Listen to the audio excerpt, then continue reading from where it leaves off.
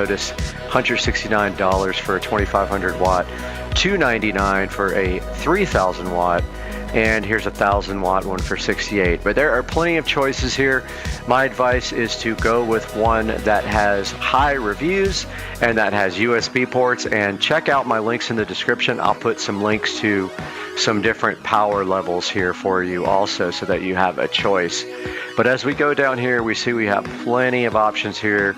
We have some cool ones with like digital displays, which is neat. We have just normal ones again. We have some that have the plugs on top. If that's something that is important to you, you can have your plugs on top of the unit. And then we have this cool one that actually looks like a power strip. And you can see here that it has plugs on top and the fan on top. So if that's a better option for your install scenario, you might want to go with that. Here's one that is just like two little ones that plugs into your car outlet. And yeah, I will put a link in the description to some recommended ones, and I hope you guys enjoyed this little browse here for some 12 volt power inverters. So that's a quick look at the 500 watt Invertec power inverter, all the connections on it, and the wiring and the packaging. And when we get this unit actually in use, we can go ahead and tell you how it performs in the golf cart, because that's where it's going.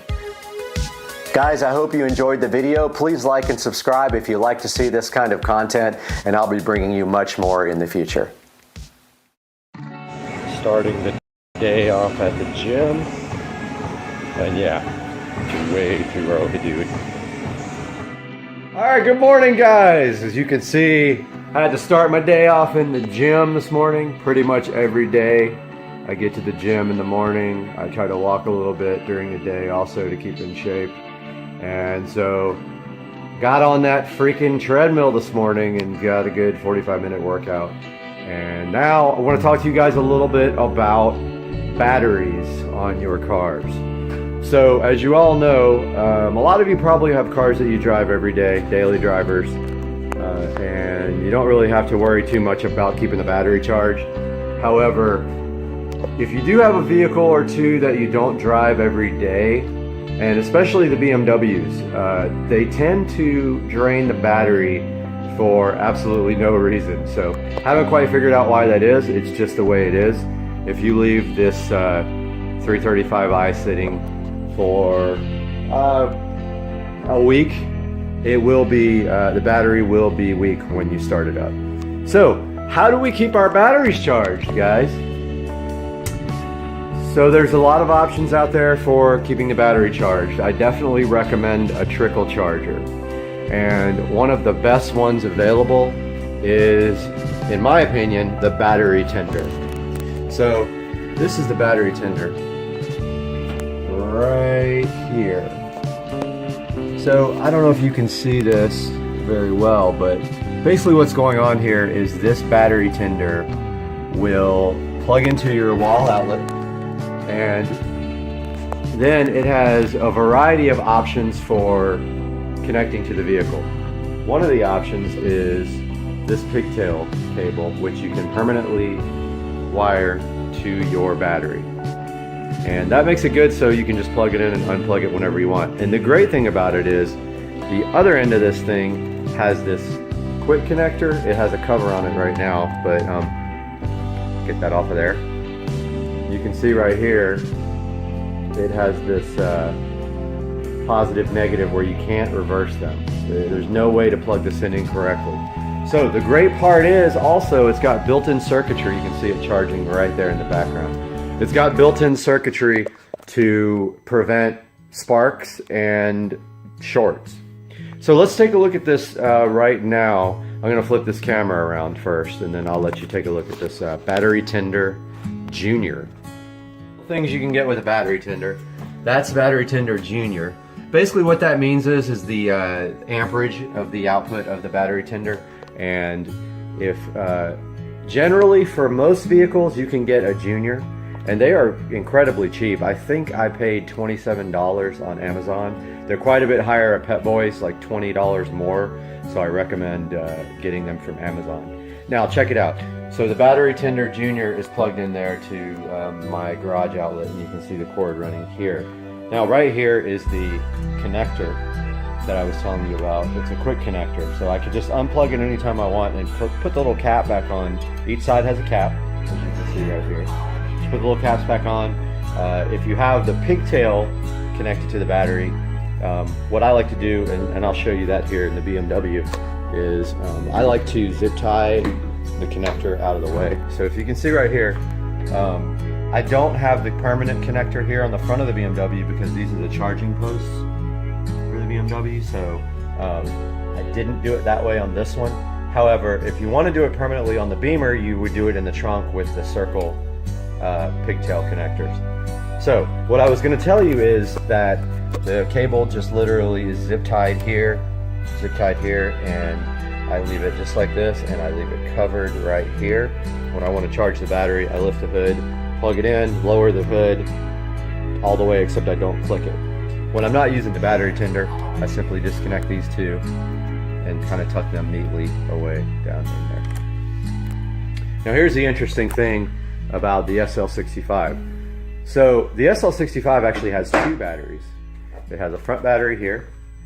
Now this battery is only used for starting, nothing else in the whole car. So it not only does it not need a lot of charging, it doesn't use much juice at all, and it charges very quickly. Now the battery tender has only been on it for 10 minutes and it's already, that flashing light means that the battery, I believe, is over 50%. It might be 75, I can't remember. But when it turns solid green, that means the battery is charged. So that's the front battery on the SL65. Now, the SL65 also has a rear battery in the trunk. This battery is called a consumer battery, and it does everything else in the vehicle. And as you can see here, until I get power set up permanently, there's actually an outlet over there that I want to get power run to. I just literally have an extension cord run to the ground. And if you look right here, here is a fully charged battery. Now this has been on the battery tender for 3 or 4 days, so it's going to stay charged. So there's a good look at the SL65 there, the side of it. I'm going to talk about the window tint in another video. So battery tender, definitely something I recommend, and I would pick one up if I was you. Even if you do daily drive, it's a good idea to keep your battery topped off. That will prevent, if you ever do have any issues or it's really cold outside, it'll start right away. There's a good look at the mostly engine cover on the V12 twin turbo. Look at the guy who actually hand built the engine and signed it right there. So I'll be back to talk about window tint in the next video. So make sure you subscribe, please. I'm trying to get as many subscribers and views as possible, and check out my Instagram page. I'll put that in the link. Have a good one. Give me the thumbs up, please. I'm going to give you guys a quick little update before I edit this video together. So it's been 30 minutes and the front battery on the SL65, the starting battery, is now completely charged. Now this is not typical. The back battery took about a day to get fully charged, and the BMW battery, after you drive the car for a long period of time, will take about a day to get back up to full speed.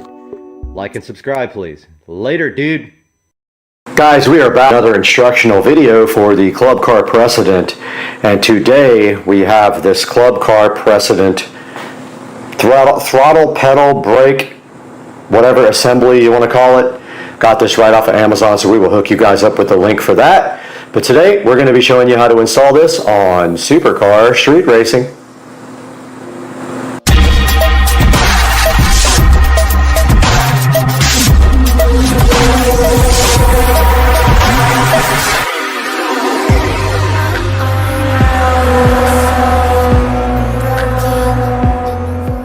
Out here in the Supercar Street Racing garage, and the very first step of this process is to remove the mat.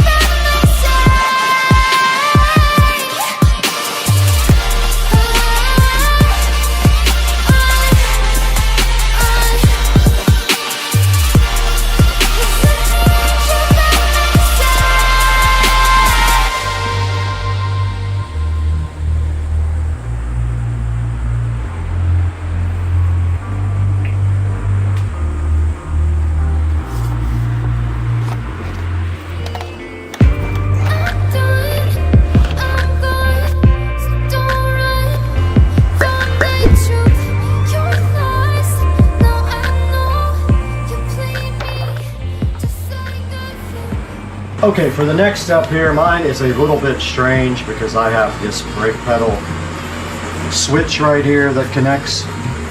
But the next step is to pull out this little area here, and it has one of those little Christmas tree things on it.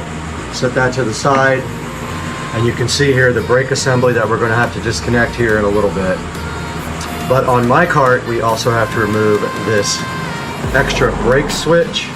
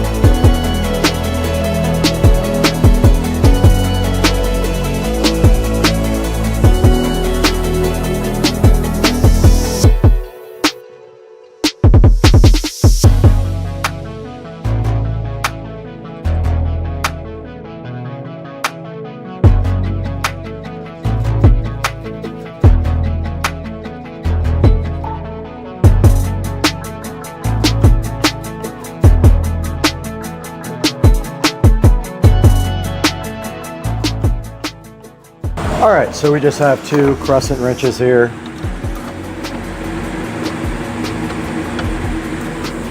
And all we have to do is loosen this guy.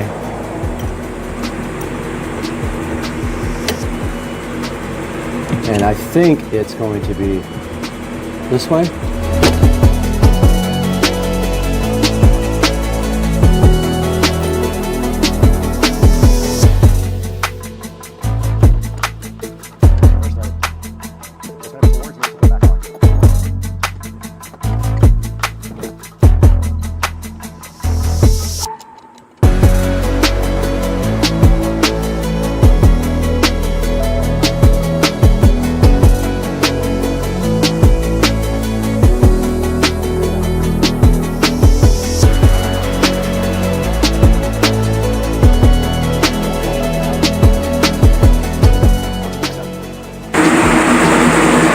Now that we have the brake disconnected, we can go ahead and remove the pedal assembly from the cart. And that is that. It is out. On to the next step.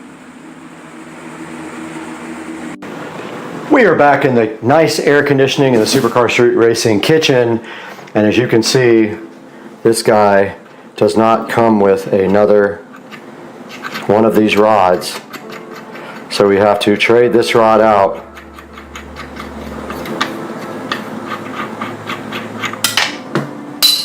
And we don't want to lose that, but I saw where it fell. So we're literally just going to take out this old one here and put it right through.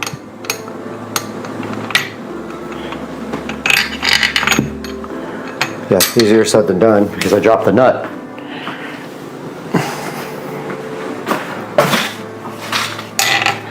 I think these are all reverse threads.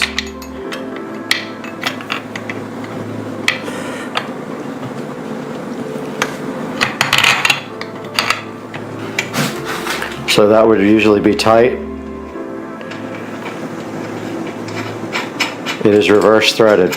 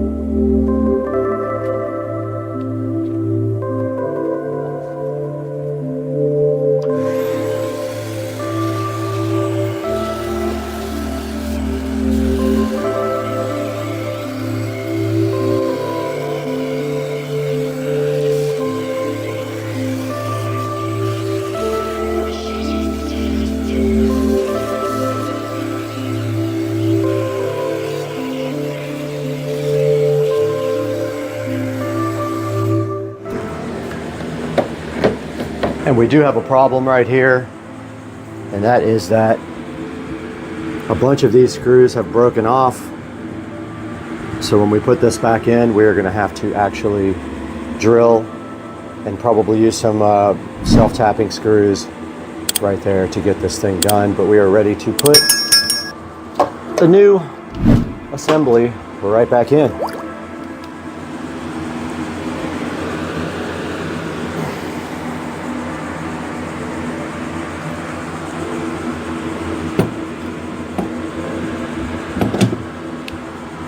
Need a towel to kneel on.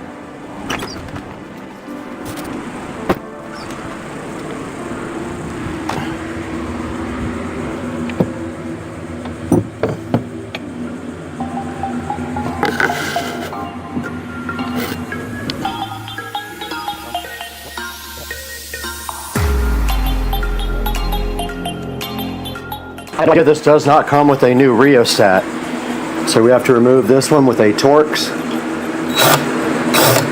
Or is it a... oh, forgot to put the Torx head on there. That would help, huh?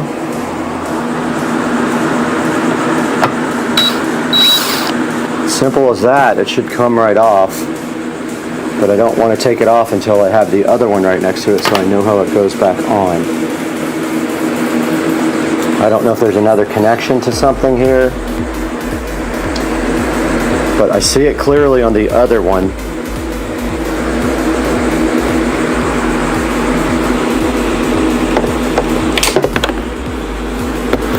Oh, I just lost the only Torx bolt I have left.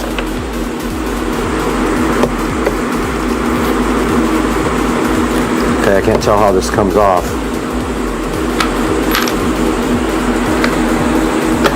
Okay, it just literally slides right out. Pretty dirty. I'm going to go ahead and wash this all up and degrease it. It just slides right out, literally. There's no way to get it wrong. Got the old rheostat cleaned up. Get that out of the way. Got the new part, just like the old part was oriented.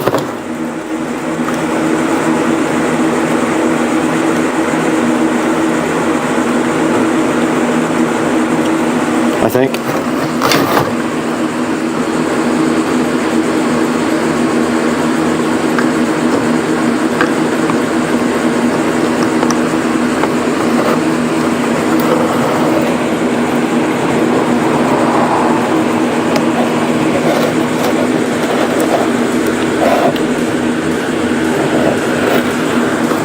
Okay, this is harder than I thought to get back on.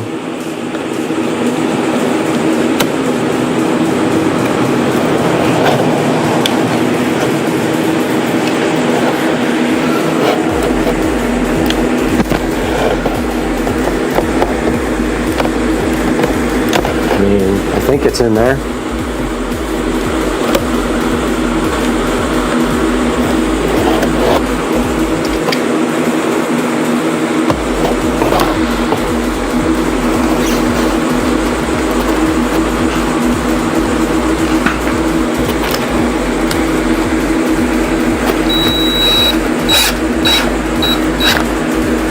Looks right.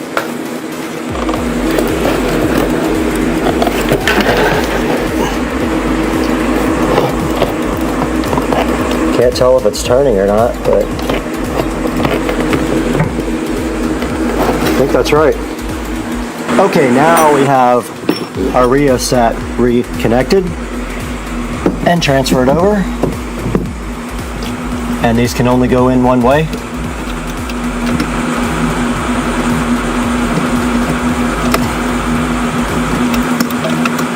So you can't mess them up. And they have those anti-water dealies.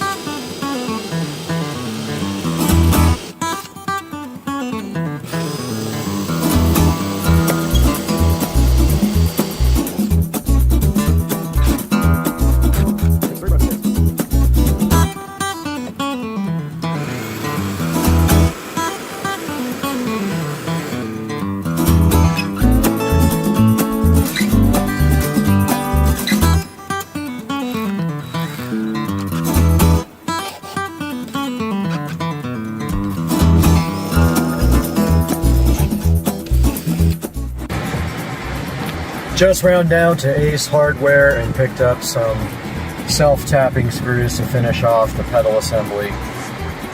3 out of the 4, well actually all 4 were jacked up to the point where I couldn't save them, so I drilled and used one of the old self-tappers, and then I bought some more to finish off the other 3, which we'll have to drill out here shortly. But yeah, just a little update, just ran in Ace Hardware, so yeah, that's what's up now. Alright, we are back from Ace Hardware and we picked up some self-tapping bolts. The trick here, I think these will be fine.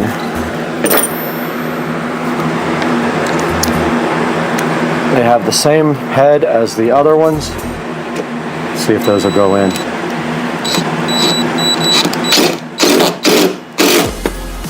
That worked perfect. I have to drill out this other side though. And I broke all these drill bits.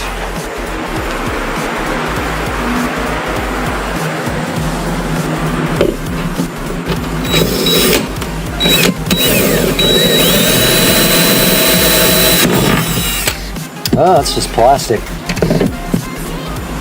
It's just plastic, or either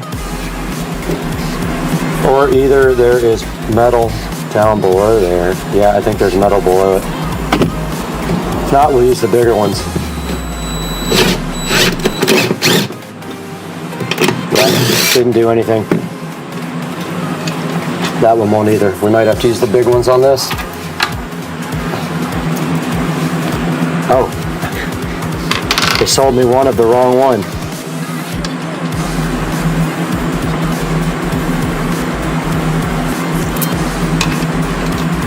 Oh, that won't do anything.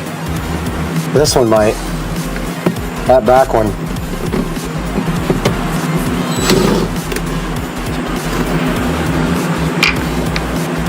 This one might go in. That back one is not going in. It's a way bigger hole.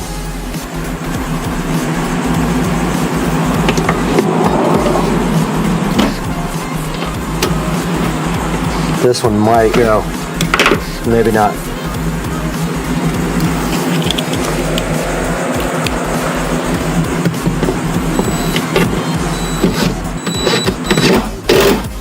That one went. That back one's not going in. It's way too stripped out. But that's not going anywhere.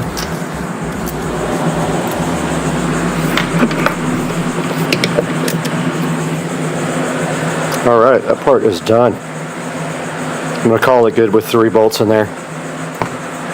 Guys, we got our new brake pedal in, and it fits right over the old one after I was so dumb and couldn't figure out that you have to take the old plastic thing off. But I don't like the way the wire is going to be showing here. So I think what I'm going to do is notch out this little cover plate here, so that the wire can run under that and down through. And of course my light goes off every time I come out here. Ugh!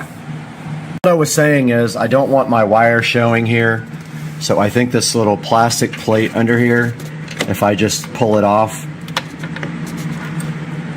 and notch it out, the wire can run behind it because there's a space back there, I think. Yeah, there is a space back there. So I'm gonna just take this off real quick and notch it out, and hopefully it can go back on and the wire will run behind it instead of like over the top here. You guys will see once I get a better idea of how I'm gonna do this. Okay, I think what I'm gonna do is drill a hole right through there, literally right where my finger is, and pass the wire right through and behind, if I can. Yeah, and then underneath it. I think that's what I'm going to do. I'm going to work on getting that done now.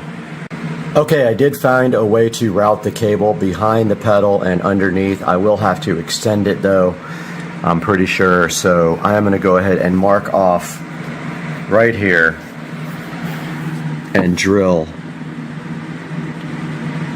a hole right there.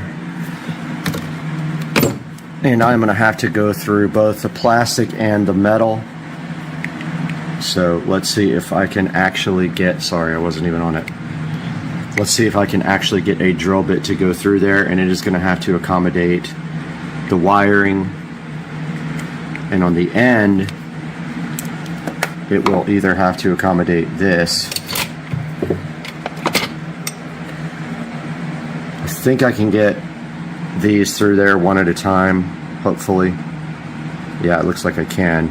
So it's got to be at least that wide to get through there. So let's grab a drill bit and get to drilling.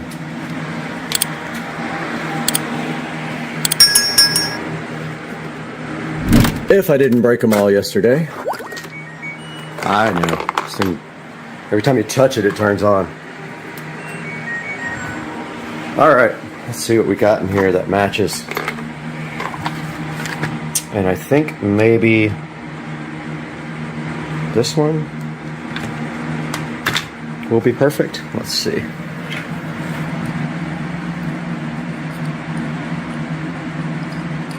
Either that or we just cut the wire and put new ends on it. Probably the best thing to do is just cut it and re-solder and heat shrink ends on it afterwards. Like go ahead and extend it right now, probably the best thing to do. And then we don't have to really put a super thick wire through the hole. We can drill it out smaller. So let me see what I got for wiring. Alright, my plan right here and right now is to just cut off the ends of this and then extend it with this cheap little speaker wire that I have. The problem being the speaker wire is very thin, so I'm going to probably have to double up the ends in order to get our T-Con solder connectors on it. I brought everything I need in here to do this connection. So what I'm going to do from the very beginning is cut off these worthless. You don't need bullet connectors. You're not going to be taking off your brake pedal. I don't know why they do it like that. I guess if you ever have to service it, I don't know.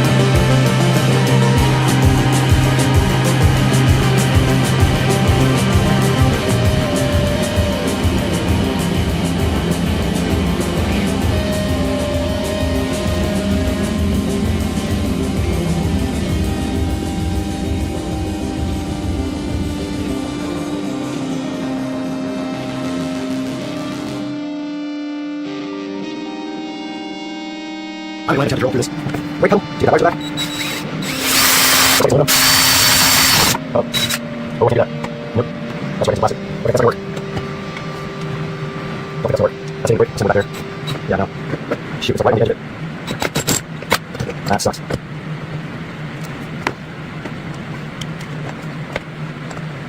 Oh man. Alright, well, I gotta get over here.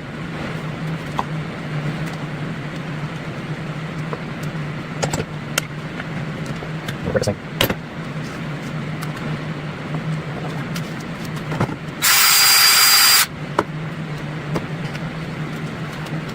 That's it. Oh, maybe. Huh, okay. That's well. That's fine.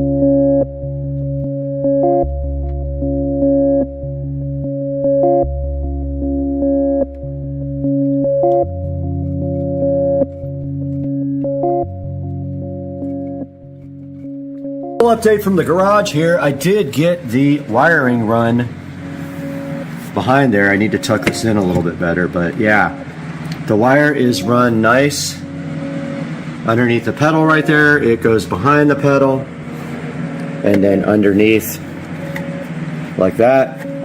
And then what we will do now is just tie this up really nice to the brake pedal and leave a little slack so we can move, and then get this tied in right there. So that's next on the list. All right guys, a little update from out here in the garage. I got the brake wire ran to the back and underneath, and I might have already done this update, but the next step is to actually zip tie the brake wire line to the actual brake thingy here, whatever it's called. Give a little slack right there, and then do the connection. So I'm going to do that now.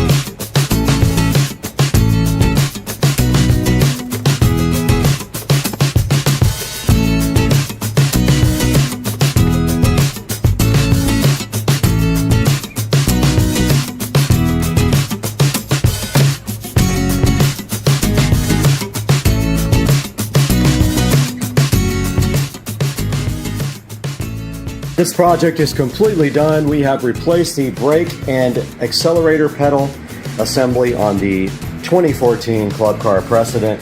Looking so fresh and fly, and then we wiped it down and it looks great, and now the actual parking brake works again. I hope you guys enjoyed the video. Please thumbs up, subscribe, buy from our affiliate links in the description, and we will see you guys on the next one. Peace out.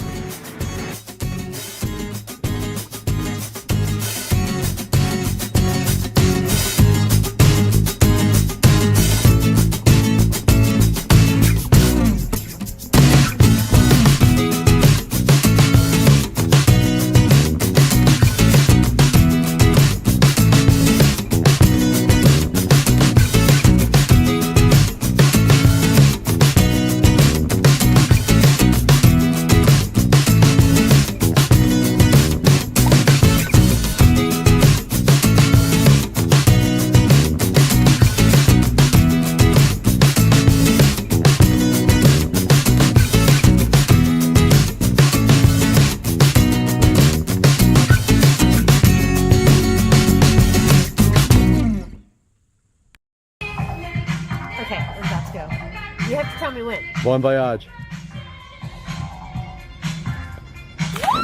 Oh my God, she's insane. Whoa! You're crazy.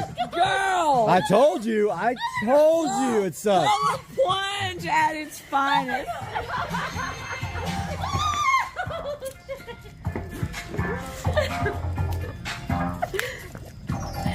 Oh, you need way more than this towel. You need to take that damn shirt off. You need to take that shirt off. That was crazy. I'm so proud of you. Oh my God. Welcome back to Supercar Street Racing, and we are here in the Supercar Street Racing kitchen this morning, prepping for new windows for the house. So we're getting all brand new windows put in today, but I gotta get these blinds off. I didn't know I had to do it myself, but I'm gonna have to do that work. So let's get all these blinds taken down today on Supercar Street Racing and get some windows put in.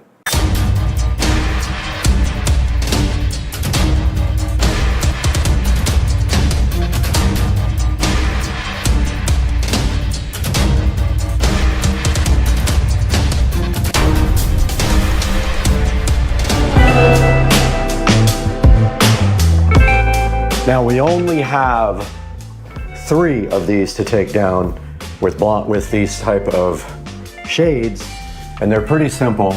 You just unscrew a wing nut and they come right out. But also the hardware has to come out. The mounting hardware needs to come out as well, unfortunately. And it is going to make my life difficult.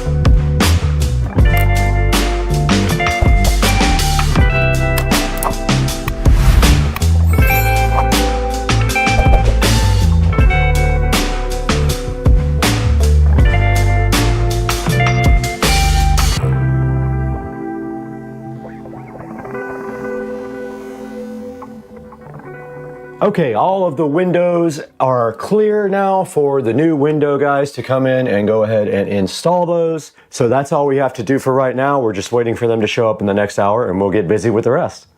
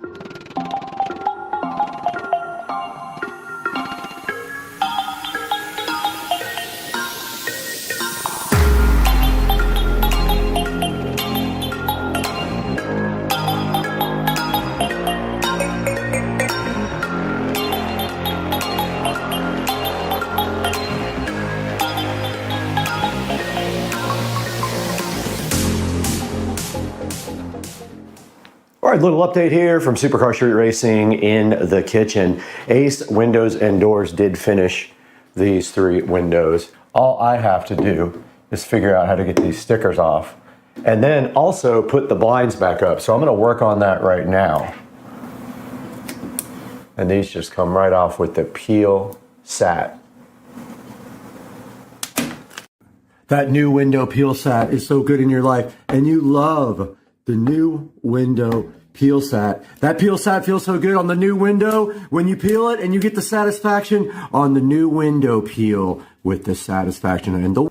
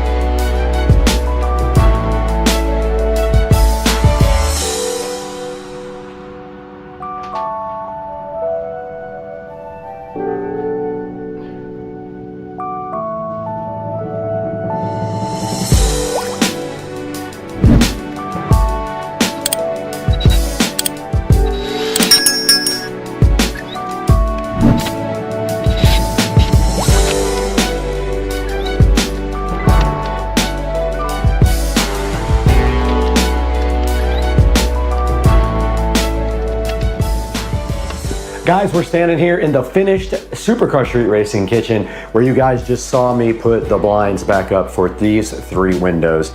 Now here is a good close-up look at these frame-in windows that do not require hacking up of your house. These are put straight over your existing frame, so they pull out the window from the frame and then they replace these, and you do not have to cut anything on the drywall and stuff.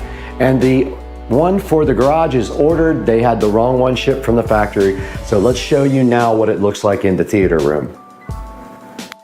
Now we are in the theater room where this was the actual window that had the worst problem. This window was fogged up and cracked. And so now we have this nice, beautiful view outside and this brand new window in the home theater room. And it looks really good. We're out here in the messy bedroom, and this is the other window that was replaced, and this one also has a window unit in it. So the window unit went right back in, and this will not get a screen, but you can see how clean the install is. It literally is seamless. You cannot even tell what they did in here. And this was Ace Windows and Doors out of Jacksonville, Florida, but I believe I paid around $2,500 for all these windows to be replaced. So there is 5 windows for about $2,500 plus a permit fee. And I hope that you guys enjoyed this video, and we are so happy to have you supporting Supercar Street Racing. Do me a big favor, click like, click subscribe, leave a comment, and make sure you buy all of your Amazon through any of my links in the description of the videos. It doesn't have to be the product that you're buying in the description. You can click through the link and it will help us out greatly by giving us $1 or $2 here or there. And we will see you guys on the next one. Peace out. I hope none of the nuts are like coming off. All right, ready?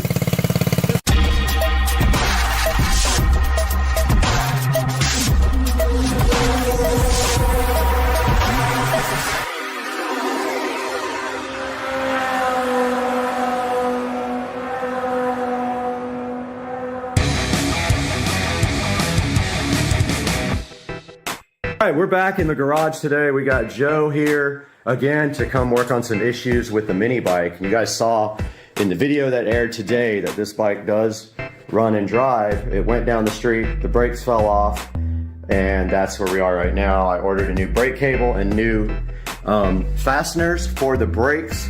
But for right now, the first thing we did today, we already solved one issue we had, and that is with the tensioner. So we actually went back to the old tensioner and we used the bolt that came with the new one, sorry, the nut, to put the tensioner back on, and now the tensioner has enough play where it can move and do what it's supposed to do.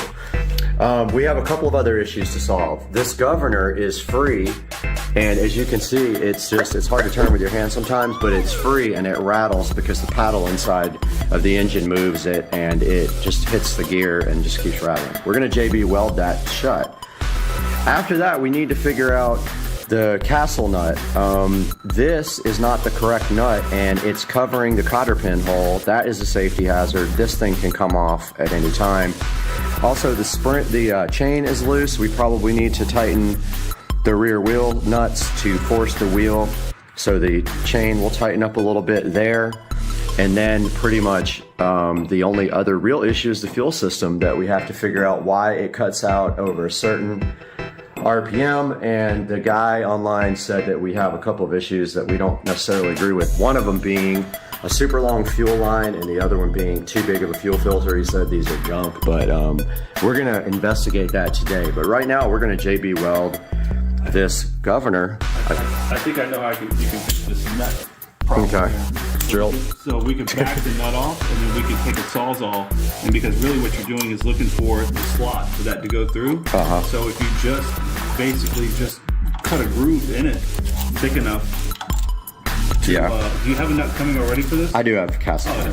So if it doesn't work, we'll do that. But also, I was also thinking just take a drill and drill a hole through it and put a cotter pin in on the end. Or just cut a slot in it diagonally, and then when it turns, it'll line up with it and give enough space to put one in. Right, sure. Yeah. Okay. I think it's drivable. I don't have this size. I don't even know what size this is. Is that a nylon locking nut? No. Okay. And I bought a 20 millimeter. It doesn't fit it, so I don't know what it is. Yeah, I got you. It might be like a 22. I don't have it. I got stuff. All right. So now we're gonna JB weld this. So let me grab the stuff real quick, and we'll get that going. All right. Where's my?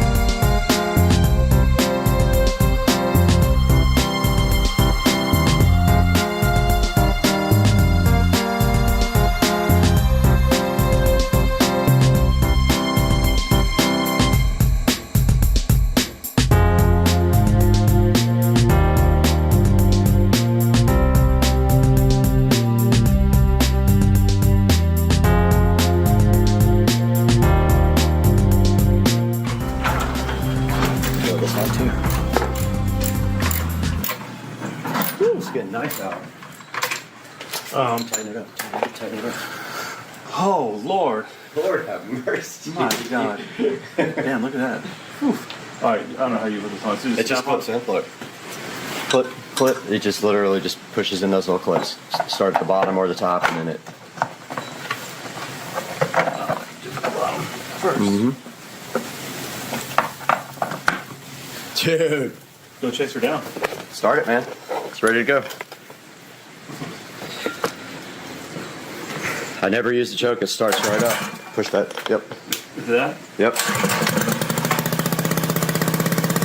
It's trying to leave right now.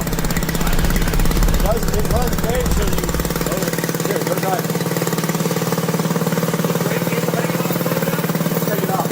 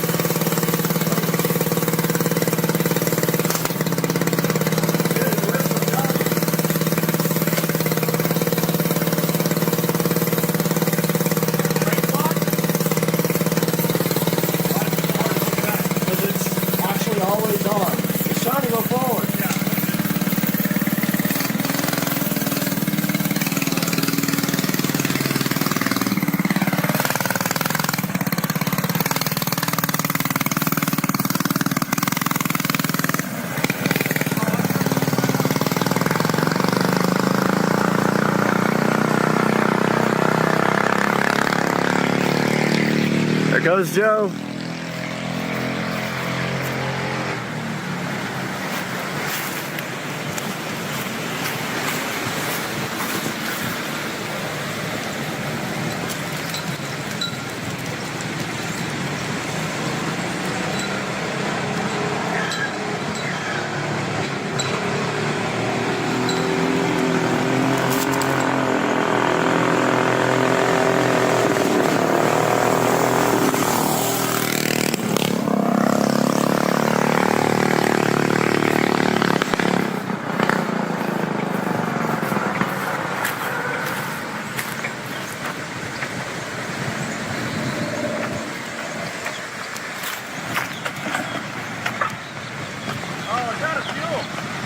Oh, okay. I got fuel. No issues at all? Does it rip? Yeah, Let me see how fast you're going on the GPS. Hold on, I will turn the GPS on.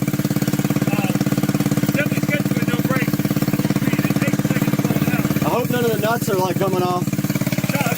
All right, you ready? Oh yeah, it is. But it's gonna be super hot.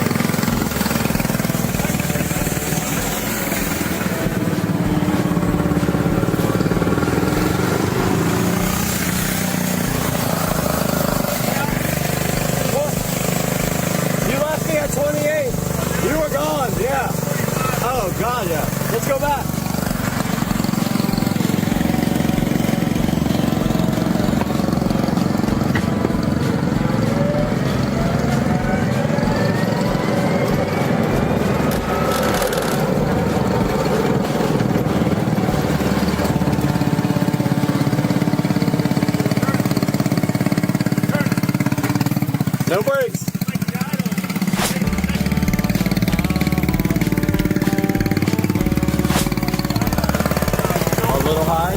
We can fix that. All right, let's go downhill.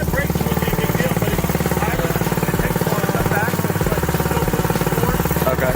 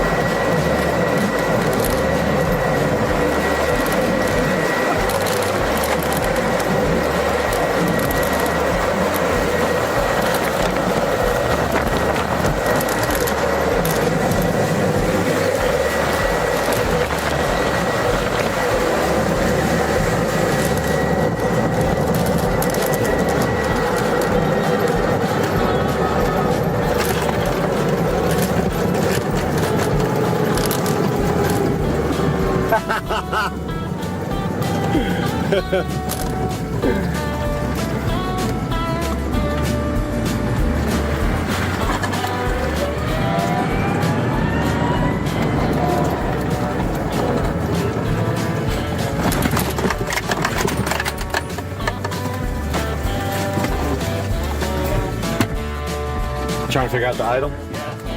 Oh, the damn lid fell off. Oh shit. Where's that towel? Give me that towel right now. Give me the towel right now. Here. Right now. Don't wait. Give me the towel. I don't want to get on that hot exhaust. All right, we're out here at Tractor Supply. Checking out all these zero turns that cost more than cars. $4,000. $49.99. Here we go in Tractor Supply. All right, we are at Northern Tool. They didn't have it at the most expensive store, so we're going to Northern Tool to see if we can find it in here. We know it's a widely used nut. You guys don't even know what happened. The nut fell off when we were driving. I don't even know that.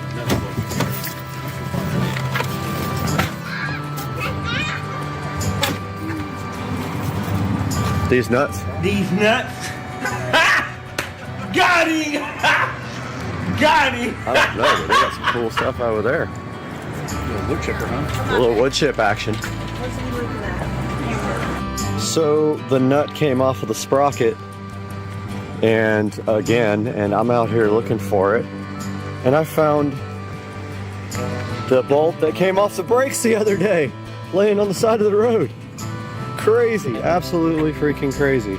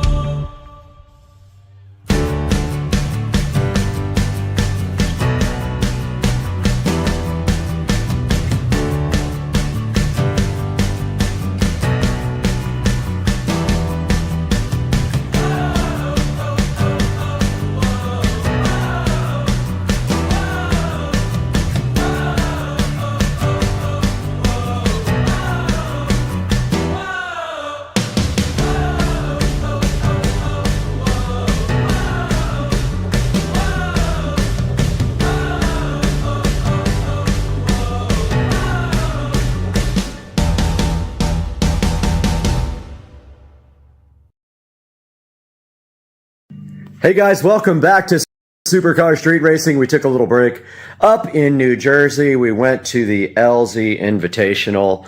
So, got back. My car is getting some minor things corrected on the paint that were wrong when we got the car. And now we have this P100D Model S here. And this is what happened when Dukes of Duval got a hold of this thing last night.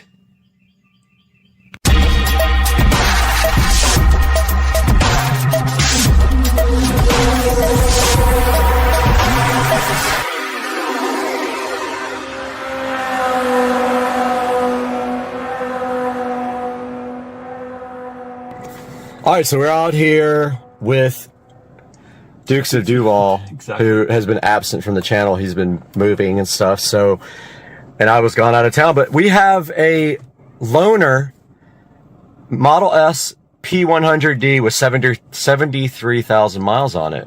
So this car is capable of like mid-10 second quarter miles. It's no slouch, but it is older. And so we're gonna go take it out. It says it right there. Speed limit 85. Go ahead and push the car button. Push pedals and steering. Push Ludicrous Plus. Yep. Turn off. Click. Yep. And then turn off range mode too. When close up. Turn off range mode. All right. So it's pretty much ready. Oh. Dang. Checking out the girl's butt. All right, so this is P100. I called it a P85D, didn't I? P100D. Yeah. So this is the fastest they made before the Plaid. And then let's put this on. And so, way different from my car. It's got the wood. Hey, girl. And let's get the AC crankaged.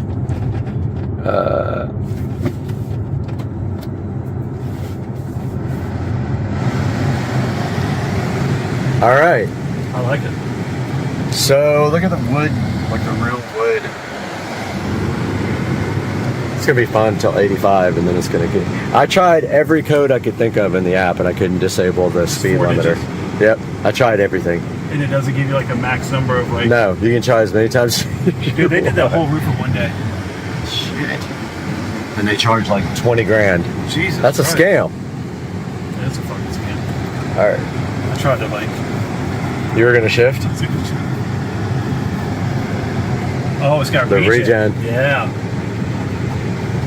Let's see if I can come to a full stop without fucking hitting the brakes. That's how I drive it. I never use the brakes. Oh, you gotta get good at gauging. You wanna try self-driving? I will in a minute. Okay.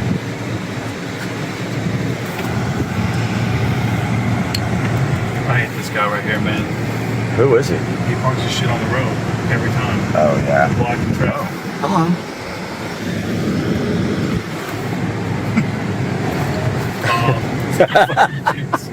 It was like quarter throttle, man. This thing, it's not a slouch at all. This thing will beat most everything. We're not allowed to touch the Plaid, but it's still fast. This is what everybody was ripping at the drag strip before the Plaid came out. That's right. This was it, wasn't it? Yeah. Yep. And they were running 10, low, like mid 10s in this thing. Loaner. Max speed sucks. Will it burn? Like, no, it's all-wheel drive. It ain't gonna do shit. It is. I got you. Yep. Top speed. You're at the top speed. But your car will smoke this thing. Way faster. Way faster. Way faster. And that's the fastest this will go.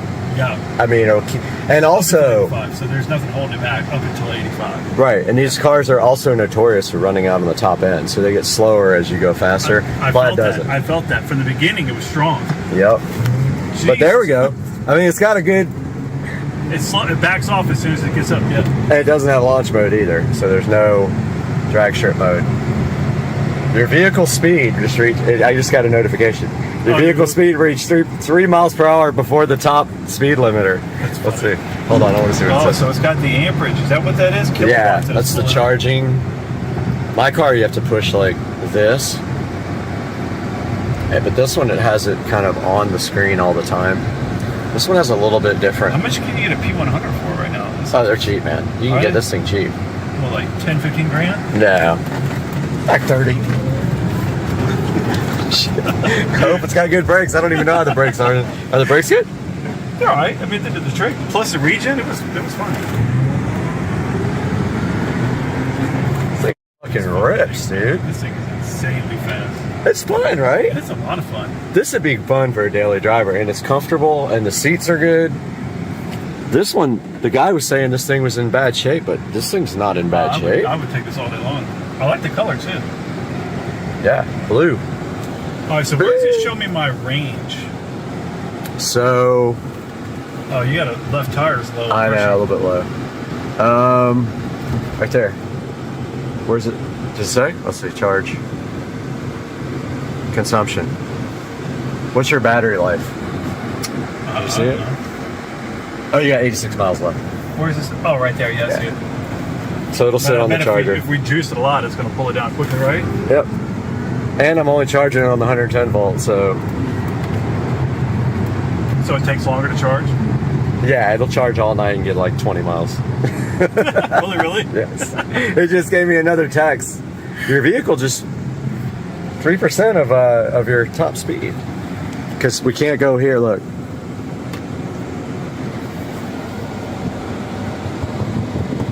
Go off! Yeah, there's nothing. They got that on full lock. Damn it! Oh, it's got Joe mode. What's that mean? Nylon Joe mode reduces the volume of your car's chimes. Huh. Why is it Joe mode? Sure. Let's see the radio. Okay. Let's see. Tune in. Music. We'll have to stop the video, but yeah. Ex-wife? No. No, that's not her. That's going to hit. All right, so. Alright, so if I go back and do it twice, but if I won't do it at that speed, right? Let's try. Push. Is it backwards or forwards? I don't remember. It was forward. Forward. Yep, there you go. But it wants me to kind of keep my hands on it. Not all the time. It'll remind you every once in a while. Check it every once in a while, right? Yeah, no, it'll stop automatically. You don't have to do anything. But be ready just in case it fucks up. So it's going to see the light. It's going to say stopping. It's interesting. The speed limit is 45, and it's doing 50. Well, so we set it. Oh, did like always go 5 mile an hour over? I don't know if it's going to turn. I don't think it's going to turn, is it? I don't think it did. Nope. Nope. Okay, so I don't understand that part yet. Yeah. And then it turned off your full self-driving. Yeah. So I don't know how to make it turn. There you go. Yep. The bottom It still doesn't. You can tell it runs out where mine just keeps on going on that. It does. After about 3 seconds. It pulls the whole time. That initial launch is pretty It's pretty good. It hooks up. I can't wait to see if you can back this thing in there. Now turn right onto Portside Drive. In 500 You can wear that battery down. It's definitely not as strong. Yep. You're at 70. Yeah, you're only at like 20%. Also, we haven't even been like nearly charged this whole time. We've been at less than 30% battery. Does that make a difference? Oh, totally. Yeah. It's slower. It's not even near as fast. Because like if you go here, what the fuck? It's charging. That's where your battery is, right? Yeah. I picked it up. How long will it take to charge this whole thing up on 110? Like a day and a half. Oh my god. And I can't reach my charger because the golf cart's in the way. I would honestly bring it. Let's roll the golf cart out and put this thing in. Yeah, you want to? Yeah. So I can put it on the big electrical charger. cord to work. I can charge it at work every day. left onto Ashley Manor. Make your work put a charger, level 2 charger in. Or just put They'll do that too. They'll put it in if you ask them to. Be like, hey, we got a bunch of employees that want to do electric cars. Yeah. Can you guys swing for a 50 amp level 2? Welcome to Florida, where we had a hurricane. It's completely sunny and pouring down rain in Florida.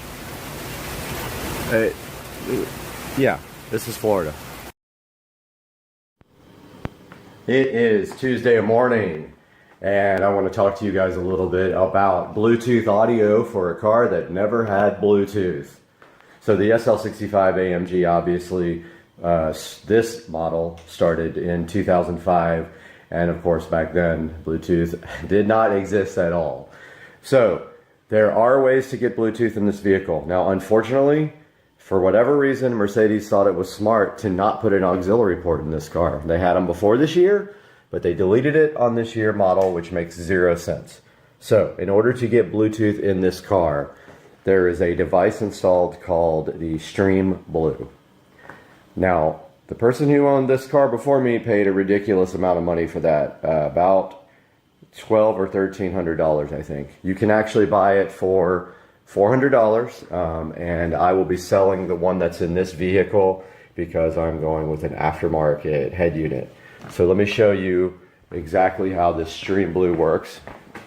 First things first, well, I do have the keys. I was trying to figure out if I had the keys. When you get in the car and you turn on, there's the factory command system. I'm going to flip this around real quick and show you.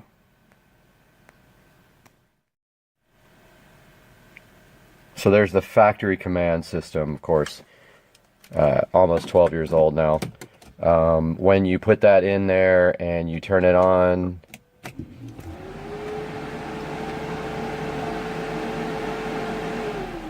now the only thing I have figured out is what that no iPod thing is. Now, to get Bluetooth audio on this, all you do is press the audio button till you get to this screen.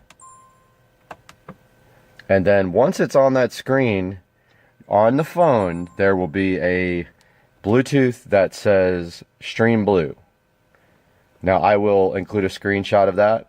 And then once that's on, then you have Bluetooth audio. And there it is. So that is Bluetooth audio playing from my phone right now. There's the old school navigation. If you press audio. I don't know what this no iPod means. Not figured that out yet. But steering wheel controls work only for volume, nothing else. So that is the Stream Blue audio adapter for the most M.O.S.T Mercedes fiber optic Bose system. We ran out of daylight last time. The guys are right behind me. We're gonna do the rest of the string lights.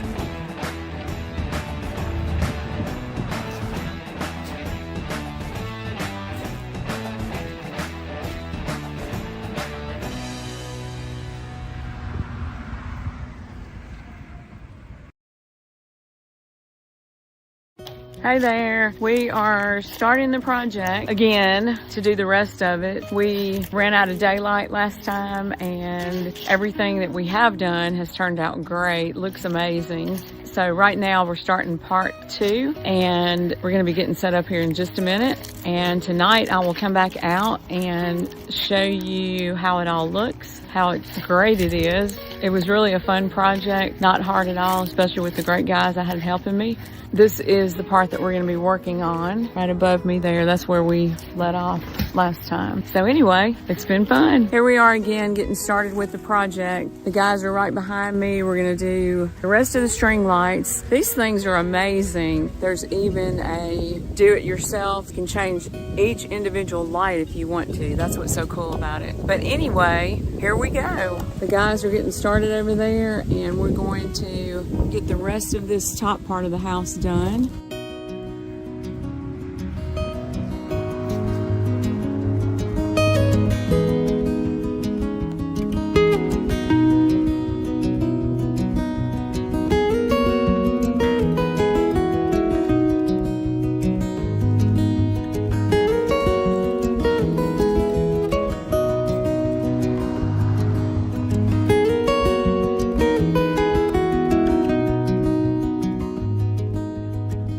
All we've got left to do is that top part, and hopefully we're going to have enough to finish. Not quite sure about that.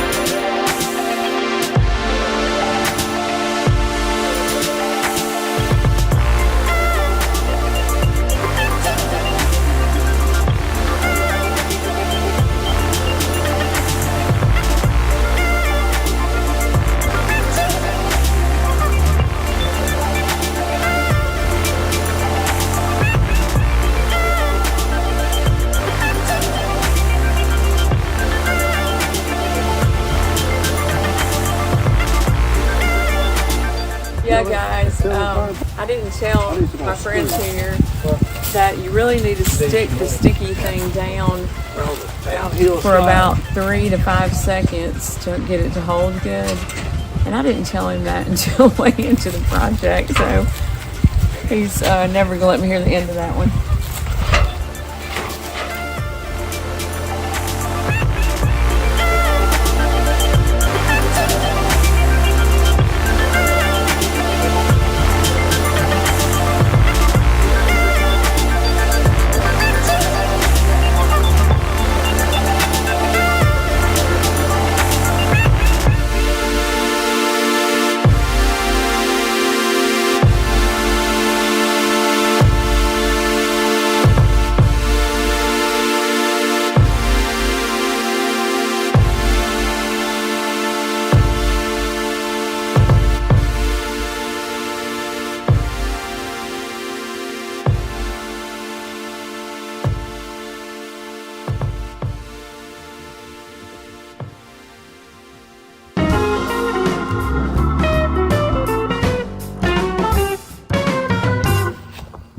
I just realized that the camera went off before we finished, so I'm going to show you what all he did.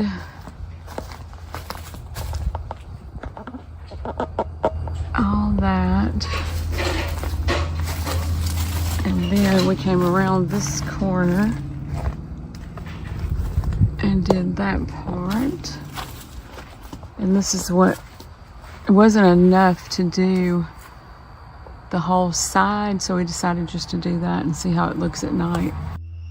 Hey everybody, I am here in front of the Sister Car Street Racing compound viewing my new beautiful lights. Oh my god, I'm so excited. This is what I've got set up for Halloween. I've got it on blue, purple, and green, kind of a Beetlejuice type theme. I'm a weirdo, whatever. I'm going to show y'all some different things. This is what I did. I set up a DIY one on this, and that's what it looks like. If you go to that, you can see I've set it up to purple, blue, and green, 50% speed.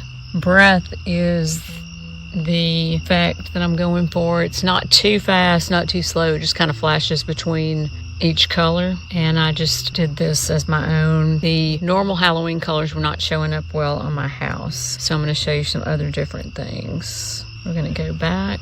Okay, this is where you can set it to your own custom color, kind of a yellow color. My house is red, so a lot of the colors don't show up as well as they would on a light colored house. It's kind of creepy. You can go up here to scenery.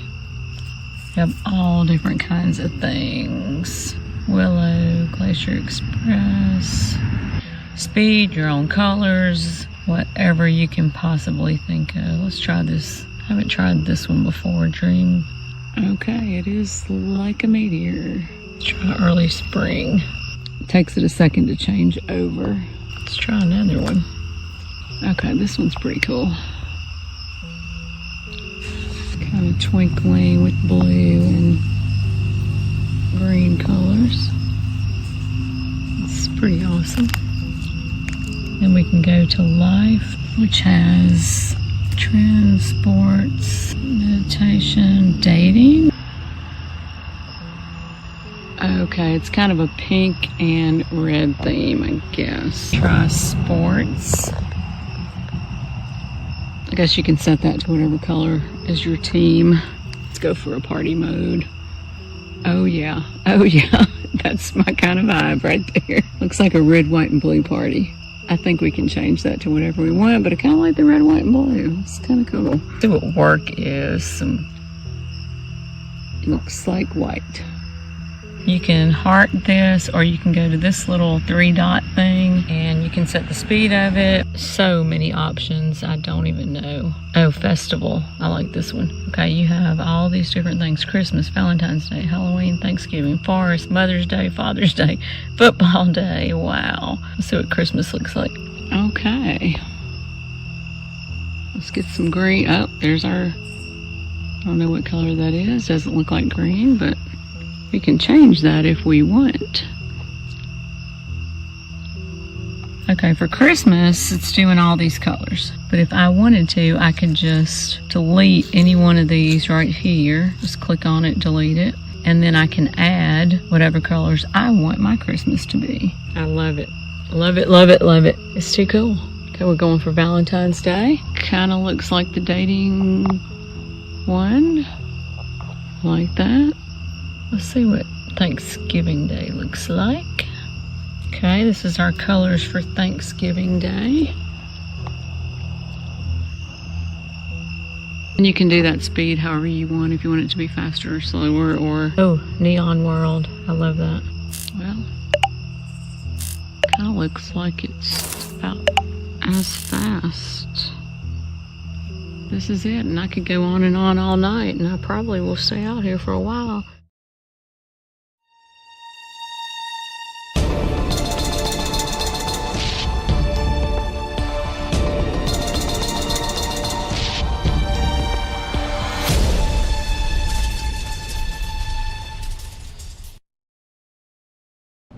In the supercar street racing closet today, we got to do something with this guy. So this JBL Venue Sub 10 was bought in a thrift store. Back when I could get good things in the thrift store, I can no longer find stuff like this anymore, and I don't know why. This thing was in the closet in the hallway. It did eventually die. I'm assuming the amp was bad, so I have a replacement amp for this, and all we have to do today at Supercar Street Racing is go ahead, get this subwoofer out. It is heavy, it's a 10. Get it out of the closet, and then bring it into the office and fix it. So let's get busy today. We got to get the subwoofer working again so we can have 1,000 subwoofers in my house.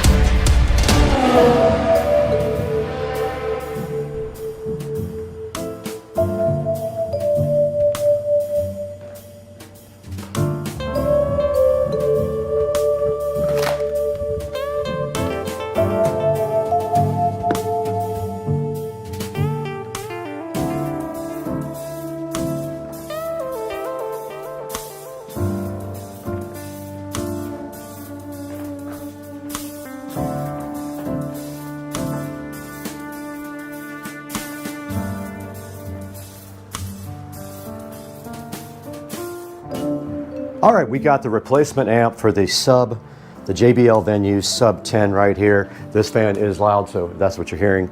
We're gonna go ahead and get this sub taken apart now and replace this amplifier. You can see right here, don't know when this was actually manufactured. I would say this thing's probably 10 years old or more, but let's go ahead and get this done real quick. Got the JBL Venue Sub 10 right here in front of us, looking so fresh and fly, and it is ready to come apart. I think these are the screws to take it out.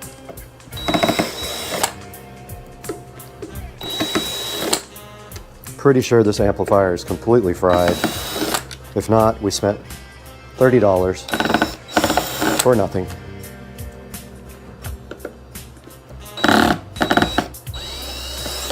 I think this is a 250 watt.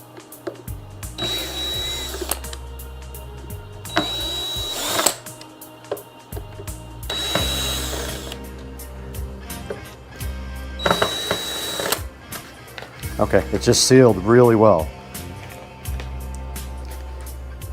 There's a gasket. Yep. There's a gasket around it. Keep it airtight. Wow. That is a short, very difficult to get the wires off the sub. Now looking inside of the Venue, there is the sub. The wire is extremely short, and there's the new pigtail wire. Positive was on the right side. That was the one that was really hard to get off. It is so short. How in the world are you supposed to get that on there? I mean, I guess it will go. I can't get the black one to stay in. It's loose. It's broken. Got him! Got him! It broke. Whoa! And I have to repair it. Whoa! All right, well, the wire broke, the clip. Okay, I have to cut and splice because the clip broke. So I'm gonna take the black off of this one, and in the meanwhile, give myself a little bit more room.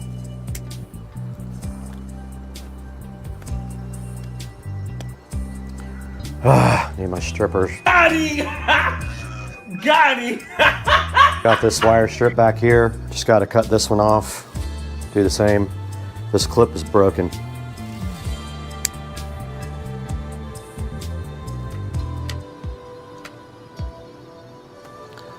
Okay, got it stripped back. Just gonna splice them together like that and zip some electrical tape around them.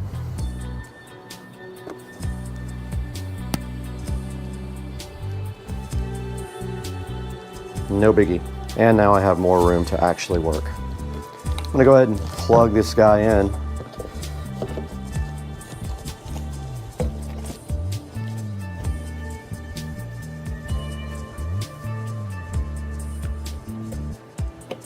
It's not exactly easy. All right, that was much easier. And then all we have to do is put our gasket back, return our amplifier to working condition.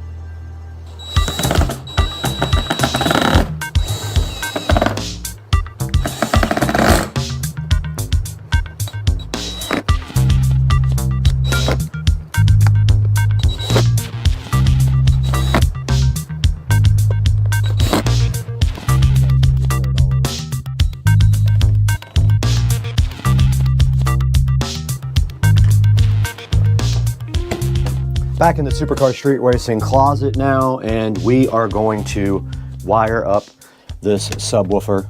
We don't need much wire, actually, because we're just gonna bridge off the other one so that we can get 1 million comments about the ohm load.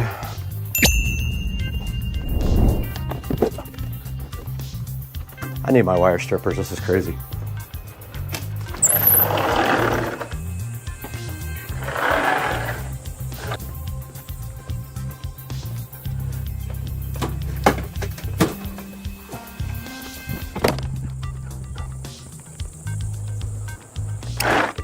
It is so hot outside.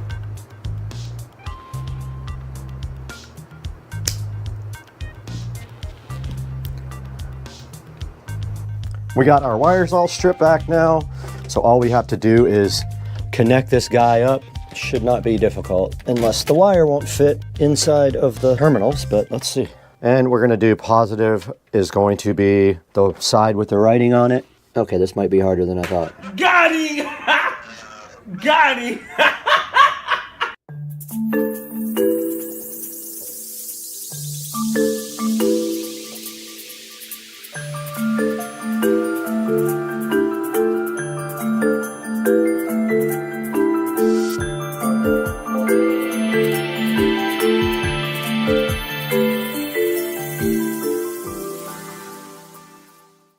All right, we are all done with the project. You can tell that the JBL hits much lower than the Sony. You can just feel the frequency response is lower and its output is so much better. So yeah, this is all done. This project is finished. We have successfully replaced the amplifier in the JBL Venue sub. And that is all for now. We'll see you guys next time. Hey guys, welcome back to Supercar Street Racing once again, and we are here in the 4K production studio, as you can see right behind me. And today we're talking about something that I have a lot of experience with, and that is powered subwoofers. And you know that I have quite a few. I probably have about 10 of them. There is one here in the studio and quite a few more inside the Supercar Street Racing compound. So today what we did was our old JBL powered subwoofer that I did get at a thrift store died for some reason. It was in the closet, in the audio closet in the house. We did pick up a amplifier for it for all the haters, because they said when I replaced my amp in my Cerwin Vega subwoofer, I wasn't really repairing it. So this time we repaired it again with a new JBL original plate amplifier, and it did get repaired correctly and looks and sounds really good again. Now, taking a look at some of the powered subwoofers on Amazon, which I will link in the description, you can see that there are quite a few clips on the very top, and they all have very good reviews. Like the R125W, you can see right here. This one has a lot of good solid reviews. It is a 12-inch woofer, and looks like it's sitting at about a 4.8, which is very difficult in a speaker to get reviews that high. Now, looking back on the front page, there are a few other ones up here like Audio Engines S8, the Soundtown Oberon, which actually looks like a Pro because it has this big kind of pro-looking grill on the front, or grate if you want to call it. And then if we scroll down some more, there's a couple of other Klipsches. There's a 10-inch Klipsch there as well for $179. And if we get even further down, you'll find one of my favorite subwoofers, and that is the PSW10 by Polk. It is a good value. It has gone up in price lately. Used to be able to get it for $159. I can't believe that, but now it's sitting up at about $249. Also has a lot of good reviews, over 15,000 reviews, and it is sitting at over 4.5 stars. So that would be another good option for you if you are looking for a powered subwoofer. Now, like I said, I'll put 3 options down in the description for you to pick out a good powered subwoofer for your home.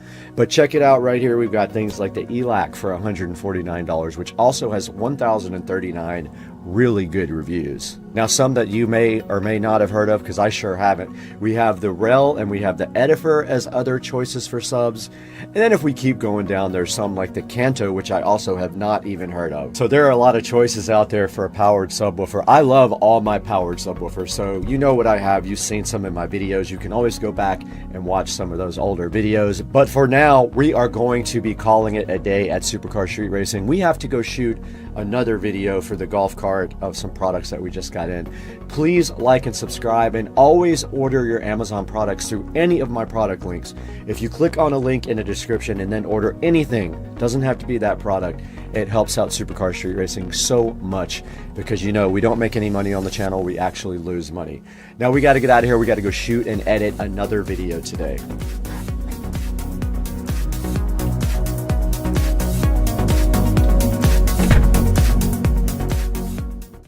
Guys, we are back in the Supercar Street Racing living room here, and behind me is an alien right here, which has nothing to do with this video, but what does is the X31 Shockwave that we picked up from Home Depot for the low price of just $35. I have never flown a drone in my life. We're gonna go outside and play with that right now and see if we can get this thing lost in the pond or in the pool, or maybe it just flies away into outer space.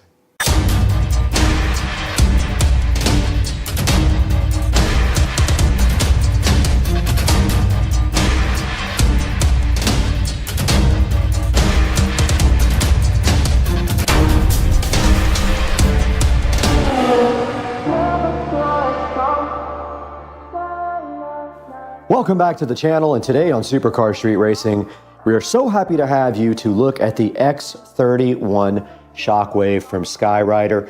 You see it right here looking so fresh in front of me, and it's $35 at Home Depot. And checking out the box here, we see a lot of cool features. Let's check it out. Having nothing at all to do with this alien, we have the X31 Shockwave.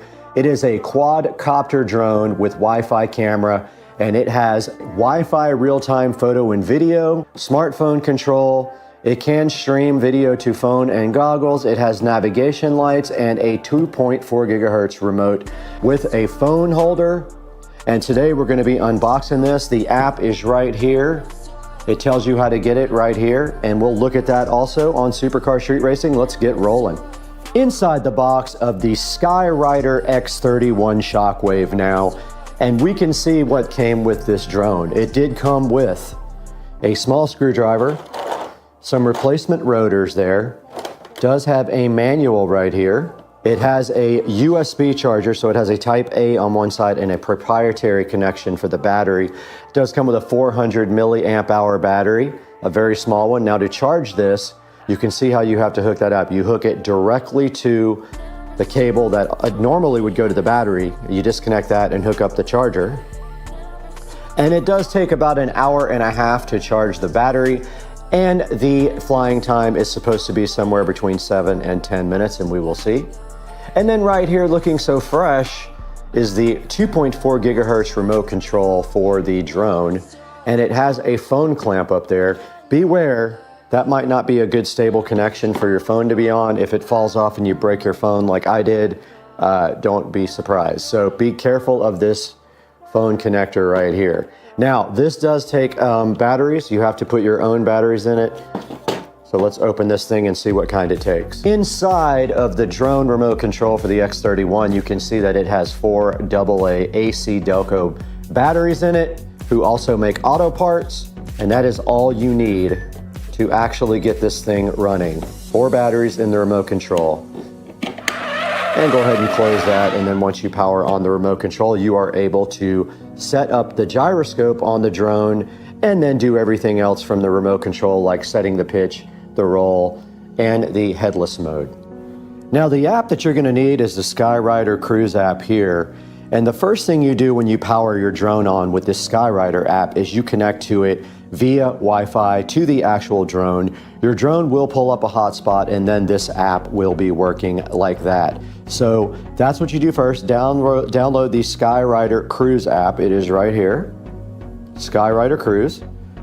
And then you take that outside and start connecting to it with Wi-Fi with your phone. Now, speaking about the battery being charged again, so this is the battery charger. It is a USB Type A. It plugs into any 5-volt USB adapter. The charging time is about an hour and a half, and you'll get about 10 minutes of, presumably 10 minutes of flight. Now, this little battery charger does have a red LED light on it to let you know that it is charging. The light will go off once the battery is fully charged. This battery took about an hour and 20 minutes to charge fully, at which time the red light went off. All right, it has begun raining, but I wanted to show you guys where the battery compartment disconnects here. All you do is unplug the battery and plug in the charger and drop the drone. But when you're done, you just pull this out of the battery, slide the battery right back in here to the drone. It slides right into this compartment all the way back. And then you just plug the battery back in when you're ready to fly. And there's only one way to do it. It has a key on it, and it is plugged in, and then you stuff the battery cable back in there. The actual camera mount part is the cover, and it should just snap into place like that. And we're ready to fly. All right, we are ready to fly now. Let's put the drone out here with the camera facing us. Top isn't exactly on secure, but that's fine. Put the camera facing us. We'll put the switch on. And you notice the navigation lights on the drone. Now we connect to the drone's Wi-Fi. Skyrider Cruise right here. And then we open up the Skyrider Cruise app and click start. And you can see the picture from the drone right here. I'm gonna go ahead and start recording. Now, to go ahead and connect to the drone, we click that. Button to on, we push up on the joystick and then down on the joystick, and that calibrates the gyroscope. And now when you pull back and down to the right on both sticks, it will fly. So it won't go up, but it will start the rotors. And it is ready to fly. Now, control-wise, this stick is opposite. So if you want to come forward towards you, you push back. If you want to go backwards, you pull it towards you. But this goes up and down and tilts it left and right. This goes backwards and forwards. So we're going to push up on the joystick. Now if we want to go backwards, we pull it towards us. We rotate it with that stick. It's opposite for control with the right stick. So anything you want to do, you got to go opposite. The left stick, it rotates it. And it does take some time getting used to it. If we want to go down, we pull down on the left stick, and it will go to the ground and land. And then we just crash it completely.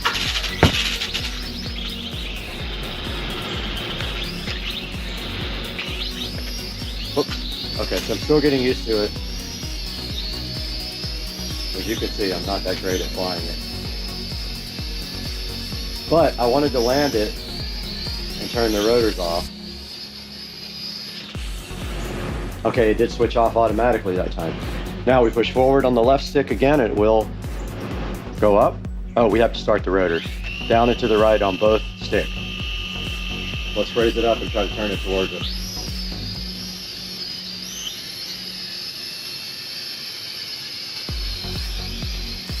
And let's raise it up a little bit more.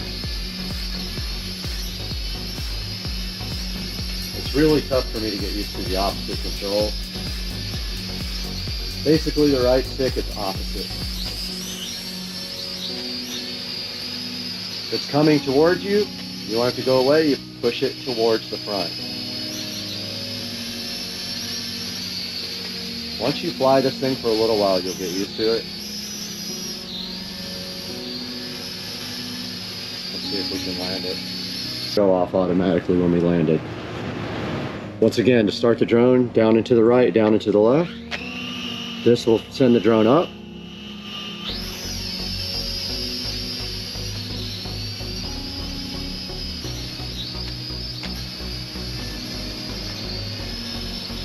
And we just flew under my neighbor's trellis.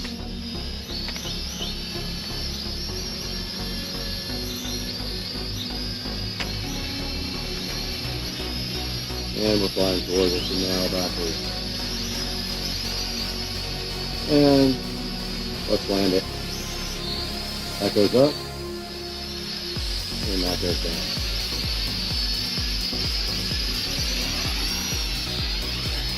You guys can't see it. It landed right below us here. Let's see if we can fly off of. The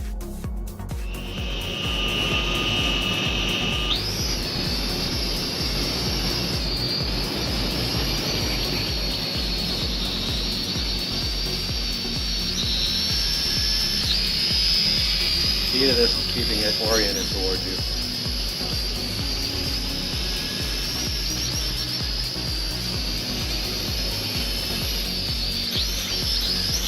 Takes a lot of practice in mine. Blue is facing you, so when you're navigating it, blue is facing towards you. The blue LEDs aren't towards you, you're flying backwards. Reds are in the back.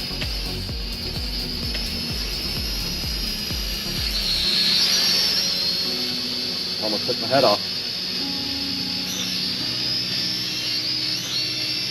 And it does drift with the wind sometimes.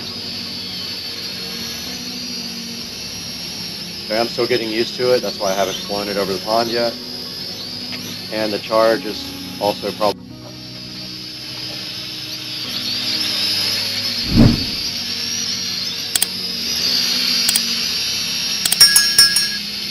It is drifting away with the wind.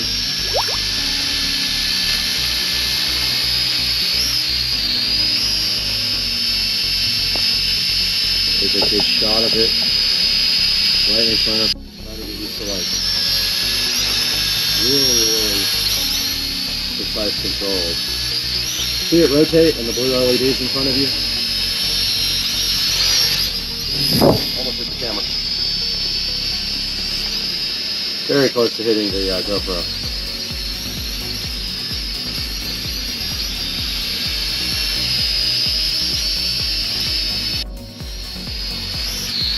Up and down is not opposite. Everything else is.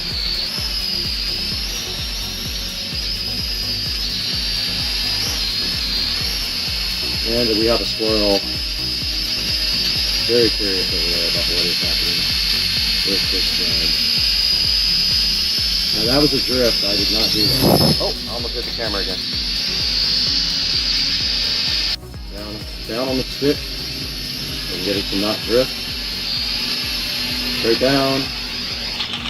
It did shut off the rotors automatically, and that is going to do it because we have been flying for around 8 minutes and the battery will last about 10. I did record this on the drone itself. Let's get all this footage together and see how I did.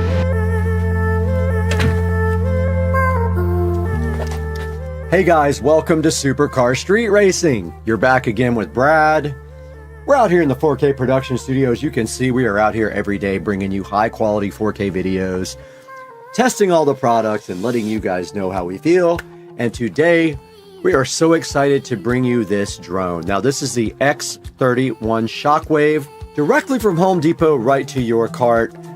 This thing is about 35 bucks at Home Depot. I've got it up here on Amazon. Has a 3.7 star review. Now let's get some things clear about this before we get started. The X31 is a basic drone. What it is good for is to teach you how to fly drones, and what you can do with this is have an inexpensive, indestructible drone. And I'll tell you right now, this thing is very tough. I have crashed it probably 30 times into walls and metal furniture and the house, and it has not even once broken. No propellers are broken, nothing. This thing is awesome. As far as indestructibility, I didn't even put the guards on, and it still has not broken to this day. Now, the X31 is a basic drone, meaning it does not have an SD card. So all of the video that you record is going to be recorded to your camera or tablet, and it is probably like SD, so it's probably like 360p resolution. If you want a drone that has an SD card, you got to bump up the price just a little bit. Now, we'll say this compared to the drones that I bought offline last time, this drone actually does work. It does connect with the app. Now, how you do that is you download the app for the drone, you connect to the Wi-Fi on the drone, and then when you start the app and hit the start button, you will see the camera there and you will be able to record. Now, that's pretty much all it's good for. It's a good training drone, and it is indestructible at this point as far as I can tell. Now, you did see the video here from the drone, and it is okay. It's nothing great. There's no audio whatsoever, and it is like 5 frames per second, and it is standard definition. Drone does have a 3.7 star review right here on Amazon. I will link this in the description if you guys want to go ahead and get one, or run down to your local Home Depot store and grab yourself a drone. But as you can see right here, right now, there's not much of a description on this, but it is a Wi-Fi based drone, and it does record in standard definition. I do recommend it for beginners. If you are not a beginner, this is not a drone for you. And you can see right here, right now, the little phone holder, which did break in my hands, and it actually didn't break. It came disconnected from the phone, from the remote control, and it fell on the ground and did break my phone and crack the screen. So truly, this was my first real experience flying a drone, was right now. So wasn't lying about that. I did not fly it before this because it broke my phone on the first try, because this little part right here where the phone meets the controller came right off and my phone hit the concrete. Lesson learned, don't fly the drone when you're above the concrete with this crappy controller. But anyway, guys, thank you so much for watching today, and I hope you like and subscribe and hit the bell icon. Buy all of your links through my Amazon links. Buy all of your products, use my links, and I get $1 or $2 here and there. Even if you're not buying what's in the links, if you click through and buy something from Amazon, it helps out Supercar Street Racing greatly. We got to get out of here, though. We got to go find our drone, which is in the ocean.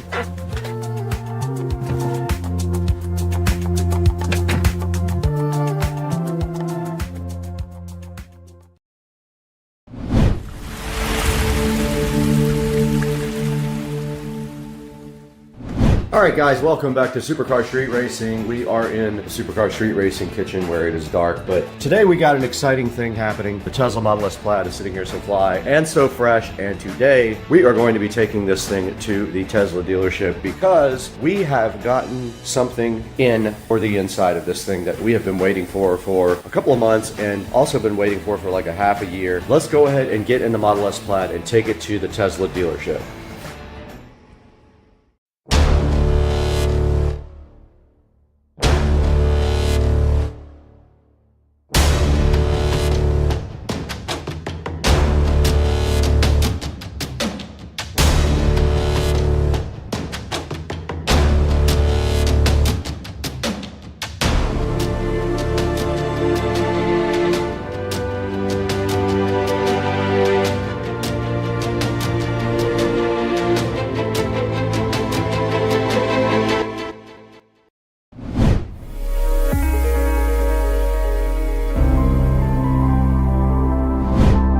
What's up, guys? We are out in the Tesla Model S Plaid right now, and we are heading over to the Tesla dealership. So that's our current situation now, but unfortunately we probably just got behind a super slow individual. But anyway, yeah, we're heading to Tesla right now to go ahead and see if we can get our seats installed. I did also notice another problem just now, and that is car will not connect to Wi-Fi. I tried both my house Wi-Fi and my hotspot, and neither one works. So I'm gonna let them know. Maybe it'll be fixed with a reset, or maybe they're gonna have to probably flash the software for the new seats, I would guess. We'll figure it out, but it won't connect to Wi-Fi right now, so it won't update the software. Yeah, let's get on over to the Tesla dealer now and see if we can get some sport seats put in, guys.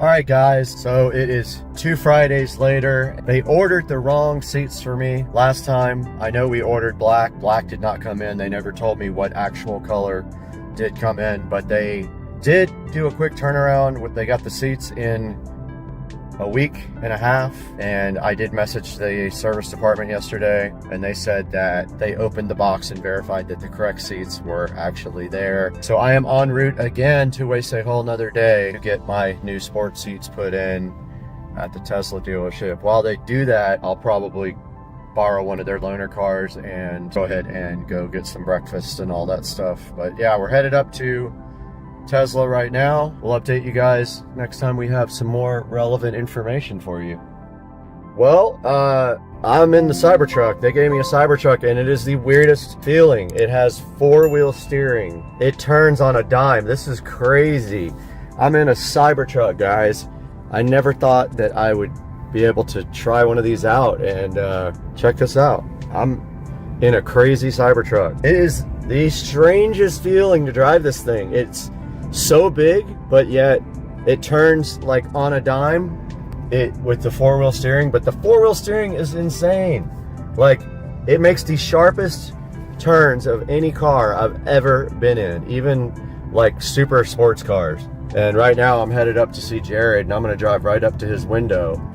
All right, we're gonna go in here and surprise Jared with the Cybertruck. This is basically it. I have a Founders Edition Cybertruck, and it looks like this. It's got fingerprints all over it. People have written on it. It's got a scratch right here. Pretty good scratch. But now we got to go in here and see Jared and let him take a look at it.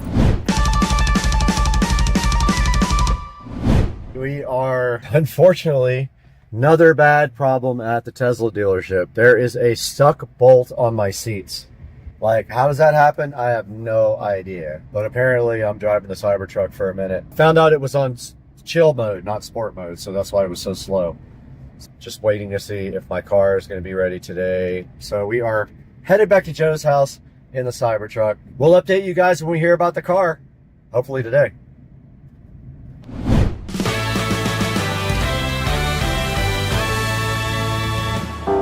All right, we're back at home now with the Cybertruck, and I thought that I would be able to back this thing in the garage. And the first thing I learned is that this thing is way bigger than you think it is. So check this out.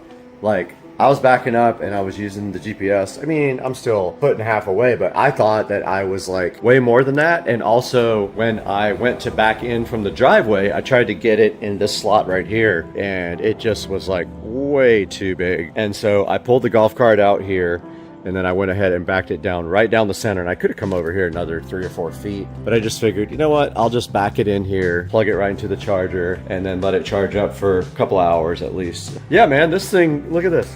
This thing is in here. Supercar Street Racing Garage is full of Cybertruck action. Now I gotta pull the golf cart through this tiny little slot. I don't know if I can make it back in. That is a smallish hole to fit a biggish vehicle. Let's see. Maybe. There's actually plenty of room in here for this thing and the Cybertruck, but the Cybertruck's too long. But as of right now, this guy's chilling in here, and it doesn't fit at all. So fire.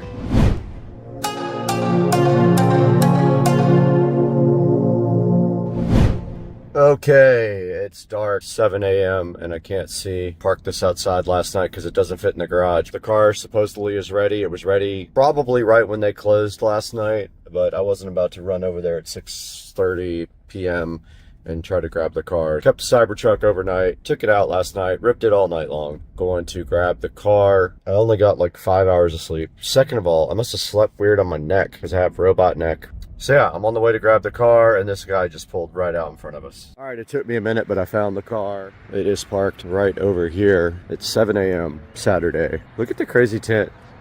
But this is the first look at the sports seat. Can't see anything. It's got sports seats, so oh, these are sick. You can't see them. It's too dark. These are way more firm than the stock seats. I'll show you these when the daylight comes up.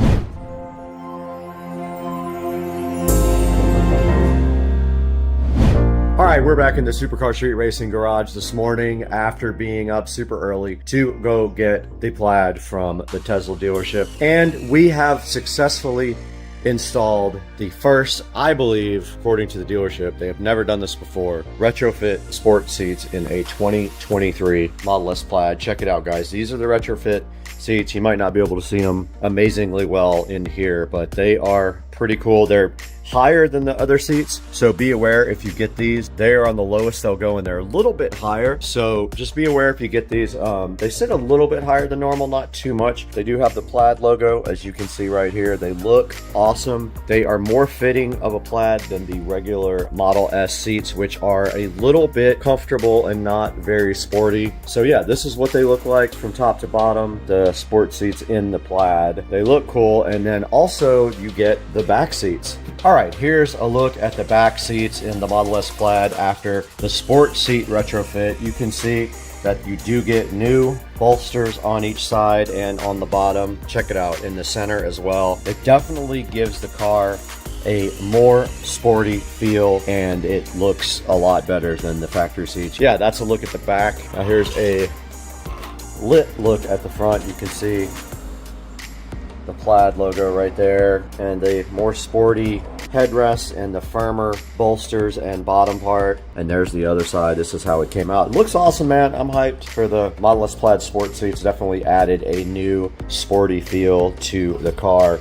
The only thing that I'm kind of bummed about is that the backs are not carbon fiber. For that amount of money, they probably should have been carbon. They're just regular plastic, but I'm sure somebody will come out with a carbon fiber back for those seats, and as soon as they do, I am getting that somehow. But yeah, guys, hope you enjoyed the video. These are available in the Tesla app. If you have a Plaid or a Model S, I think can also do it. You can go into your app and go to interior upgrades, and you can order yourself the new Tesla Model S sport seats, and they are about $6,000, and they will retrofit these to your car. They have to upgrade the software and do all that to make these work, so it is kind of a process. But go onto the Tesla app, go into the upgrade section, you will see these beautiful Model S Plaid sport seats available in there, and you can order your own. And guys, thank you so much for 72,000 subscribers this morning as I counted. It's huge for us. Please support the channel by liking and subscribing, and buy all of your Amazon merch through our affiliate links in the description. Leave us a comment, tell us what you think, and throw some hate down in the comments for the Cybertruck also, because people love that. And we'll talk to you guys later.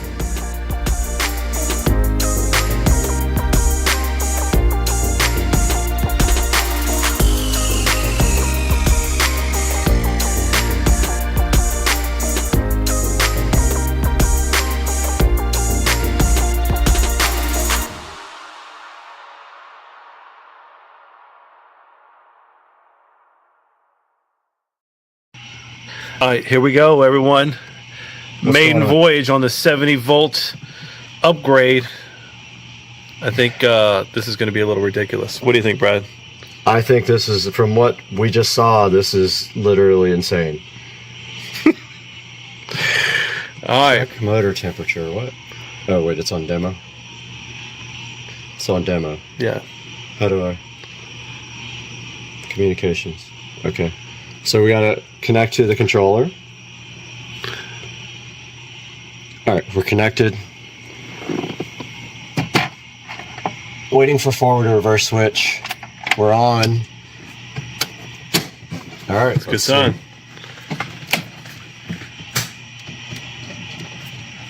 It's moving. All right, that's full throttle. No, it Just ain't. kidding. It can't be, not Got for him. what I did earlier. Got him. Oh, my lights don't work. Here, I got you. Okay. All right, Just slowly ease into it. It's so slow. Full throttle.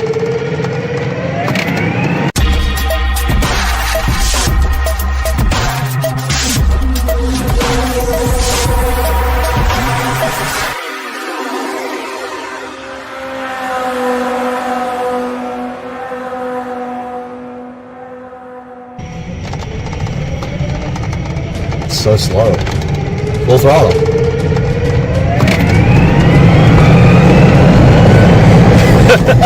What the fuck? Where's the controller? Inside here? Yeah. It's here?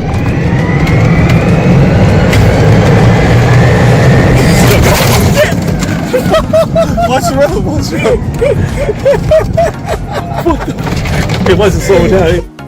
See, it was still sticking at speed. It wasn't anywhere close to slowing down on the dashboard. We lost our tablet. We hit the bump. I think you just gotta.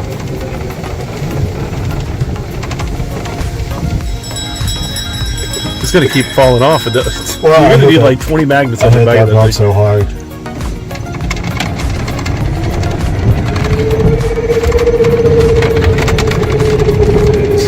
Does this show miles per hour? Yeah.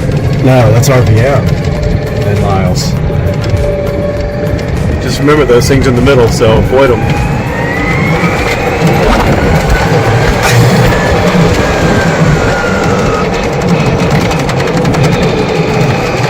This thing is so fast, dude. It is nowhere even close to hitting the top speed. No.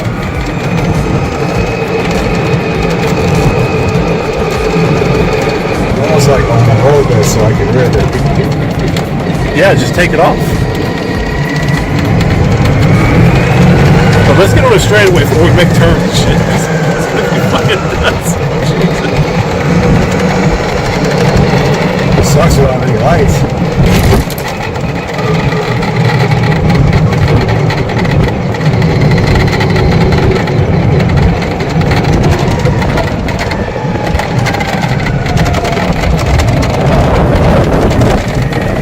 Got a pretty decent straightaway right here.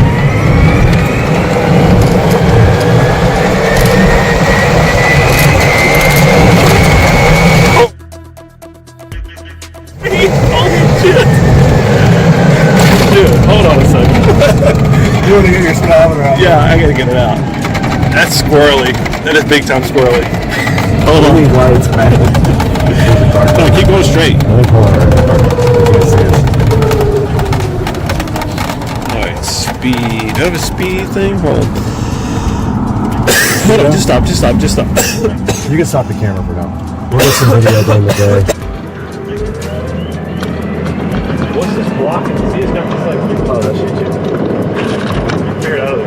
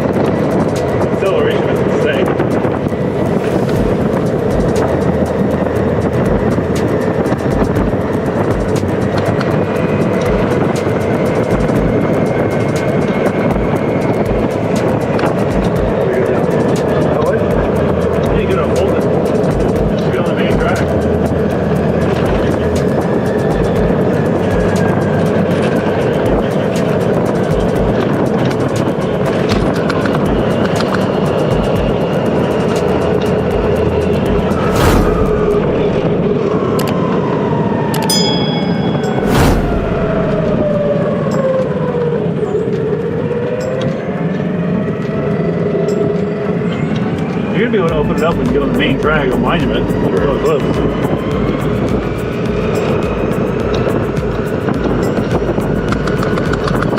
I think it's just bouncing. It's not gonna be good video.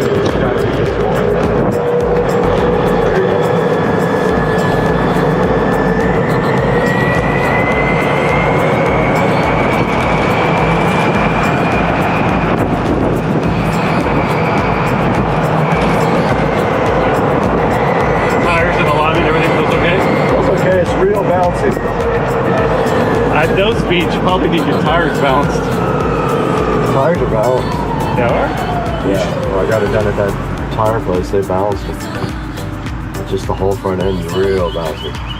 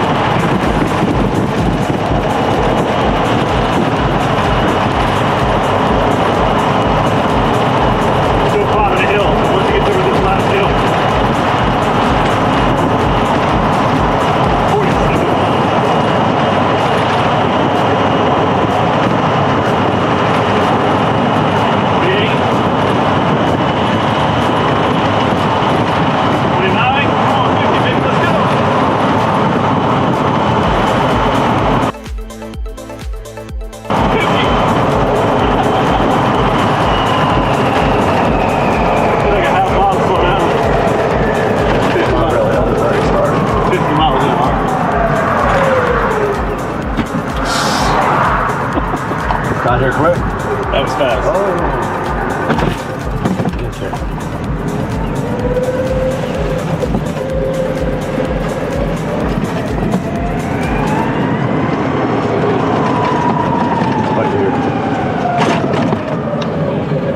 Completely dead.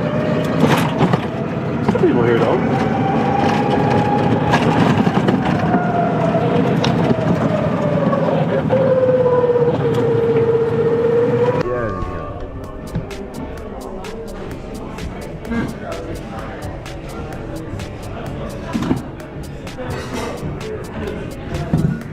Monday, she's got a job here. She works here now.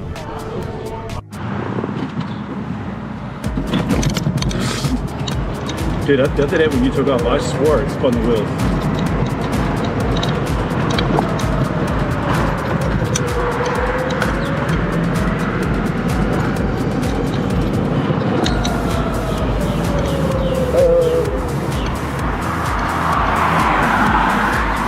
Might go back row. Yeah, that's fine.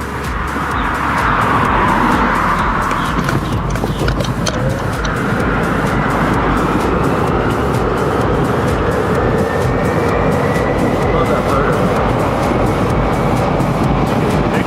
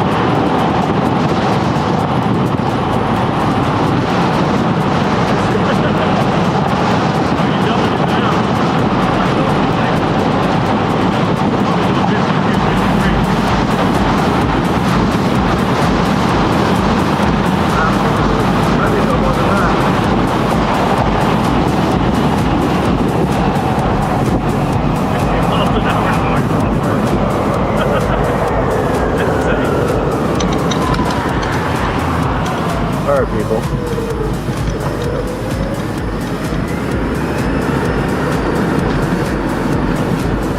I bet that video is so shaky.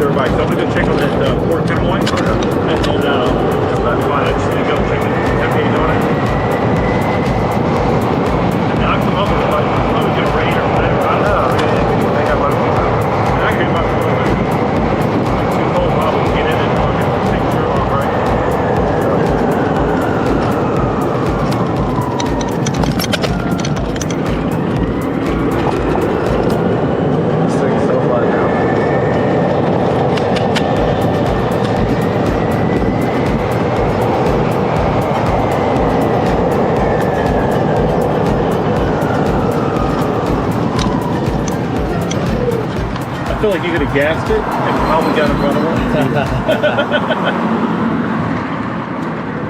Yeah, you're on all acceleration right now. I felt when it was going backwards, there was a little hesitation in it. Just because it doesn't have it's all top speed.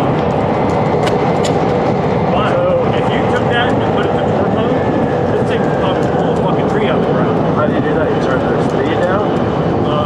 Yeah, speed definitely has to go down. But then there's also a torque set. I think mine has a torque set.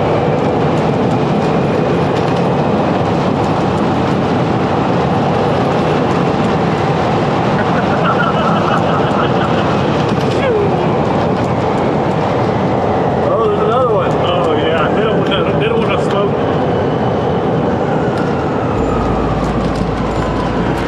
Oh, young ass kids.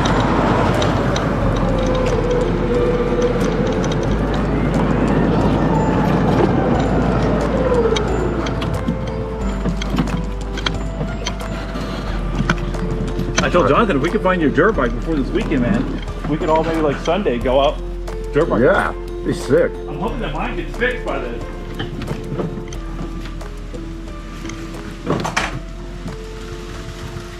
That's hope. Alright, I'll be back. All right. I'll bring the box, okay? Okay.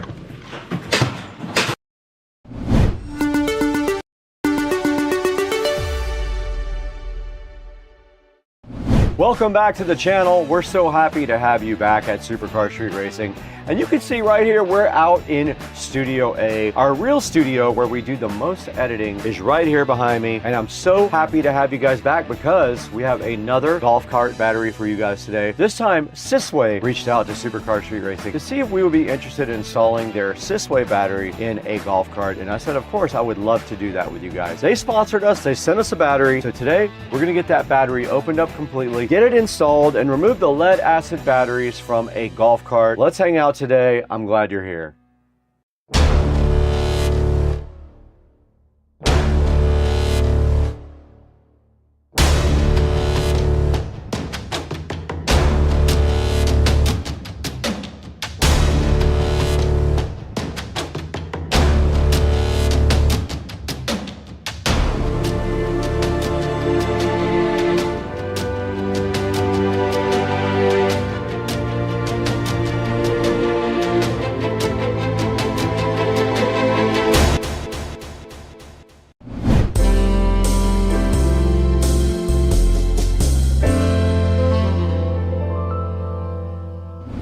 Ladies and gentlemen, boys and girls, we're out in the Supercar Street Racing Studio A. We don't get out here as much lately, but I wanted to come out here today for you guys because this is the best editing facility on the planet. We have a nice editing rig here. We have all the appropriate monitors, and I don't know if you guys remember, but go back and check out the video where I built this about 1.5 years ago. I did almost everything in here except build the shell, and I'm super proud of the work I did. But anyway, back to the video. Today we have a new golf cart battery from Sysway. It is a 48 volt, 105 amp hour battery, and I'm super hyped to be presenting this to you guys today from Sysway. Sysway did reach out to us at Supercar Street Racing to see if we wanted to work with them. And of course, I want to. So I want you guys to see this. I want you to have options on your batteries. You know we've installed batteries in the past. Today we're gonna go ahead and install a Sysway battery. Now this thing does come with an awesome charger that goes on board the golf cart. It comes with a nice display, and we're gonna get all that installed today. But first, there is one key element we have to do. We have to actually unbox it. Let's throw it over to Brad now, and Joe maybe. I don't know if Joe will actually make it, for the unboxing of the Sysway 48 volt, 105 amp hour battery.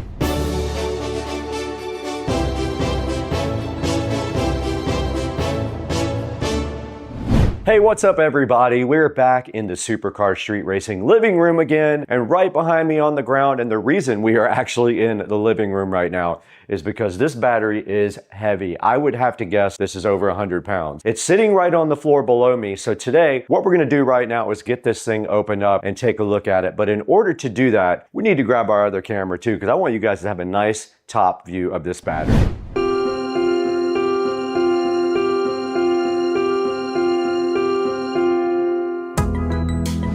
All right, we're right in front of the Sysway 48 volt, 105 amp hour battery now. We're gonna go ahead and get this guy unboxed really quick. There's not gonna be a lot to the unboxing, but there is going to be a little bit of work here. The first thing we have on top is a nice user manual right here, as you guys can see. It is an envelope with some stuff inside of it, and directly inside of it we have a parts list, just like that. We do have a instruction manual right here as well that we will go through, but it is just like the other battery we did.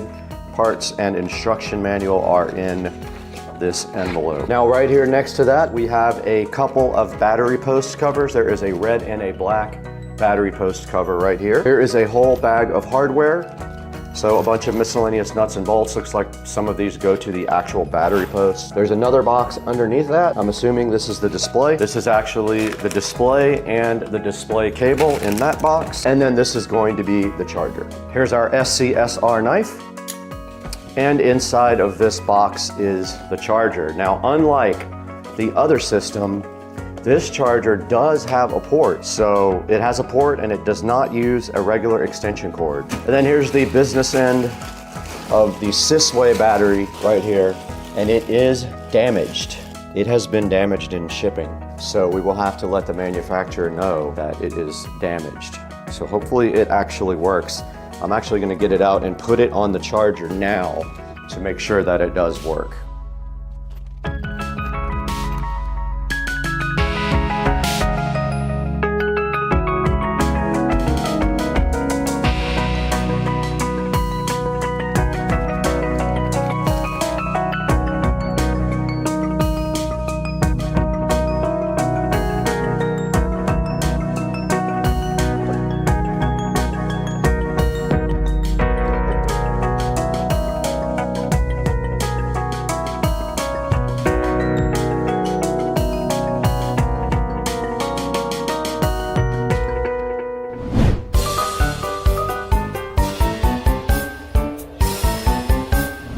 We are out here directly in Studio A. Now, if you guys don't know where Studio A is at my house, it's actually a detached room that I built on the side of the house for editing. It's really cool. It has like a futon and TVs everywhere, and it's just a cool place to chill and drink and hang out if you guys want to watch me edit. I go live from here all the time. Please try to tune in. Now, you just saw us unbox the Sysway battery. The thing looks awesome. I love the packaging. I love the colors. I love the way it looks. And I'm so appreciative to Sysway for sending this our way. You saw the unboxing, you saw the battery, you saw all the accessories, and you did see how we're gonna tie this battery down in the battery bay. Now there is only one thing left to do. We've got to get this thing outside and get it installed. And to do that, we need to move out to the garage. Let's throw it out there right now. All right, we're out here in the garage now, and basically I went ahead and plugged in the charger even though the battery's dented. I'm not sure if that is dangerous, but I did go ahead and plug in the charger. I'm gonna let it charge. I'm gonna leave this door open for some ventilation in here. So this will take a while to charge up. I'll let that sit on the charger.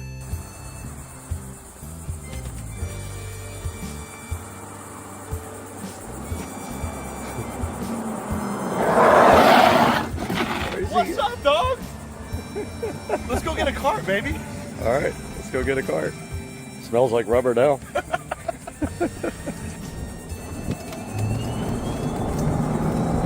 So what's up? All right, man. So this battery was damaged in transit.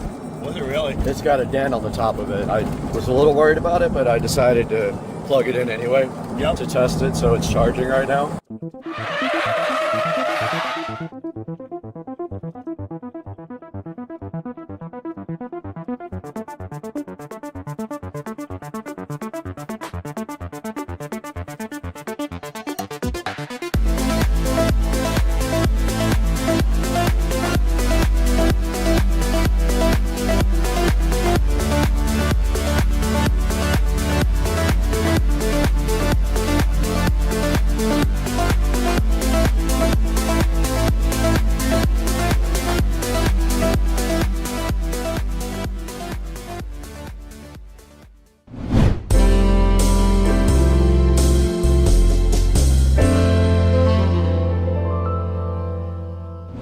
All right, we're back out here in the garage again with another golf cart battery. What do we have this time? Yeah, so we found a great sponsor of Sysway that brought us a nice 48 volt lithium battery. Right. We went ahead and took a look at this in the living room, and we did find out that it was damaged in shipping. It wasn't the fault of the manufacturer. There's a hole in top of the box where that dent is. So something fell on top of that and damaged the box, and then went through and put a little dent. We went ahead and opened the app up and checked all the cells. They're all charging, so we don't have an issue there. Yeah, you're always at the mercy of the transit people and how they're delivering this stuff. So unfortunately, it just happens sometimes. But I will say a testament to the actual build of the box, because it's made out of metal and very well built, and it took a pretty good dent, no problem. I imagine maybe other batteries wouldn't have survived something of that nature, because it was a pretty good impact. Also, I did see the FedEx driver drop the battery off of his hand truck too. So it did take a spill directly off the truck. So there's that as well. Yep. So we don't have a whole lot to do today with this because it's a pretty simple install, but a lot of cutting. So what's our next step? So we found my buddy Mark that was looking to replace some of his older batteries with the new style lithium. So he's given us this cart. It's a 2013 Club Cart Precedent. We've done a couple of these, so I think that this is going to go very smooth and very easy. This is a great product, great setup. We're familiar with something similar to this. Yeah. So I think it'll go really, really fast. So the first thing we're going to have to do is get all the old batteries out of there. All these lead acid, dirty, nasty batteries. And that's one thing we want to show you, because that's the important thing about switching to lithium. These batteries that he has in here have not been in there very long, but like when you look at it, it's disgusting, because the overflow of the acid and all the fluid that comes out of these batteries, it just attracts dirt. I know as someone that has a lithium battery that my bay stays beautiful. It's perfect because there's no dirt coming in there. There's nothing to stick to. So that's the first thing, is get it out of there. We're going to clean it, prep it to make sure that it's ready to take this beautiful battery, and then we'll start the process of installing. Okay, cool. We got to get some tools together. We're going to do that, and then we're going to get these batteries directly out of there. Sounds good. Okay, you guys just saw the cart that this is going in. We are installing this for one of my friends, and now the very next step in this is obviously we got to get those lead acid batteries directly out of this cart.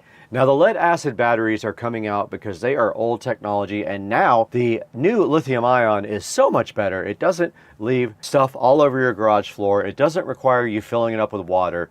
They just work great. They have more power output. They last longer, and they are eventually way cheaper than lead acid. Let's go ahead and get those lead acid batteries removed right now from the cart in the garage. All right, so one of the first steps that we have to do anytime that we're changing out the batteries is obviously get into the battery bay and take out all the old batteries. So we're gonna go ahead and remove the seat here. to expose the battery bay itself. And I wanted to kind of talk a little bit about why everyone is so excited about moving over to lithium. There's a lot of benefits to lithium, but this is the one benefit is the cleanliness that you get with it. This is a great example of a golf cart that is taken well care of. As you look at the outside, it's in nice shape, it's clean. These batteries, they're called flooded batteries. When they're charging, they exude a liquid that comes out of it that's part acid, part water, and it just attracts just dirt everywhere. If you look at this, the other thing is that there's a lot of corrosion that's built up on these battery terminals. And that's the other big thing that drives me nuts, because anytime you're dealing with that, you're gonna have problems with connectivity, or with contact, I should say, and it causes all kinds of issues. So doing this upgrade is really gonna make life a lot easier for him for so many ways, but the most important is how clean it's gonna be and how nice and easy it is to deal with. What we're gonna get started on is getting all these batteries out. It's a little bit of a process. They have these here that are basically tie downs, we'll call them. These have to come out. They're a little bit of a pain because there's a long through bolt that goes all the way through. We'll remove those out of the way, and then we'll start taking out each one of these individually. Okay, we're back out in the garage now, ready to remove these batteries. So Joe is looking for the appropriate socket here. We've got the impact driver here ready to go. Basically those come out. Here's a bag for all the stuff that comes out.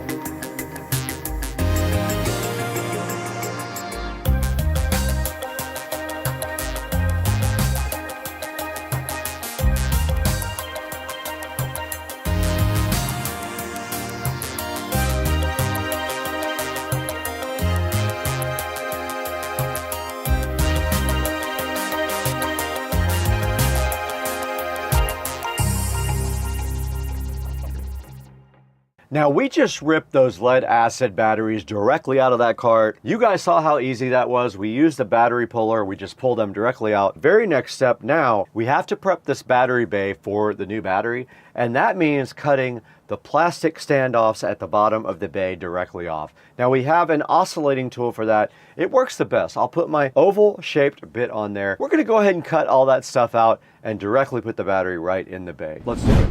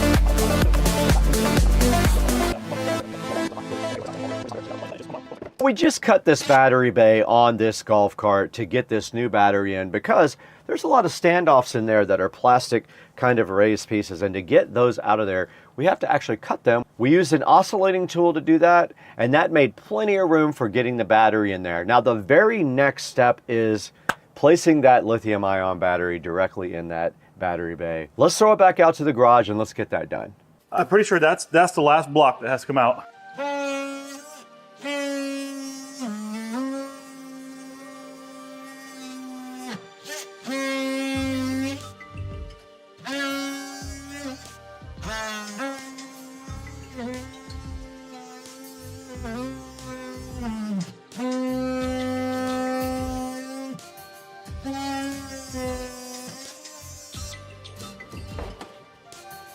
Go for it.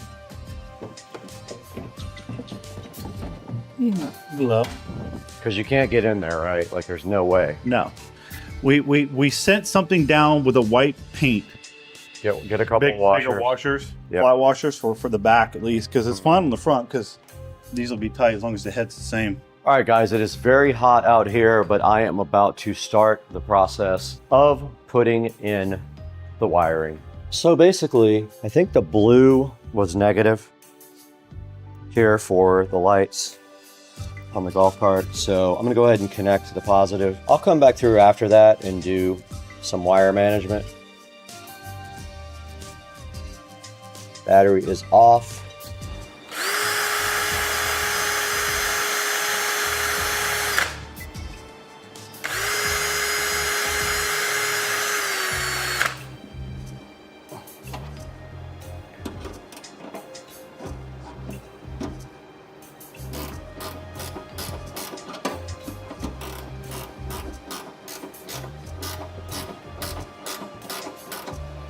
Okay, I'm gonna mount the charger now and then do some wiring cleanup.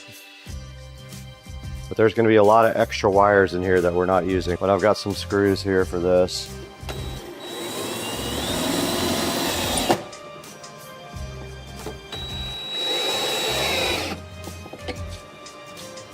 Charger's mounted.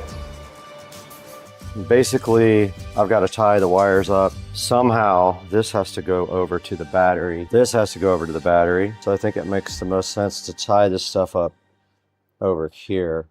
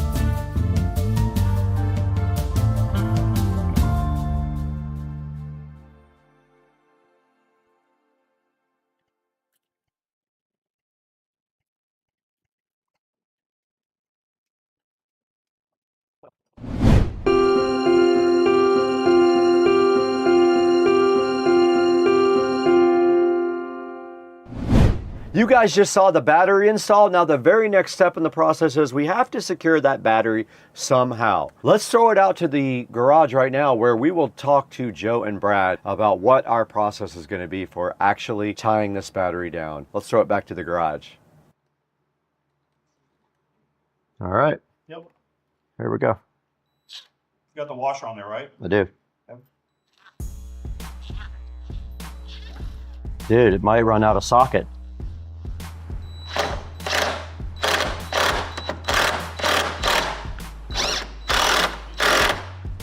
You good?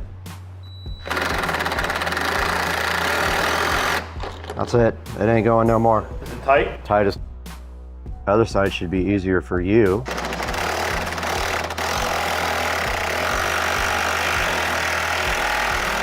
Hell yeah. Okay, we installed the battery into the cart. We went ahead and tied the battery down because it will bounce around when you go on the roads. But there's one more thing we have to do. We have a display that shows all the cool info about the battery. We got to get that installed right now. So what we're going to do is drill a hole into the battery bay. We're going to run that wire up to the front, up to the dash, and we're going to go ahead and install this cool display for this Sysway battery. Let's get that done right now. All right, so Joe is actually mounting the LCD screen now, and then we have to send a hole directly through there for it to go down through. Should we come up a little bit? Yeah, come over here. Right there. Send it.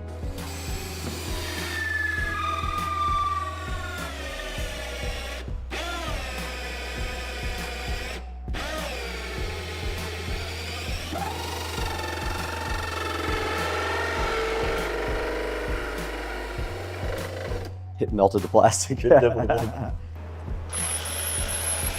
But it doesn't have to be like super strong.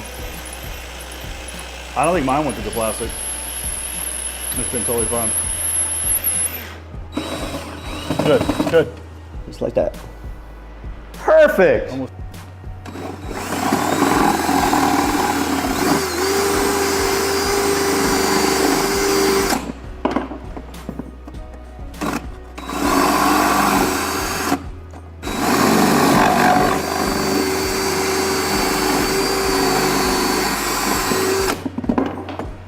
Pull it, pull it. Hold on. A hammer? Did you find my hammer? Yeah. What? It's ready for the charger to be plugged in, but it's supposed to charge you 100% before you drive it for the first time. All right, test the port. And charging. Perfect. I'll top it off. It'll only take like 10 minutes. Let it top off before we go.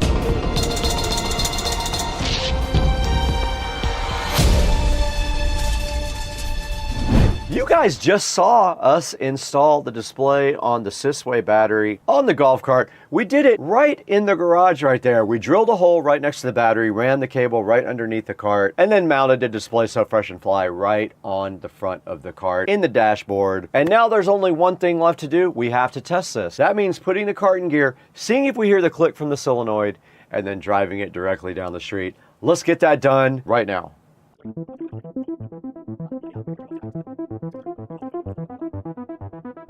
What's up, dogs? What's happening? We hooked you guys up with something special for your golf cart. You want to see? You want to see the new? You want to see the new? Yeah, it's from our YouTube. Subscribe to me. Oh, If you guys subscribe to me, I'll subscribe to you. This is gonna get 100,000 views, easy, maybe more. All right, you ready? come check it out. Look at your new lithium. Look at your old batteries, and then Old look at junky this nasty lithium. batteries. And now we're on to that. Lithium. Yeah. Is that cool? Well, that's for you guys to rip, and it has more power, and it'll go further. Nice. And then you guys are gonna be on my channel. Well, it's not that popular, so you have to put like the @ symbol. That. Oh, Fishing Crew 28. okay. All right. All right, man. We Yeah, got it. Get that on there.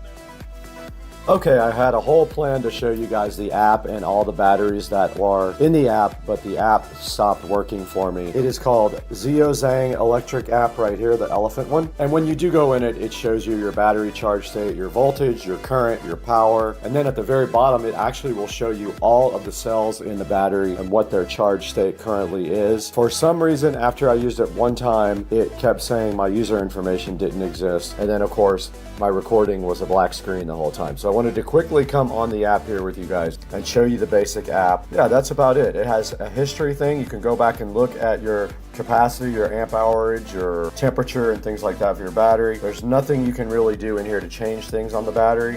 It doesn't allow you to do that, so you're very limited to just basic information like charge and things like that with the battery. Sorry I couldn't get the actual footage. It did record in black, but hopefully this is a good enough overview of the Zeozang Electric app. And remember, when you're looking for it, it is the little blue elephant icon.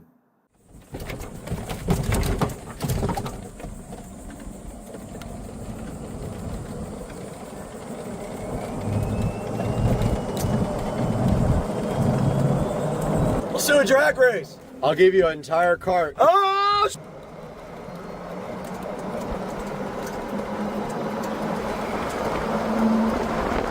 Smoke that bull! Hey, what's up?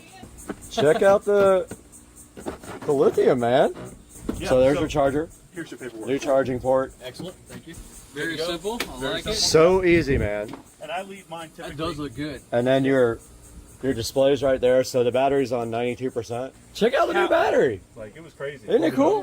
And then you have all space. And then it has like, it's touchscreen, so it has pages to show you like the cells.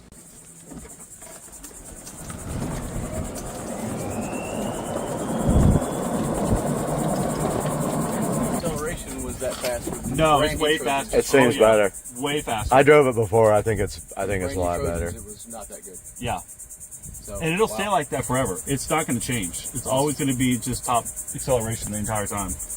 I mean, you know this. You know lithium stuff pretty well. So, nice, man. cool, man. Guys, thank you very much. Yeah, yeah.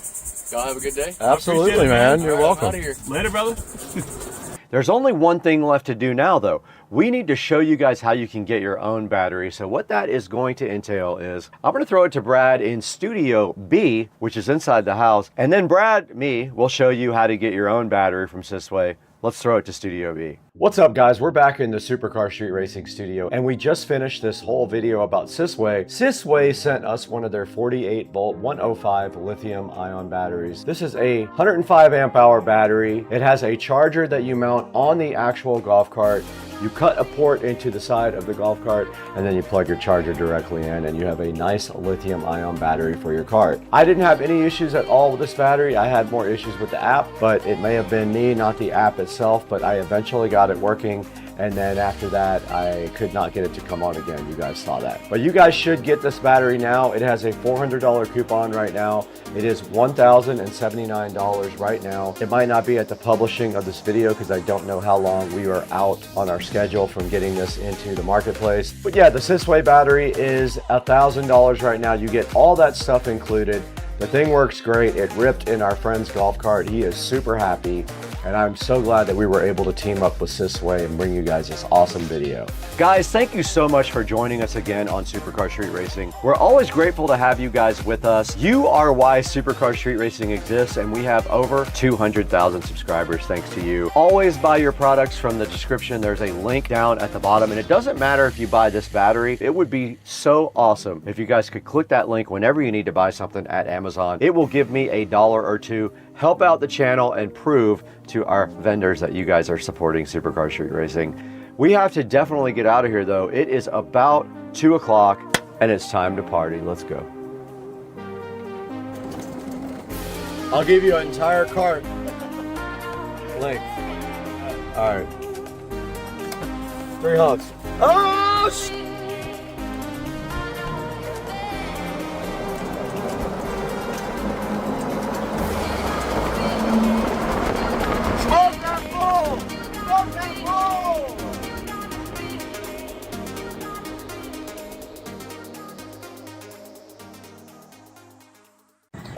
Supercar Street Racing. I was so excited to show you guys these carbon fiber seat rails, and then this happened.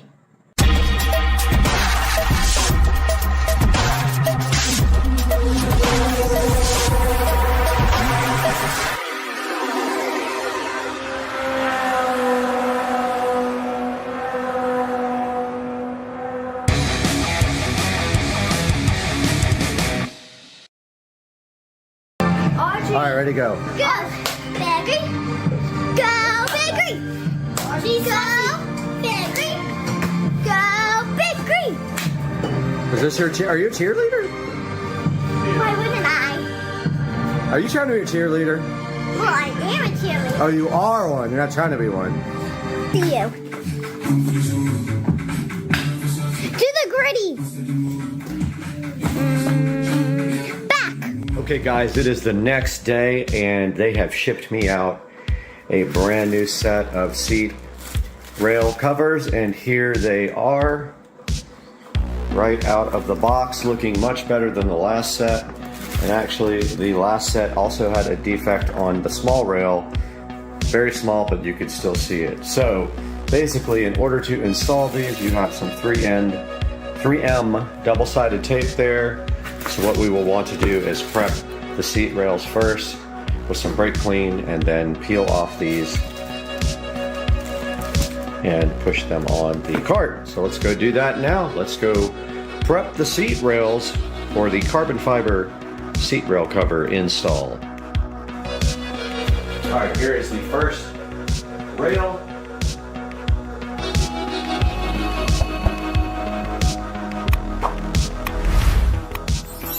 We got our cleaner right here. Put it on a rag.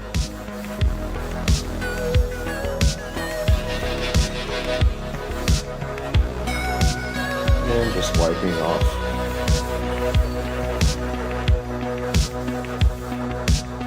whatever possible dressing or anything else that could be on there.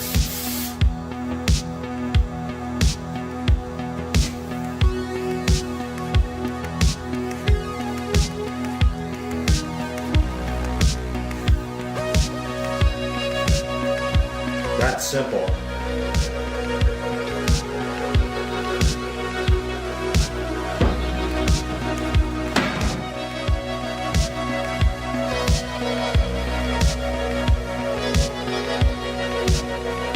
Now we have our carbon fiber seat rail covers here. And this one goes on like this. Just like that. It kind of clicks on, so let's get the 3M tape off if we can.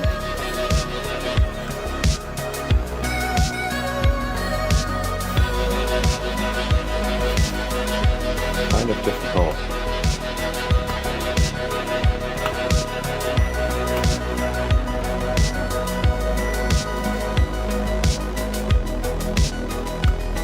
Boy, that's really tough to get.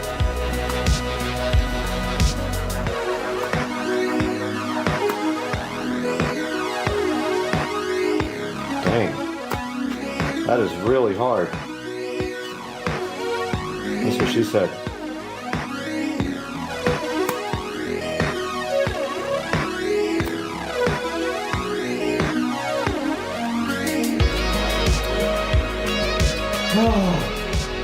It's so difficult these days.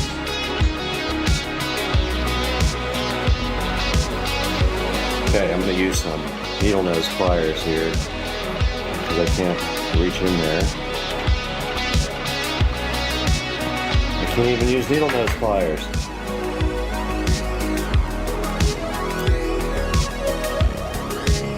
Oh, and the lights went.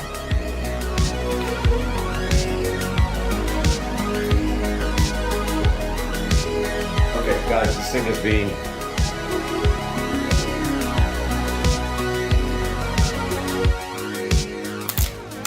there we go. I'm not going to peel it all the way off.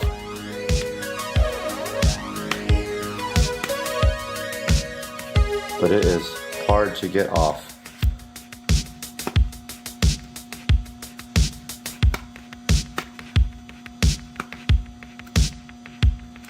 I mean, like, really hard. I have a little bit of fingernails.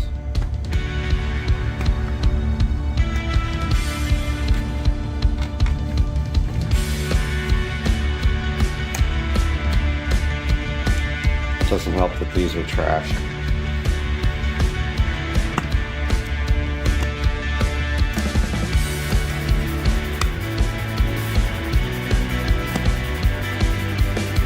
This is absolutely ridiculous. One more.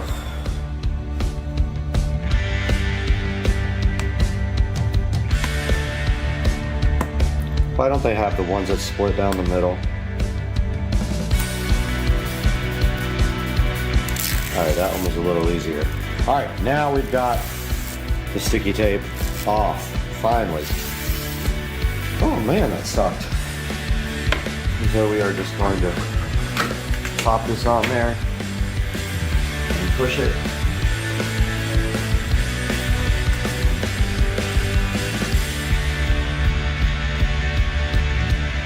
hold it. Keep some pressure on it for a minute.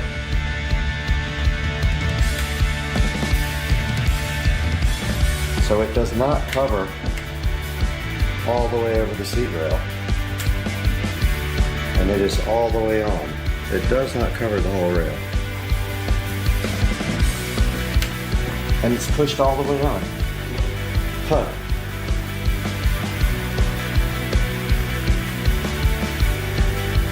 This side is a little bit gnarled up too. So yeah, so that's what it looks like installed. It does not cover the whole plastic. So if you're expecting it to, too bad. It's not wide enough to cover the seat.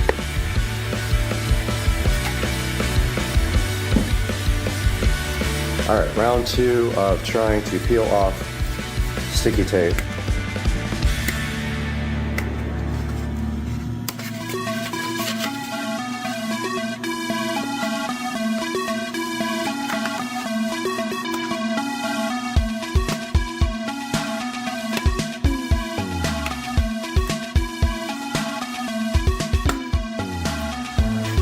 Oh man, this stuff is gonna drive me insane.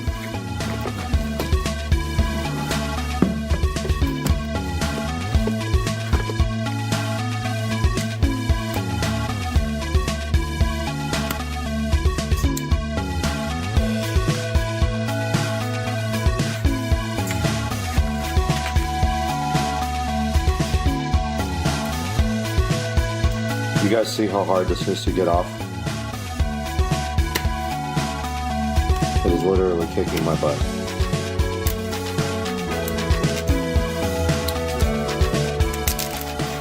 Okay, I got one edge up out of 3.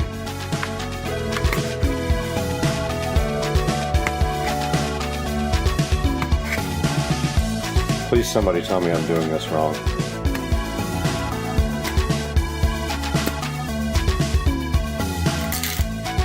Alright, I got 2 out of 3 edges.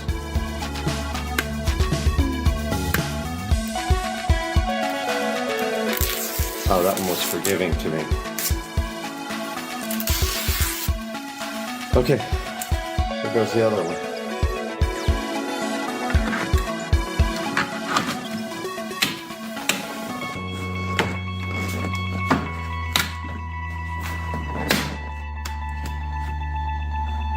Again, it doesn't cover the whole seat rail. So you can see right here on the inside, it does not cover the whole rail, which is kind of disappointing. But they are there.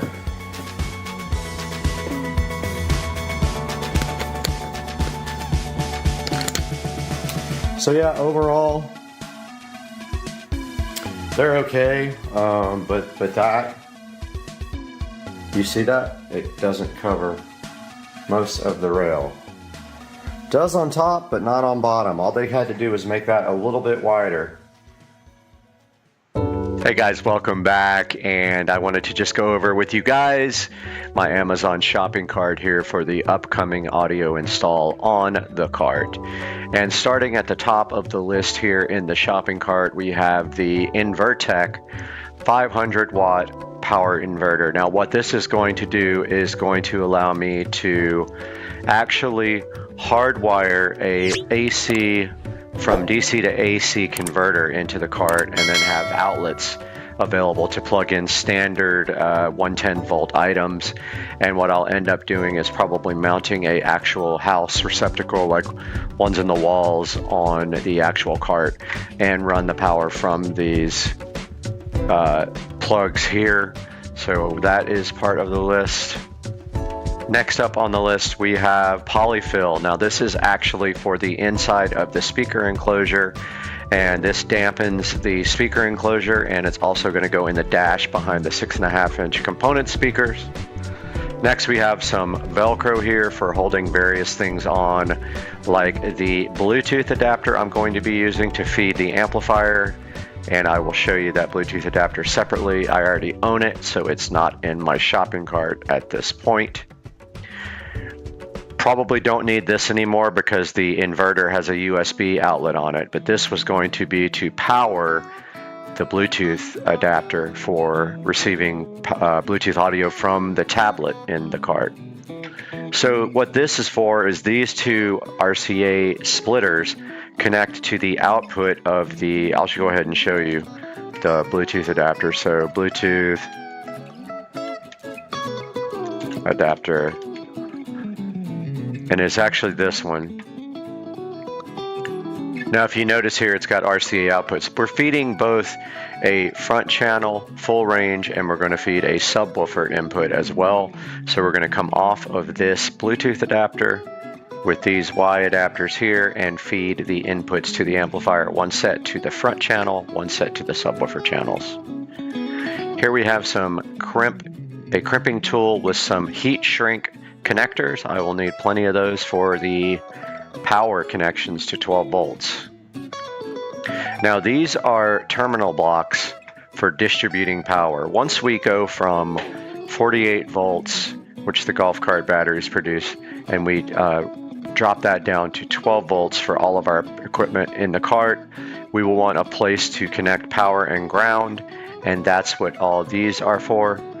This will connect to the output of the 12 volt down converter, so to speak. Voltage reducer is what it's actually called. Now we have our front speakers. These are the Infinity Reference 6530CX, and they look like this. These will go in the front on the dash, in the speaker pods on the dash, and they have little tweeters here that I'm going to attempt to flush mount if I can find someplace big enough to put them. If not, they will surface mount somewhere. Let's hope. I haven't taken a good look at the dash, but we should have enough area available. Now we have our box. So this box is actually going to fit in the back of the golf cart between, so where people sit in the back and hang their feet down, there's a spot there for just storage, and this seems to fit perfectly. It will just hang over a couple of inches, but that's okay. It's not going to get in the way of anything. It'll hang over towards the back of the cart, but it won't get in people's way. It's going to hold a single 12-inch woofer, and we will stuff that with polyfill that I showed you earlier. Here we have our woofer. This is the SCAR Audio, and this is a dual 4 ohm voice coil woofer, so meaning it has two voice coils. You can see one voice coil there, one voice coil there. Those are 4 ohms. When you parallel these two voice coils, you get a 2 ohm load on the amplifier, and that is what we want. We have a mono channel on the amplifier, so we're going to load it with 2 ohms, which it is safe at 2 ohms. Here is our voltage reducer. This is going to take our 48 volts from the golf cart batteries, and it is going to produce 12 volts. And the only bad thing about these are they are not switched, so I am using a master on-off switch, which is in the list somewhere. Here is a good collection of wire connectors for connecting to the battery. So they have the copper connectors, and they have the heat shrink tubing to go over them, and then you crimp the end on or solder it in. I don't have a torch to be soldering, so I will most likely crimp and then heat shrink the ends on. Here's our battery disconnect switch. I'm going to use this from the output of the 48 volt to 12 volt reducer. I'm going to be able to switch off our 12 volt accessories with this one switch. So this will actually go before the 12 volt reducer, and we'll switch off 48 volts into the 48 volt to 12 volt reducer. Then out of the reducer, we'll feed our terminals here. This is just cable loom, so this will dress up all the cabling and make it look really nice. So we have 2 sets of those here, one 1 inch wide and one 1/2 inch wide. I'm not sure if that will work, but that is what we have now. So that's a look at what is being ordered tomorrow, and then we will start on the audio part of the golf cart. I hope you guys enjoyed it, and I hope to see you next time. And if you enjoyed this, please like and subscribe to Supercar Street Racing.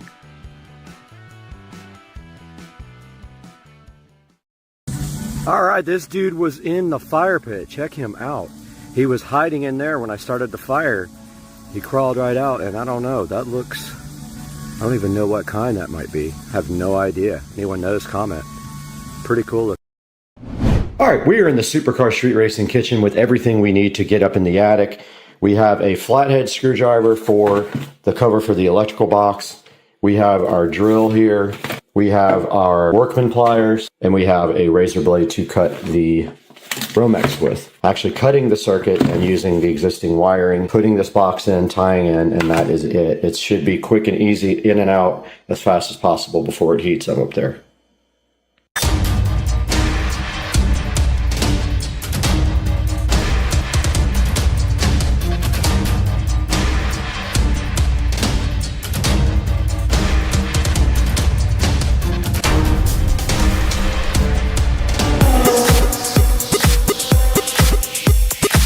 Outside from Supercar Street Racing abode, we can see here that we have actually pre-wired for the LED sconce lights that are coming in the next few hours. All right, so the next step of the process is to get this light out. It will no longer be, and we need to take that out right now, so let's get that done. That is a wasp inside of the light. There is a wasp nest in the light that I have to now get rid of. Okay.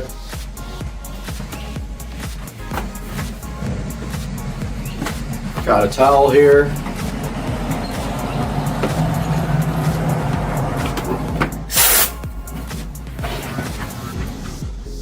Yeah, it looks like they were building a nest inside there.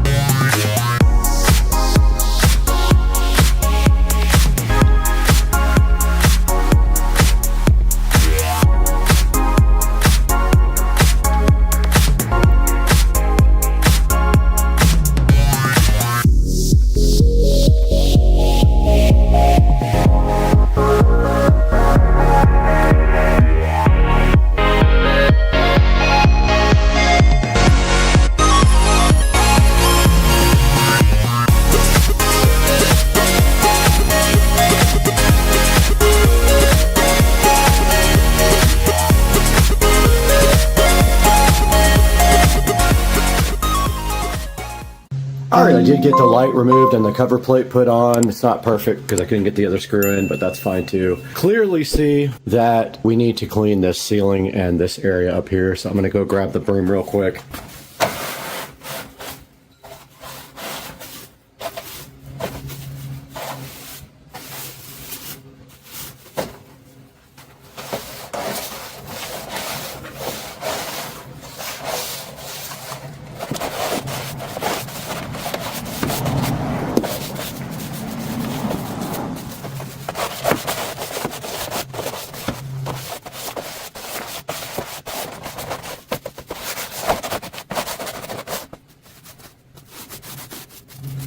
Okay, this area is ready now for the new LED sconce lights.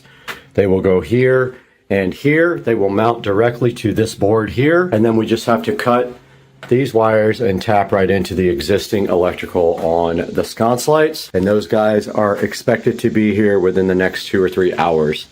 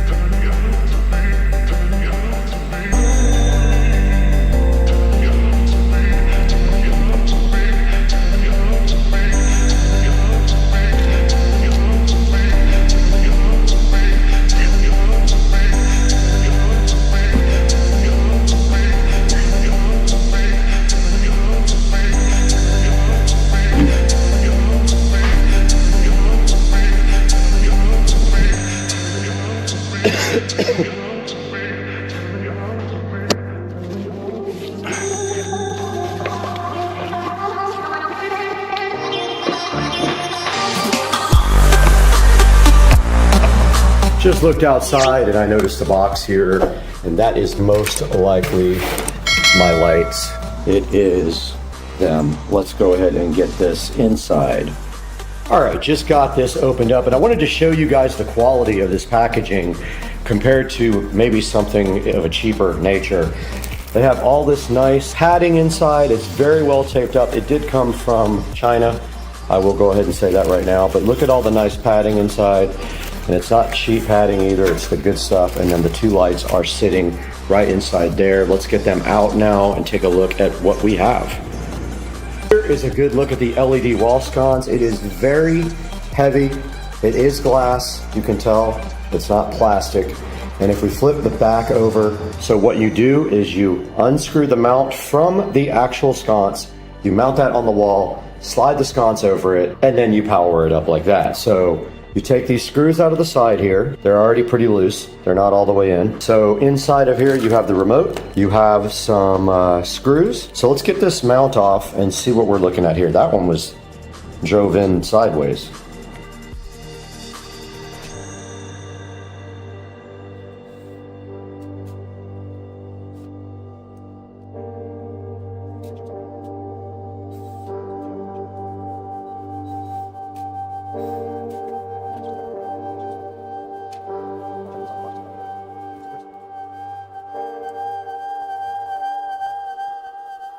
UL listed to give us some more room in here. That's it, basically. You have your power here.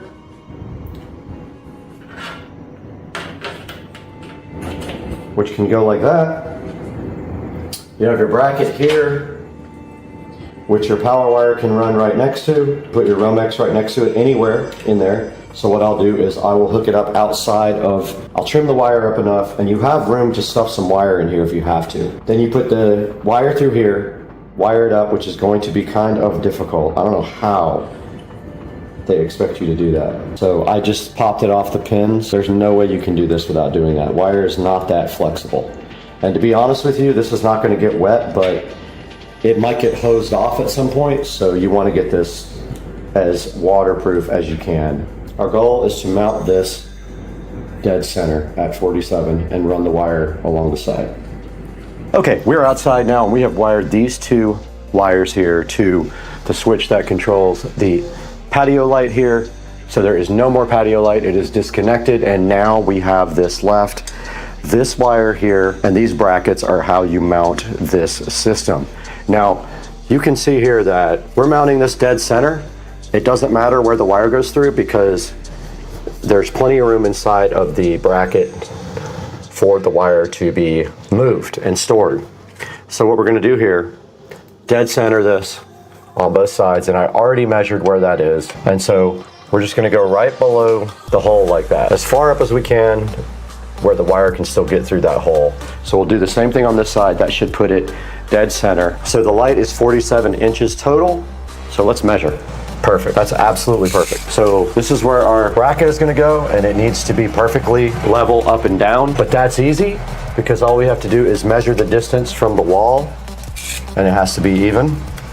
And we'll also take our level on it like this. Got a small drill bit here. I'm gonna do a pilot hole here, just so I'm not like bearing down on it and trying to get it to go in. This is plastic, by the way. No more termite damage, they don't eat it.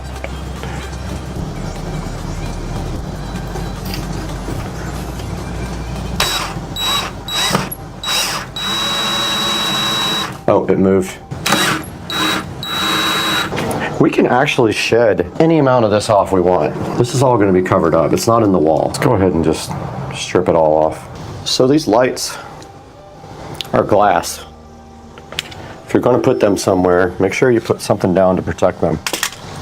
And you have this big long extension here. Doesn't need much stripped off, so I'm just going to strip off a tiny bit.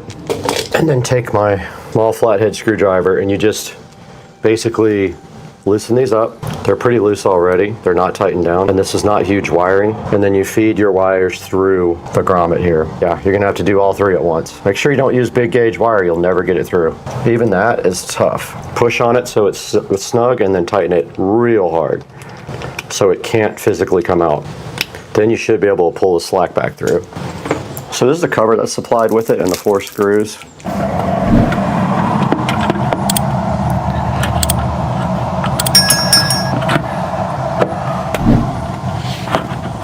Not gonna get those other sides in.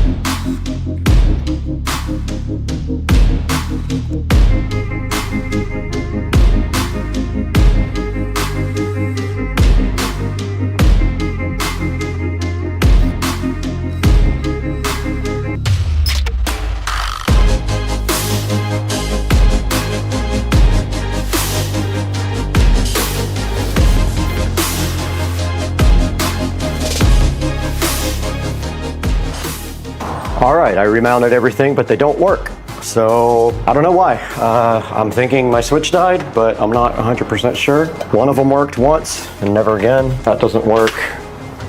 That doesn't work, and the breaker's on. There's power to the switch, 100%, but it does not work. That's gotta be my switch. I guess, test my switch, because I don't think it works. I think my switch is bad now. It has to be.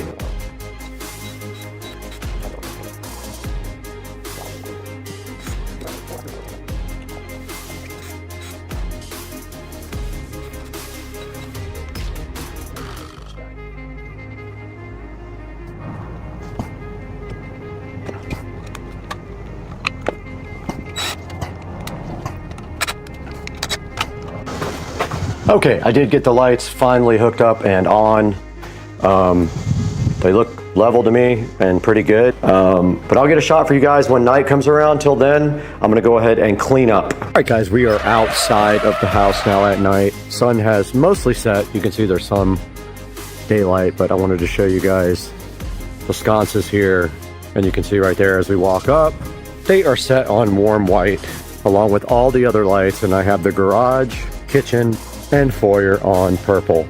And so as we walk up to the front here, you can see the sconces came out so cool. I think they add such a nice touch to the porch, and we have no more hanging porch light looking like it's from the 50s.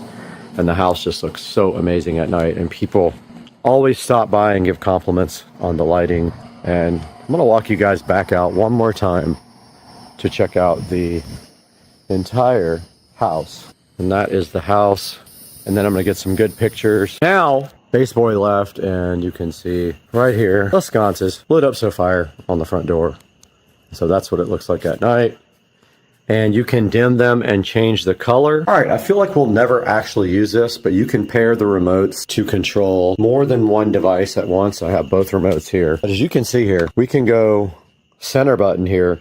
The remotes can go timer and color. Color temp is right there. right? So we can go cool white. And then on this guy, we can go cool white.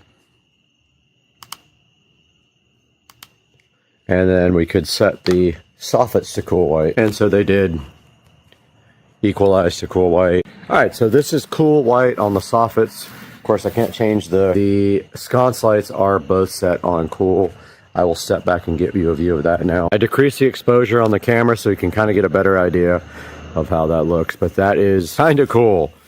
I kind of dig like the bottom half being warm and the top half being cool. So yeah, exposure is turned way down. They are bright, dude. Look kind of fire, dog. Hope you guys like this video. I'm gonna grab a couple of pictures and we'll see you on the next one. Thank you for liking and subscribing. Please buy these products through my links. Hey guys, welcome back to the channel, and I hope you enjoyed what we were doing today with this mod lighting sconce lights for the outside of the Supercar Street Racing compound. Now, we did buy these lights off of the website and they are not a sponsor of ours. We paid full price for them. And if we take a look right here on the website, mod-lighting.com, you will see the wall lights here, and they have the sconces right here, and they do offer RGB as well. I just didn't think it would look that good on my house. We already have RGB up around the top, so I just went ahead and got the ones that have the remote control. They are dimmable, and they can do a timer, and you can pair more than one light to one remote control. But as you saw in the video, we went ahead and got a Amazon Smart Switch ordered to put on the lights as well. So scrolling down the page here, they actually have some pretty cool products. Look at this moon. They have some cool looking art looking lights. They have round lights. You have to check the site out. They're very cool. They have stuff that nobody else has, and it would look great on your house. So go to mod-lighting.com and please tell them Supercar Street Racing sent you if you do order from them. Leave them a note so that they help me out in the future. Now, right after this, you're going to see me installing the Amazon Smart Switch on the mod lighting LED wall sconces. So let's throw it back inside to Brad one more time and check out the Amazon Smart Switch. There'll be a link in the description to that as well. And we appreciate you guys buying through our affiliate links, liking, subscribing, and we'll see you next time. But back into the house with Brad. Okay, we got everything set up and the Smart Switch is on. I did find all the screws for these. And so basically this just goes on now like this.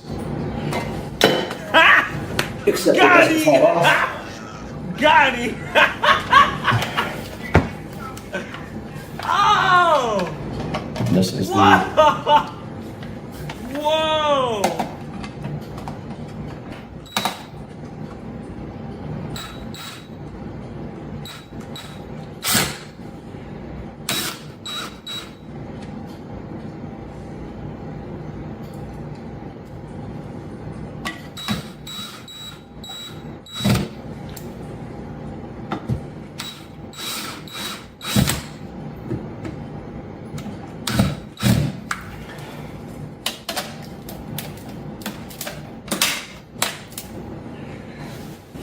done.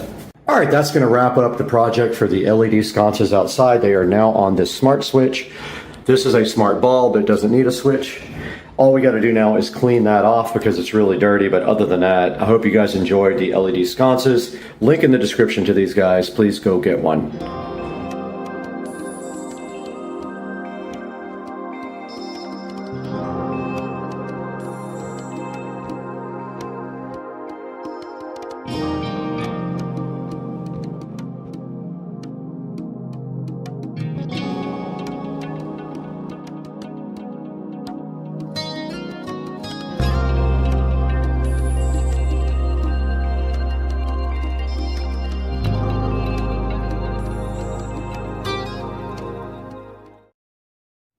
All right, what's going on, ladies and gentlemen? It is a Tuesday afternoon. So today I did go to work. I had a doctor's appointment. On the way back from the doctor's appointment, I started getting a migraine headache. It was killing me. So I ended up coming home and working from home for the rest of the day.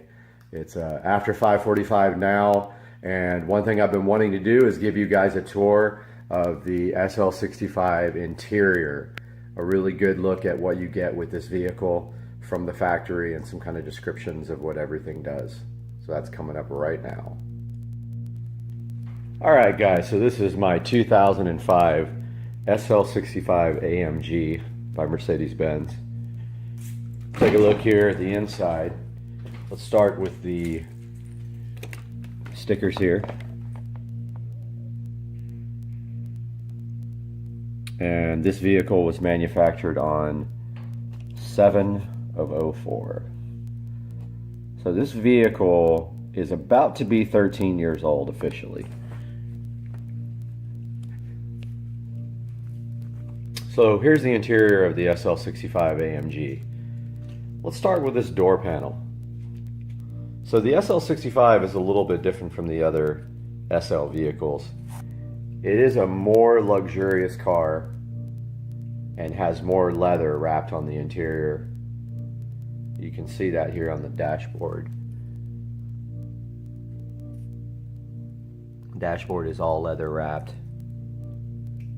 First things first, here on the door, you can see that the vehicle has a wood trim to it. I'm not necessarily a big fan of the wood trim. I am considering taking those to a body shop and getting them painted. Probably silver, the body color. But starting here on the door, you got your standard electric window switches. Then over here, so this is for the seat heating and cooling. The seats are ventilated, you can see. It's not air conditioned, it just blows, you know, just a little bit of air. Then you've got your memory for your seats and mirrors.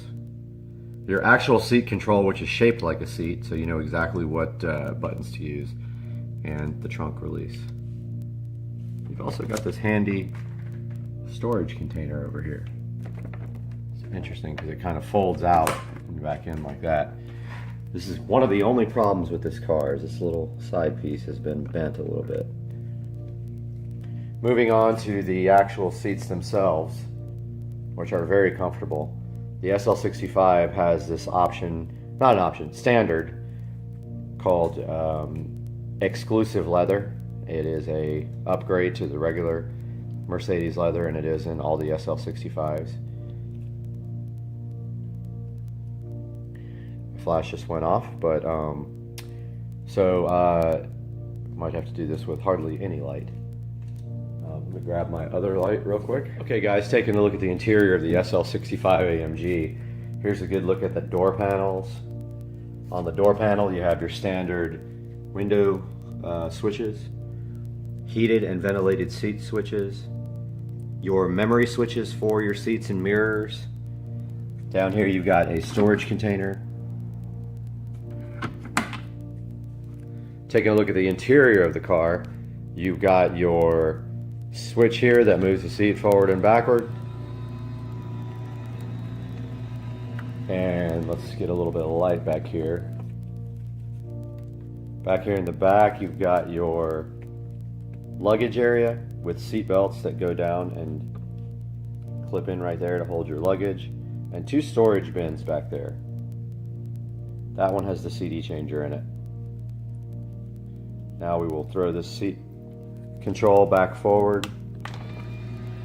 Take a look at the interior, which has exclusive Napa leather is what it's called. It's an upgrade from the standard SL series, and it is standard in the SL65. Taking a look here, you've got your standard headlight controls with fog lights. You've got your steering wheel controls for the command system and for the multi-function display here. Here's your steering wheel controls. You've got your basic hot and cold water temperature gauge and your fuel gauge. Digital clock in the center. Keep in mind this car was created in 2004, so it is about 13 years old now. So you're not going to find a lot of the technology that you would in newer ones. There's the command system with old school map.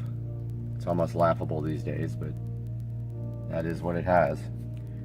Here's your air conditioner and heater controls for both persons, your gear selector, and comfort or sport on the gear selector on your transmission controls, your suspension control for sport or normal, towing, your mirrors, raising and lowering the vehicle there, I guess to get out of low curbs. That is your traction control. Taking a look at the dash here. Not sure what this is on the dash. I've not figured out what got on my dash right there, but it made a mark, and I am not sure what that is, but it is upsetting me a lot. I tried a few things to get that out, and it will not come out.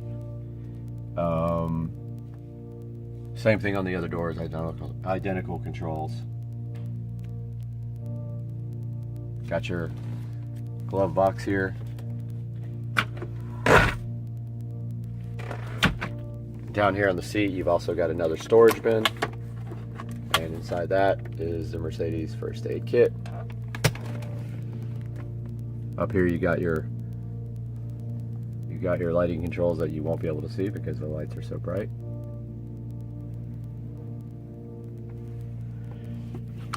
Down here you've also got your convertible top switch. You just pull it back to raise it, push it down to lower it. You've got your center console here, little coin holder, your little emergency Mercedes-Benz. Who knows if that even still works. Then inside here you've got another storage area with a CD caddy thing, which will never be used again. Some touch-up paint. And so that's going to do it for the interior of the SL65 AMG, giving you a little idea of how the car looks on the inside. This car is exceptionally clean. That's why that one little dot is driving me insane on the dash. Got to figure out what that is. But let me know in the comments if you have any specific questions about the car. Otherwise, that's going to do it for this interior tour. All right, what's going on, guys? We are headed out to the car meet tonight, and so about to start up the car right now. Pretty much head that way. This thing sounds wicked. Cold start. I'll update you more when we get there. So a lot of people have been asking what it sounds like with the windows down. That's moderate throttle. It's definitely louder than it used to be. I'll roll the windows down. So here it is with the windows down.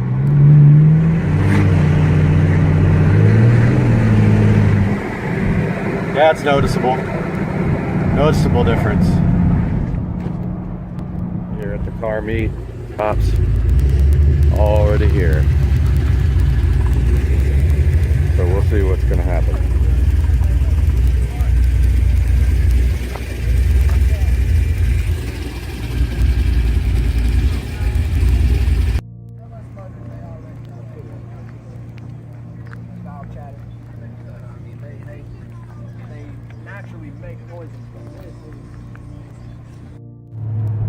Just went to the car meet and it was fucking dead as hell.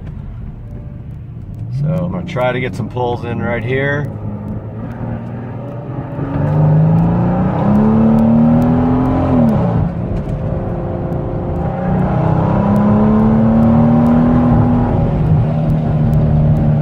So that's what it sounds like, full throttle. That was about 85 miles an hour. Just filled up with the 85 and 93 mix.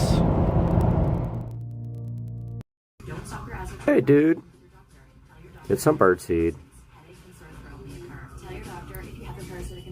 There's two, Mama Cardinal left, but there's two on the feeder now, yeah. I wish that one would come back. It's the next day and we're out in front of the laptop now trying to get the controller to connect so we can reprogram the controller. All right, Joe's removing the old speaker. Cool. All right, we were able to find the correct software, the Alltracks toolkit. And then you said, where are we going to hit set on the setting functions? All right, we're going for a test rip here on the golf cart. We just reprogrammed the controller.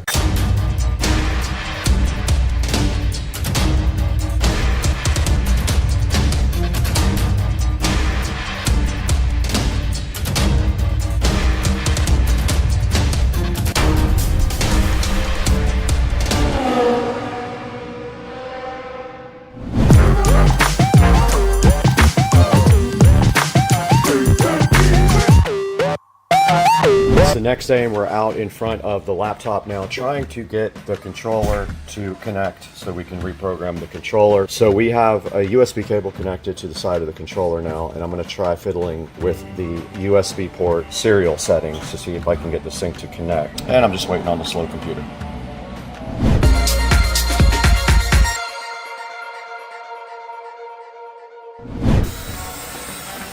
All right, Joe's removing the old speaker and radio holder. I think I gave you this years ago, right? You did. You had it out of another golf cart. Came out of my RXV, I think. Yep, and you passed it along.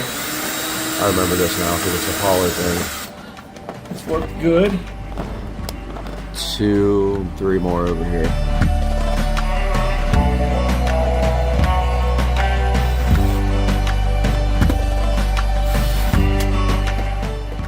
I'm wondering if we don't need a driver for that USB. I'm gonna go to their site and see if there's anything else. Let's see. More screws in it back here? Get back here. Very back. There. One of them's in there.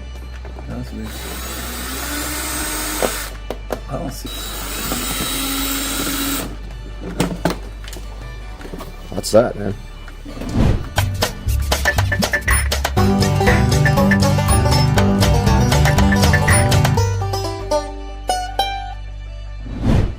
All right, we were able to find the correct software, the Alltracks toolkit. It says for performance, a new standard speed torque curve is suggested. Do you want to change to the new one? Yes, I think that was part of the problem that I had last time, so they must have made an update. All right, we said yes to it. And I think now all that's left to do, it looks like it's done with the update. So now all you have to do is mess with your controls and see what works the best. So the plan is that we're going to put regen back on, which I removed. I just wasn't a fan of it, but just for maximizing the battery, we're going to use the regen on it. Okay. Only one problem is this thing doesn't work on battery, so we can't drive around with this without your inverter hooked up. The laptop battery doesn't work. We need to have it plugged in. So you need your inverter on, or we need to get a laptop with a battery, one or the other. They don't have an app? Oh yeah, yours isn't Bluetooth.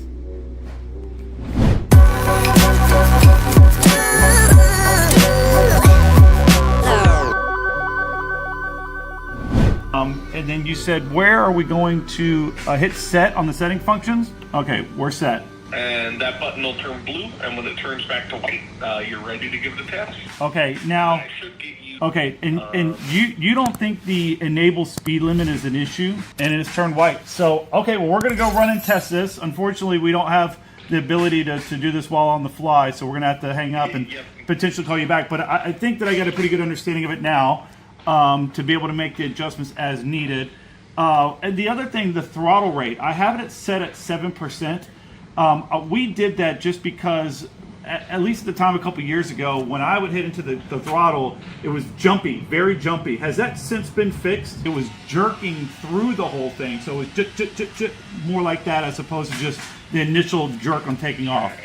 For the maximum RPM, I have it set at 6,500.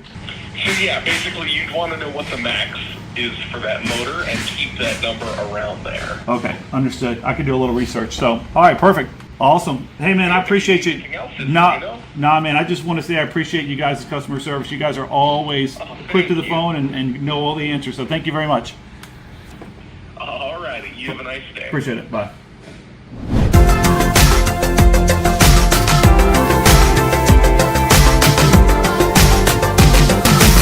All right, we're going for a test rip here on the golf cart. We just reprogrammed the controller finally, and we're going to see if that makes a big difference in the top speed and the acceleration with the new lithium battery. Now we don't have to really worry about pulling too much drain on the batteries. Probably going to pop a wheelie. Car coming too.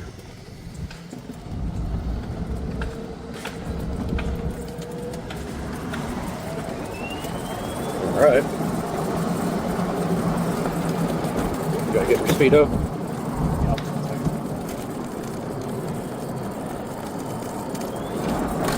All right, so our max speed prior was 30 miles per hour for a cap. But also my back right tire is a little flat, which will make a difference on top speed. Okay. We're gonna see if it unleashed it, which I don't think it did.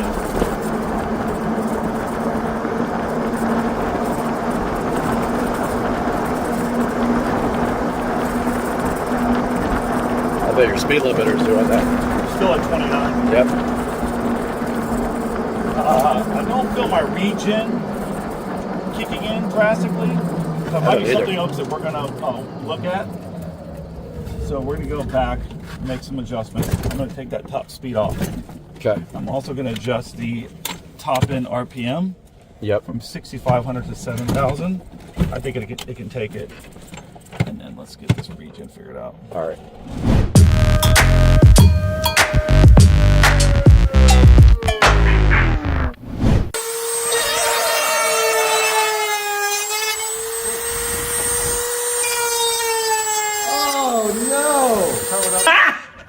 Got him! Got him! Oh! Whoa!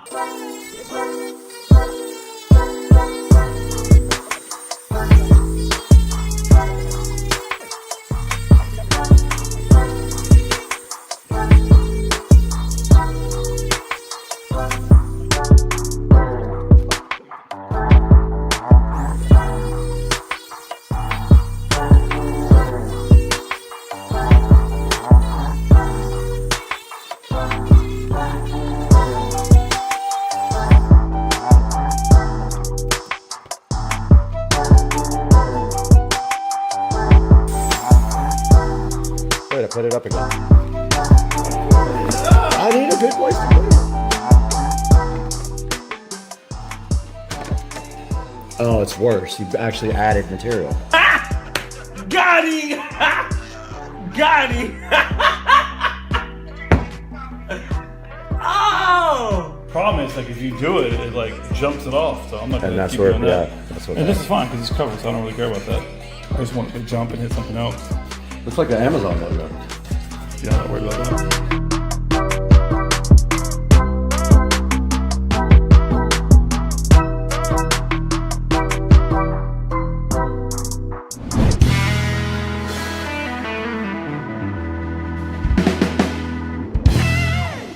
All right, we're out here at Ace Hardware just looking at the connectors. Let's see, we're looking for ring connectors for the largest gauge. That's 12 to 10. I don't know if that's big enough. They probably don't have the big ones, would be my guess. They're very hard to find. I'm gonna grab these large. These will definitely not work. The hole's too small. So I grabbed a pack of these with the larger holes, and I'm gonna roll with those. Some more stuff up here, very top. There's some ones that don't have insulation. But yeah, I'm gonna go with these and see if these will work. All right, Joe's over here in the hardware section getting the bolts and nuts, which will cost a small fortune, but should do the trick.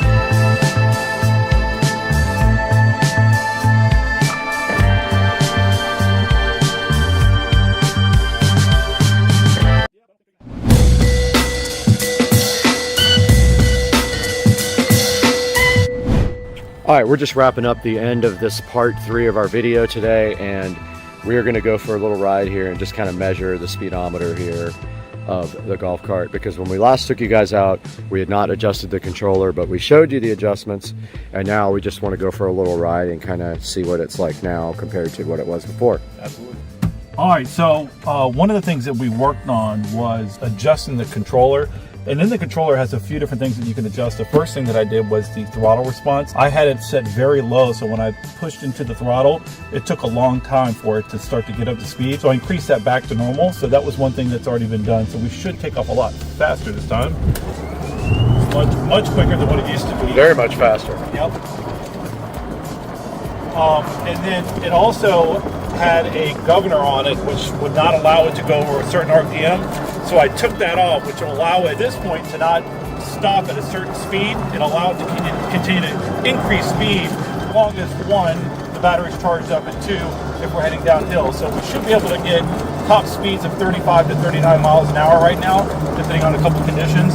And then the other thing that I did was I turn the region back on where I had it off before. I just never really was a fan of it having the control of stopping the cart for me without using the brake. But I figured to maximize the amount of voltage out of the battery, it was better for me to turn it back on, because when it does work, it's actually charging the battery as I let off the brake, as I let off the gas. So that will help the longevity of the battery when I'm running around having a good time with it. And then also, and I can go ahead and do that now, let's pull off. I have the Bluetooth option that I'm going to go ahead and share with you guys. That's pretty straightforward and kind of nice. The one thing about this Bluetooth though is that each time that you go in and out of it, you have to go back to the device list, and then it should connect each time. And this is just the battery, correct? Nothing to do with controller.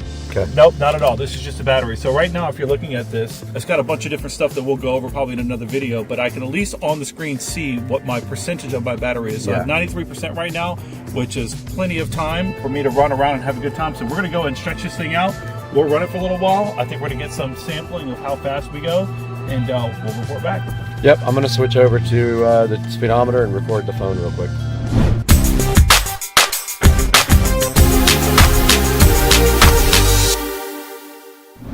All right, we move to the phone now with the speedometer recording. Okay. All right, so we'll get on the main road here. It's already doing 21. And that's half the throttle. Punched it. That's full. 20. 2. 3. 4. 27. 29. We're gonna run right into the back of the car. 31. 33. 5. 37.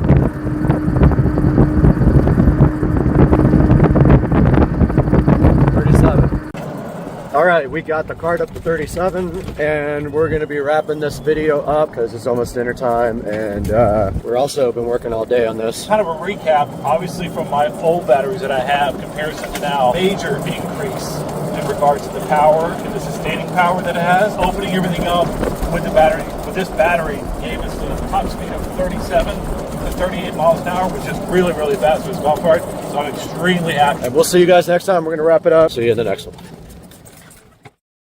Hey, what's going on, everybody? It is Friday, and we got a little project going on.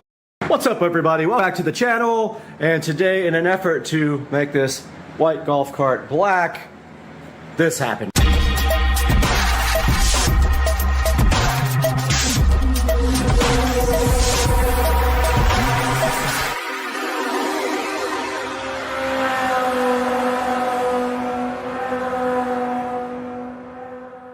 What's up, guys? Welcome back to the channel, and today we are changing out this beat up white top for a black one. So I have all the tools here to do that. Let's get her done.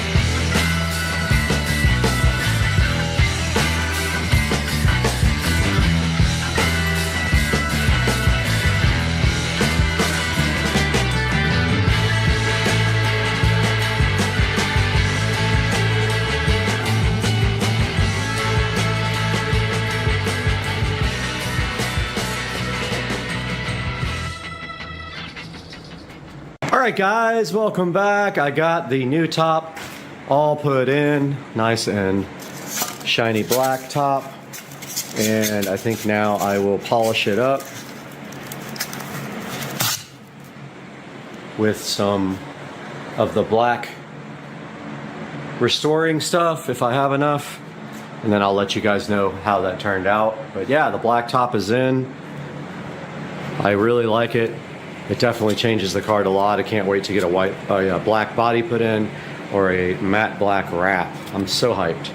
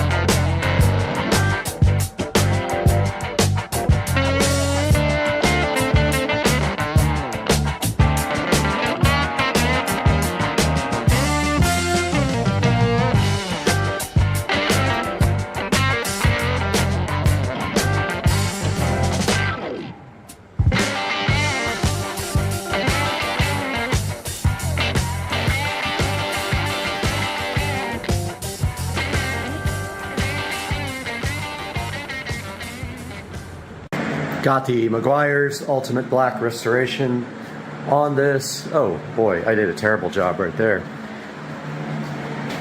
Let's go back and get that place that I really messed up.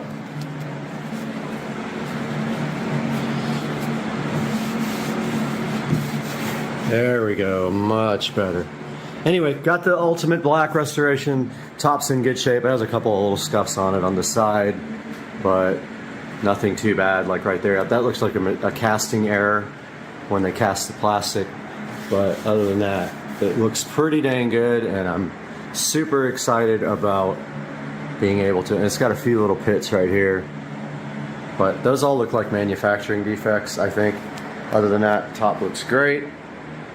And now our next step will be run to the hardware store, see if we can get some black fasteners to replace those. And maybe even these handle fasteners. I don't know why they would be silver, but yeah, I think those are probably the same exact dimensions. So I'll try to get 2, 4, 6, 8 of those to replace all the silver stuff, and then we'll see what happens after that. Guys, welcome back to Supercar Street Racing one more time. This is Brad here, and I'm so happy to have you guys with us on the channel in the Supercar Street Racing living room here. Today we have to fix a problem, and it's all because of this Netgear Nighthawk modem right there. That thing has been giving me issues for almost 2 years, but today that changes because of what's on the table right here.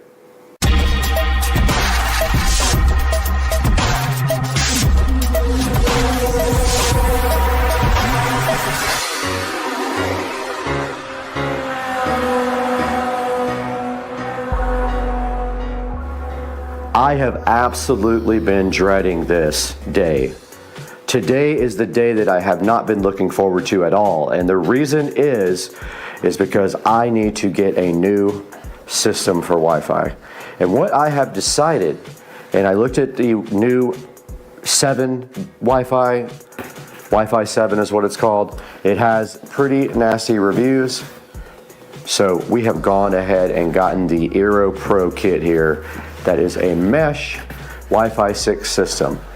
Now I have a mixture of 3 different things here, almost 4, and it might stay that way because I have so many devices to connect. But here's my problem. Sometimes this Netgear Nighthawk will not allow connections to it at all. Now, I'm saying what happens is you connect to it with Wi-Fi, the Wi-Fi connections will drop off the planet, and in order to get them working again, you have to reboot this router. Now we do have several other things in this house, and I'll show you one of those right now. We do have this access point in the garage, and that is so that our cameras outside there can get Wi-Fi, because like I said, it's hard to get Wi-Fi to this corner of the house. It's pretty far away from the router. This access point here provides Wi-Fi for a lot of my smart home devices. It simply is a Wi-Fi repeater. It connects to a Wi-Fi signal, and then it broadcasts a new signal with a new name. This router sitting here in my home theater room is also a Wi-Fi solution. It is connected hardwired via a LAN cable to the switch inside of the living room, and it also provides a set of network Wi-Fi connectivity that a lot of our smart home devices use here. The Netgear Nighthawk modem here is connected to a switch which is located underneath this little cabinet right here, and that switch does provide LAN connections to my work area, to the studio, and that's what we're going to be replacing today. We're going to get rid of all this stuff, and we're going to go with this, hopefully this ASUS surfboard modem and this Aero Pro 6E kit. Now the first step to this whole thing is getting this ASUS modem out and getting it set up. One thing we have to consider with this whole new setup is all our existing devices and what access points they connect to. Now, a lot of them connect to the main access point, and we know these Wi-Fi network names need to stay the same. That's the most important thing. When we set up our main router right here, we have a router here, we have a cable modem here, they're not integrated. This, we're going to use the same access point names, because if we don't, we have to go program probably 100 smart home devices, and they will not be happy. They want the same Wi-Fi access point names, and they want the same, and when I say access point names, I actually mean SSID, which is the name of the Wi-Fi network. They want the same SSID, and they want the same passwords. Down here in the Supercar Street Racing TV stand, we have our switch, and we have our network, like it's a NAS drive, basically it's a Western Digital MyBook. It's pretty old, over 10 years old. But this switch is going to provide LAN because the new Aero only has 2 ports. One will go to the cable modem, and the other one will go to my switch right here. We have the ASUS surfboard modem, and it's so tiny, but if you think about this, this is not a router or a Wi-Fi access point at all. It's not a Wi-Fi router. This does not route, so you have to have an external router. Now what the router does, it acts as a gateway between the internet and your devices. And once this guy provides a signal to the router, which is one of these, this guy will do all the routing to your home network, and this will be your gateway. So the first thing to do is get the cable modem up and running and provisioned with Comcast, and I have heard that a lot of people have had issues with the MAC addresses here. So what we want to do is go ahead and get a picture of the MAC address on the bottom of this, just so we have it, and we'll do that with our phone. And in case we have to go to Comcast with problems, we want to have that ready. So it's also a good idea just to take a good idea and to file that away in your Google Drive or something like that if you have one, just to keep it on record. And so we did take a picture of the MAC address of that, and so now we can go ahead and try to get this set up. Now one other consideration is your subnet. So your subnet, this gateway that I have now is the gateway address of the device, and this is your local LAN, not your WAN, not your internet, but your local LAN has its own subnet, and this router is on 192.168.0.1. My plan is to put this back on 192.168.0.1. Now what that means also is that this guy was actually passing out IP addresses to the LAN, the internal LAN, on that subnet. So everything in my house would be 192.168.0 and then a number between 0 and 254. We're going to reset that up now the way it is, just to stop headaches and lessen any chances of us having problems. Now if you notice on the back of the Nighthawk here, it actually has 2 LAN ports. Let me crank the lights up here. It actually has 2 LAN ports on the back that are occupied. One of them goes to the switch down there, and the other one goes to something else. It actually goes to the studio. So the studio is taking one of the LAN ports on the cable modem, we will have to move the studio down to the switch down there. So yeah, first things first, we got to get this disconnected, get it out, and move one of these wires to the switch. We have a couple of wall boxes here that have Cat5 Ethernet run to them. One of them goes to the home theater room, the other one goes to the opposite side of the wall. And we actually have three. One goes to the home theater room, one goes to the opposite side of the wall for the local office work, and the third one goes to the studio right here. They are not labeled. I'm gonna go ahead and label those right now.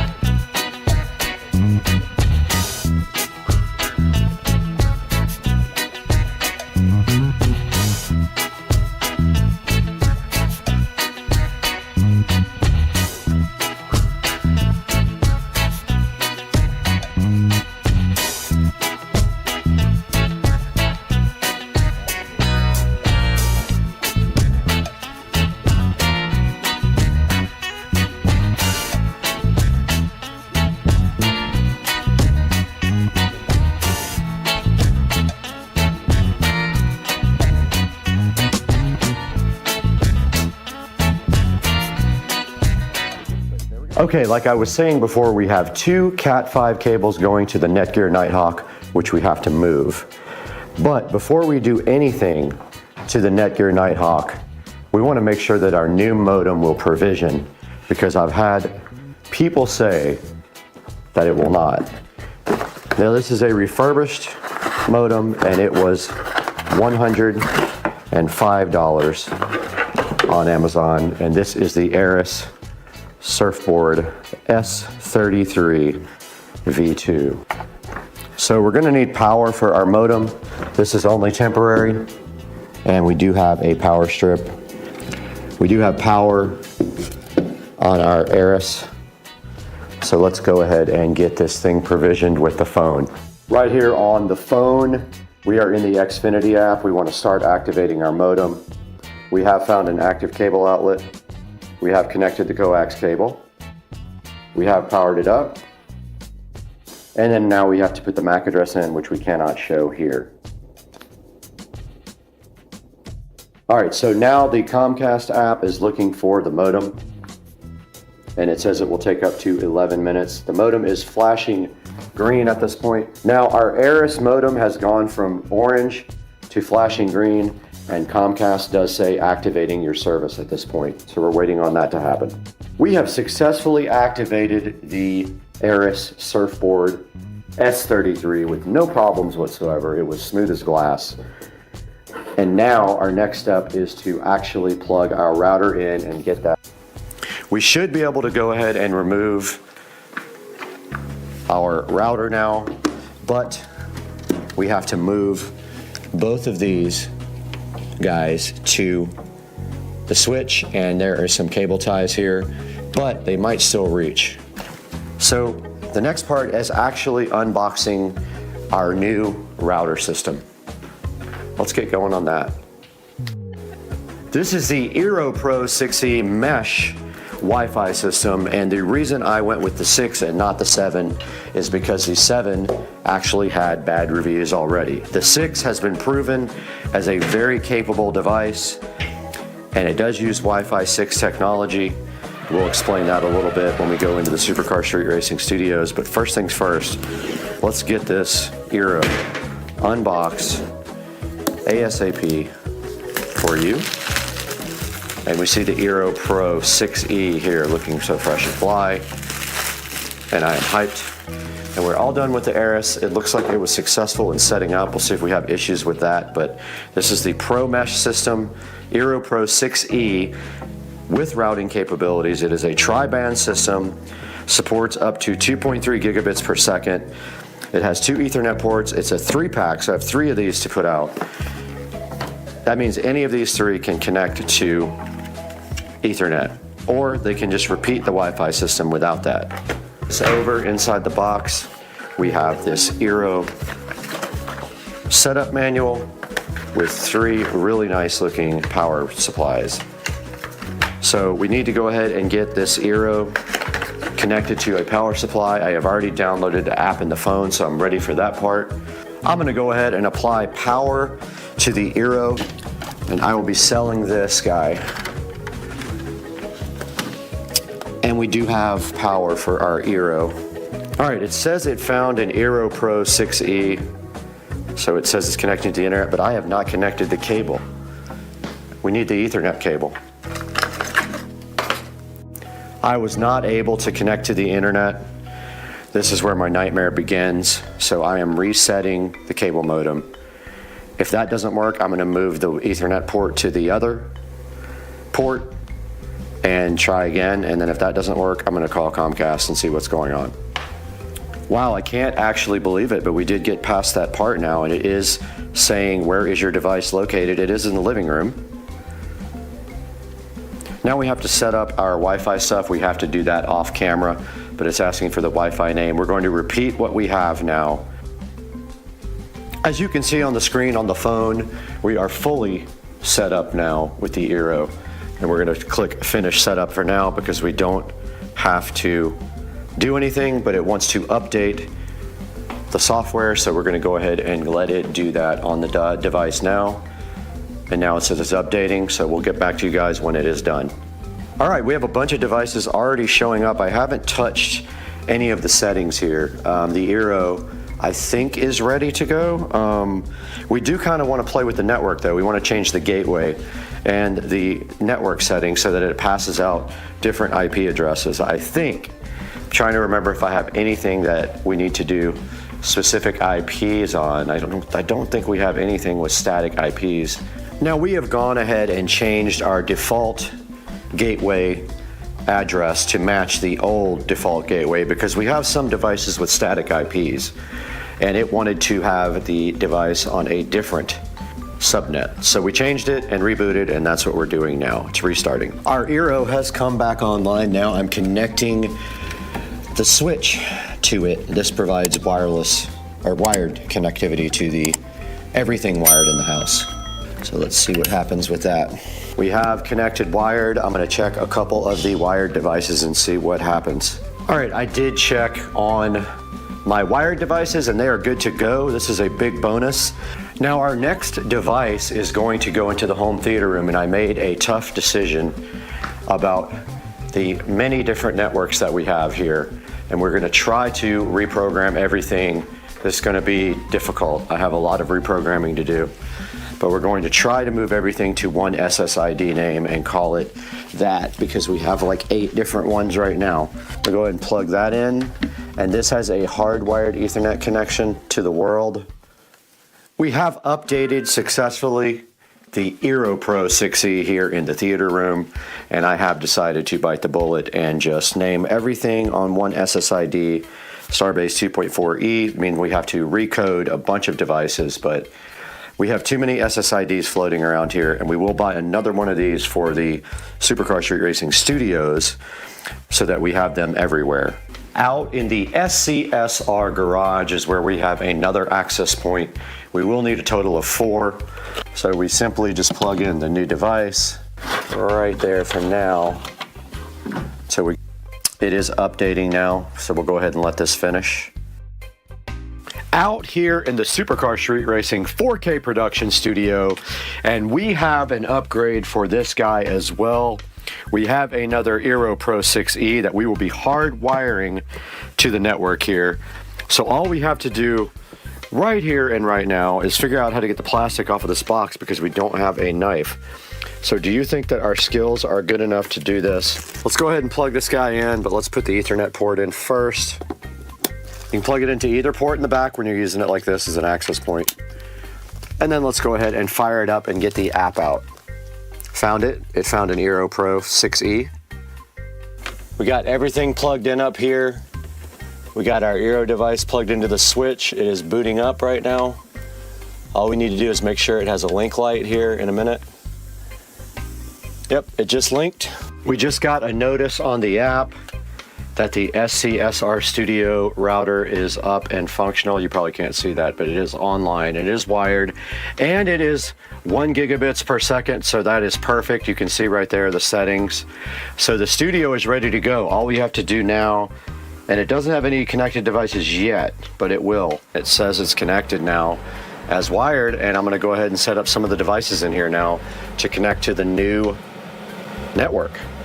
The next part of the equation of the Wi-Fi system has arrived, and this is the, I'm not even making this up, Coolwoo fan wall mount holder for the Eero Pro 6. And supposedly, this thing is so easy to hang up that it just literally plugs into the plug, and then the actual cable just wraps around the back like this. You see how it just winds around like that? And we're gonna go over there and plug this in right now and see how this works outside in the supercar street racing garage. And hopefully the access point actually comes back online. Let's see. And on the back here, I forgot to mention to you guys, we do have instructions on the rear for installing. You slide the guy into the bracket right here. Step 2, you wind the cable on the back, and 3. And then step 4, you plug it right in. So let's go see if it works that easily. Guys, this is kind of an ingenious design here. We've got our Eero here we're gonna have to unplug. But what I'm gonna do right here and right now is go ahead and undo this, and a lot of devices are gonna go offline. But what you do is you put the cable through the back like this, and then you just kind of wrap it around. So let's try that out and see what happens.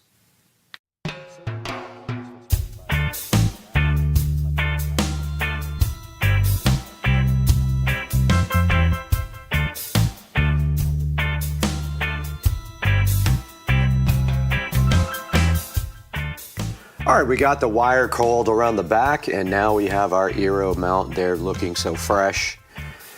And it looks great. It literally just sits there and holds the Eero up while that thing is rebooting. You can see the light right there.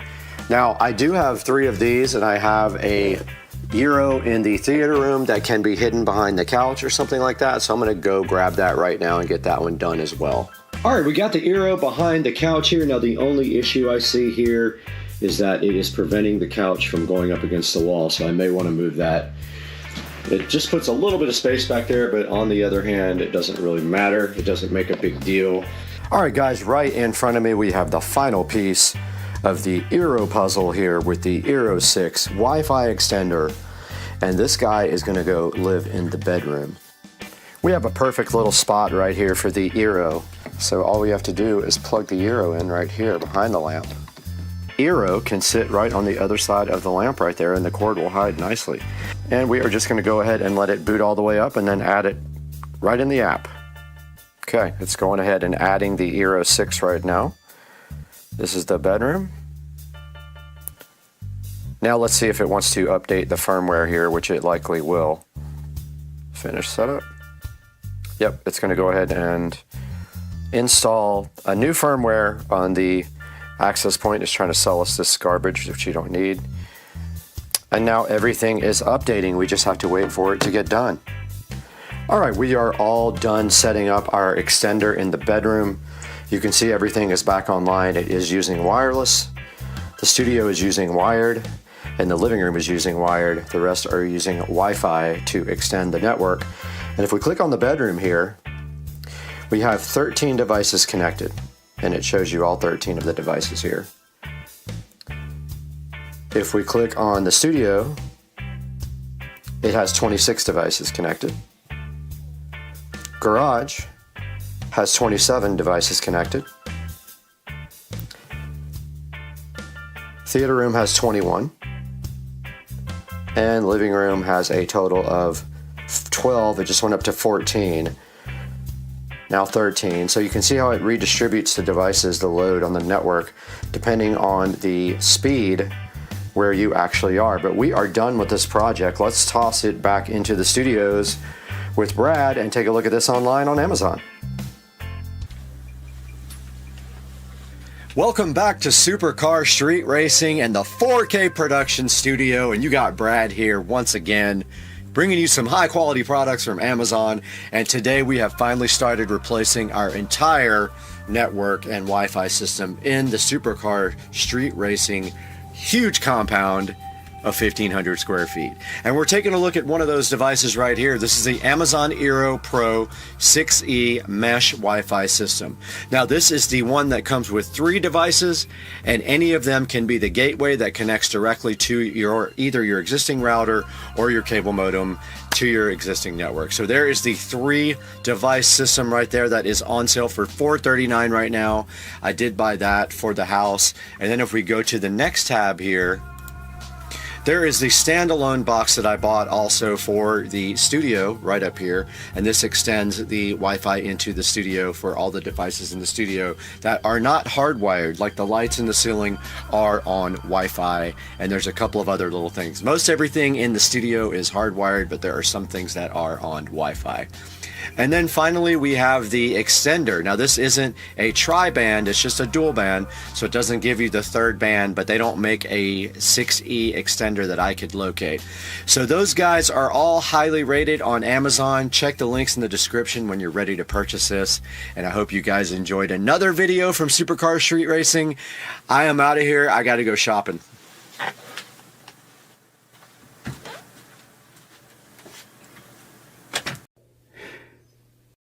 All right, we got this little tiny toothbrush, and we got this tape, and we have this peel satisfaction.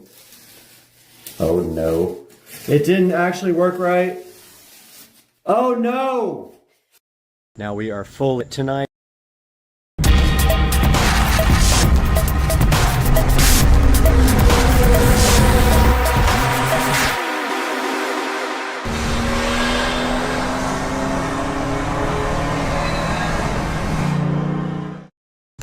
Alright guys, Supercar Street Racing back for another update on the same video of the yard. Now we are fully lit tonight. I wanted to come back up and give you a update with all the lights on. So let's start with the patio.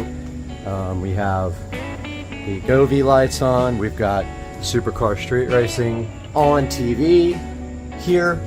We've got our little string lights, which some of them need to be replaced. That is on my list of to do.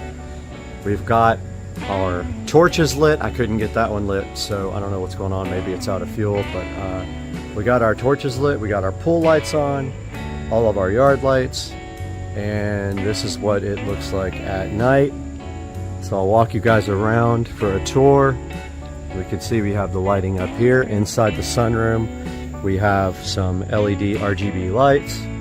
Our nice torches are lit here, and then over here on the side we have our little dining area and patio, which is also lit by the sunroom lights. And then on the side of the house we have the string lights doing their job over here and keeping this all nice and bright for the security cameras. Then making our way down here, this was just watered, but making our way down by the dock, we've got a nice lightning show going today too. Wow, that was cool. Let's see if we can get some more lightning. Nothing? As soon as I go down, it'll come back. Oh, there it was again. We got a nice lightning show going on tonight. Maybe it's on the time lapse. But you can see here, we got our yard lights on, lighting up the palm trees. We got our dock lanterns on here. We got our LED rope lights around the dock, and we have an alligator right there, which you can clearly see lit up. His eyes turn red on the picture. We have a very nice lightning show going on today. And of course it's not going to show it, but anyway, back to the light show. More torches and more yard lights we have here, and here's what the patio looks like from back there, and the pool with the Poolexa LED pool light, and our nice torch, And I wish we could get a little lightning show. Come on, hit us. There we go. Over here we have more tree lighting. Both of these palm trees are lit up. And our fence lights continue around with one more torch. And let's roll on by the fence. I do see a string that's out. These things don't last forever. I give them a month at the most, but we got a landscape light in our fish pond right here. I bought a whole new batch of these in case I ever want to upgrade the ones in the yard, and I also swapped out the LED lights with much stronger ones. Looks like that string is out. And then I wanted to show you guys the shed lighting that I designed. So this is all 110 volt lighting, and these are actually powered from the switch inside of the shed, and it is a smart dimmer. So this is the new lean-to, and if we walk by we see that it is lit here, here, here, and then we also see our string lights lighting up, and there's our garage. But as you can see, the lighting looks pretty good. Walking around back here again, I'll take you guys on another lap. So as we're walking by the house, we have our single light here in our little Zen garden. We have our patio, and then our fence lighting, our landscape lighting. We have our torch as I cap this guy, which is not working. We have our pool light with our raft that I should have gotten rid of for the shoot. We have our beautiful light, which is going to get capped. And we have landscapes lights there. They're lighting trees. There, a lantern. They're lighting trees. Our dock lanterns. Sorry, our bulkhead lanterns. This beautiful torch here, which is going to get capped off. And then our fence lights and more landscape lights here and here. And one more of our refurbished beautiful torches lighting up our patio there ever so gently as we cap off this guy. So that is a overview of the lighting at night. And of course you can see the fan going, keeping us cool at night. The Govee RGB LED light here. I have another one for here, but for now I have the disco ball, which no longer moves, but I like the pattern that it puts out on the patio. And we have supercar street racing here, and there's our Govee sconces, which are amazing, and they're on the same pattern as that light. They are synced up. Guys, I hope you enjoyed the video, and I hope you enjoyed the lighting, the project as much as I did, and I cannot wait to get this video out to you guys. I'm going to go edit it right now, and I hope you guys have a great night. Please like and subscribe. Supercar Street Racing. Bubba, are you trying to get in shape on the scale? How much do you weigh, Bubba? I can't see your weight if you block it with your big body, Bubba. Are you on keto?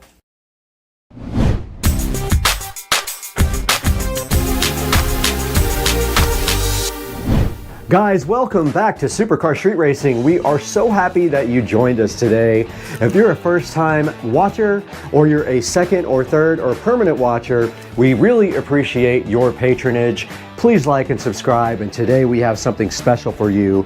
We have the Signature Elite ES60 tower speaker for the Supercar Street Racing home theater room. And this is the Polk audio tower speaker we're going to be looking at today, and I think there might be something on the ground. That's right, we also have the Signature Elite ES90 Dolby Atmos speaker, front height speaker that goes with the ES60, a perfectly matched pair. So let's get to work on these today and see what these look like on Supercar Street Racing.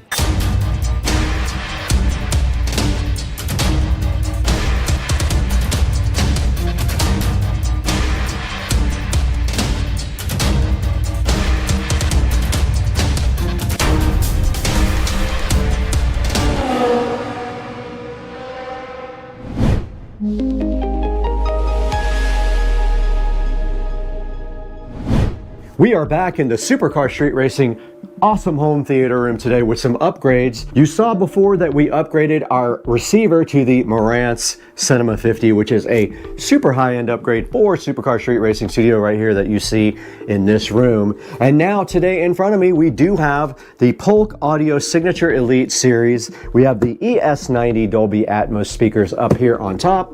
They match the ES60 on the bottom here, the Signature Elite Tower speakers. These are a huge upgrade for the room. It will also add Atmos front height speakers to the Supercar Street Racing Theater. And these are awesome speakers and will replace the old JBL monitors that I've had for about 20 years. It's about time we got something new in here. We need some updated technology, and we got it right here inside both of these boxes to take a look at.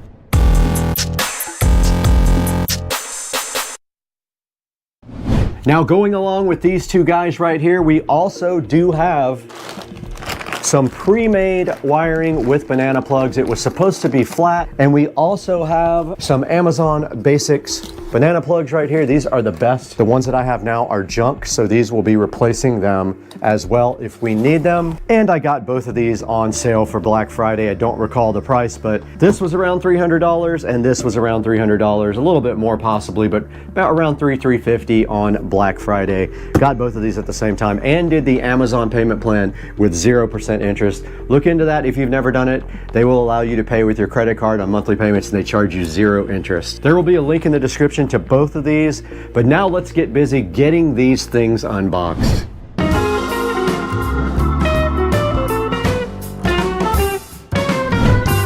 All right, first on the chopping block to be unboxed today is the ES90 Signature Elite Dolby Atmos speaker here. None of these are sponsored. I did pay full price for these from Amazon, so please help me out by ordering a set in the description and giving me a few dollars back to make my money back from this purchase. And these do just fit directly on top of the ES60 tower speakers. And right on top inside of the box, we have the owner's manual here for the ES90, packaged so nice. We have a big chunk of foam. We don't need that where we're going. And then inside the box, we have the ES90s. Let's get those down and out. And we just knocked over the old speakers. Fortunately, those are going away. Okay, right on top of the box here, we got the ES90 Dolby Atmos speaker getting unboxed here. And there it is sitting so fly and fresh. And it is angled and molded for the Polk Audio ES60. It has a angled back here, as you can see. It has a cutout to sit straight on top of these. But that is a look at the ES90 Dolby Atmos height speakers. There's the way it looks with the Polk Audio badge up.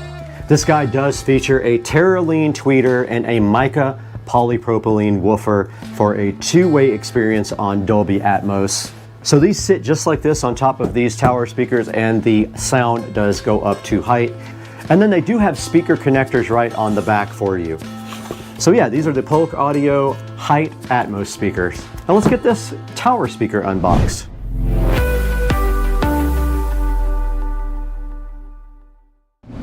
All right, guys, we do have the Polk Signature Elite ES60 tower speakers sitting right here, so fresh. The box is very heavy. Remember, these are not sponsored. Please go down into the description to buy your pair to help the channel out just a little bit. Please like and subscribe also.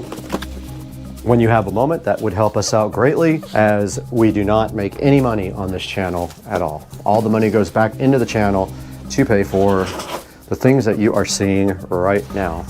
We don't need that where we're going. Okay, we did get the Polk Audio speakers unboxed here, and inside the box it did come with this owner's manual right here. Now this is the ES60 right here, and on the back of it, which I'll show you in a moment, it does have bi-amp capability. We'll explain that in a minute. So there are jumpers in place basically if you want to bi-amp these speakers, and you will see on the back that you have that capability if you have separate amplifiers for your highs and lows here on this guy. Checking out the bottom there, you can see the double binding posts right there, and they are jumpered by gold plated jumpers. We get our other speaker, we'll be able to show more of that, but Let's show you how the Dolby Atmos speaker fits right on top. Just like that. Perfect fit. Just like that. That is how you pair the ES60 and ES90 speakers together. And that's how they will sit on this wall. We will be removing this JBL speaker permanently. Taking its place will be a delicious Polk Audio tower speaker, which we can go ahead and move into position now. This whole area here is getting redone. We have a runner to put down when we get our audio shelf, which will be here about the same time as the second speaker. The second speaker was a little bit back ordered. I'm gonna go ahead and use the existing wiring even though it is shot. And there is a jumper here that allows you to not bi-amp. Okay, the caps come off here to expose the banana plugs, and if you screw them all the way in, it does help that process. And there we go. This banana plug has seen better days.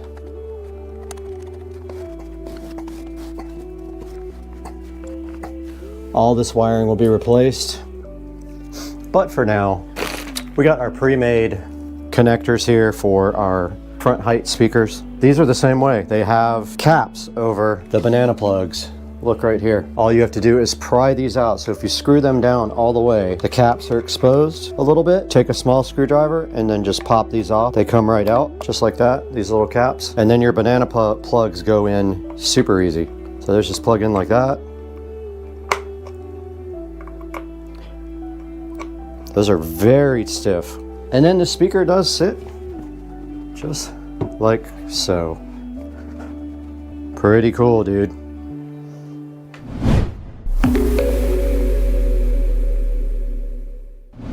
Okay, while we're waiting for our other tower speaker to come in, we can go ahead and put this Atmos speaker on our JBL over here. I'm gonna go ahead and hook up the Atmos front height speakers. Go ahead and get the banana plugs connected. So we have to pry out the caps right here. Just like that. Here's our other set of pre-made 10-foot speaker wire. Comes with the ends already on. All you have to do is just twist them to tighten them up. I don't know why they don't do that from the factory, but they do not. A lot of questions here today are not being answered, but yeah. They're a little difficult to get in. Take a little bit of pressure. That's the way they're designed to work. And obviously this is not going to be perfect until we get our tower.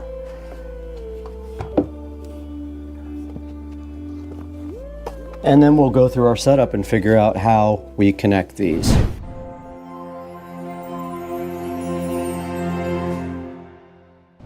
All right, we have set up the Dolby part of the speaker system now. We are good to go. Once that second tower speaker comes in, we'll get the rest of it set up and we'll give you guys another video with the full setup. Let's send it into the studio now with Brad to show you how to buy these online.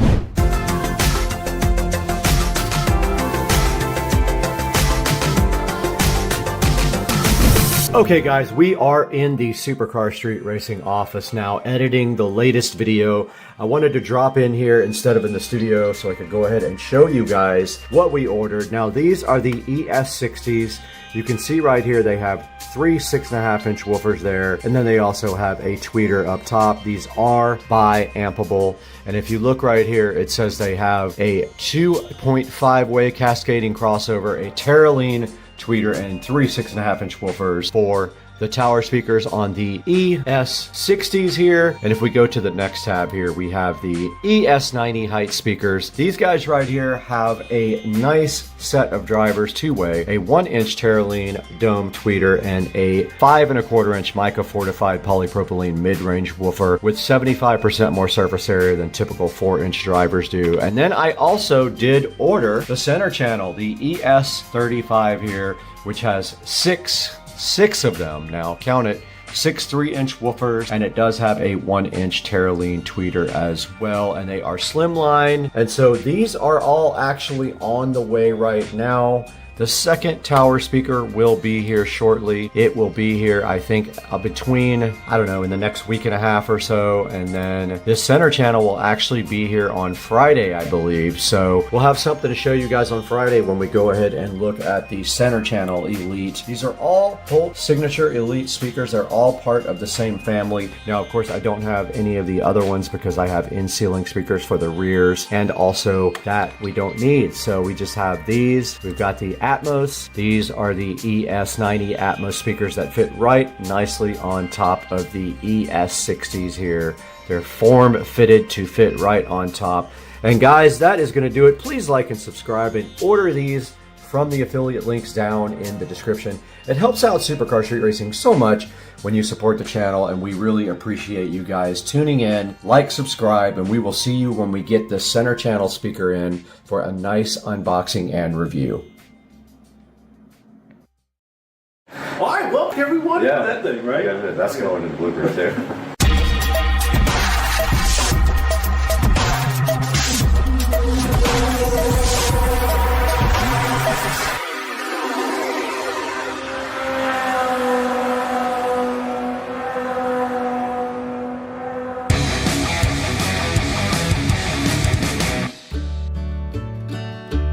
Hey guys, welcome back to the channel. Joe is back here, Dukes of Duval, and today we got a project for the golf cart, and we are going to be changing all the bushings in the front end.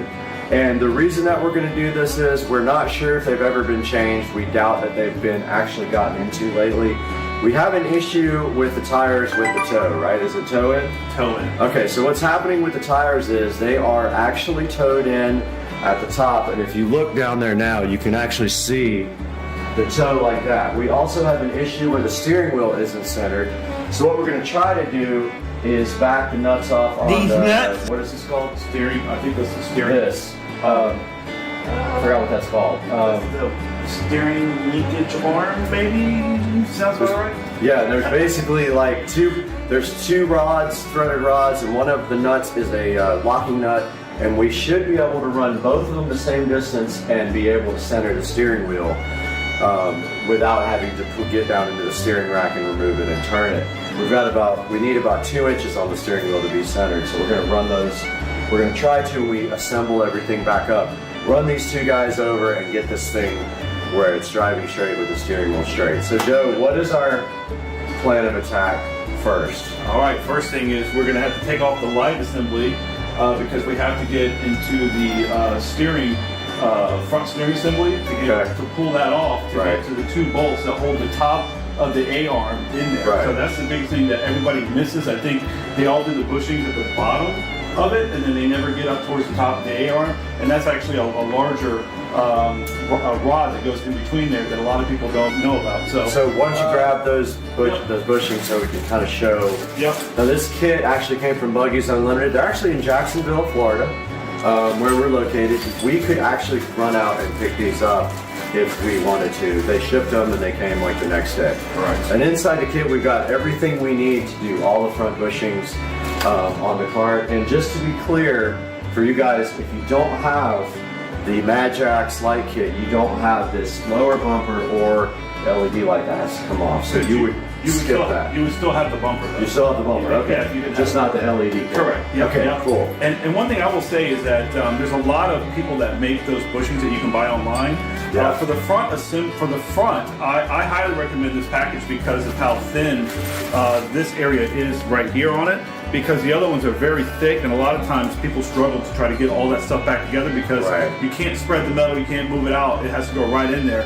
So often I've had to take those bushings and actually grind them down a little bit to make them fit a little bit better. So they can be used, but hard to manipulate and get inside there. So this is a great kit that has everything that you actually need. Some of the kits that you buy online that say for the front assembly often will be missing the big ones up here. So they just completely miss it for some reason. So this kit is a great kit, and it has everything that you need to do the entire front, which is really, really good. And then the back, if we wanted to, we could do that as well later. We'll probably do that in a later project. But just to clarify, so this is dropping one there. But this is the part number. It's 6700 from Buggies Unlimited. It's the Precedent Control Arm Bushing Kit, and that's all you need to do the front. So what we're going to do right now is start prepping the cart. Probably we have to pull the front wheels off, right? Yeah, just to Okay. make life easier. Yep. So we take that off, front wheels off. Okay. Yep. Start from there. So one thing I noticed with these wheels, I think I mentioned this to you yesterday, you almost need a thin wall socket. It tends to touch the wheel. Right, it's really tight where the socket Super is. tight, so I wish I had a smaller socket, but so we don't damage the wheel. But I noticed when I put them on, they were kind of rubbing. Sure. But we're gonna go ahead and do that. We're gonna get the cart all jacked up. We're gonna put some jack stands under it that are on the wall somewhere over there, and then we'll get back to you guys right after this. All right, let's do this. All right, so we're going to jack this thing up, but before you jack up your cart, the first thing that you always want to do is break the lug nuts on the tires. Obviously, once they're off the ground, it's a little bit harder to get those off. So just do a quick break of them. You're not taking them all the way off. You're just making sure they're loose enough. It makes it easier for them to come off. And then as soon as you jack it up, I like to put jack stands underneath here just because when you take those tires off, you don't want to have that jack underneath there in the way. It just clears it out. Put 2 jack stands underneath there and you'll be good. Plenty of room to work.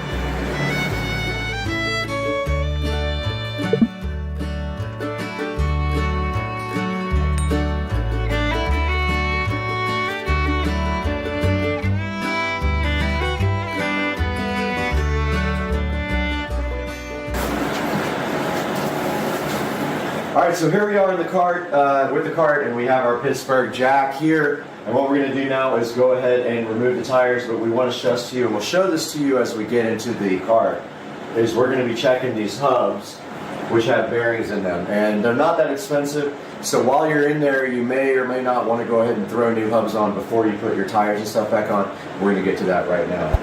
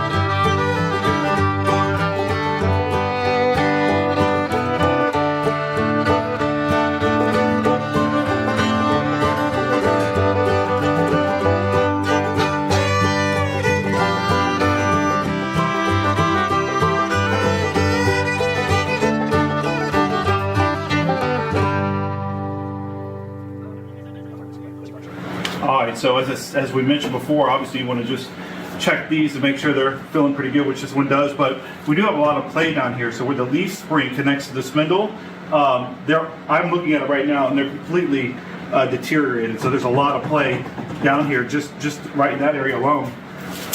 The upper ones, or I believe they call this a kingpin, doesn't seem to be terribly bad, but again, we're still going to replace it. So one thing to know as we start to take these out, the good news is there's not a backing nut that you have to hold on to. It's actually screwed into the frame itself, so you're just actually taking out the top of the bolt with whatever wrench or socket you're going to use.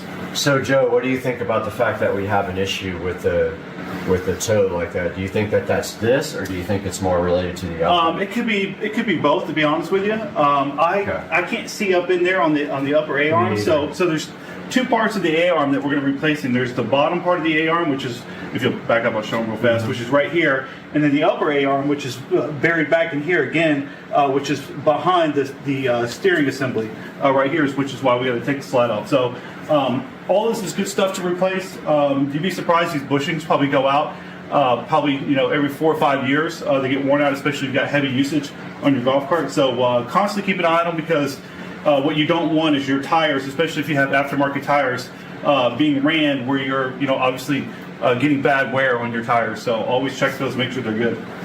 Cool. Okay. All right, so now first thing we're going to do is take off the light assembly. Like we mentioned, you may have a light assembly or you have a bumper.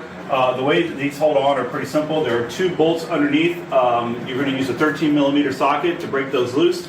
and it actually just slides into the channel of the frame. So once you pull these out, from there, there's just a connection between the wiring into the light. You'll just unplug that, and then it's out of the way. Cool.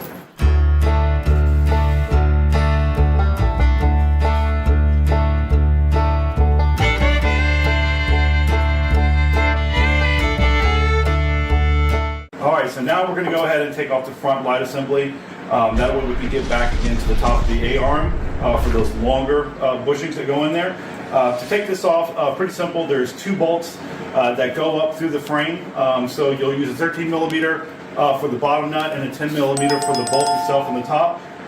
Once you have those removed and you pull those out, from there, this assembly just slides out. It actually has 2 pieces that go slide into the back or into the channel of the frame, and it just slides right out. Once it pops out from there, all you have to do is just unhook the connector to the lights, and you're good to go, and it frees up a bunch of space.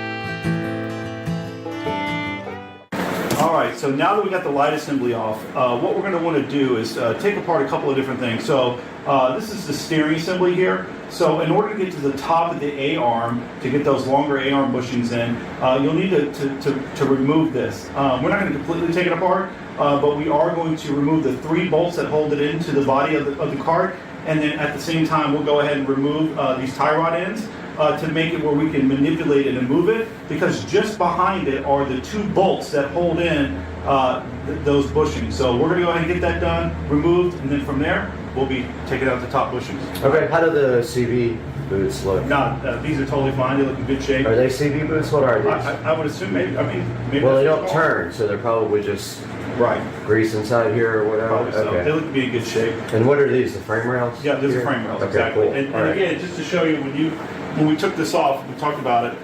These things just slide to the frame rail. Yeah, I believe they're usually above or below it. Above that, slide right onto it, and then the bolt just slides right through there, and then the nut's on the bottom. Perfect. All right, so we're going to get started on that next step now.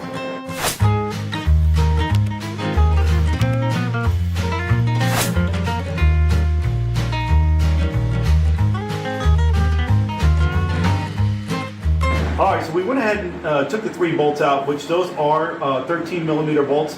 There's no nuts on the back side of those, so just remove those all together. Okay. From here, we're going to go ahead and remove the tie rod ends. So on the bottom of it, it is an 18 millimeter nut, and then what you'll have to do is take a 17 millimeter and wedge it in here to the top to hold that nut, or to hold that, so you can take that nut off. So it's not it's smooth all the way around, but there is 2 slots on it for you to go. So you have to work it all the way around until you find it, hold that secure, and then drop it. One thing to know also is that typically there are Carter pins that hold in this nut to make sure that they don't back off on their own. Obviously, you don't want that while you're driving. They were not on here, but there is a little tiny hole, so you'll want to replace that with the Carter pin if you have it. If you don't, you could probably use something else, like maybe a paper clip or a nail. Just make sure you get it in there and bend it so that it obviously keeps it from falling off. So, even a bright tie. Yep. Just anything to make sure that it doesn't fall off all the way. All right. Okay.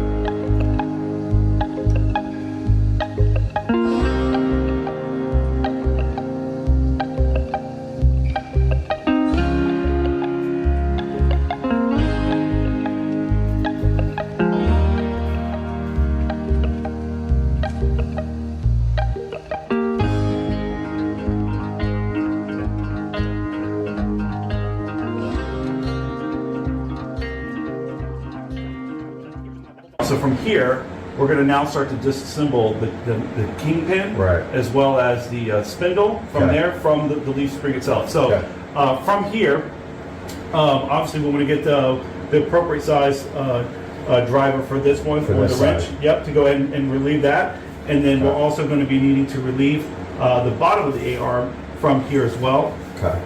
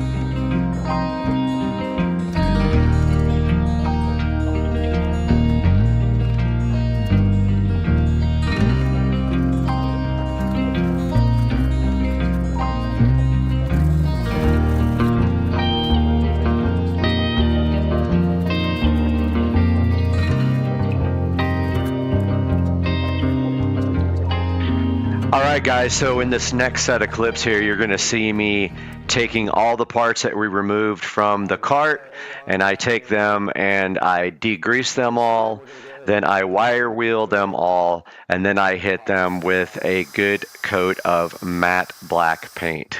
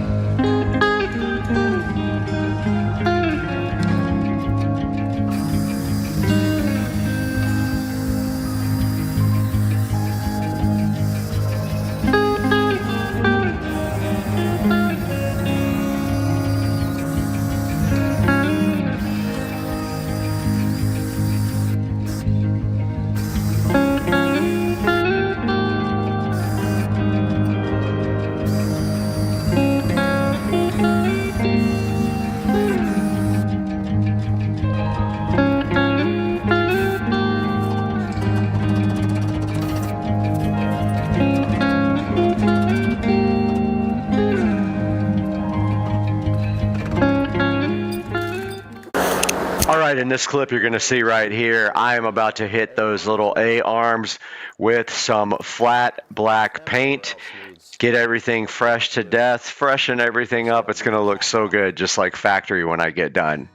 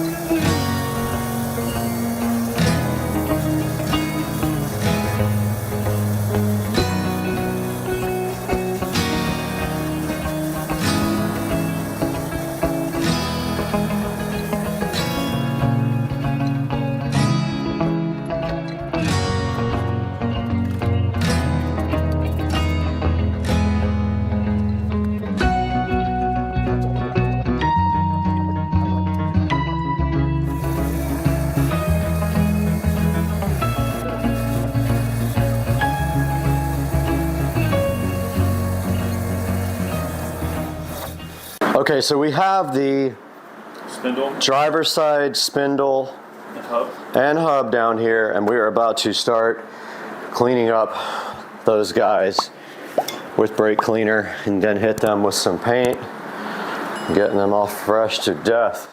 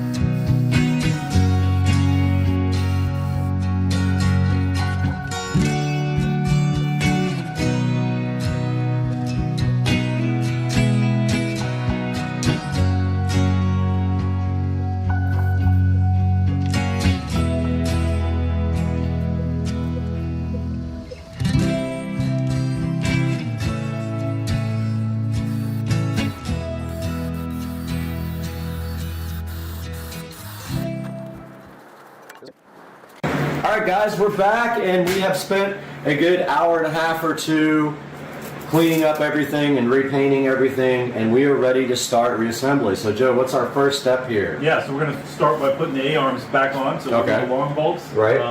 So obviously the biggest thing in assembling these back together is that sometimes putting those bushings back in can be kind of a pain. Okay. So we'll go ahead and take the two A-arms now, Okay. put the bushings back in there, and make sure everything's all looking good. So, Okay, perfect. Yep.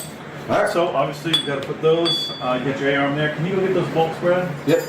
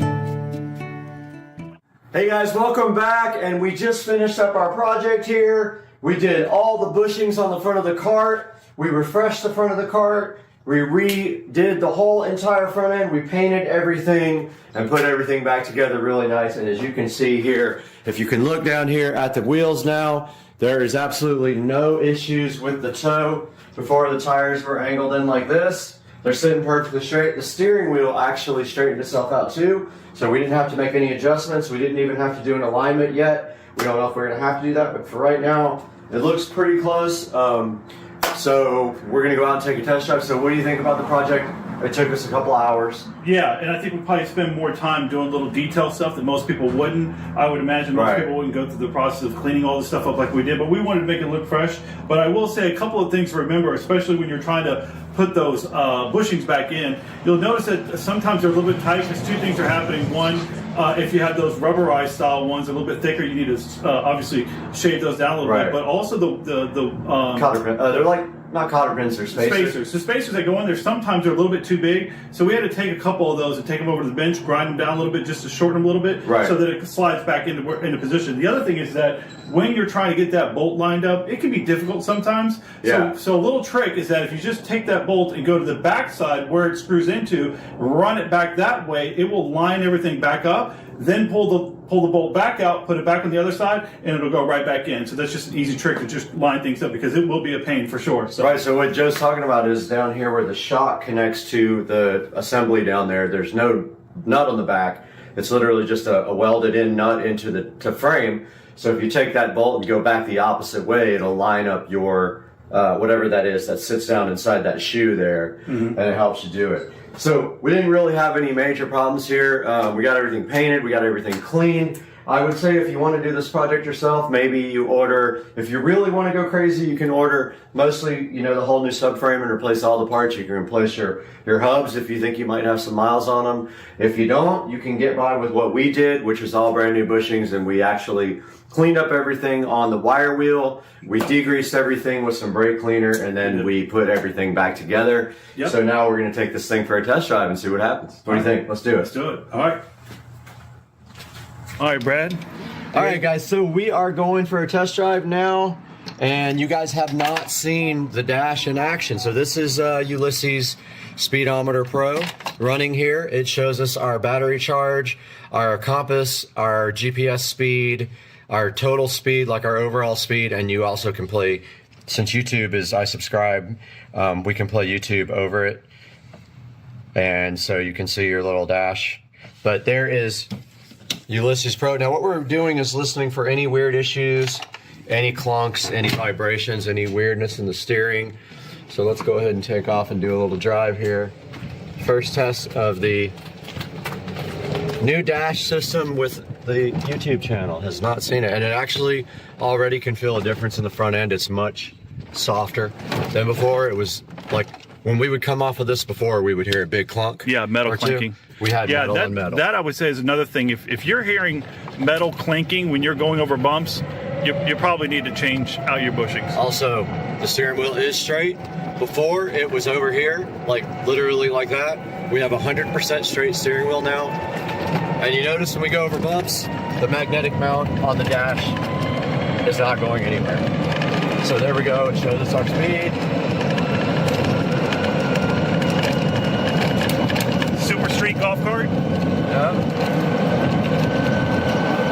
And the front end feels fantastic. It actually feels much better than it did before. Let's see if we can carry some speed. Kobe!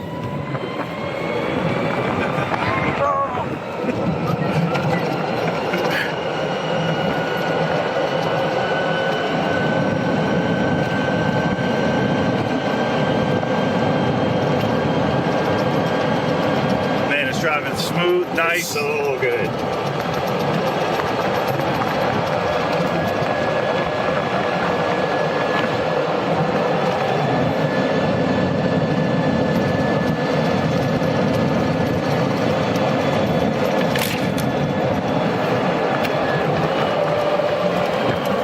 It's actually perfect, man. Yeah. I'll let you drive it so you can feel it. All right, how do I pause it? Just hit the stop button. All right, so we're letting Joe take a turn here on the cart. that he and I pretty much built. This thing started as a brown wood grain cart. Yep. Now it's carbon fiber. Full sound system. Six system. GPS dash. Android dash. Front end feels great. Like it literally feels like a brand new car now. We do that back end too. I think that'll be beneficial. Yeah. You know, it's funny driving this one and driving mine. I'll probably do for bushings too as well. Let me get in there. Yours need bushings too? Yeah, probably. I'll help you do yours when you're ready. Now we know exactly what to do. And your horn, we've got to hook your horn up. We did? Yeah, go hit him. Sick!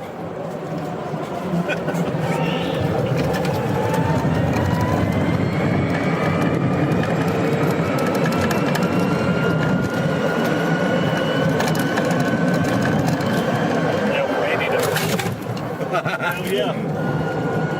That's the biggest bump I've hit yet. I think we have to pull that front assembly. We might be able to get underneath there to hook it up. It's just 2 wires. Yeah, this thing drives so much smoother. I think it's good to go, man. Yeah, how did that thing hook up? I don't even remember disconnecting 2 wires. Yeah.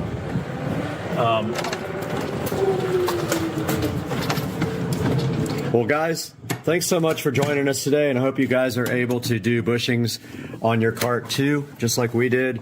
And hit us up in the comments section. Let us know what you think. And all right, what do you think about that project, man? Awesome project, man. Good stuff.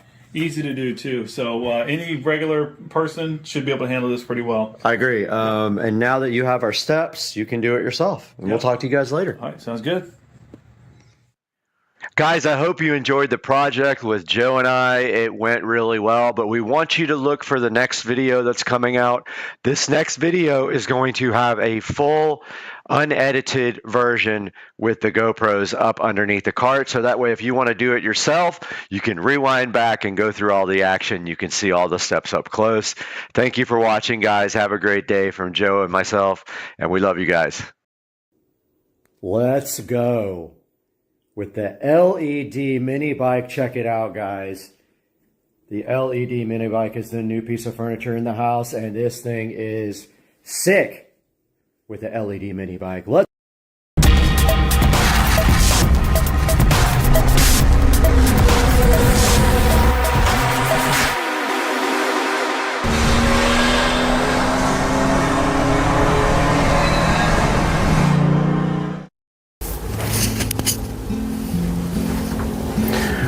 still cleaning up in here.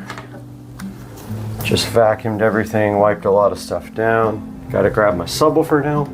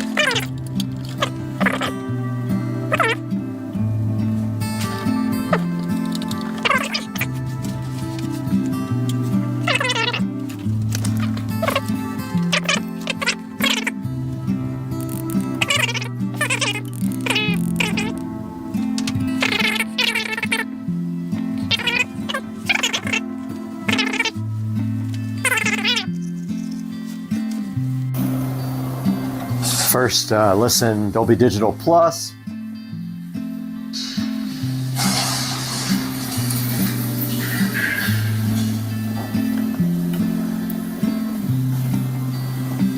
Probably get a copyright strike, you know, because you can't do anything on YouTube. But yeah, I'm giving it a test right now. So far, so good. Here comes the TV. Woo, woo, woo, woo, woo. The hype is real.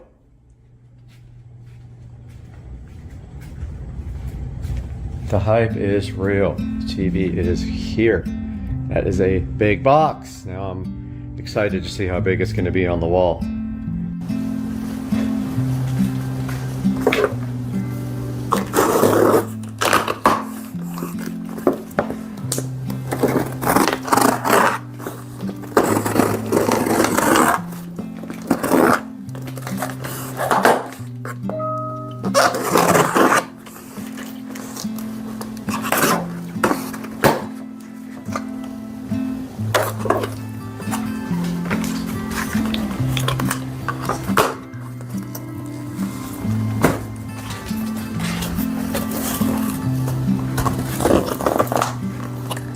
Got the little unpacking instructions in here.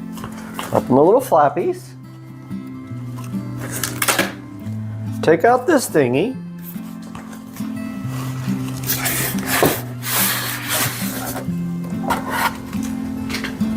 Two people are supposed to pick this TV up and I only have one. That is a bummer.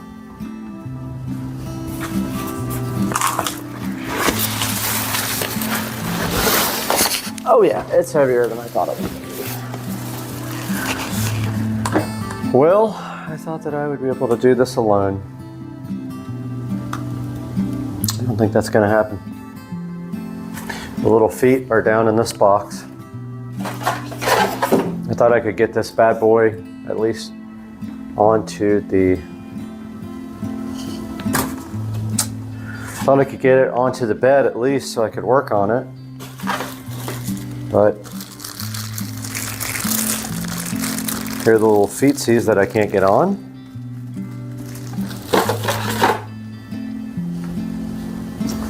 And it's not that heavy, it's just awkward, it's wide. I mean, I can pick it up easy by myself.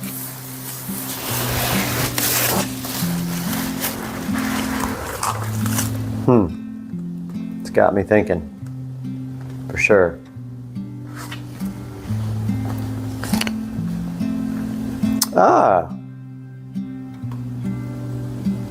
It says the bottom comes up. Oh, that's weird. Bottom comes right off.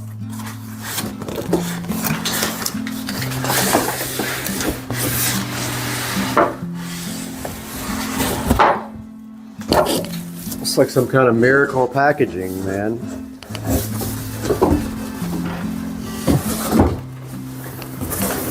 Let's not make this the video that goes viral.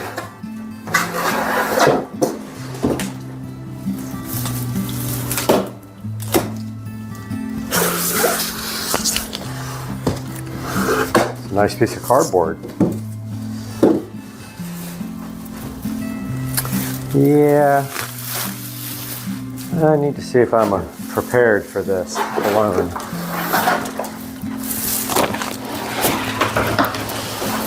Let's slide it into the hallway.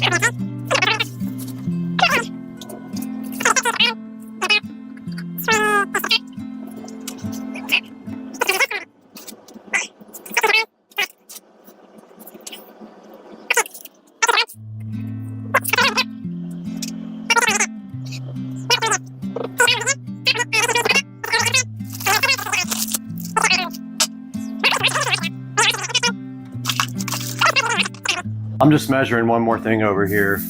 Center of the mount to the edge of the TV. About,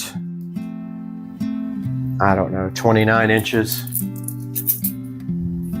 So if we center it right there, that's perfect. Yep, we're going with that. I got my impact gun, my good level. All we got to do is get one side perfect. And in the stud, which I have already found here.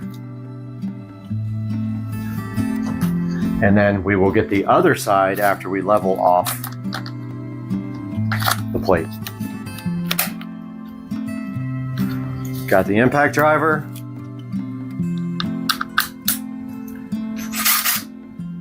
We got my converter for doing sockets. And we have our lag screws right here. Perfect size. I'm gonna go check my work real quick and I will be back to do that. Moment of truth, let's put some holes in the wall. First one is going to go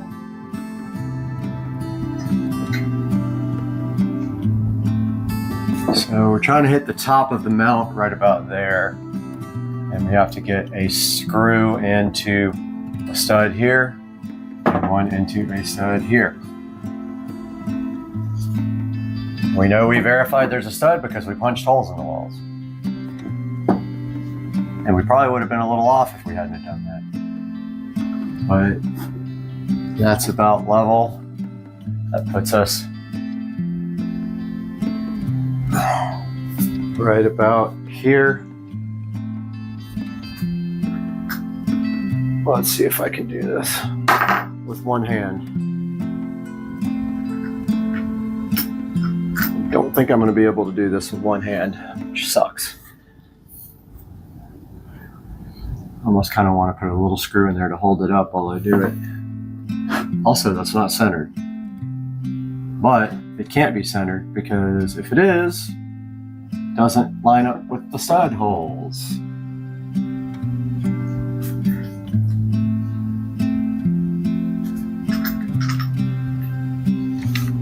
This is going to be crazy if I can get this to work. Nope.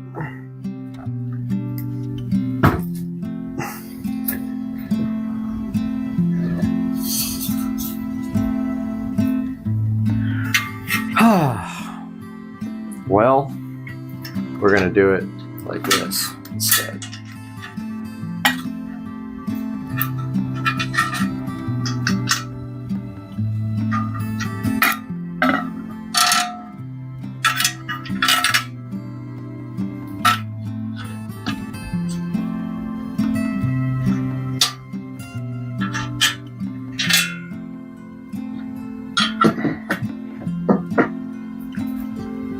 This sucks doing this by yourself.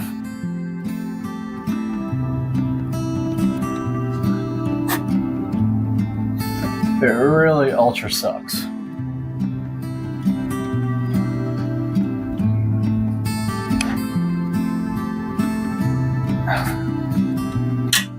Well, put the dot right there.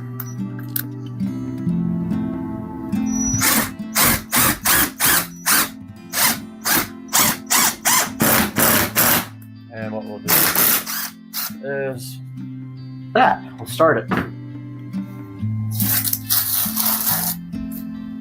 Once that's there, we'll put the other one on.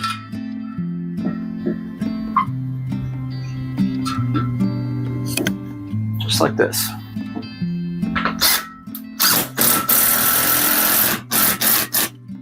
That's in a stud. There ain't no doubt about it, brother.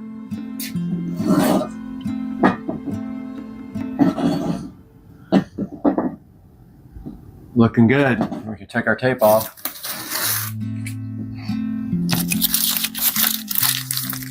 All we have to do now is get this guy level. And drill our next screw in.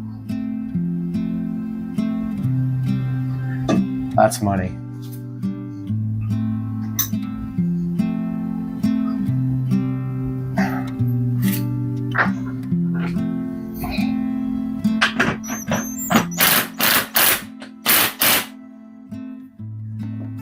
That's how good that is.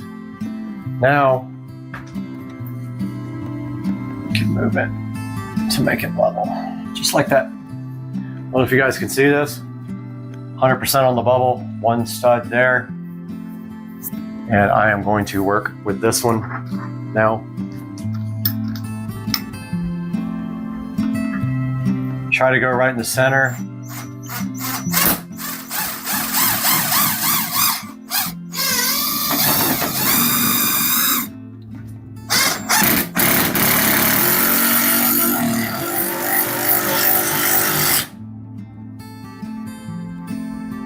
It's pretty good. Now it's level down, but it's perfect now. I was able to loosen it and move it up just a slight bit. And it's money. Meaning I can now put my double workbox in where power is going to be. So we're going to do it over here since power is over here. Oh, you can't run anything back there though. Bummer. Well, hopefully we can snake the little HDMI cable over the top or just right here. All right, let's get our old workbox or new workbox, whatever it's called, and get going. I'm hoping there's enough room for the plug back here. If not, we will have to get a flat extension cord, but I'm thinking right there is money. We have to level this box too. Came with this cute little level, the little TV mount. Man, I had it pretty good.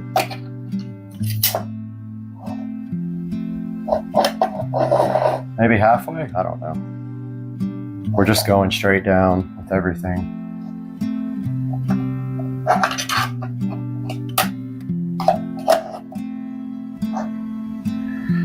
So that would put that right there. This level's hard to see with the blue.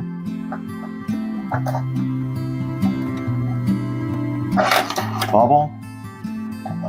It says that's level.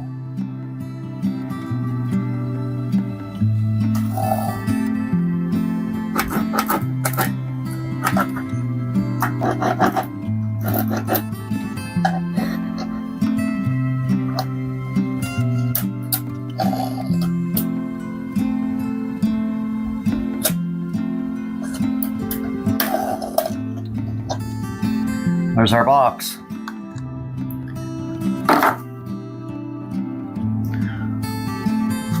Looks level to me.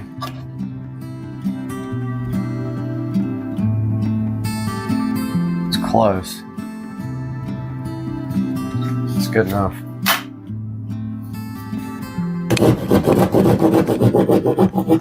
Hopefully I got this TV in the right place.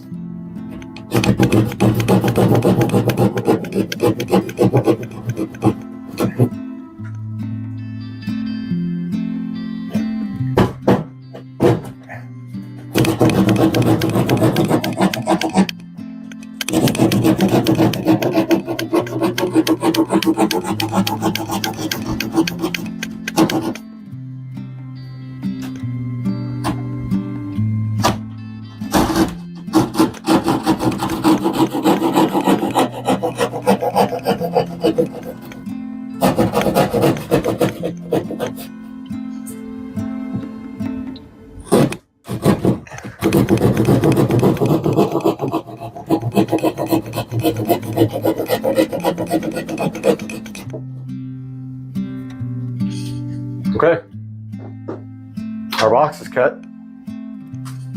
All this tape is kind of pointless now. I either did it right or I didn't.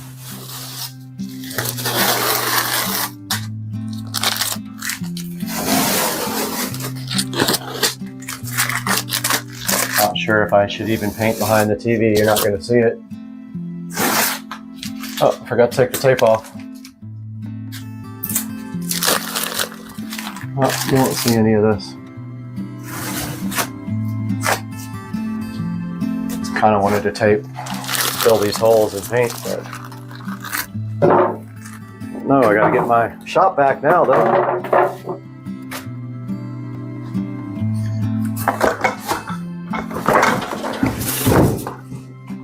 Got my shop back here. Clean up this mess. I'm just gonna send it. I'm not gonna paint the wall behind the TV. You're never gonna see it.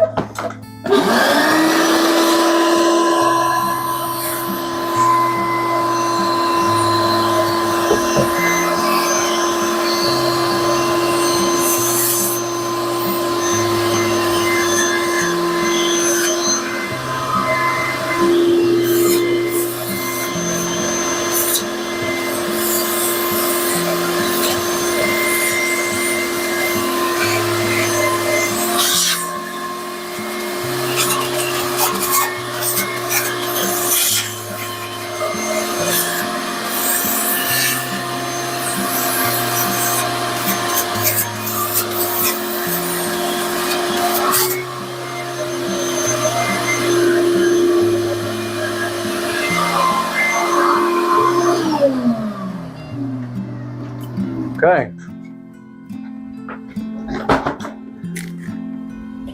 Area is clean.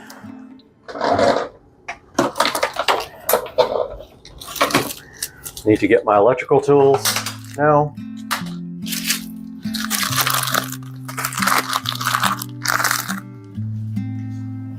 Grabbing my electrical tools from the living room.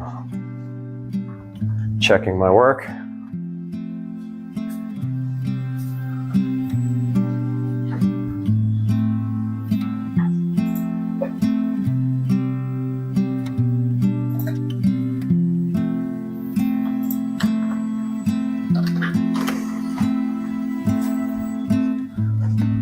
Need my strippers, my this.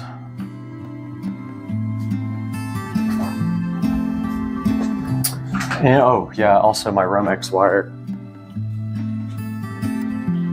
So we are running HDMI power to the box. Oh, we need our wall plate too, I totally forgot.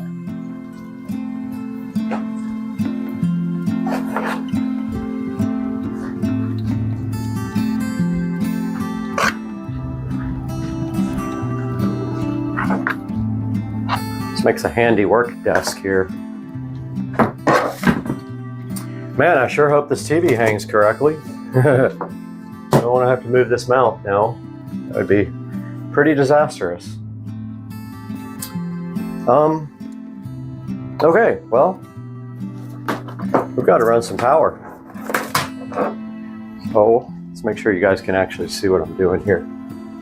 Get you in a little bit closer. Okay, so I got my Romex here. We'll also need my receptacle for down here. I totally spaced, it's on the table in there. But I'm gonna go ahead and cut my Romex here to strip back a little bit, but actually let's run it first.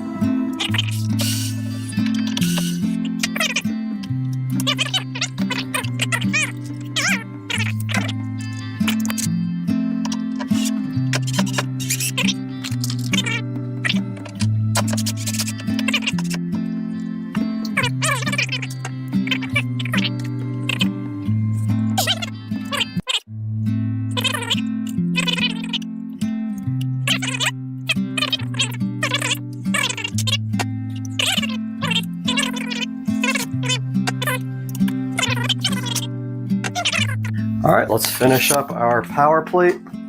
Now that we have confirmed that it will indeed work.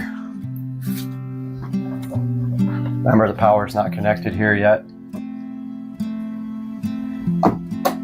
So no shockage for us. But I'm going to probably be brave and do the bottom one without turning the power off because I'm an idiot.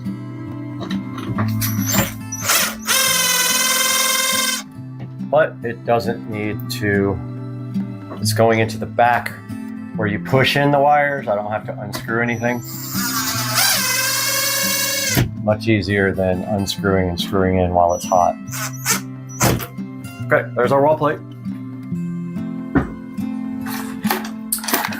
Let's get our cover plate, which, let me guess, I don't have a flathead screwdriver. Nope. Okay, I gotta get a flathead screwdriver.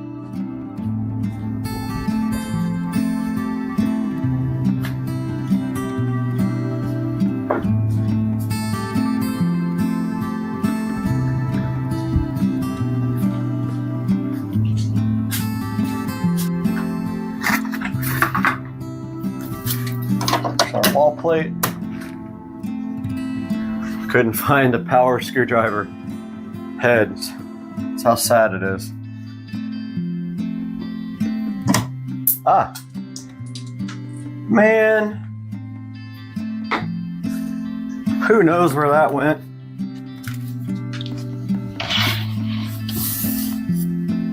It's Phillips too. I found it. I love this. They have started putting Phillips head screws on everything. They have phased out putting flathead screws on these wall plates, which is absolutely fantastic. It's the best thing ever. They suck. I don't know why anybody would still put flathead screws on these.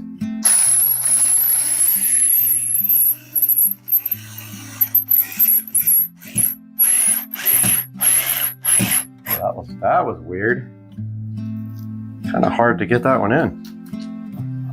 Did go in eventually though.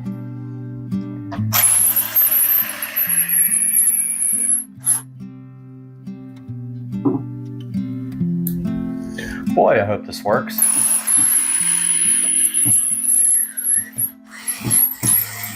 I would say there's a good possibility that I'll need a flat extension cord to get this thing plugged in. But I don't know, because it really just depends, because the top of the TV tilts, so we may be able to get it right there. There we have it. Now we just got to do power at the bottom. This is hot power coming in. Here we go. So for this, I will be getting some gloves. I'm working with hot power. All right, let's start on this side though, where we don't have hot power,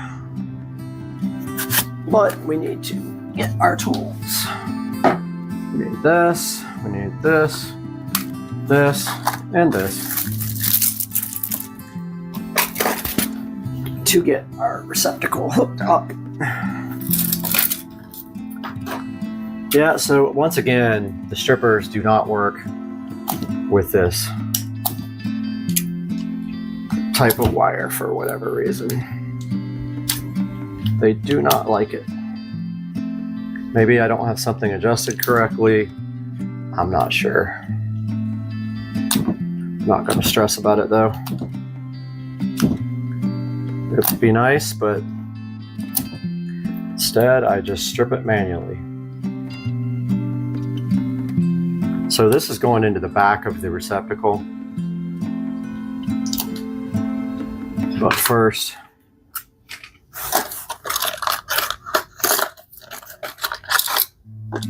it's going to push right into the back there, like that.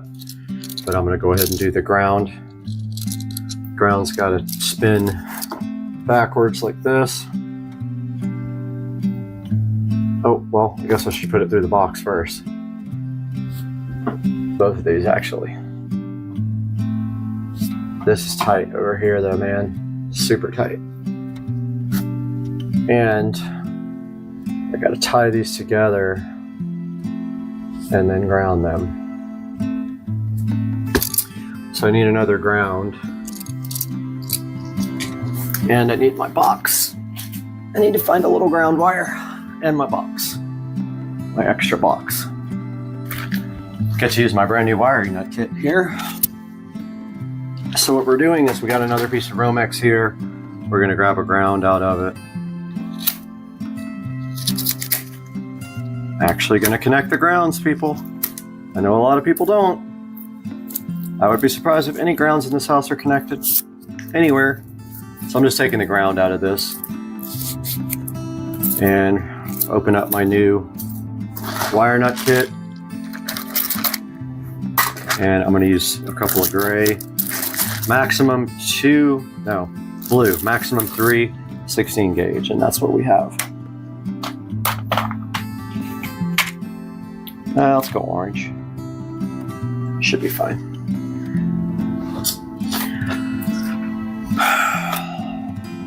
So we're going to put these 3 grounds together.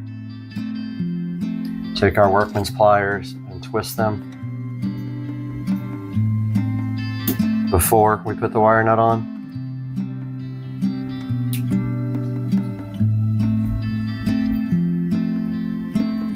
Like that. I'm going to go ahead and use orange. That looks pretty, or yellow, that looks pretty big. When you screw these on, screw them all the way on until they're tight. Like they should be tight, like so tight you can't screw them on anymore. That's on good. But I screwed up. I hope you saw what I just did.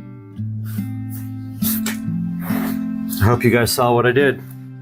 I put that together without a box. Fantastic. Lovely.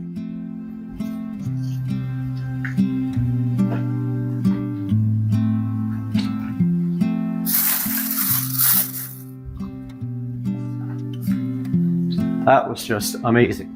I swear I am brain dead right now. Got no sleep last night.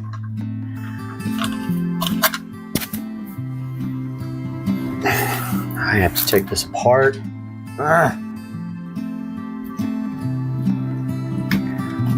And my pool is ready, I think. I'm gonna have to go shut the water off here in about 2 minutes.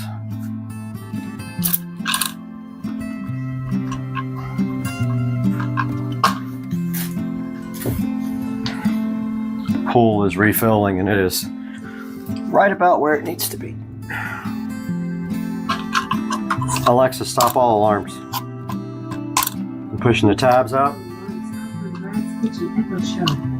Pushing all the tabs out.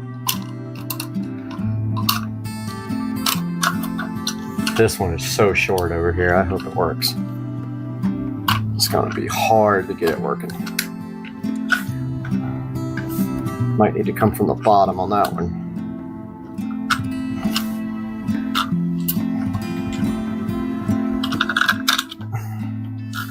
Oh, that's going to be fun. That is going to be lovely.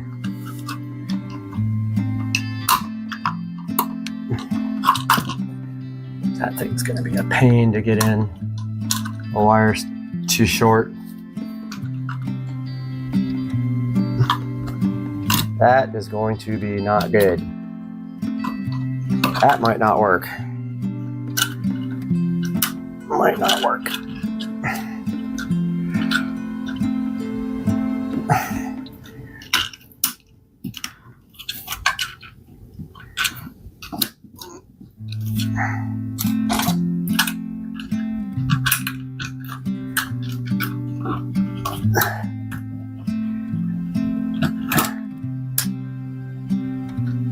That's about all I got. Wow, that's going to be tight. That's going to be really tight.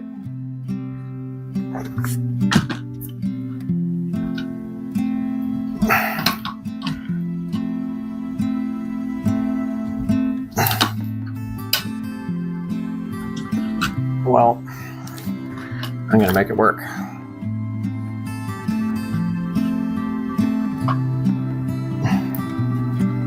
It's got no choice.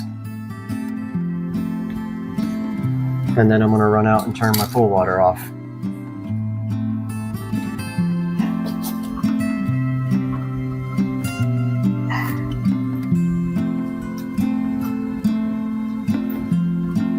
That is going to be really tight.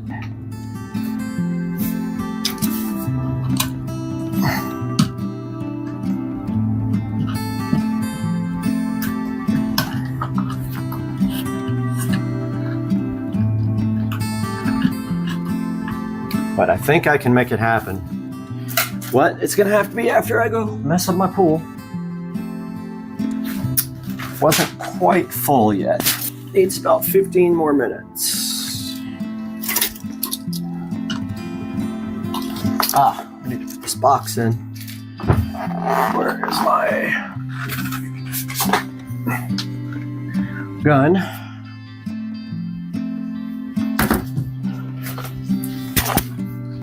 I'm gonna make this work, I promise.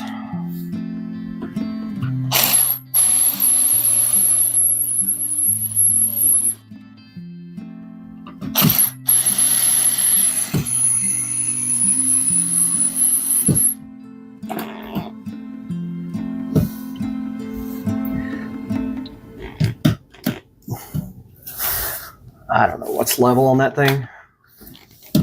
I can't tell. But all we got to do now is connect this ground.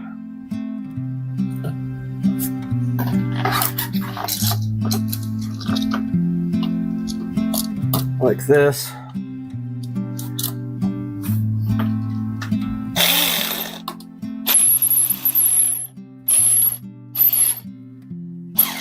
Ooh, pinch my finger, good. Okay, remember, white on the left. So these are the hardest ones to connect. So do those first.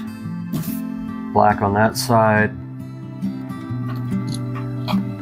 White on that side. These are short little mothers.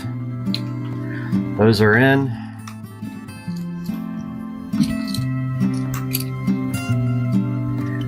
And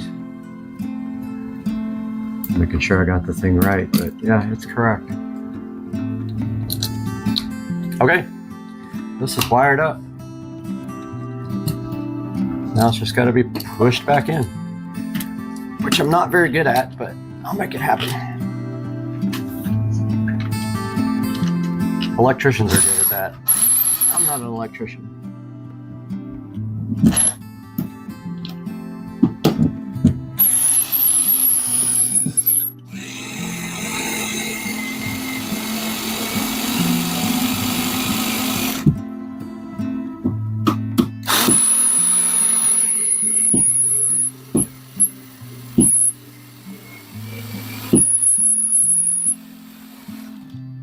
Okay.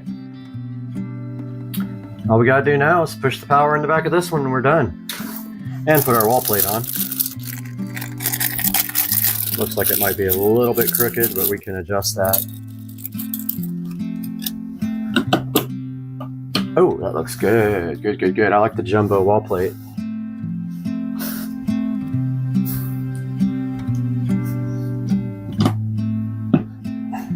That looks really good. This is probably my best electrical work that I've done, honestly.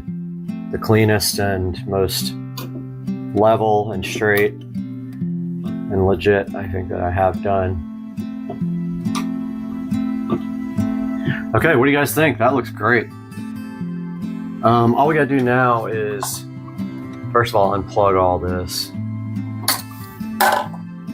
and put our gloves on. So we're really just pushing wires into the back of this receptacle. Then we have to get this receptacle back in, which that's going to be fun. Hopefully we don't blow anything up when we do that. Remember, this is hot. It's got electrical tape wrapped around it. But it is still hot. Technically could go turn the power off and make my life easier.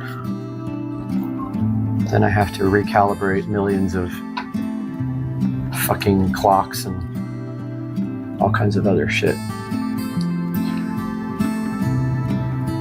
So this is a good chance to get shocked right here. And you want to make sure you don't have any ground wires touching either. So be careful when you put in. Do not touch this guy and touch a ground, or you will know it. Don't touch any metal either.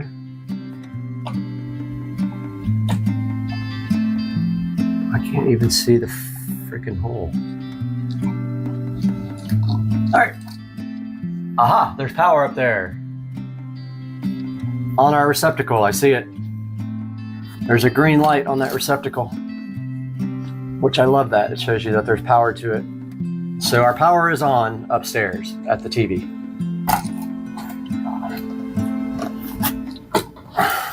There is a lot of wires in this box. A lot. And I just put 2 more in it.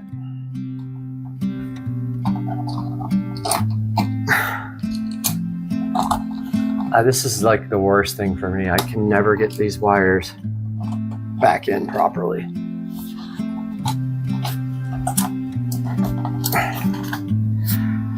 I'm really glad that there's electrical tape on the side of this because I can see it touching something.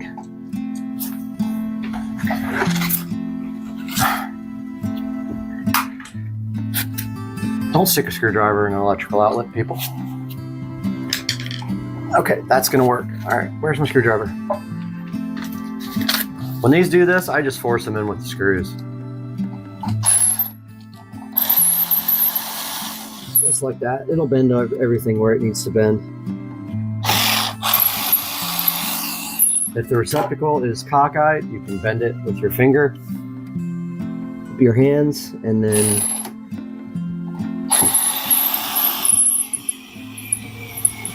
let the screwdriver do the work.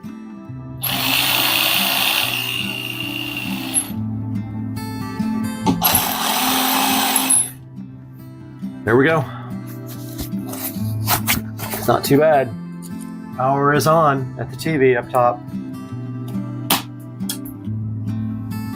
Put our wall plate back on, and then we'll put our wall plate on our home theater jacks. Or maybe we'll wait on that to make sure everything works.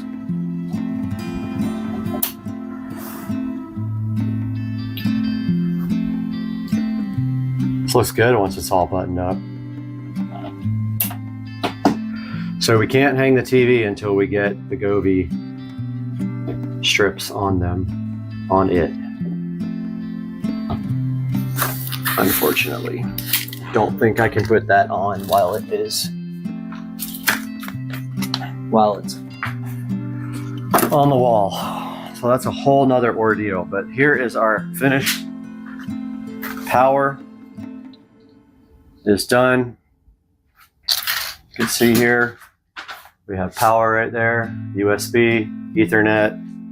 We've got our new receptacle here as well, and our old one there, and then our home theater plate is here, all wired up and ready to get going. Our mount is good to go.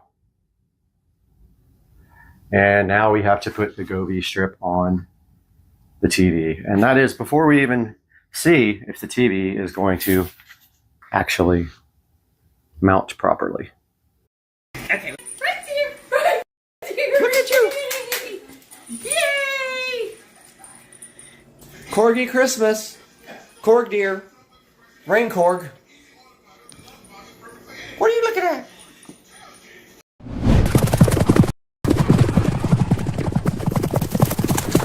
We're back again at Supercar Street Racing, all the way out here in Studio A today, where it's nice and cool, but it's hot outside, and today we're looking at Pixverse. Now, Pixverse reached out to Supercar Street Racing to see if we wanted to talk to you guys about this very cool AI video and image service. It's sitting right up here on the screen today. I have spent quite a bit of time using it now. I'm gonna tell you what I did, how we're gonna use this, and you're gonna see it in this actual video. Let's get it done. Let's take a look at Pixverse and how it can help you and your creativity.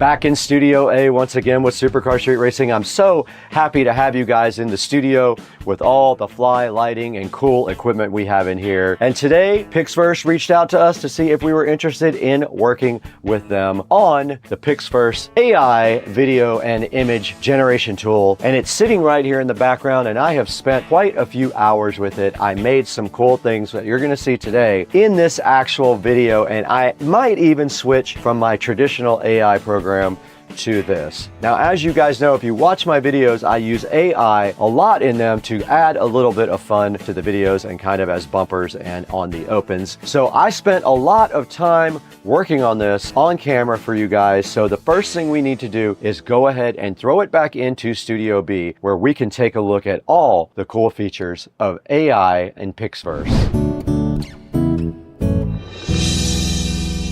Okay, we're here today with a new sponsor. Pixverse reached out to us and wanted us to show you their very cool, very creative website where you can do so much with AI video. So we're gonna go through the first part of this right now, and that is image or text. So let's get our prompt up here. We're gonna paste our prompt right here. So I pasted this into the prompt area, and then all we have to do now is just give it some sound. You can see I've created some stuff already. So it's in the queue now at 3%, and there is the final product.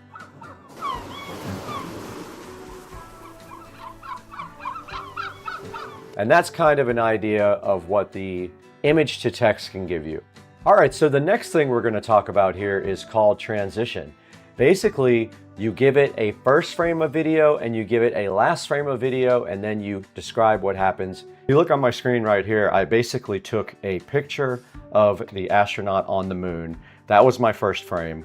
And then my second frame was another picture of an astronaut on the moon. And then I added a prompt down here. The astronaut on the moon turns to look at the American flag, then looks back at the camera. Here's some of the cool things that it did with that nice effect there. And you can see the 2 frames here, and then you can see what the AI generated looks very awesome, where the man turns on the moon and checks out the flag, and it looks very realistic. Now this is using their version 5 up here as well, which is their newest version. So this is cool. The 2 actual pictures are right here. I used this photo, and that's all I did to do the transition thing, and it looks very cool.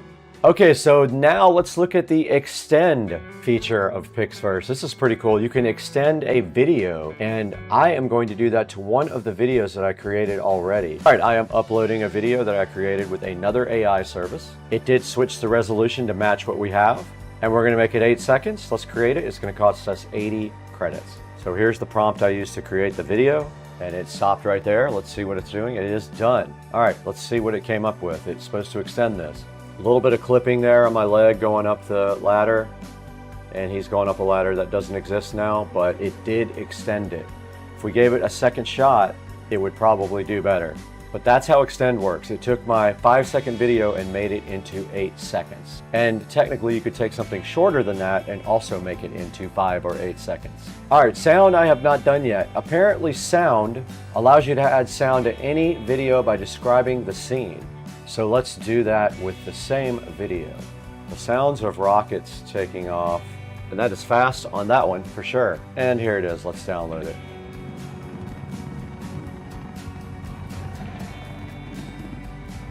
And it did work, it did put that sound in the background, that's pretty cool.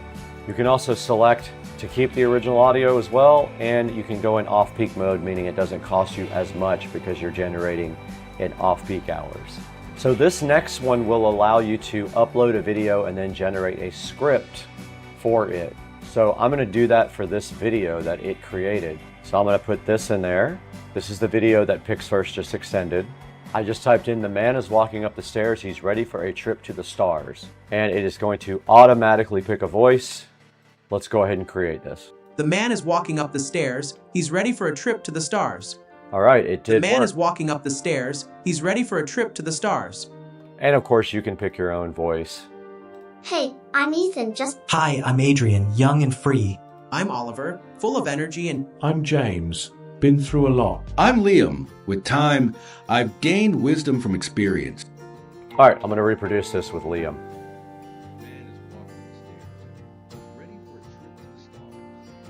The man is Oh, walking it up made the his stairs. voice also. He's ready for a trip to the stars. All right, it did make him say it as well. All right, we're taking a look at Restyle right now. That allows you to upload a video and pick a style to change it to. For example, let's go back and upload a different video that we just worked with. I'm gonna upload this video, which was created with AI. All right, I uploaded another video of a Titanic-like scene, and all you have to do after that is pick a style, or you can customize it in the style of a classic no sound movie, black and white. Let's see what it can do. All right, it is done. Let's see what it did. Okay, so that is how it decided to put this scene. Pretty cool, man. I love this. And now the last one I want to show you guys is the most important one for me. Now this is called character. This is what I use the most for my videos. This allows you to upload a character reference and then explain what the character is doing, and it will create video for you. We're gonna go ahead and use that. We'll call it Brad. We did create it, so now all we have to do is grab him, Brad1 right here, and go ahead and hit create. It will cost us 80 credits. And we're gonna go 1080p. All right, not bad. I like it. Let's go ahead and put that somewhere for later. But let's see what it can come up with for Captain Jack Sparrow as me. This is actually not bad. I'm gonna add sound to that later. Let's go ahead and throw that in our folder too. Perfect. So good. All right, it is done. Let's see what it came up with.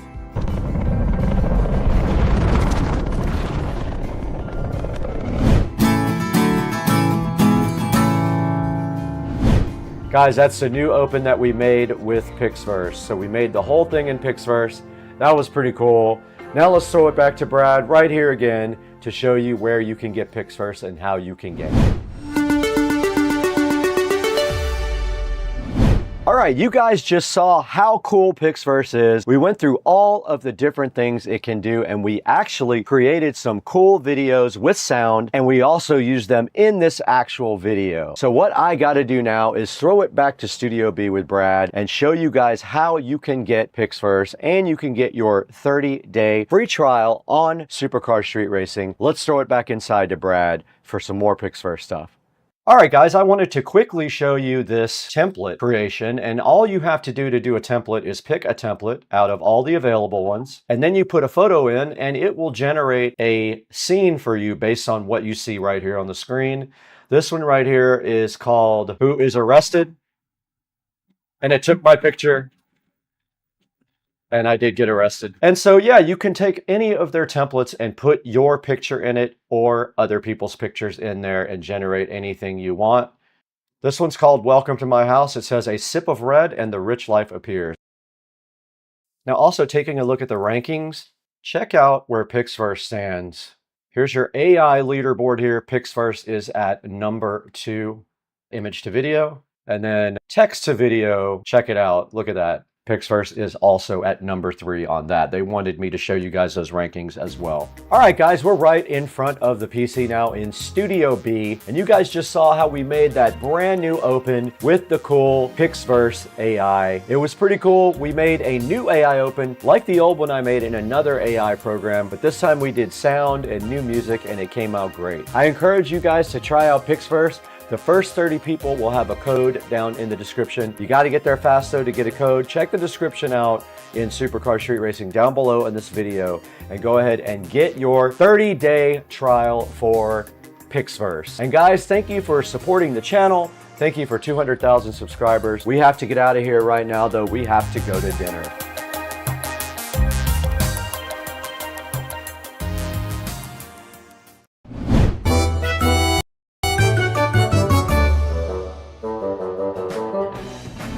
What's up, ladies and gentlemen? Welcome to Supercar Street Racing. We're out here in the beautiful Studio A, which we just got rewired and now has the appropriate power to do whatever we need. And in our hand, Sling TV Box Express 4K right here. This is the S5 Max we were sent to take a look at today. This thing touts that it can do streaming media, things like movies and TV shows and other things like that. So we're gonna have to open it up and see exactly what it does, but we have the Sling TV Box Express 4K Plus S5 Max in our hands today, right out here in the studio. Let's see what this thing is all about on Supercar Street Racing.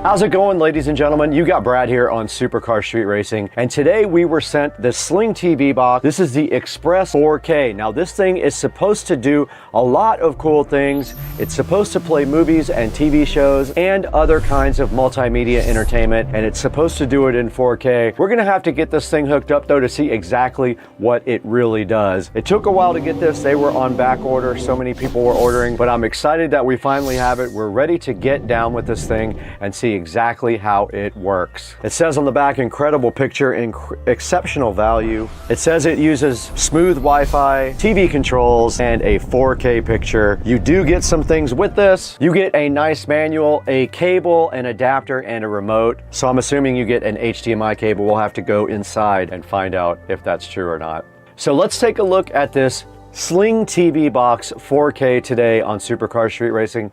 Let's throw it inside and get this thing unboxed.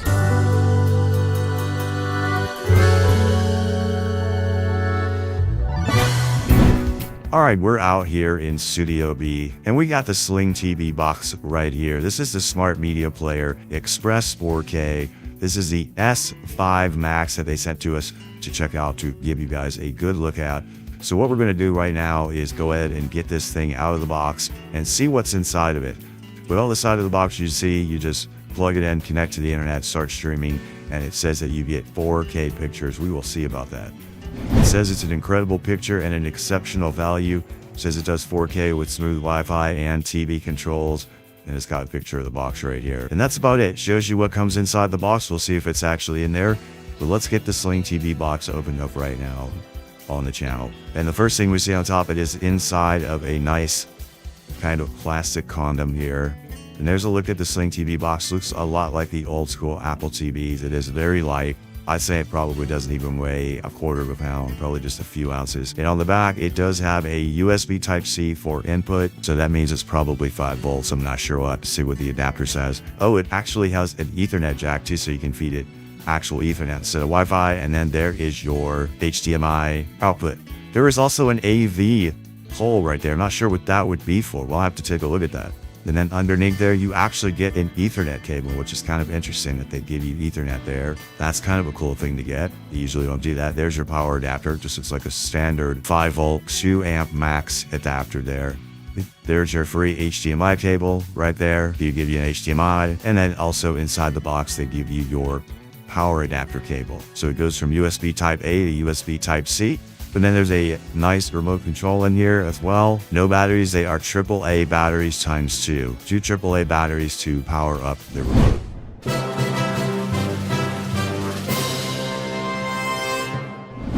All right, we just took a look at what was inside of this box on Supercar Street Racing. Came with everything it did say it came with. There's not much more to do now except to go ahead and see how this thing works by connecting it directly to a TV.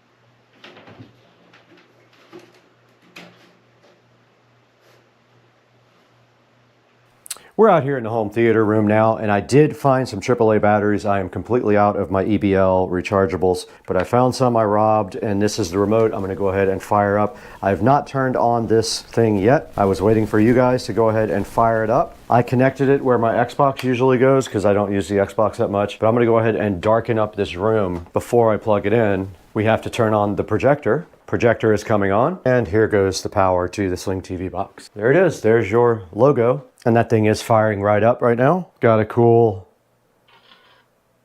animation. I do hear audio. There's a disclaimer here we have to agree to. And we do have to connect to Wi-Fi. All right, we are now in the main menu of the Sling box. Let's go see if there's any kind of check for updates. I don't see a way to update the software. Let's go ahead and check out the live TV section. You can do a number of things in here like Miracast, Google, My Player, and Music. I hit the back button, it took us back out here to the main menu. I did finally go into the App Store. And there are all the apps we can add. There's some adult stuff as well. Go ahead and put them all on. And of course we have Kodi available as well. And it is downloading all of the different types of VOD apps now. And there goes Kodi.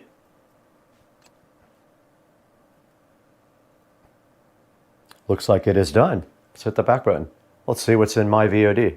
All right, well, there's some stuff in there. Now, of course, I can't show you this, but a lot of these are still in theaters. You can go ahead and add any of these apps to this screen as well, like My TV. There is a slight delay when you hit the remote. But here are some of the movies. I will be able to show you a couple of seconds without getting a copyright strike, but there is The Naked Gun. Let's see if that plays. Let's see if that does anything.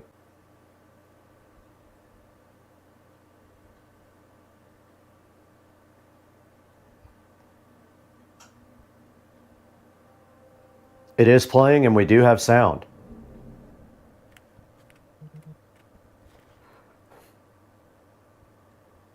All right, that's all for now.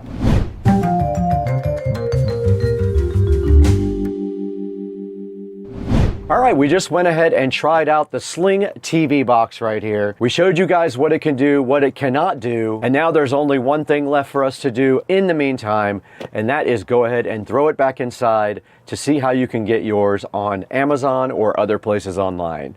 Hey, what's up guys? Welcome to Supercar Street Racing.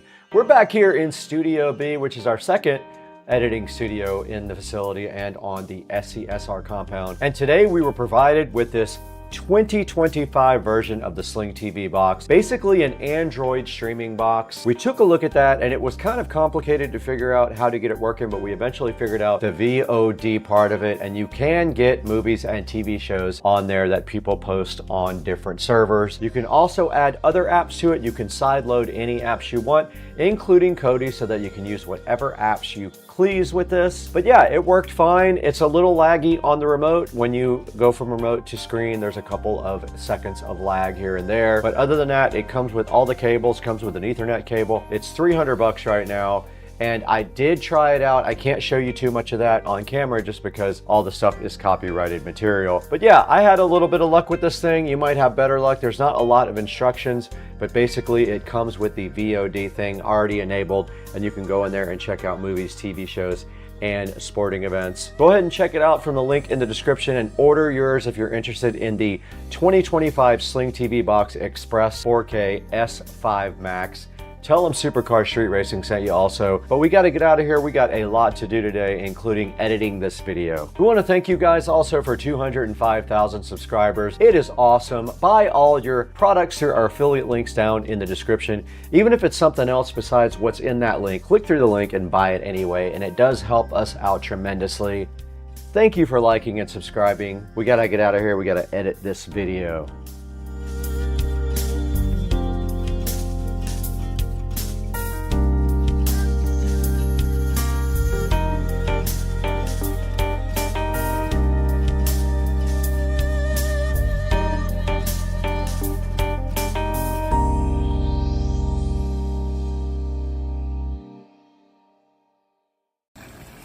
You guys Guys know you like my brand new pool being refilled. Check it out. You know you want to come over and swim in this brand new pool. And then you want to jump in and take off all. Oh yeah, that ain't gonna work.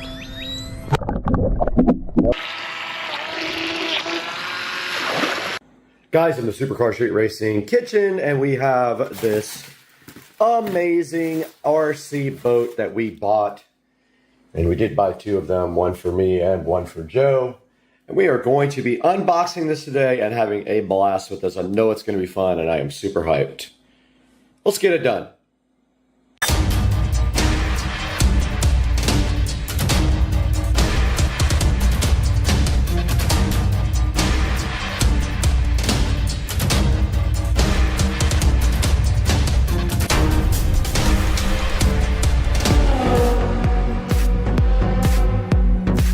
We got the JoySpot HJ808, I believe is what the number is, and I love that it says JoySpot. Just the best name ever. I love the Amazon names, but here on Supercar Street Racing today, we're gonna have to get this JoySpot open. Check out the JoySpot, but to do that, we need a knife. Let's get it done. We have unboxed the JoySpot here in the Supercar Street Racing kitchen, and we open it up, and this thing is fly and cool. And I love it already. Check it out, guys. The 2.4 gigahertz remote control transformer here should have 2 batteries. Has something right there. I don't know what that is. The charger. It does not have a camera or an SD card, but I am going to mount the GoPro to the top of it and rip this thing in the pond. As much as it sucks, it's going to happen to not have a camera. But I looked everywhere. They don't have cameras on these things. But that is the JoySpot boat ready to be charged. Let's get the batteries on the charger. Deeper into the package for the JoySpot boat, and we did find the boat stand. We got a boat stand, guys. I'm hyped. And we got the battery plugged in. And I don't know why this indicator light's on the bottom of the USB, but it is. And there is the battery looking so fly plugged in, and the boat stand. And now you take your boat and you simply place it onto the stand, and it looks bad to the bone. Guys, check that out, man. This thing's cool. Look at the propeller on the back and the rudder. Thing looks awesome. I wanted red, but they are out of red at this point. Now, this boat also came with an instruction manual right here. It came with something to remove the propeller and a replaceable propeller. And then here is the remote control, and I'm assuming it just uses regular batteries, and it does use AA's, it looks like. So we will get some batteries and go ahead and get this guy loaded up right now.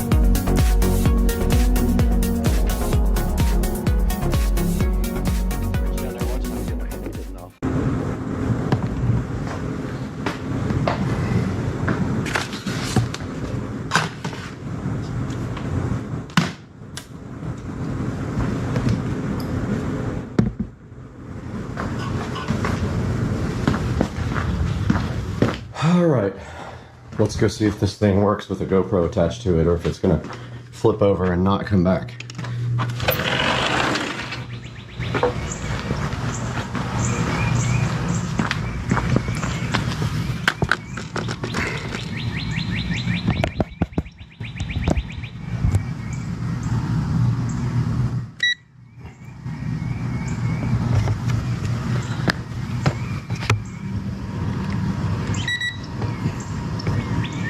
Oh yeah, that ain't gonna work. Nope. Got him! It's not gonna work, it's too heavy. Too top heavy. I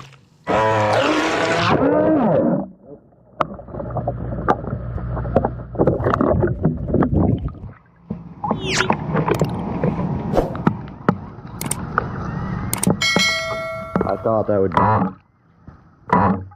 the case. It does not work. It just flips over. I'm so mad. I wanted to do GoPro video.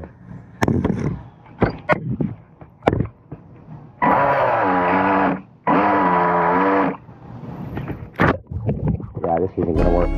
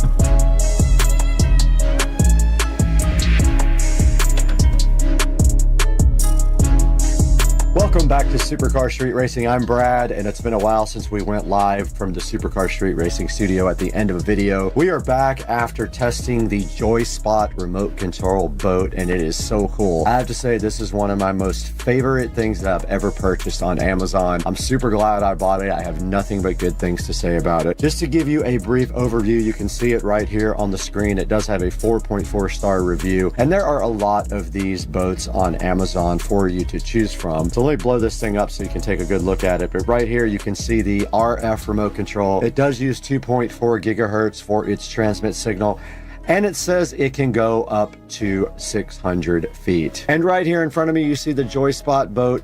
It does come with 2 battery packs, and they are 7.4 volt battery packs, and they are lithium ion. And you can see also in the picture here the USB charger that does come with it. My only complaint is the USB LED light for the charger is on the bottom, which makes no sense. You can't even see it. And you do see right here and right now it does come with a case as well, which is very cool.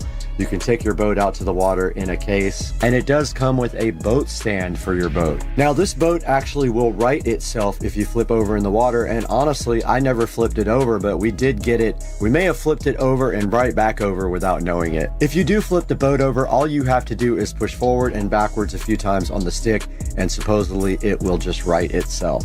Now it also does have trim controls on the remote here for you, and it does take about 2 hours to charge the battery on the boat. Now this boat will actually do 20 miles per hour. It is very fast. Here are the few pictures of the boat here from customers, looking pretty cool. I do love the red one, but unfortunately it is out of stock and not available for a while. I did buy 2 of these boats so that we can go race them, me and Joe. And taking a look at the reviews, it has mostly 5-star reviews. Says speedy, says kids and husband love it, long range, very fast, blew the motor though.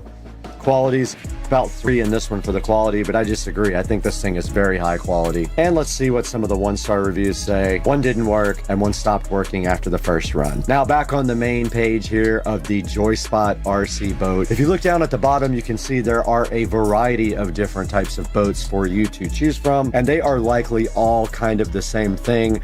But the Joyspot boat is very cheap at only $65 right now. Now, I highly recommend the Joyspot boat. I hope you go pick one up soon. And when you're shopping, please shop through my links. You don't have to buy my specific product that is in this video. You can buy anything you want through any of my product links. And it does help the channel out greatly as it gives me a few dollars. Also, please like and subscribe. And we will see you guys on the next one. And we will put some more video up when we actually do some boat races with me and Joe Dukes of Duval. Now we got to get out of here. I got to go get my captain's license. See you later.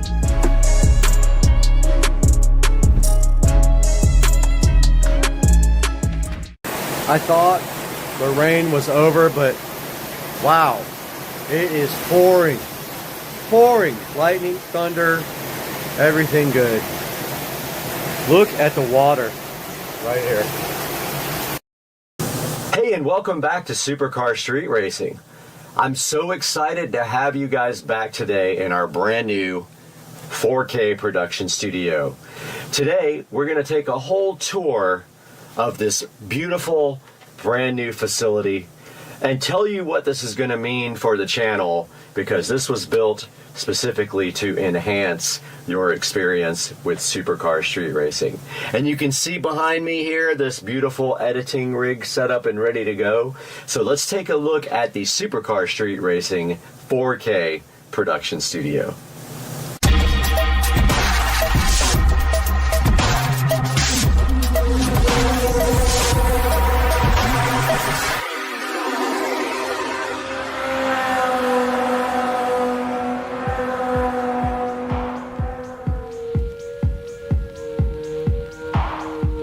Hey guys, welcome back to the channel. Supercar Street Racing here.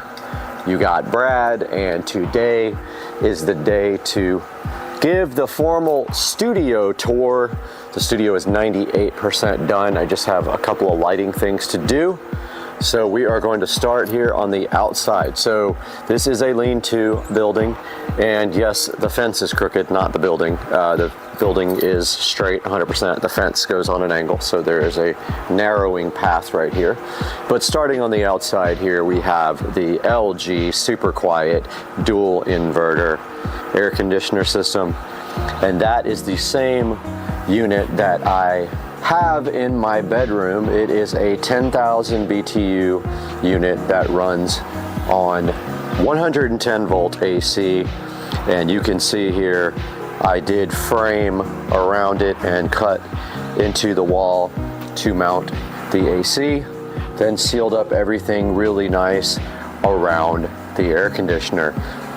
The wiring inside, I will show you when we get inside. It is hidden completely, and that is how the studio is cooled. And in the wintertime, we will just have a small space heater. Now you can also see here on the outside, we have LED lighting installed all the way around the perimeter. It puts a nice downlight onto the studio.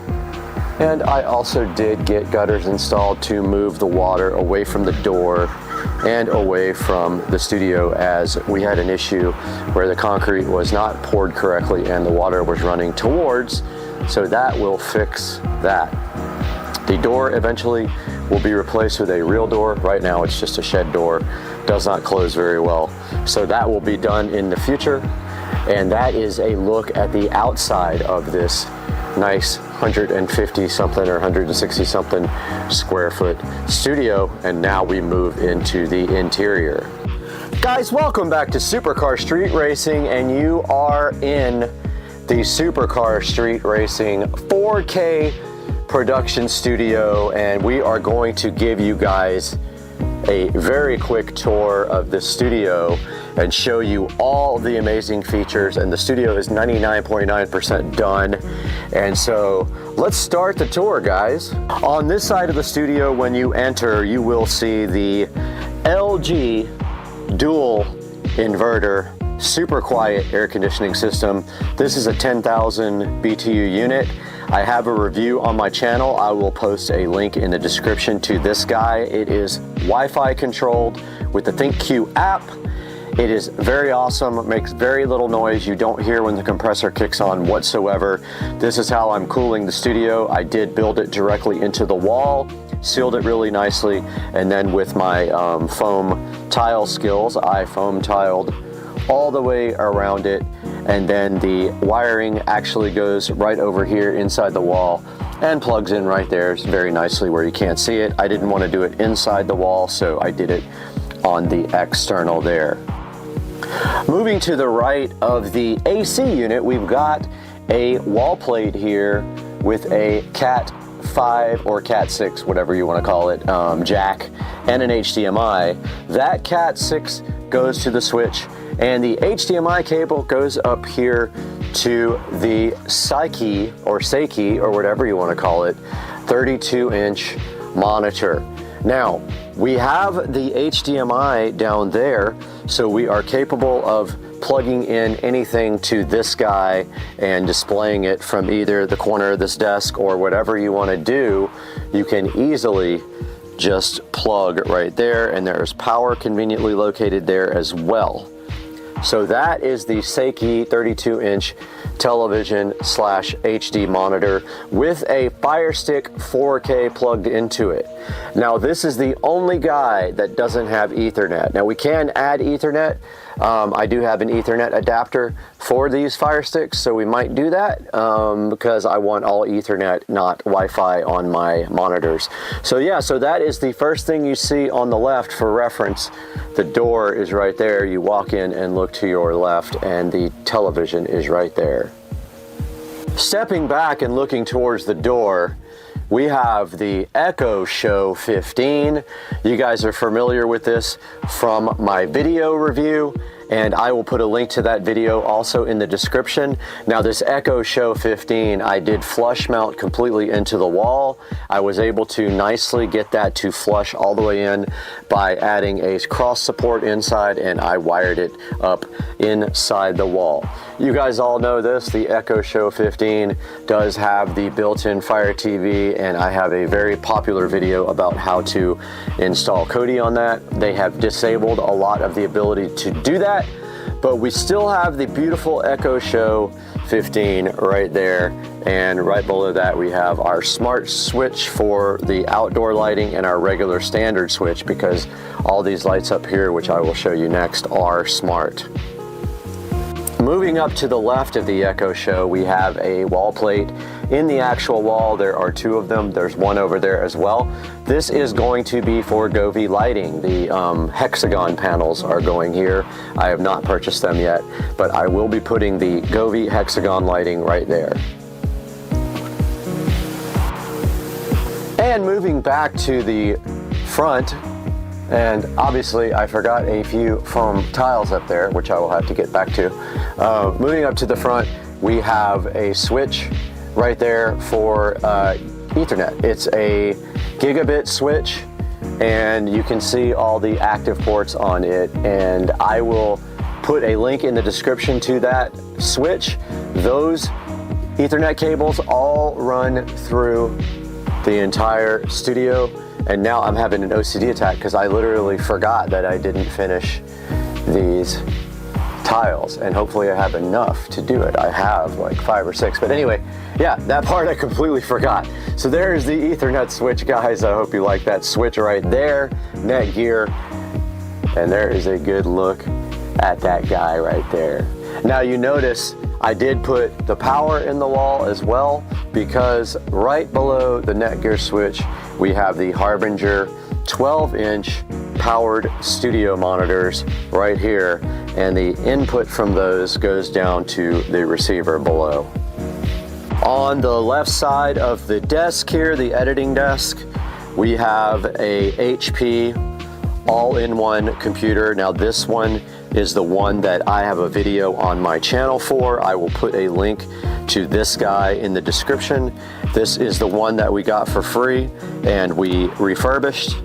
And you can see here, it looks absolutely fantastic sitting on the corner of the desk. And I have a smart bulb lamp back here with a Govee smart bulb. So that sits on the left side of the desk with a stool, and then we have the Fire TV remote, and I put labels on the back of all these, and that fits right up there nicely. So that's the left side of the desk. Moving underneath the desk, you can see the editing rig sitting there. Nicely under there, you can see my wiring skills. I did all the cable management under the desk. And then you can see here how I did all the stuff inside the wall. We have a dual Cat6 plate there. We've got RCA plates for the front speakers.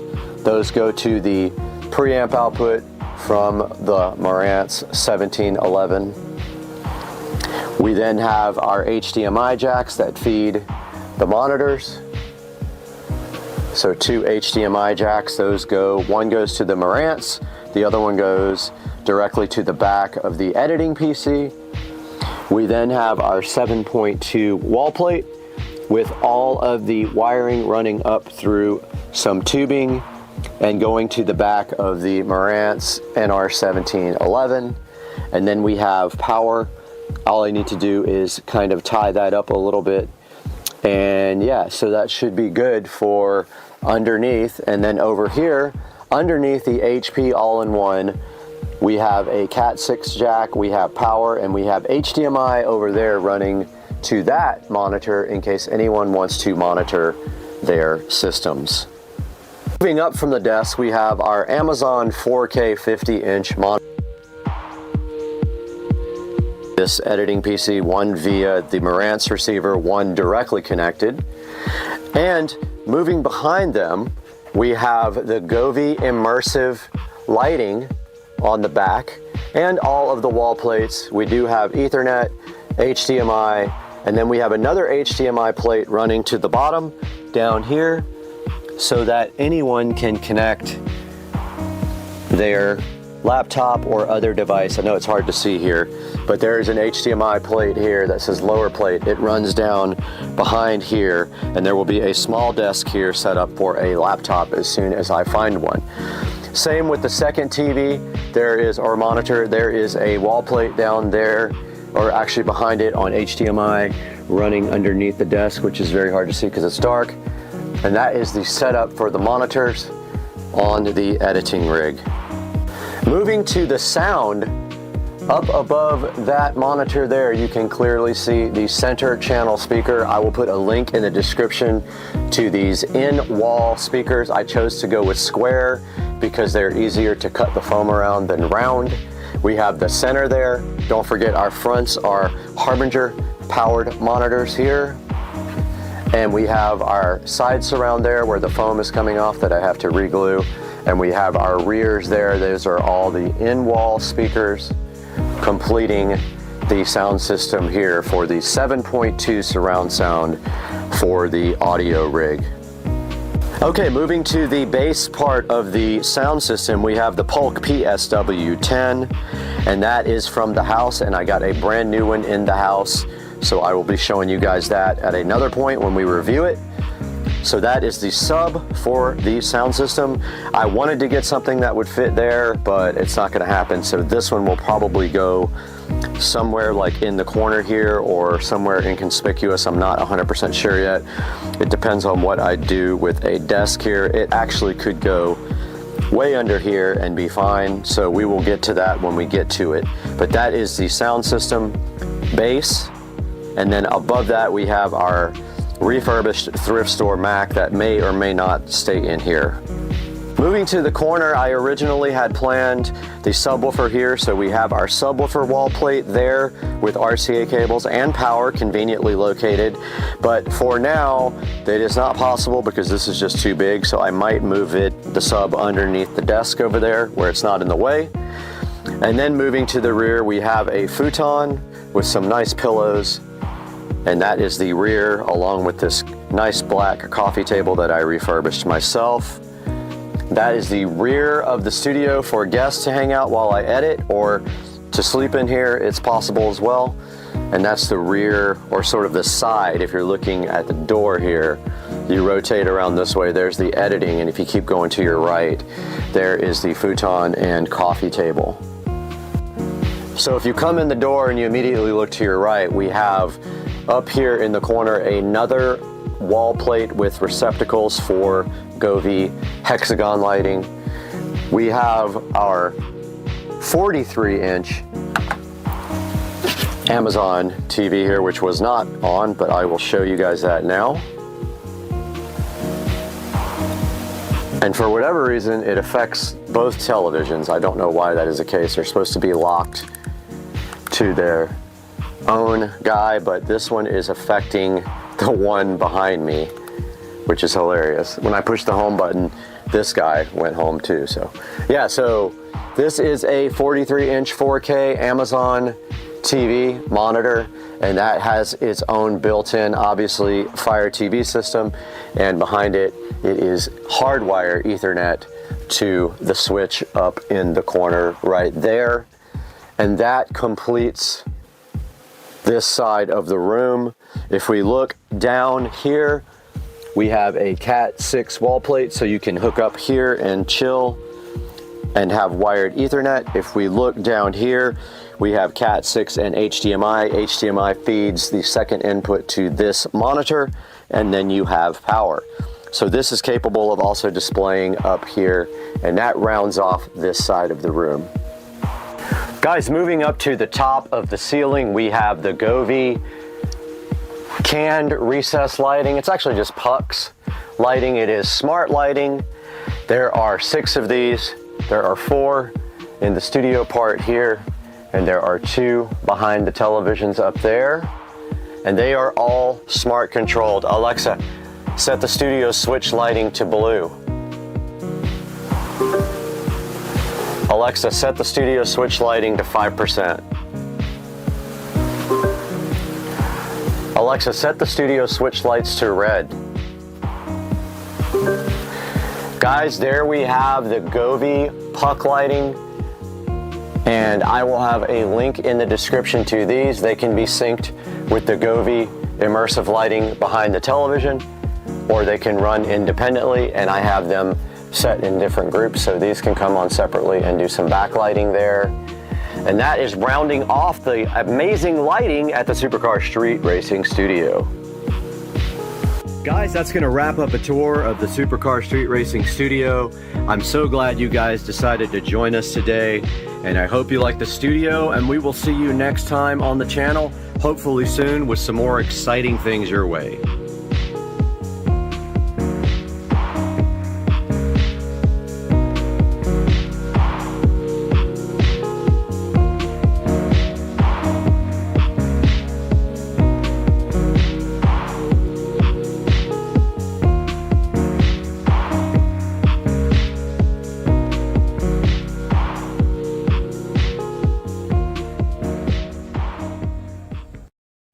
Hey guys, Supercar Street Racing here. Been over a year, well, probably much more than a year, with the Avon BMW Android system. I wanted to get back together with you guys because that's kind of a popular video. I know people are curious about how I feel about this now. So let's jump in the car in real time. I want you to feel the pain with me. First, well, we got to turn on this phone, we have to turn on our hotspot. Let's see if it's going to shut us down. All right, hotspot is actually on. So I use internet access from my phone. So I just turned on mobile hotspot and I use the Wi-Fi access point for the Avon BMW. Yep. Oh, caught in the reflection. All right, so let's hop in and you guys feel the pain that I feel sometimes with this unit. Okay, so we got the Avon. Now right now my instrument cluster is in Germany getting repaired because I scratched the screen on it trying to install it. But let's see if we can reproduce the issues that I have so you guys know just what I'm talking about with the Avon. Now the fitment is perfect. Let's not get that wrong. The only gripe I have is that the wiring was so tough to do that it was hard to stuff the wires behind the actual stock. This is the navigation unit here. This is the actual brain. There's a pass-through cable that goes in there for the AVIN, but there is a lot of wires that have to be stuffed through here. And I know because the dealer had to work on my car and replace the condenser, and they had to get all that back in there, and they were like, wow, you didn't tell us. So let's power it on and see if we get the same problems I usually get.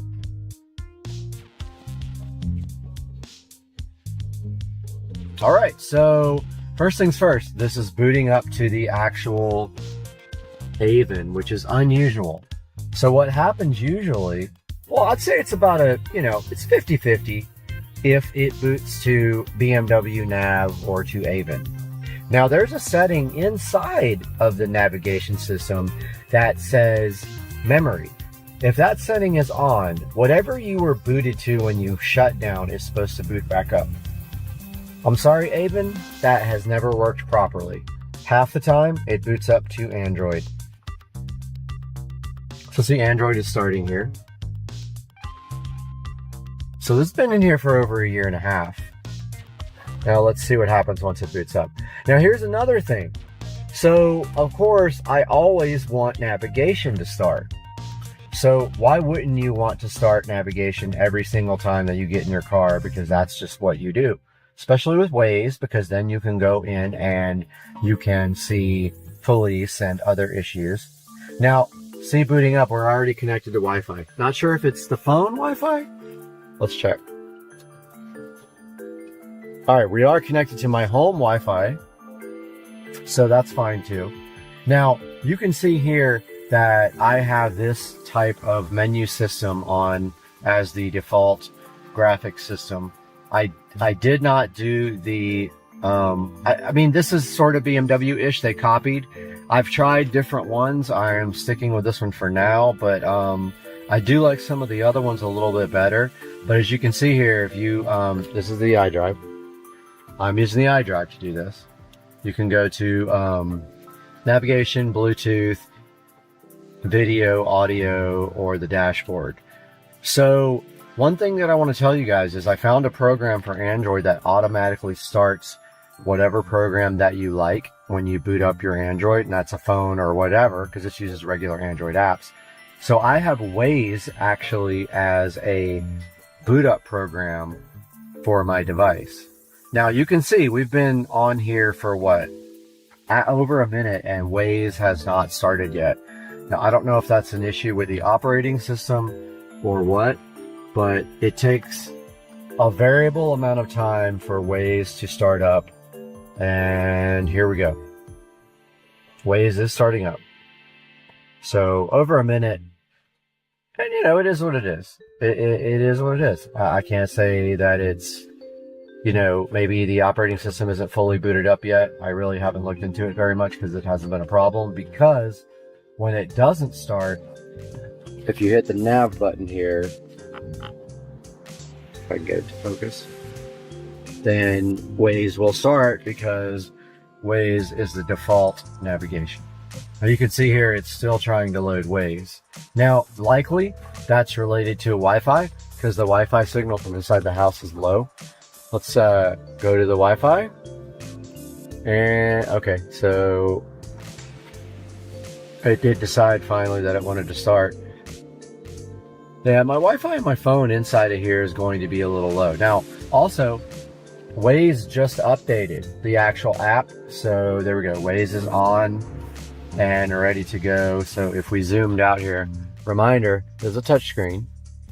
So if we zoomed out there, we would see police or hazards or anything else in the area. So let's just zoom out.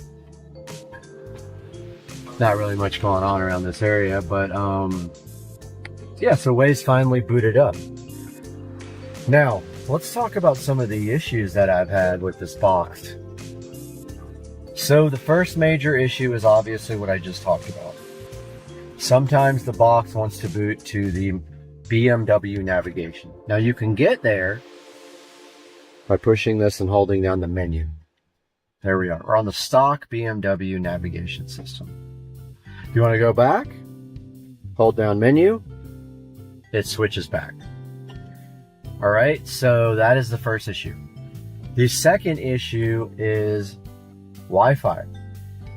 If your Wi-Fi system is not on and available when you boot up the system, it takes either will not connect to Wi-Fi or it takes a very long time to connect to your Wi-Fi.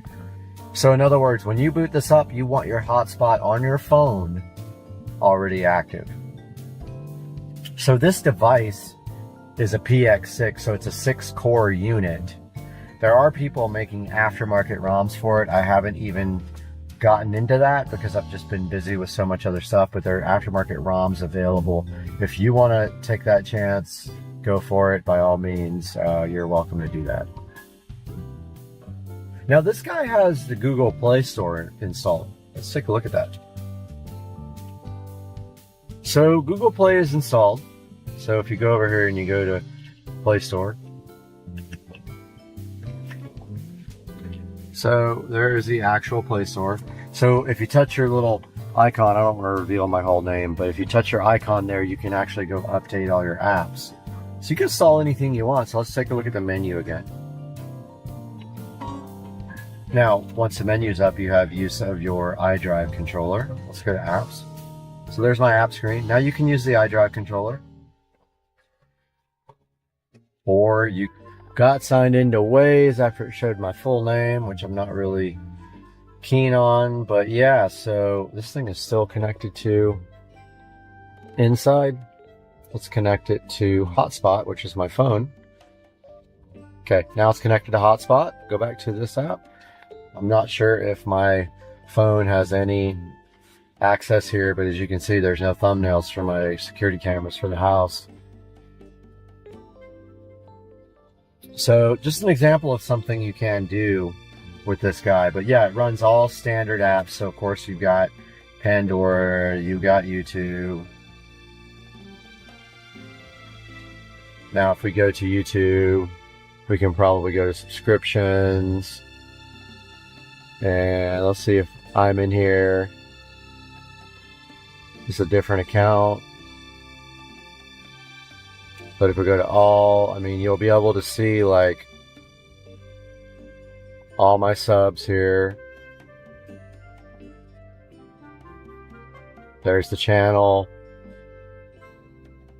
Here is the home theater build. It drops the headphone jack. So if you're wanting to use this for external audio to feed anything like so yeah, YouTube works amazing, works great. Most other apps do. Now let's talk about the support, which is a huge problem with this device. So this guy is bought from Avon. There are plenty of other companies on eBay or on the internet, Alibaba, Amazon, that sell the Android head unit for the E90X BMW and also a lot of other BMWs where you either replace the factory screen or you have to cut your dash. Now this is a factory screen replacement, which is HD.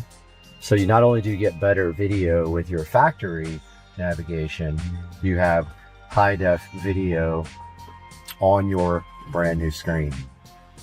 The problem is that Avon and most of these other companies, they don't have over-the-air updates. So when Android is improved or they add features or whatever, like T-Mobile or, you know, any of those, AT&T, whatever, there's no updates. I think, and you're thinking, yeah, so you just get what you get. Exactly. You get what you get. This box has had one update since it was introduced, and it wasn't any improvements on the bugs on the box. The other major problem with this box is that when you open navigation, sometimes the GPS doesn't work. Now, they have said this is because you should take off the Y adapter that lets the factory nav work as well. So I haven't done that yet. So I can't say yay or nay that that will solve the issue of GPS not connecting. Sometimes it will eventually connect. Sometimes it connects right away. Sometimes never. So I haven't taken the Y adapter out. That Y adapts the GPS. Big problem. I will do that eventually. I do have the GPS antenna available that I bought with it. They want you to install the GPS antenna instead of using the Y adapter and using a factory antenna. So we have those two issues. There's a few other issues. If you have Bluetooth player open or video player open, when you close down the unit, even if you have memory turned on or off, it wants to go back to that every single time you boot up the unit, which is annoying as hell. So yeah, there's been one update period for this device since I bought it like 1.5 to 2 years ago. You're not going to get updates like you do on your phone. Don't even sit and think that like, oh, well, I have a phone and they update it once a month. Nope, not going to happen. This is a specific created ROM for this type of box, and unless a company is not worried about selling new boxes, they're going to update it. But these guys, all they care about is you buying the next available higher performance box that comes up on the internet. So they're not going to be producing ROMs. And if you look at Avon's website, you can't even rate them with Google. You cannot go in there and rate them any kind of way. And this box is long gone in history. There's a much nicer, newer one out, but I'm not giving these guys another $500 for an updated box when they should be fixing the issues on this one. Their support is really non-existent. They don't answer emails. They want you to just replace the device with one that's the same, and I'm like, dude, it's going to do the same thing. It's your software, it's not the device. So 1 year with this box, I have so much to like about it. We have this amazing iDrive that works. We have ways we can use. We have the ability to use MHD, and through the USB cable we have the USB DCAN cable connected, and we can look at maybe it'll work. It's also a pain point of mine. Every time you go into monitor on MHD, it asks you if you want to use the USB. You say yes, you still have to back out and go back in. Okay, so yeah, MHD worked, yay! There you go, so there's MHD on it. Now, let's talk about MHD. Now, when I bought the device, I was like, yeah, I'll be able to flash MHD ROMs with this. Nope, not happening. You'll learn the hard way the first time you try that when you start flashing with this guy connected to the factory unit, MHD is going to fail because this thing shuts down in the middle of the flash process. It shuts down the navigation system. I bricked my car. I actually recovered it with the phone. I had to Uber to my house, get my phone, come back and flash the factory stock map on it because my car wouldn't start anymore. So you're not flashing MHD with this aftermarket head unit. What you can flash, which is awesome, is XHP. So if you're programming your transmission, this works with the Android head unit. What would I suggest for you guys?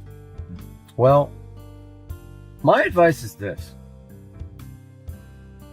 You're never going to get a perfect product if you're not getting a reputable company. Not saying Avon is not reputable, but they're not dedicated to supporting old units. I would get something off of eBay, honestly, and save a couple of $100. So if you buy this now, I would get whatever the most modern, fast, and highest level Android is, because you're not getting an Android update ever, unless you're really good at using the XDA Developers Forum and flashing custom ROMs. You're not getting a newer version of Android on this. They're not going to do it. Even a company like Avon, who's based in the US, and most of these eBay companies are based you know, out of the country, and they're not going to update it. They're getting it out the door. Hopefully it works when you get it. If it doesn't, you might have to return it. But just beware that this is some of the things I've gone through with the device. Things like this. Let's go to car info. Well, car info goes back to the actual factory. Let's go to the dashboard.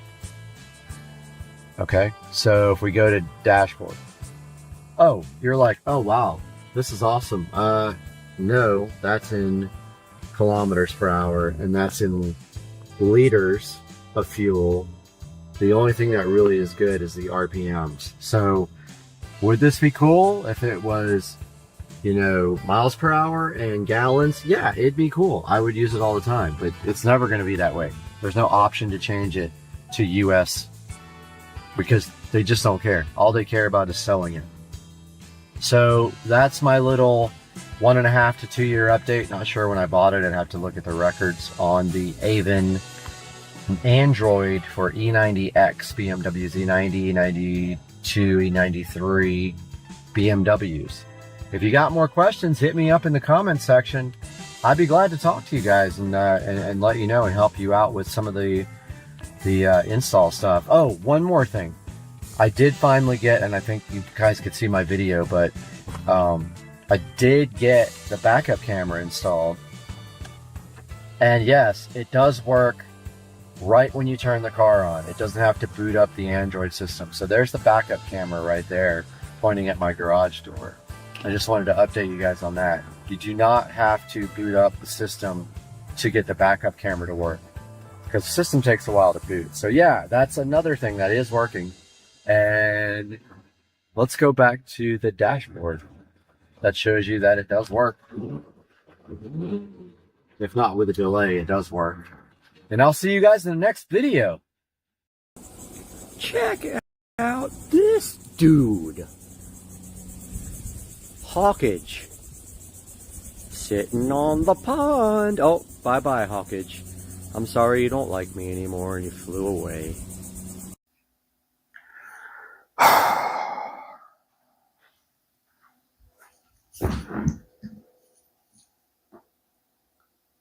Where do I start?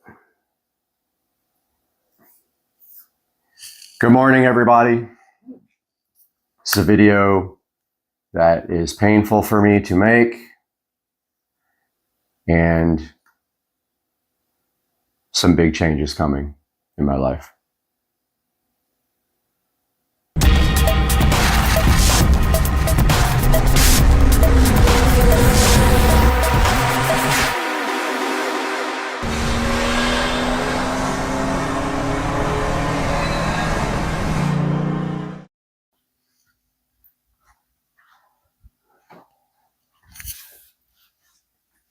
Hey guys, welcome back to Supercar Street Racing, and today I've just got a couple of things I have to talk about going on in my life right now.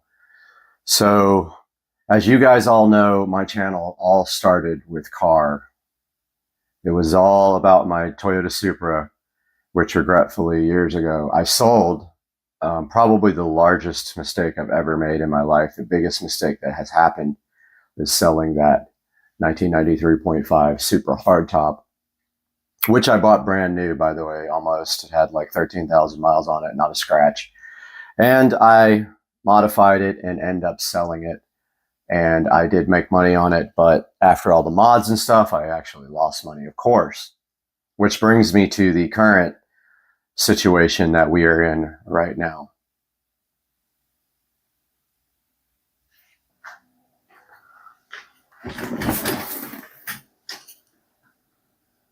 So what you see right here are videos of my E93 335i convertible.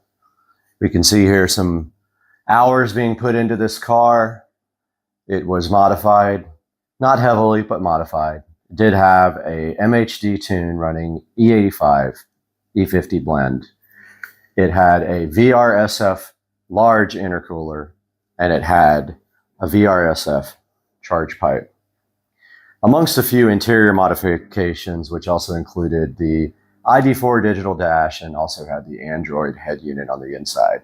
We have a lot of projects here on the channel, as you can see, with my 2011 335i, things like ethanol tune and running the car up to 160 miles an hour. Car has been with me for probably 7 years almost, maybe 6 years. I did buy it in 2017-ish, 2018, and I did pay $18,000 for it.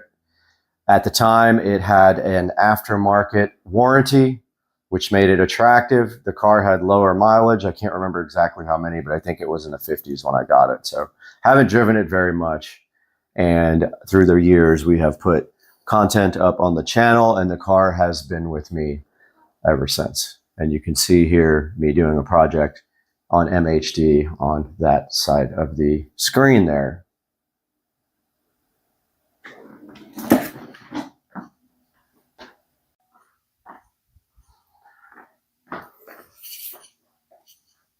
And here we are next to the Supercar Street Racing channel. Obviously, the channel is named for car videos, but has kind of evolved over the years to also involve reviews and unboxings of awesome products to deliver to you guys, that I just enjoy doing that now. Not that I'm not dedicated to the car scene anymore. I absolutely love cars, but there's almost only a certain amount of content you can get with the same vehicle unless you want to take that to the next level.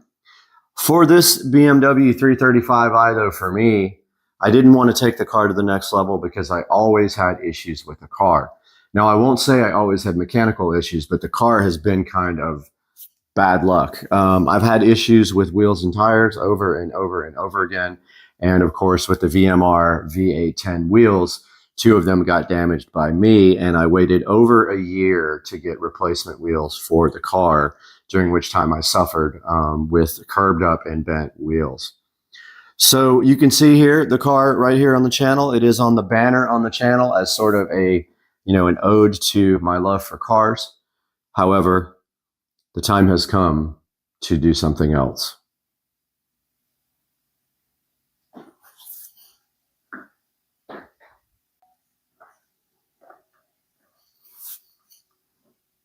And here we are standing next to my Epiphone Les Paul Goth bass here that matches my Epiphone Les Paul guitar, and thinking about all the good times that we had in the BMW and a lot of the bad times we had in the BMW.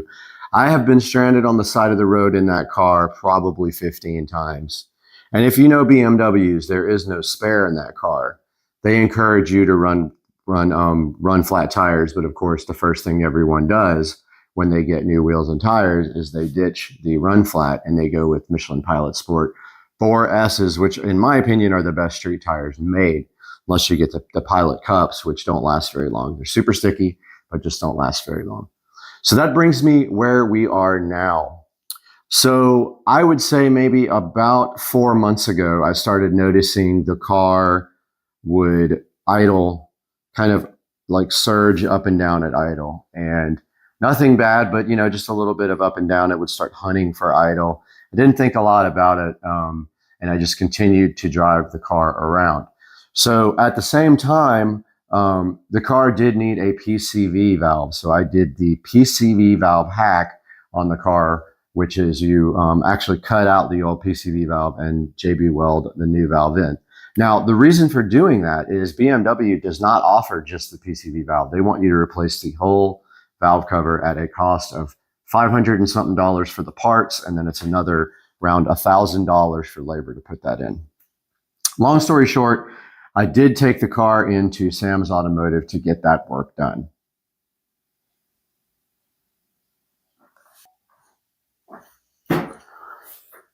So Sam's Automotive took my car in about 4 months ago, and we made a point while we were in the car doing the valve cover replacement to go ahead and do the plugs and the coils on the car, because you're already in there and there's no labor. They already have to disassemble the whole car to get that valve cover out. And the reason we went with the valve cover replacement is it was leaking oil, and I wanted to get all the maintenance done that I could get done on the car. So long story short, we put the car into Sam's Automotive, and we asked them how much that was going to be, and it was going to be around $1,800 to get the valve cover replaced, do the plugs and coils, and that is with parts and labor for everything out the door. So we put our car in Sam's Automotive.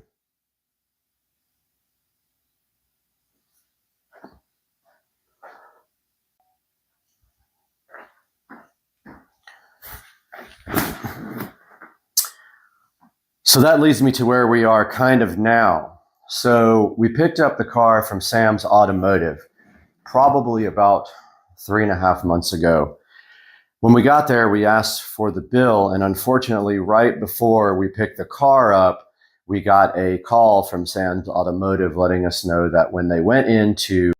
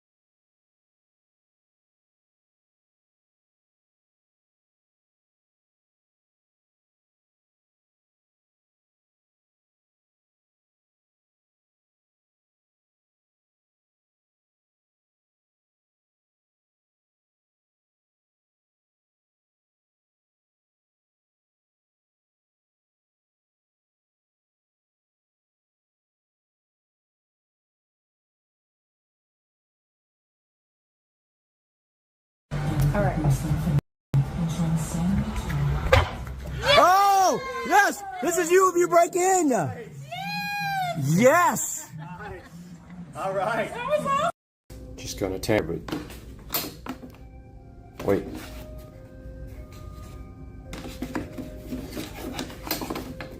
What the? How am I? How do you? That says that's level, but that looks horrible. How is that level?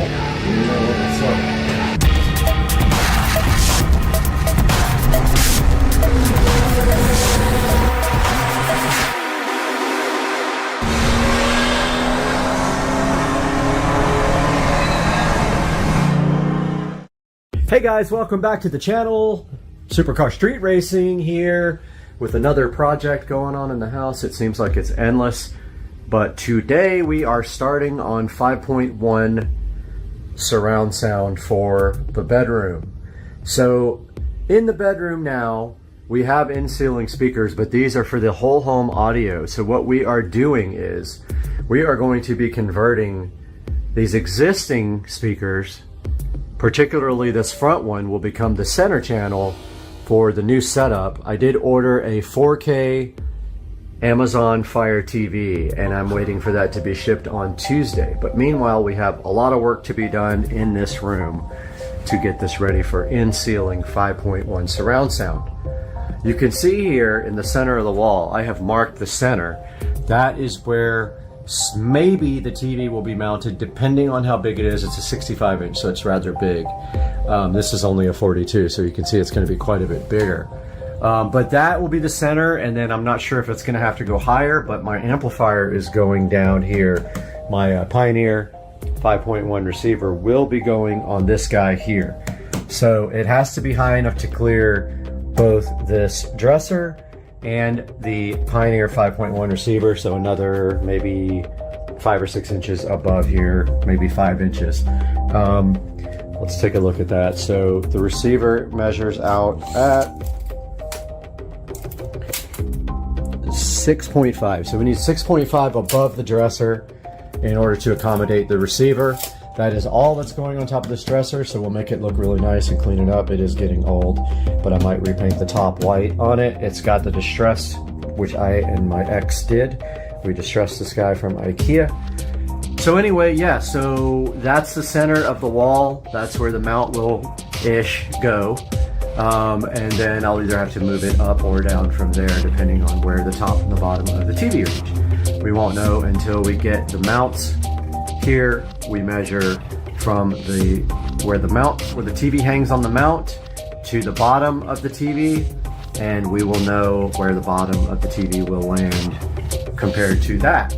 Now moving on to the speaker installation, you can see here we've got some 6.5 in-ceiling speakers. Those will remain, and they also will remain connected to the whole home audio. And my plan is that if we're using the whole home audio, we switch these guys off completely, or on, and then if we're using 5.1 sound, we switch them off with the switch that is with the home audio system over there. Now, the next thing I have to do is, I have a couple of steps to do here. First thing I have to do is figure out where my new they're actually going to be 8-inch in-ceiling speakers like I have. I'll show you guys real quick. So these are 6.5s, and they've been in my room for quite a long time. But they are going to be 8-inch two-way in-ceiling speakers on the sides here. So that will be the front left and the front right will be 8-inch. The center will remain the 6.5-inch old one for now, and eventually it can be replaced. That rear one is not going to be used for surround sound, but we are putting 2 more 8-inch here and there. When I did my home theater room originally, I made a huge mistake. I tried to wing it and drill a hole without checking, and I actually ran into a stud. So today, I will be getting in the attic with my template for the surround sound speakers. I will go into the corner, which is very difficult to reach. I will come out about 2 inches from the wall, 2 inches from each wall, if I can even get in there. I'll be on literally crawling on my belly. and I will poke a hole. I'll put the template down, the speaker template down, and I'll poke a hole in the center of where it's going to go. I'll match that over here as closely as possible, so I'll just, you know, go out 1.5 inches or 2, and I will poke the other hole, and then up here I will do the same thing. As close as I can get to that corner, and as close as I can get to that corner, I will poke the holes. That will also allow the speaker mounting brackets to swing open and grip the drywall. Because don't forget, there has to be a little bit of drywall around the edge of the speaker in order for that little clamp to swing out and grip the drywall. At least on 2 sides. You can get away with 2, but you really need all 3. So I have a task in front of me because it's 90 degrees outside. I want to get up in the attic as quickly as possible. But the first step here is going to be cleaning this mess out, because this has had stuff under it for years. And all that stuff needs to come out and it needs to be cleaned. So I'm gonna go work on that now. Taking a look at the existing wall, we're gonna be mounting the TV up here on this TV mount. And then we're gonna be adding this wall plate here. It's got power, HDMI, Cat 6, and even USB for 5 volts if we need it for something like LED strips.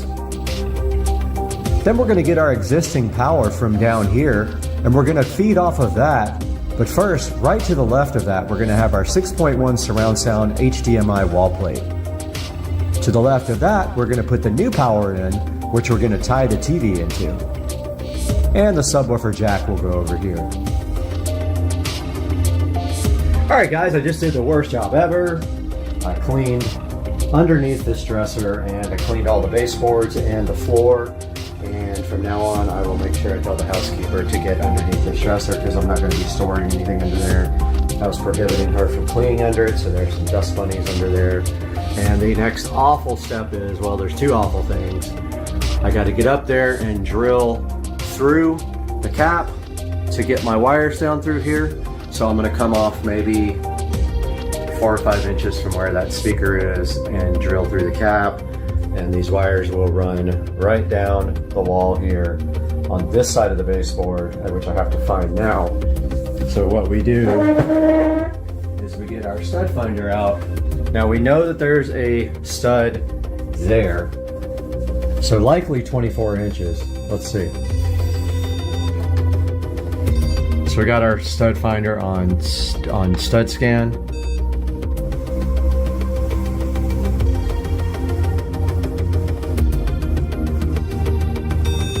All right, there's the center. So actually, this is perfect. The electrical is on the left side of the stud, which is unusual. That's actually really good because we need power up here, and we're gonna take it from that electrical receptacle right there. So let's find the next stud.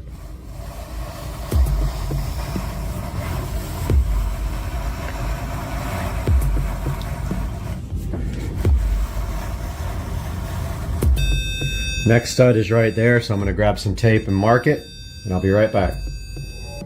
Okay guys, so here is the next stud from the stud over there, and we don't have our measuring tape. Oh yes we do. Okay, so let's see how far that appears to be.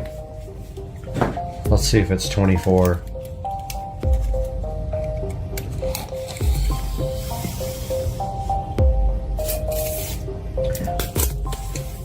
So let's get our tape out.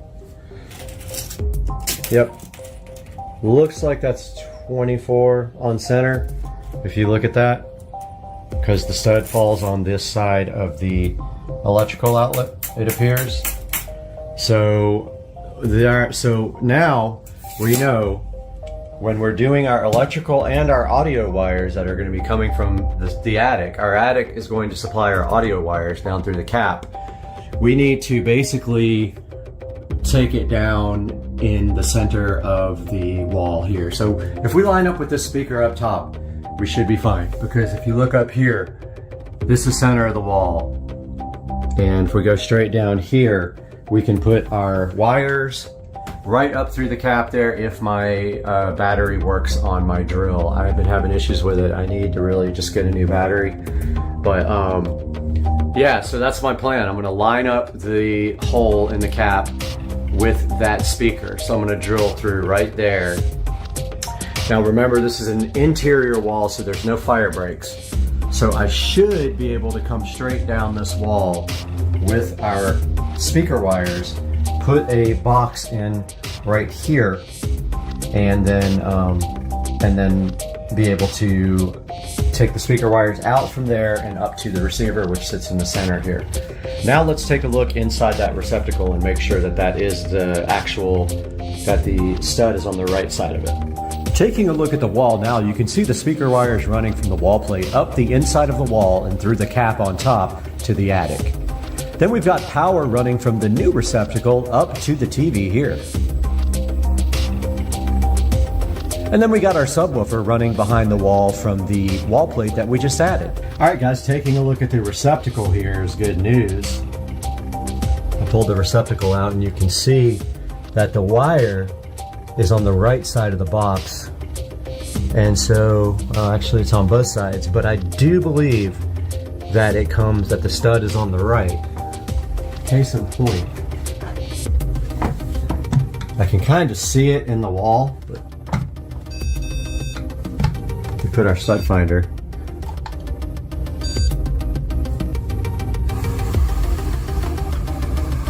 It says that's the edge, and that's the center. And that looks to be on the right side. If you're facing the wall, it's on this side. And you can see an indentation in the wall. Boy, this wall needs to be repainted, so I think that's gonna happen too. So what we're gonna do now is drill through this side of the box and just verify that we can get our wire through there. And then we will pull our wire up to where our TV is gonna be as soon as we know that we can put the TV there. All right guys, we got the trusty orange screwdriver here that I always use for everything. And we want to kind of get that drilled towards the top because we're going to try to push the wire up there and fish it.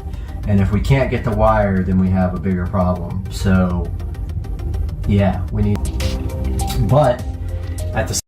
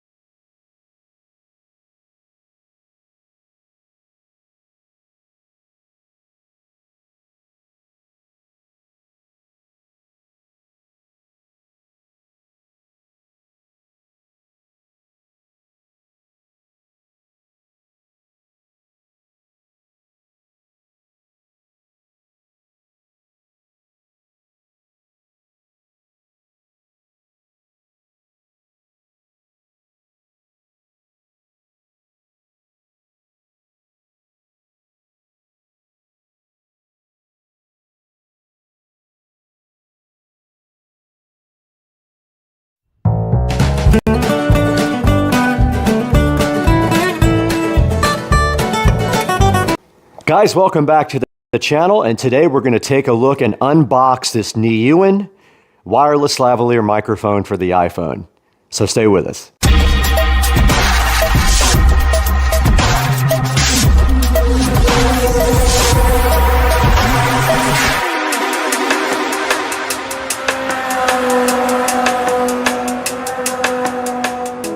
Welcome to Supercar Street Racing. If you're new to the channel, thanks for joining us. Go ahead and hit that like and subscribe button. It helps us out tremendously.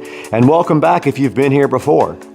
Today on the channel, we're taking a look at the Nylon wireless lavalier microphone for the Apple. This does have a lightning connector on the back, so it is only for Apple products. And I don't actually own an Apple product that I can plug this into. So today we're just going to be taking a look at the unboxing and giving you guys a low-cost alternative to an expensive mic like this DJI right here on my hat. All right, taking a look inside the box for the Nylon wireless lavalier microphone, and we'll cut away to some pictures of this. It does come with an instruction manual. There's the instruction manual there. Also, it comes with a little charging cable, probably about 3 inches long. So it's just a USB-A to USB-C charging cable. You can use anything to charge it. You can use a computer or a little USB adapter to charge a phone. It comes with the microphone itself, which clips on your lavalier or your collar.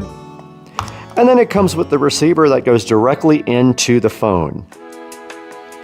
And that is everything that's included with the microphone. So now that you've taken a look at the actual product inside of the box, let's take a look at how you use this. So basically, this is the microphone portion of the device. And you can see on the side right here, it does have a USB Type-C port. And what you do to charge that thing is just take your USB-C cable and plug it into any device that has a USB outlet that normally powers a USB device. You can use your computer, you can use your little USB adapter for your phone, or pretty much anything to charge this. And when you do plug it in, you will see a red light come on to indicate that it is charging.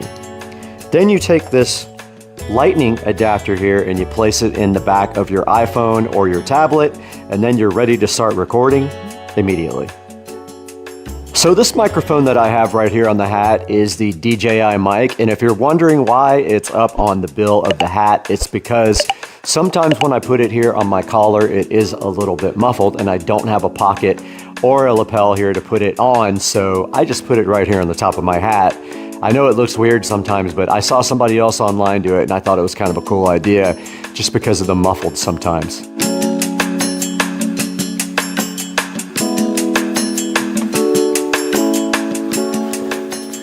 Welcome back to Supercar Street Racing. We are here in the beautiful 4K production studio once again to be with you guys to talk to you a little bit about this wireless microphone from Nylon. But first, I just want to encourage you guys to please like and subscribe to the channel. It helps me out so much. And please click through any of our affiliate links down below to buy anything you want on Amazon, as we get a small commission from it. And it helps me buy equipment for the channel. We do need a camera. Think about me when you click through the links and do us a big old favor. Now, today we have the I don't know if I'm even saying it right, but it's the Nylon microphone. Now, this is only for the iPhone, which is why we don't have an audio sample from it, because it is only for the iPhone. And I do not have an iPhone to test this with. Now, you can see right here on the screen, it does have the lightning connector there. And taking a look through some of the pictures here, we can see that it is a 65 milliamp hour battery inside of it.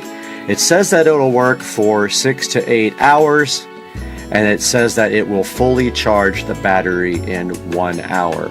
Now, I can also vouch for that because I did charge the battery with a USB Type-C from my phone, and it did take around an hour to fully charge.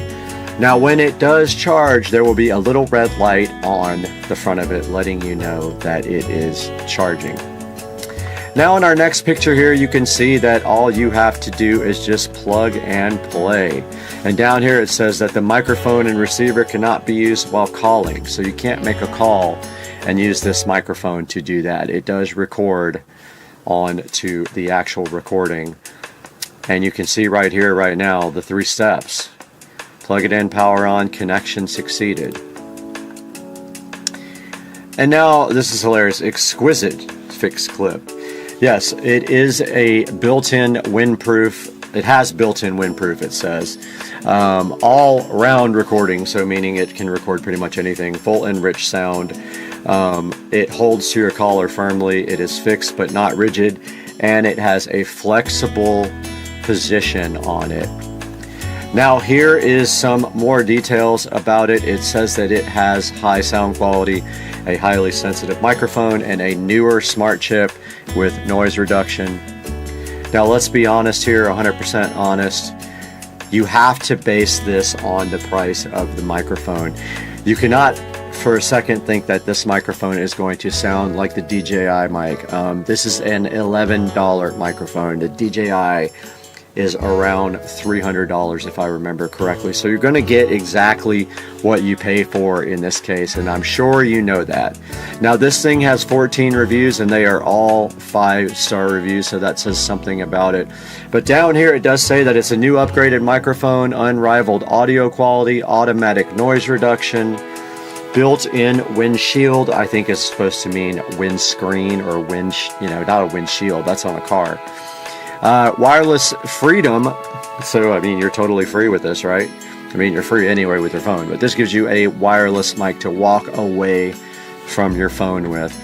Versatile for a wide range of applications, but hey, I mean I'm using it for recording audio. I'm going to be using it. Now looking at the reviews here, all 5-star reviews. Great little mic. I think they meant mic. It says mix for just over $10. Nice and easy to set up and use. Great value for this, and they did put a picture of it in there. Worked within a second, simple to set up, literally plug and play, which is definitely what it should be. Awesome fast shipping and great quality. Microphone is amazing, works well. More pictures here on this one. This guy says excellent, and it's in Espanol, I think. And so if we go back here, there are some other ones we can compare this to. There are several down here, and they range for anywhere from $9 all the way up to $90 for deals on related products. Now, if you would like to see a high quality version, there are some medium quality here that may be worth looking into. But if you would like to see a higher quality version, let's take a look at the DJI mic. DJI mic. And this is the DJI wireless mic kit. So this is one of the highest quality kits you can buy, and you can see it does have 2,187 reviews. It has a 4.7 star review, and this is what you are going to see most of your vloggers and most of your YouTube people using, most of your professionals who use wireless mics are going to be using the DJI mic. It does come with 2 transmitters and 1 receiver. You can use it with the small 3.5 millimeter jack, and you can also use it with the USB directly on the phone. You can see right here it has a storage case with it that plugs directly into USB Type-C to charge it. It has a 820 foot range. It has a 15-hour battery, and here's what comes with it. You get the windscreen, the charging cable, a nice little bag to carry it with, a little TRS mic cable, your transmitter receivers, your USB and lightning adapters, and your clips.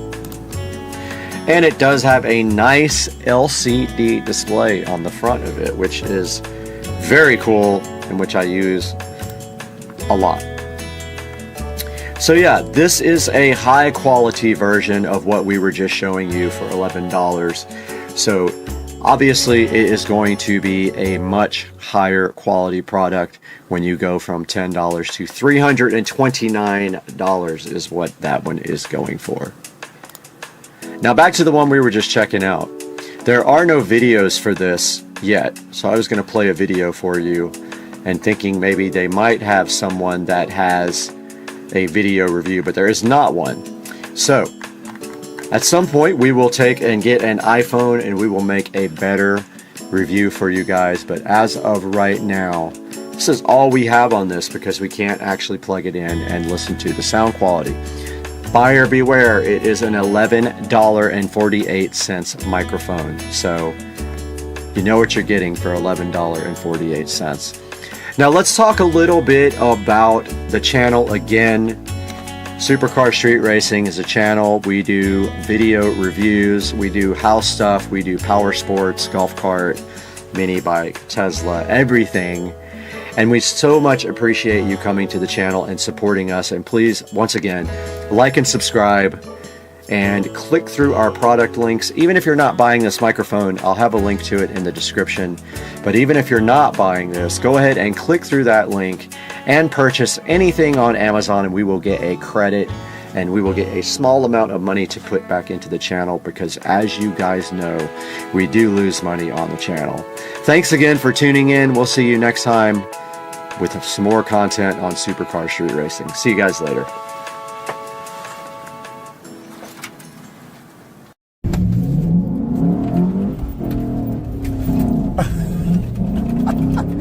Oh, yes!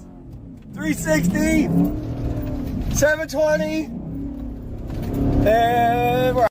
Hey everybody, welcome back to Supercar Street Racing for another fun-filled episode. We're right here in the 4K production studio, which was built just for this purpose, and that is to bring you guys the best products and the most fun in a great atmosphere. And you can see here we're loving it in the studio, and today we've got an upgrade right here on Supercar Street Racing.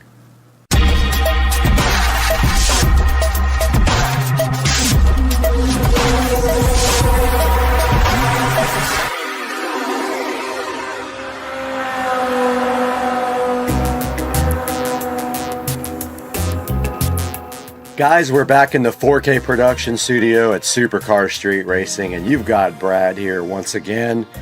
And in my hand, I have the Govee RGB IC light strip. Now, we have a lot of smart lighting already installed in the studio. This is actually going underneath the desk to bring out some ambient lighting, and this can be synced up with the other Govee products in here. And so what we're going to do today is unbox this right here and show you what's inside. We have done this before with this product, and then we're going to get this installed on Supercar Street Racing. Let's get this thing unboxed. All right, inside the box of the Govee RGB IC strip light here, 32 feet long, and you can see right here, right now, they give you a little installation steps card first. Just little quick installation tips here. You have a little Join Govee Home little pamphlet there inside as well. We have the user manual right here, and we have the actual RGB IC strip light. Now when you buy these, and if you want the best, you buy the RGB IC. That means it has, you know, like the integrated circuits built onto it and can do all of the cool colors and chases and all that stuff. That's why we got these. Now there are actually two strips here, and they start on one end and they go out in both directions. So they will start at the back and fan their way around the desk underneath, because I have done this before under the bed and I forgot that they had two strips, but yes they do. And then also inside of the box we have this lovely power cable. It is a regular type power cable, like would be in the back of a receiver or like an old CD player. It's not the kind that has the big plug, it's the smaller one. Then we have the actual power supply here. This is the AC to DC power supply. Probably puts out maybe 12 volts, who knows, doesn't really say. 48 watts, 12.2 volts output power supply. You also have this lovely controller here, and you can see here, right here and right now, that you have two outputs and your lights should go that way and out. So basically what you do is you start on one end and you fan outwards one strip on each one of those plugs. They also give you these beautiful clips. That is if it does not stick. And maybe underneath this desk we will have to use those because it might not work properly. They also provide you with this beautiful, lovely alcohol pad to wipe down before you actually put the strip up, which is supposed to help with the adhesion of the strip and make it stick. So let's get to work. We are underneath the desk right now, and sorry for the noise of the air conditioner, but there is no other way. It is hot in here, and we can see underneath the desk here that we are going to be starting up here where the power strip is, and we will go down each side and around to the front on the desk. And what we will do right here and right now is we're going to be powering this guy right up there on the end of the power strip. That power strip is full. I wish I would have put a bigger one down here. We have almost everything full. And then I will let you guys watch me do the rest of this. And I still have to wire manage over there where I have a mess. Let's get to work.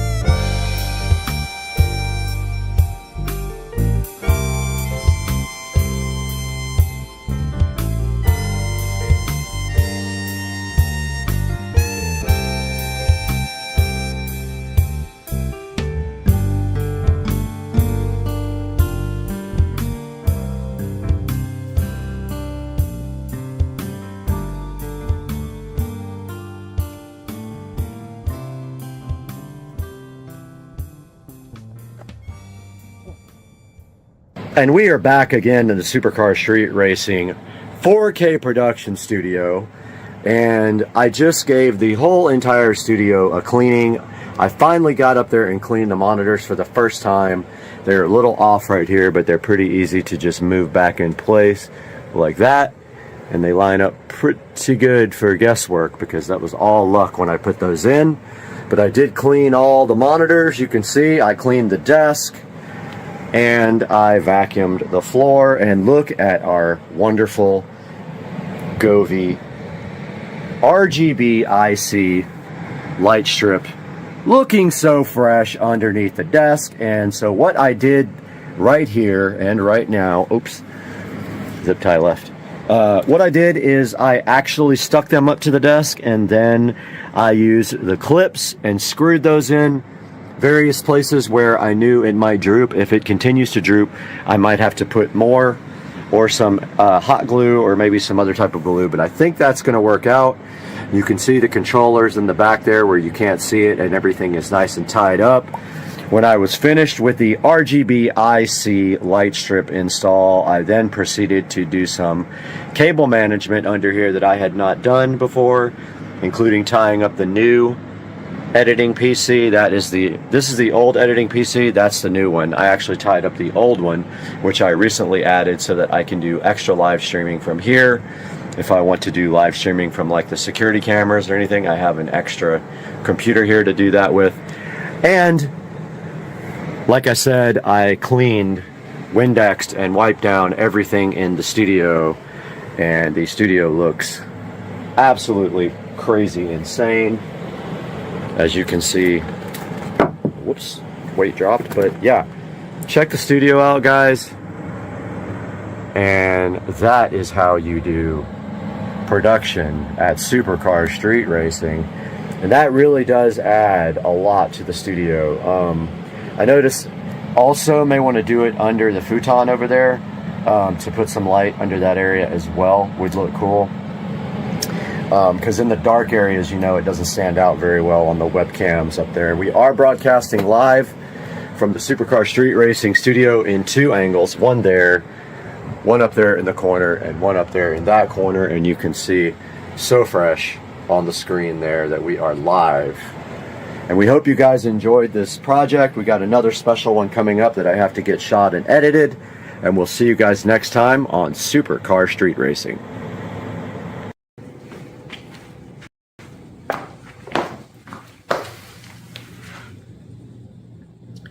Man, if I would have had this, I probably wouldn't have had this.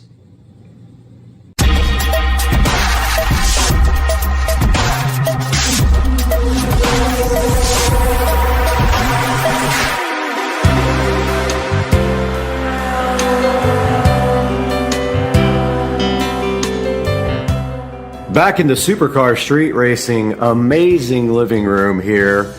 And today we have been provided this product by the manufacturer to check out the Mini Ultrasonic Pest Repeller 2-pack. And you can see right here and right now that in my sunroom we do have an occasional critter that likes to get in, and there is one right there.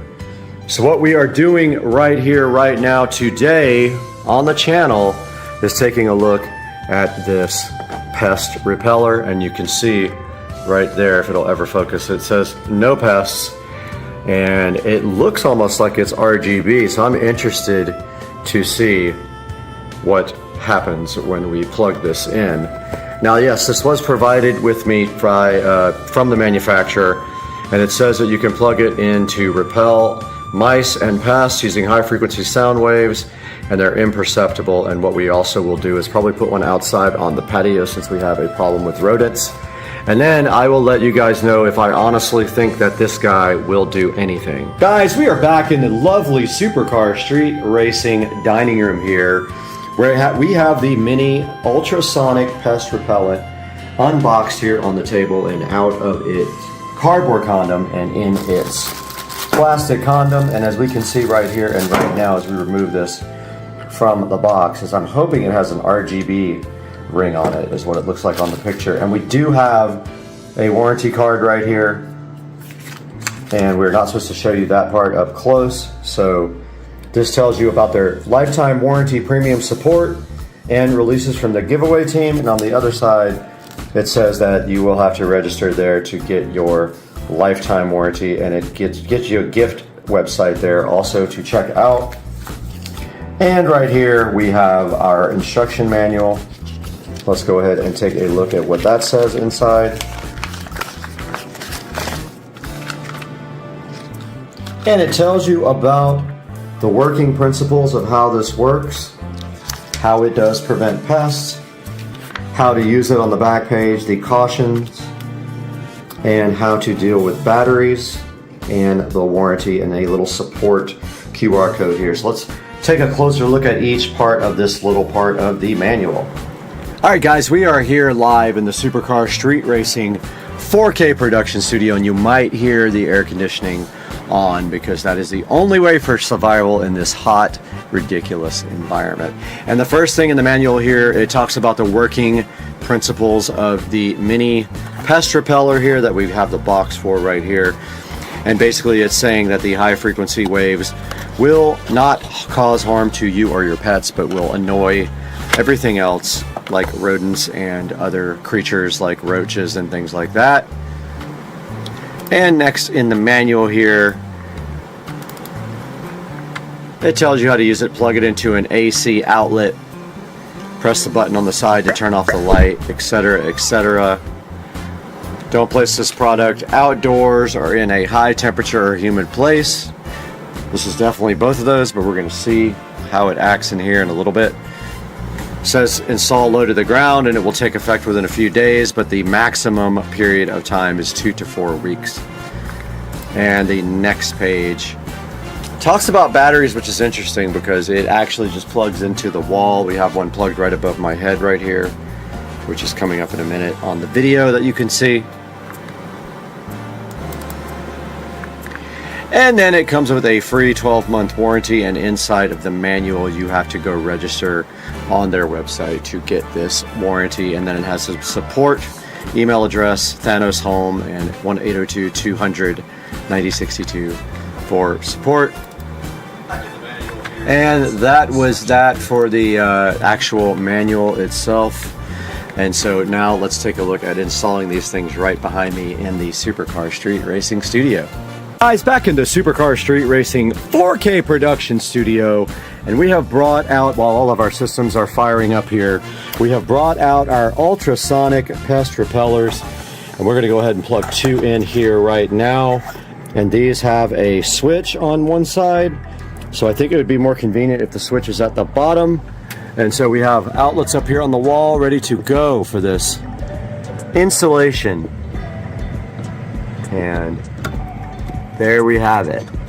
We have the pest repellers installed in the 4K studio, and they look so fresh with the RGB ring. And now let's put the other one in place. And we have another outlet way up here, and we will face this light down as well and install this guy in the studio to hopefully block out any bugs. And there we have it. We have both of our pest repellent guys in the studio cycling at different RGB rates now, and the studio is fully fired up so we can start editing this video. And yeah, that's what it looks like in the studio. It looks pretty cool. I dig it.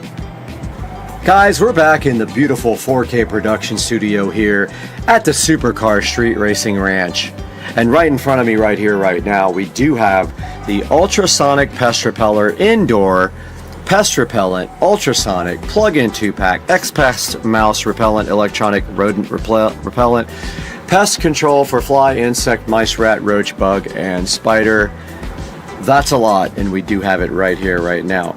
Now, this is selling right now for $29.99 on Amazon Prime, and let's take a look at some of the ratings here. And we can see right here and right now it has a 5-star rating. And it does say amazing right there. But let's go back to the actual product here and take a look at some of the pictures. Now you can see on this main picture here, and we call this up in the Supercar Straight Racing Studio, we do have a RGB looking light. Now, one thing that is not exactly correct is it does not chase on the RGB mode. It looks on the picture like it does, but actually in reality, right here, right now, where my finger is, that is actually what it does. It just fades between colors. You can see it's blue right now, and it will fade to red and yellow, and then it will fade back again. So it does not chase in a circle like the light right here does. That is a chasing light. Very different up here where it just fades between colors. Kind of not what it does and what it looks like. And this thing says right here that you can repel mosquitoes, flies, and there's another type of fly, and there's a spider and ants, roaches, and then mice with this. So it is yet to be seen if this is capable of doing that. I will have to run it for a few weeks and then get back to you guys to see if I notice a difference in the amount of critterism. And then on this next system here page, it shows you that it affects the nervous system, the auditory system, the reproductive system, and it takes about 1 to 2 weeks where it doesn't do much. 3 to 4 weeks it is the impact period, and then in like later, I love how it calls it the explosive period, like they're just going to explode, which would be hilarious, but I doubt that is the case. And this thing says that it is 100% safe for you and your pets. Safe, non-toxic, and harmless. It shows you like some of the areas you could put this. Now, you actually can put this anywhere you have a 110 volt plug. If you are a firm believer that this works, you might put this anywhere. And that, again, it does not chase like this. There will never be more than one color on the device at one time. As you can see right here and right now, it is one single color at a time. It fades off and fades back on. And it shows you here the dimensions of the product are 2" by 2.4" by 2.4".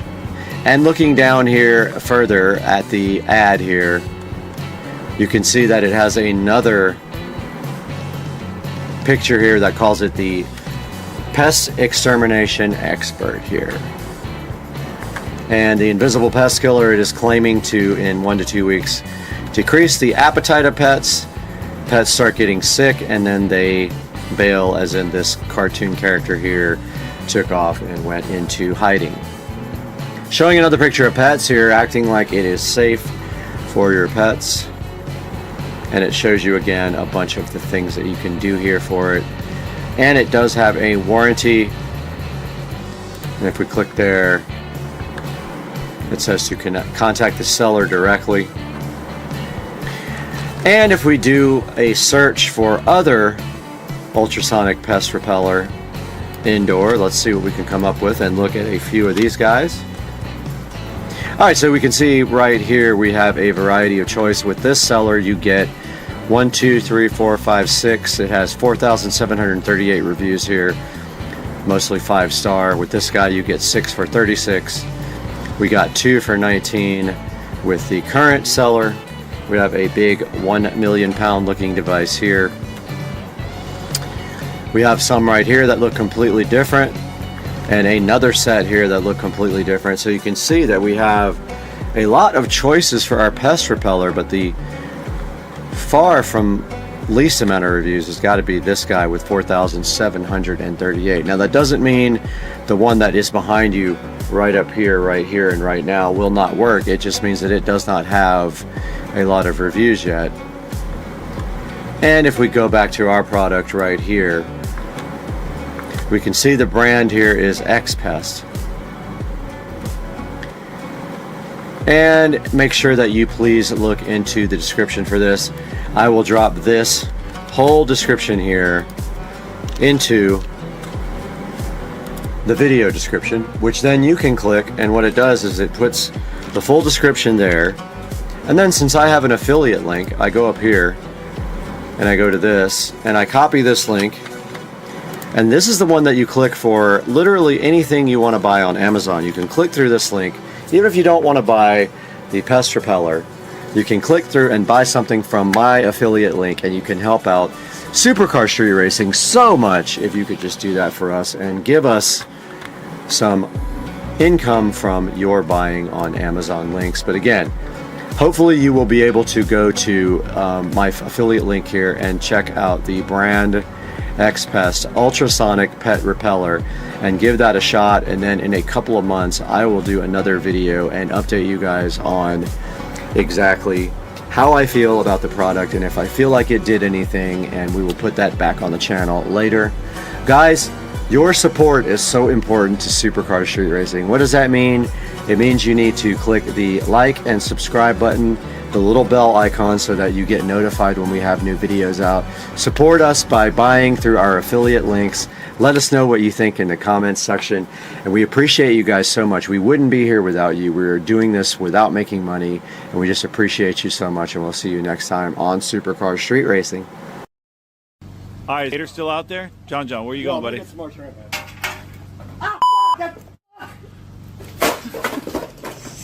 Hot!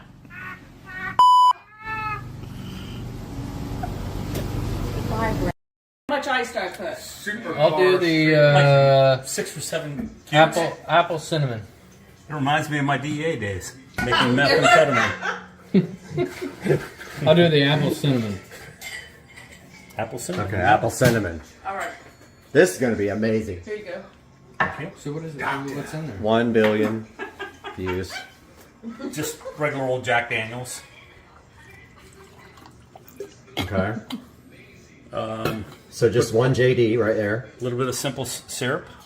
Yeah, you can get the stuff at Publix because I buy it all the time. Nothing but sugar water. Yup. A little bit of bitters. Doctor. The doctor of all goodness. It's true. It is doctor. It's a surgery.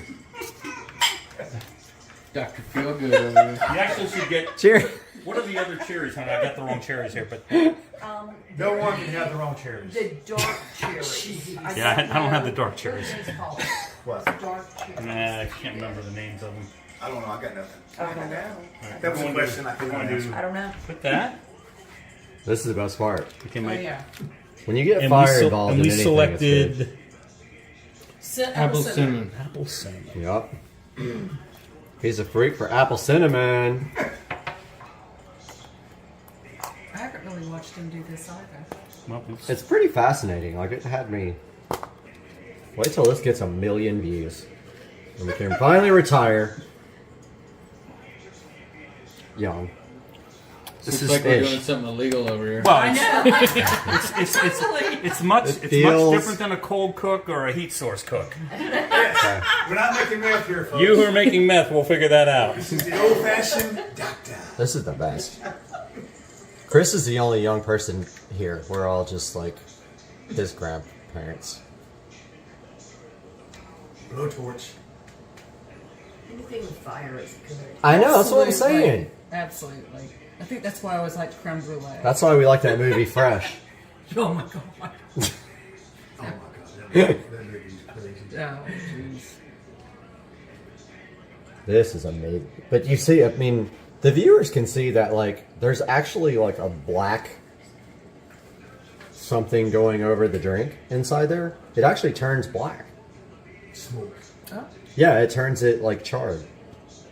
Because of this thing. Doctor of all drinkage. Good smoke. Did it get in there? I'm not seeing any smoke. You know what? I don't see any either. Do we have another torch? Is your torch all, is it petered out? It may be. Okay. Oh, it's rolling. Oh yeah, it's working. Phone's melting, but that's cool. That's all right. I'll buy a new phone. The top's about to catch on fire. Maybe the holes are plugged up? It didn't really do what mine did. It didn't. No, Yours mine kind of like waterfall down into it. Mine totally turned Need to dark. clean it? Yep. Yeah. It stopped That up. might be plugged up. Yeah. That's The hole's how it won't plugged. catch on fire? Your hole's plugged up. Can't have a plug hole. No. Nobody's got time for that. No. It's like quizzing shit. Unplug your hole. Oh yeah, finger it. Oh, jeez. Okay, we can't put this on YouTube if you guys get dirty. Don't get dirty. We're going back with Apple cinnamon. Apple cinnamon. where is it? Where? Oh, Okay. Bartender's a little buzzed. That's okay. there's no doubt about that. This is gonna be the best video ever. This is better than axe. No. We had axe throwing. It'll probably get more views. Yeah, it might. Alcohol Because powered. okay, so what do we title Oh, this? there it goes. Yeah, the What's our hole's plugged clickbait? up. Yes, there it is. There you How to go. make the perfect old fashioned Old fashioned. with Byron. Yeah, now Game of it's- Thrones. Game of Thrones. Dude, that's so sick. Where do you buy them little things? Oh, look at it. It's going. The wood, Amazon. Amazon? Are we getting smoke in there? Capturing? It's hard to There tell. was I think for a there was minute, some. Mine was way better though. I don't know. Oh, there it is. Look it. Look it. Look it. Look it. Look it. Look it. You see it? Look Oh, it. yeah. We have Look at that. Yes, smoke it. Smokage. Okay, that was cool. It looks so cool on the camera though, for real. Yeah, it did. Look at that, my friend. Oh yes. Chris? Thank you, sir. All right, so you got to taste it and tell Cheers. 1 million people what it tastes like. I can smell the smoke. Is it good? Yeah, I like it. Excellent. Bartender is amazing, right? Thank you. Thank you. Okay, Thank 1 you, gentlemen. billion views later. 1 billion. We're gonna have to views cut later. him some, cash from our YouTube revenue. $22 a month. Doctor. Guys. I need a new 22-liter beaker. Yeah, you do. Okay, so there's a lot of different flavors though, by the way. You're Walter White? Is that what you're saying? Walter White. Jesse, let's cook. No, you just watched this. You just watched this yesterday. I've never seen it. Jesse, let's cook. I don't know what. And then we have this. 6 episodes of that yesterday. And then we have the Now, torch, the cherries. I love that. I had to. I like squirt, but this is all right. Oh, I have the fever. It's with an F. Fever, something like that. I've got that. Good stuff. Yeah, that's one of the better ones from what I understand. Oh, look at Ginger, Portage. Fever ginger. Mark, there's fever ginger out there. That's the next one, man. That dude's a good dude. We'll get you one. All right. Man, that was a good video. That's definitely the one. All right, I'm ready to shoot some video and man, we got to do something about this.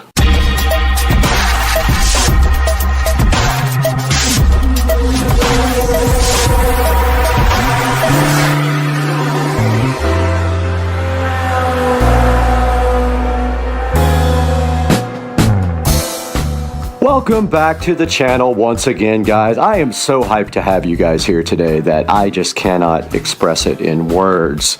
And our mission today is quite simple. This is the home theater room, as you can see here. This is the closet of the home theater room. I need a place to put my charging station and store all of the equipment for supercar street racing, and it is not cutting it in my closet. So our mission today is we are going to get this stuff out of the closet and organize this closet, run power, do all that in order to be able to charge here in the Supercar Street Racing home theater room. So our first step is to get this stuff out of here and get it moved under the bed in the other room so that it can be stored. We don't need these closet doors under here at all. So let's get to work.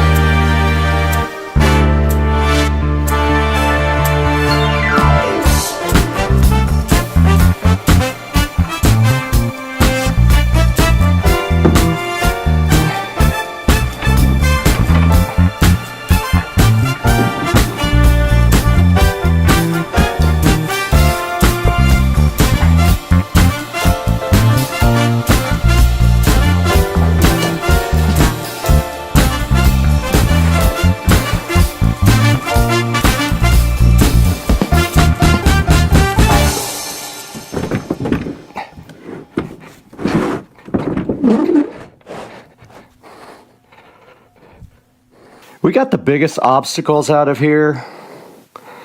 I save a lot of things that I shouldn't, but for example, this projector, I tried to sell this projector a while back. Nobody's interested in it. It does not work. The light is very dim. I tried replacing the bulb. That didn't work. So it has an issue. It can go bye-bye.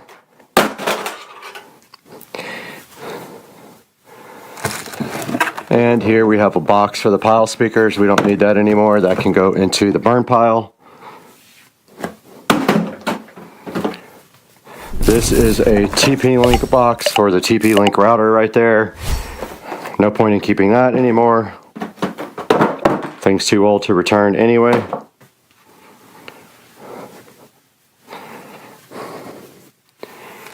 Up here we have a, looks like feet for my Fire TV in the bedroom. Probably never use those. Kind of pointless. Up here we have some old sheets, an old Govee RGB ICTV backlight that can be trashed,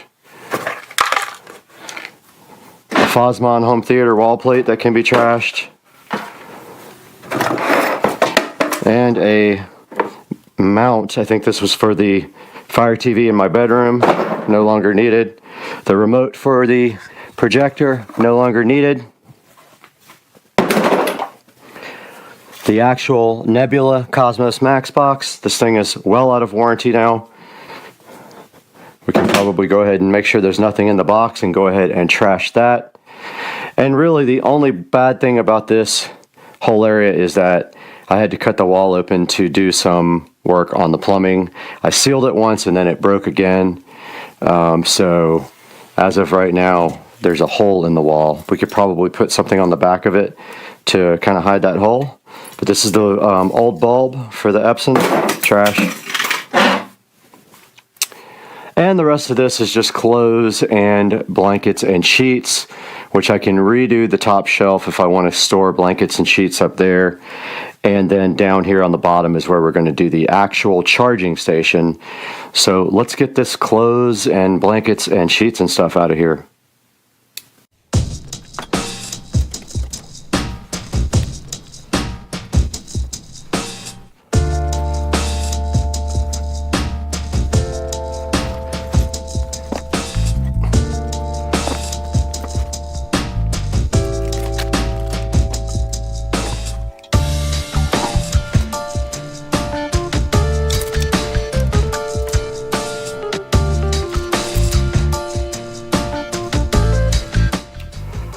Okay, so I got the closet completely cleaned out, and of course the GoPro battery is almost dead after using it for 10 minutes, which is that is my life. So I got the closet cleaned out now, and you can see we have a nice fresh palette to start with here. And what we are going to do right here and right now is we are going to clean this floor thoroughly. So let me go grab the cleaning supplies.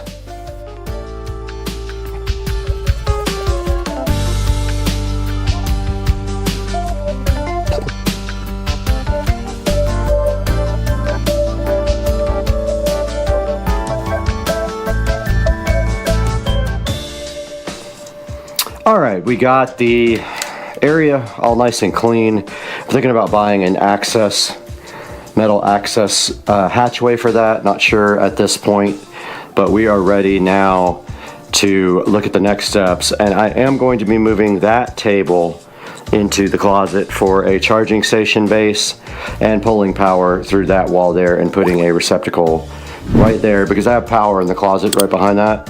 And actually there's power right there, but it'll be kind of tough to get through. I guess what I could do is push power through the other side of this and put an outlet there and go from there. But really, honestly, that's probably what I should have done in here when I made the whole home theater closet, is taking power from there, but I wanted power from the attic, so I did it that way. So yeah, so the next step is get this old crappy dilapidated table into here where our charging station is going to exist.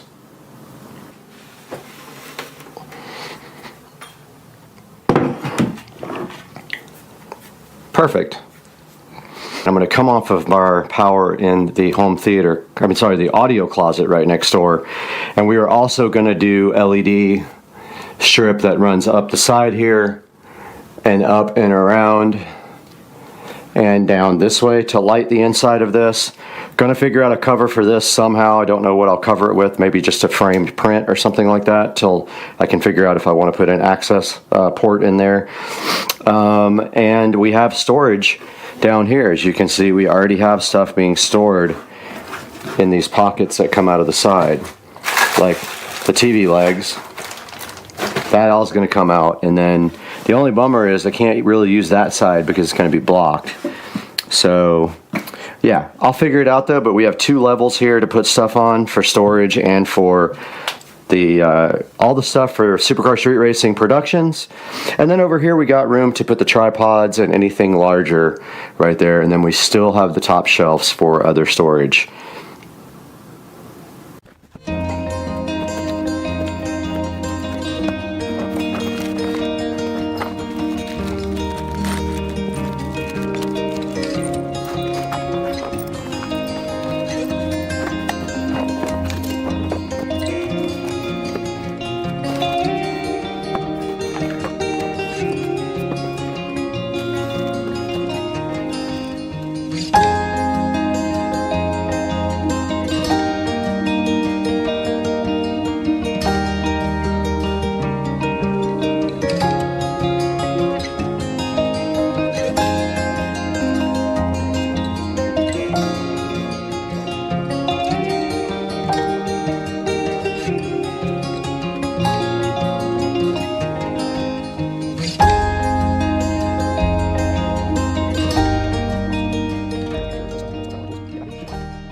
Okay, this is the wall we'll be making our cut in, and we need to make 100% sure that there is no stud where that thing is going.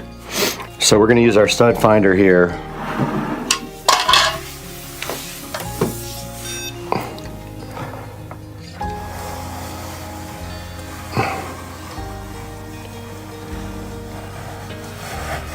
Okay, I don't think there's a stud between this. If it is, it's going to be terrible for us.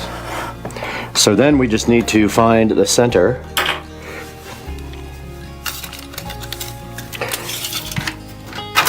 Alright, it's 24, so 12's dead center. We need to know the height, so all we have to do is measure an existing outlet, and the top of the wall plate is generally about, looks like, you guys can't see this over here, but it looks like it's about 17 inches, the very top of the wall plate. You have to take into account that the wall plate also has a little lip on it. So I'm going to go, actually I'm going to go a little lower so it hides the outlet. I'm going to go about right here. Let's see, the table. Table sits at 16. So I want the top of the box below 16, so I'm going to put the top of the box at 15. So right there, and then the center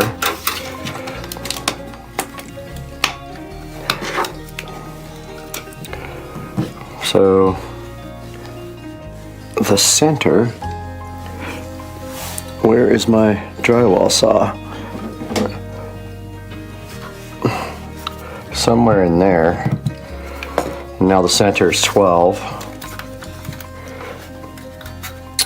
Got close, not quite.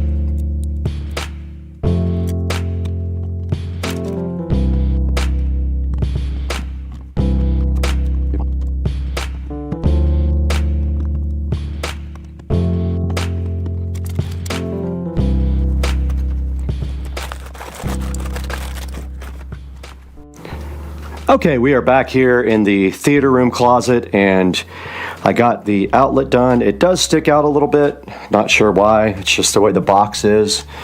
The box pokes out a little bit, but you can just always caulk around that. But this is how it came out. I put 4 power in here, and then let's put our electrical tester in. And you can see we have a middle light, and that is just a ground warning. Other than that, there's no reverse polarity or anything. I just got to hook up the ground on the other end. But yeah, this side is done on the electrical. It just pokes out just a tiny bit, and I don't know why.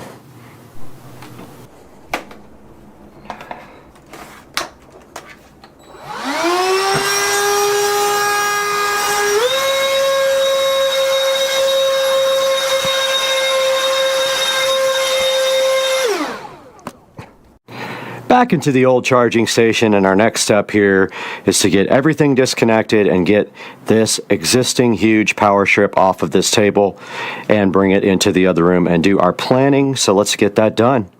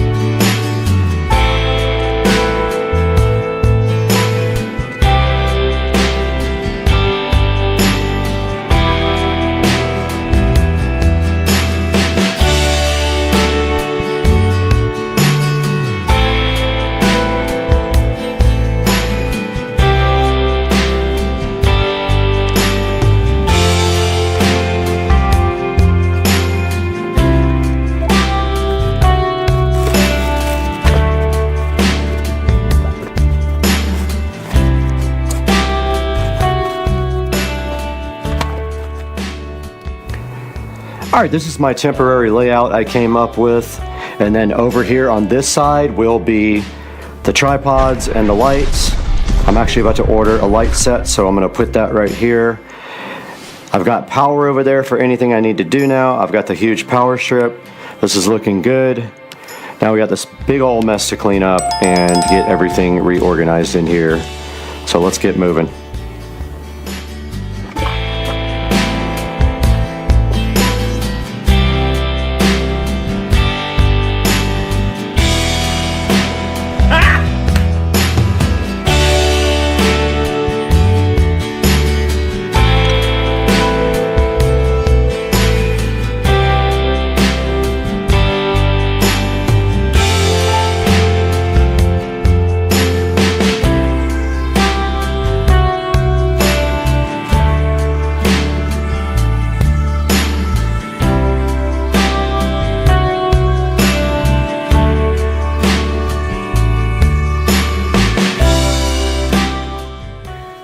Hey guys, welcome back, and we're out here in the beautiful 4K production studio for Supercar Street Racing. And as you can see on the video right here, I got a new outlet installed in the closet today, moved all the charging stuff over to that area, and now there is also space for the tripods and lights that I'm about to order. And I will cut to the video of this finished product right here, right now. But yeah, we got all this done today, and I really encourage you guys to subscribe and like the videos. And please buy everything through our affiliate links.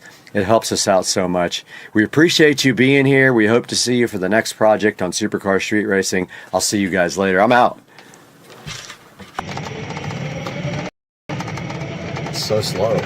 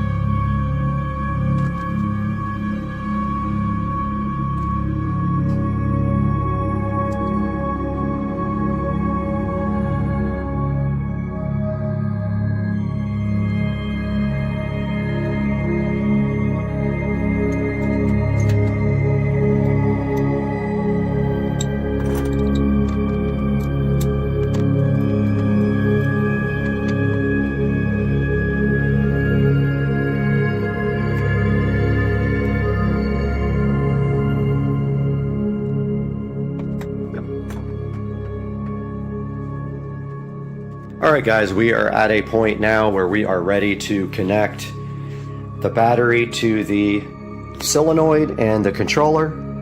B plus goes here to this cable right here, which goes to this side of the solenoid, which goes to B plus on the controller, and then B minus goes to the battery.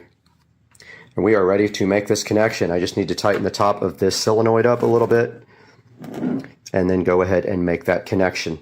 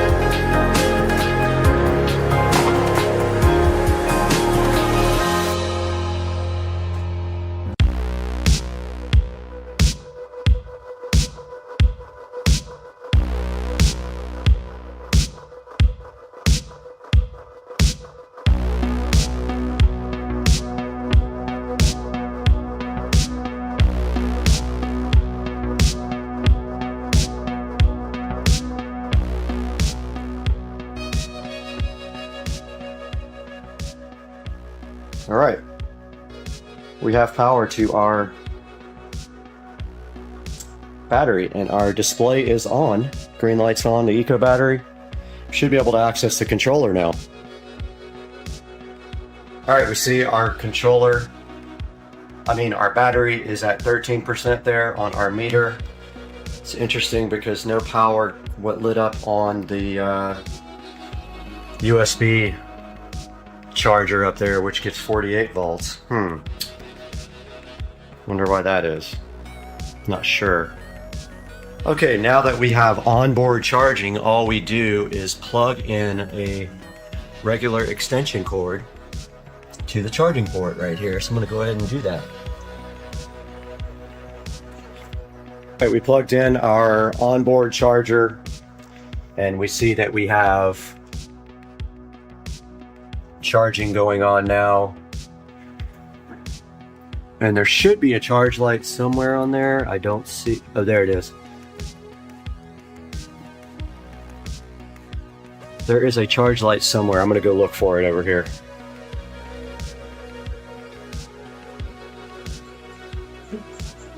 All right, we're back out here. We have been troubleshooting the controller. We both have COVID. And so it's okay, we can hang out, but no, we've been troubleshooting. We had a couple wires reversed. We think we got it, and we're ready to start putting the controller back in the cart. And we did test that the motor actually works, and we're ready to go. So we're just buttoning some things up now, and it's going to be insane.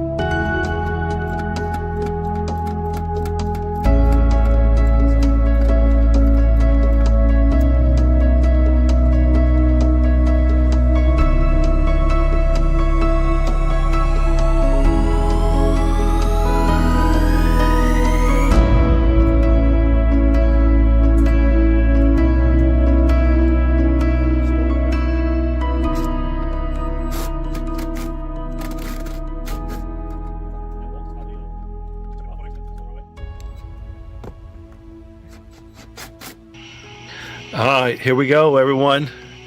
Maiden going on? voyage on the 70 volt upgrade. I think this is going to be a little ridiculous. What do you think, Brad?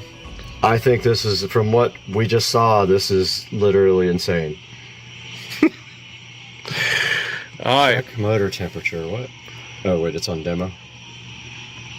It's on demo. Yeah. How do I? Communications. Okay. So we gotta connect to the controller. All right, we're connected. Waiting for forward and reverse switch. We're on. All right. It's a good sign.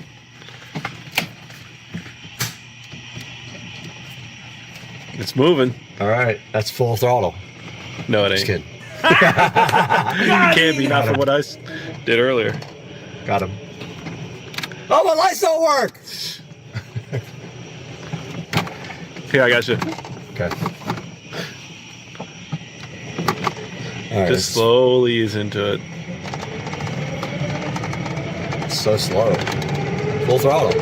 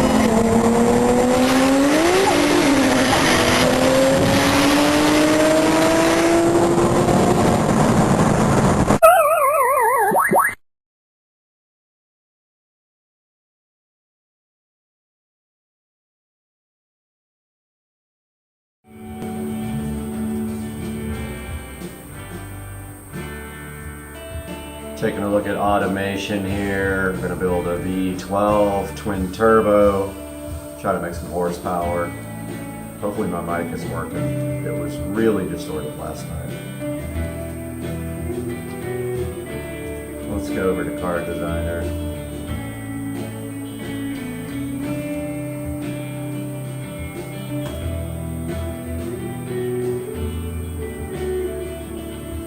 Actually, we went Engine Designer, not Card Designer. Let's do new engine family.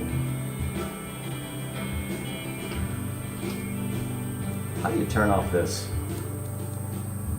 physics CPU thing? Is annoying. I think it's in my NVIDIA.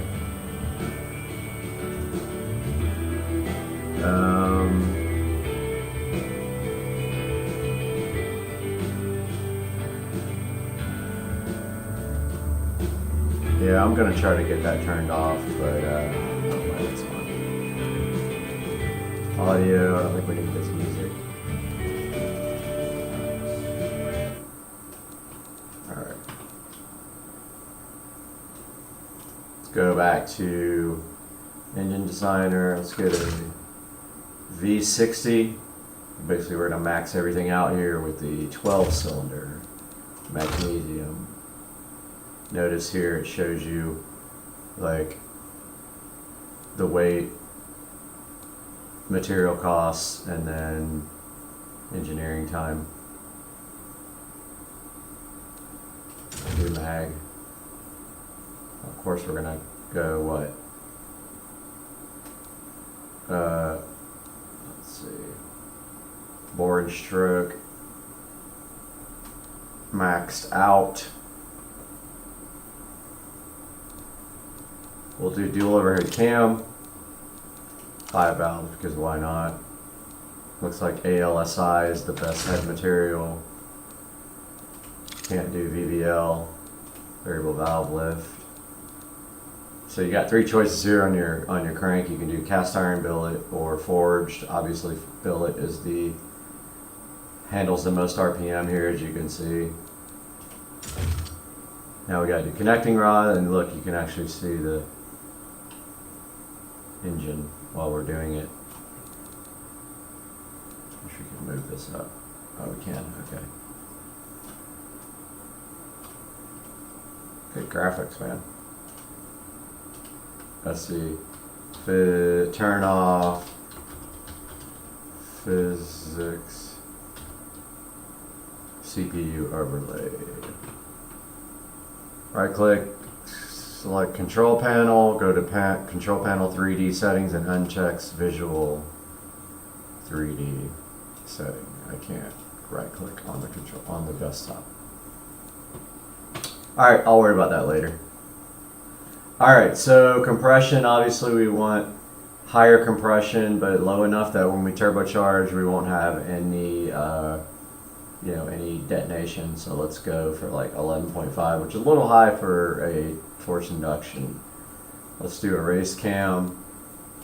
Can't do VVL, variable valve lift. We can do variable valve timing though.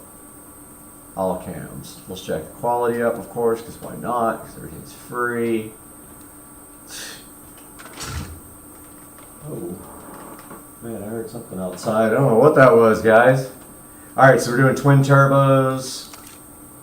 We're going to do ball bearing turbos. We're going to do, why not, a 12,000 horsepower intercooler. There it is right there. Let's do a custom preset here. So we're going to have a 3.8 compressor. Of course, it's going to be laggy, but who cares? The turbine wheel is going to be 4.11. The more AR you make, the more horsepower you make. It's the compressor backside. We're going to let it do all the boosts, 43 PSI, and check the quality up, and you can see the difference here. There's what it looks like so far. Let's go hit the next button. I think I found the NVIDIA control panel. Oh, I did. Let's see if I can get this physics CPU thing here off. Alright, so we're going to do injection, obviously. And there it is. 3D settings. Where is the show physics? Enable overlays. Where is it? Okay, I don't understand. Alright, uncheck the show physics. Okay, go to control panel 3D settings. I unchecked it. Oh, maybe I have to exit the game. Okay, anyway, looks like we got our fuel mixture here. We want to be in the low 11s, 10.5 to 11 when you're under full boost. Hopefully the thing knows how to curve the fuel. More timing, of course, means more power. However, you can run into issues with detonation, so we're going to try advancing timing a little bit of time. This thing doesn't like a lot of RPMs. About 7,500 is the max where you start breaking stuff. Check the quality up here. Hopefully my camera's not like, audio is not distorted again.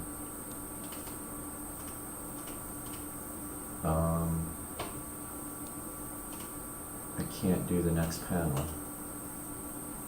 Oh, I forgot to do the direct injection. That's why. First on the race intake. Why not do 100 octane, right? Look at our turbo setup. I mean, pretty simple setup.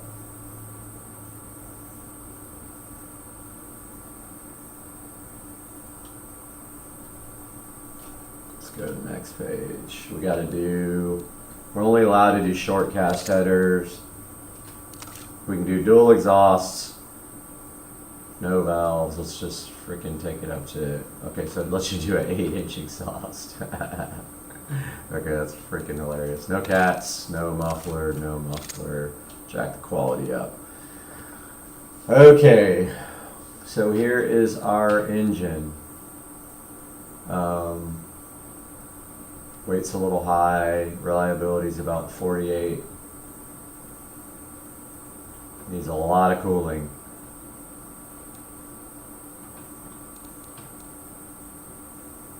Costs $27,000 to build.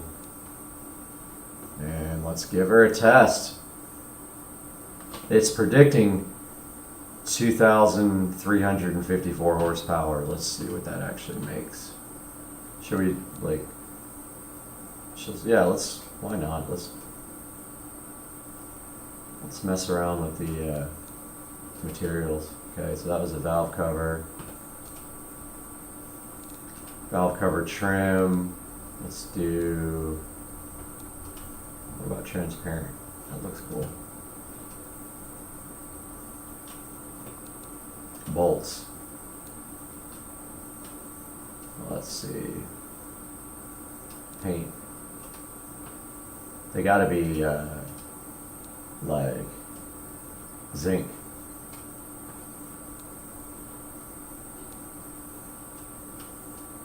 So, perfect. Oh, it looks tight. What do we want to do with the intake manifold here? That's wrinkle paint. Carbon fiber, hell yeah. Valve cover design. Space age. Alright, so let's go ahead and give this guy a test. Let's let the automatic testing go. Right. Makes power.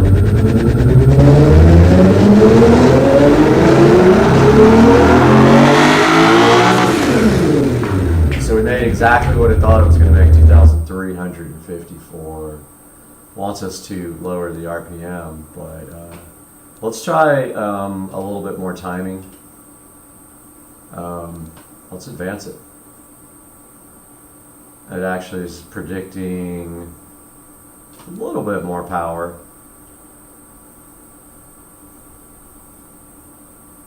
Looks like when we lean it out a little bit, we make some more power. Most it wants us to make is about 20, let's see, about 20, what, 27? Yeah, 27 something. 2,729 horsepower. And it still doesn't make any more power if you jack the RPMs up. Let's bring them back down until it stops making power. So 2770, 2751, it's making less and less.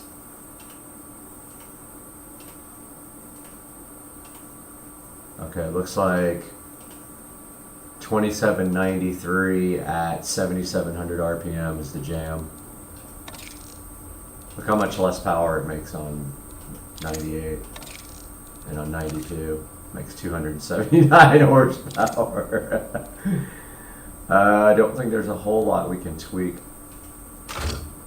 Yeah, we start messing with stuff, it really jacks it up. Let's see if we can get more power out of the compressor.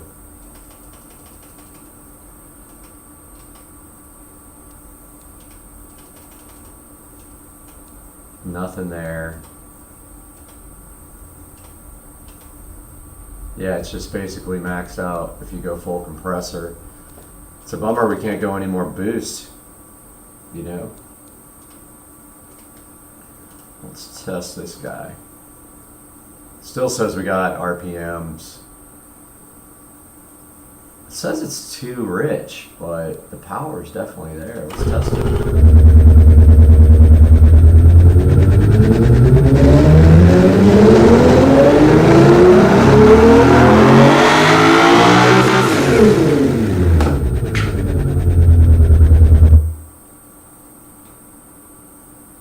2794 is predicted.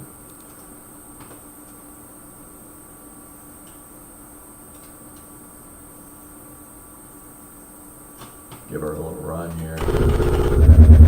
Check her out in 3D.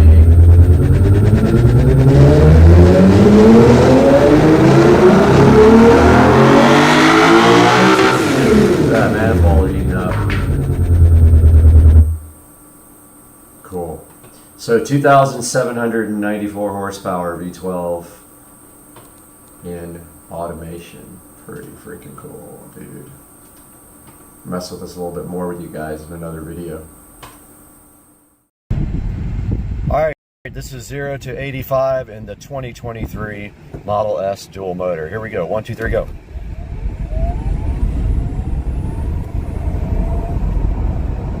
And it's limited there. Hey, I'm Supercar Street Racing here. How's it going today? Wanted to take a few minutes to show you guys my whole home audio system, and I'm gonna do that now. So look around.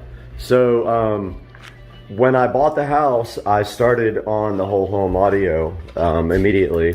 I knew it was going to be a lot of work, but I went ahead and got up in the attic and ran all the wiring and everything. I kind of want to show you guys this before I show you the smart home stuff in a different video.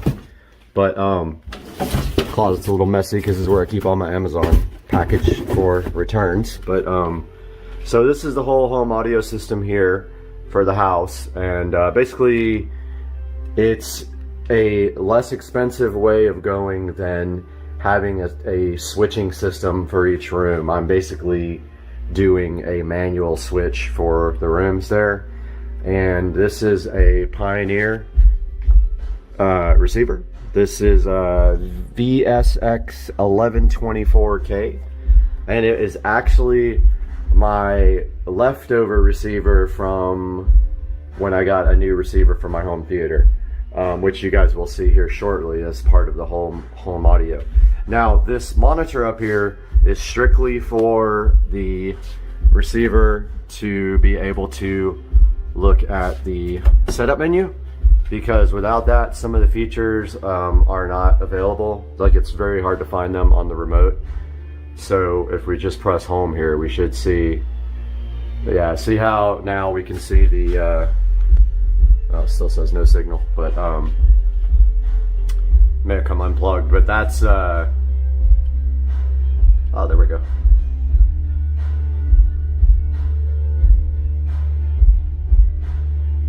Well, I'm not sure, but that's supposed to be the menu for the receiver there, like when you press that home button. Oh, there it goes, okay.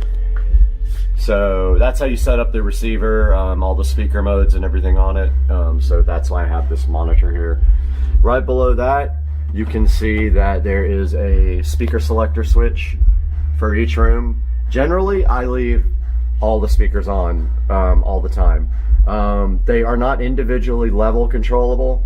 That's the only thing about this. There are selector switches that do that, but they don't have this many rooms available. Oh, also, computer, turn on the audio closet light. So I probably should have done that first, huh? So I have a smart home plug in here with the with a fluorescent light back in the back. All my wiring goes up through the walls into the attic, up through there behind the speaker selector box. And this is my Behringer Ultra Bass Pro. So this is a sub-harmonic synthesizer, or what this does is it enhances bass. It actually creates lower, fuller bass, and it has several settings. There's a DBX unit that's similar, I think it's the 120 or something like that. But basically you can adjust the amount of, you know, synthesized bass you want. It's got a frequency adjustment for how low you want the bass to be, the frequency wise, a dynamic punch, and then it's got a subharmonic or an ultra bass. Then you can select ultra low or punch. You can adjust. I've got it right in the center. And then, sorry, the camera wasn't even on there the whole time. You've got a bass limiter if you want it. And then this section over here is to send bass to your satellite speakers, which I do not use that part. I've got my satellites in the ceilings all running full range because some rooms don't have subwoofers. Most do, but some don't. There is a JBL 10-inch subwoofer here in the closet as well. That handles bass for this side of the house very well. And the main source of music here is this Audio Echo Dot. See the music just stop, but there's some more playing now. It's supposed to be royalty free so I don't get copyright struck. But basically the way this works is from any room, and I'm gonna do a smart home tour another time. From any room I can tell, you know, if I say it now she's gonna wake up, but if I say, you know, the smart home thing and play something on this device here, like what kind of music I want, it will start playing in the house. Now there's some other smart home options that I'll show you guys when I show you the smart home stuff. There's ways to play music from any room that has the Echo Show or a Fire Stick. You can create music groups and then you can play in various other rooms.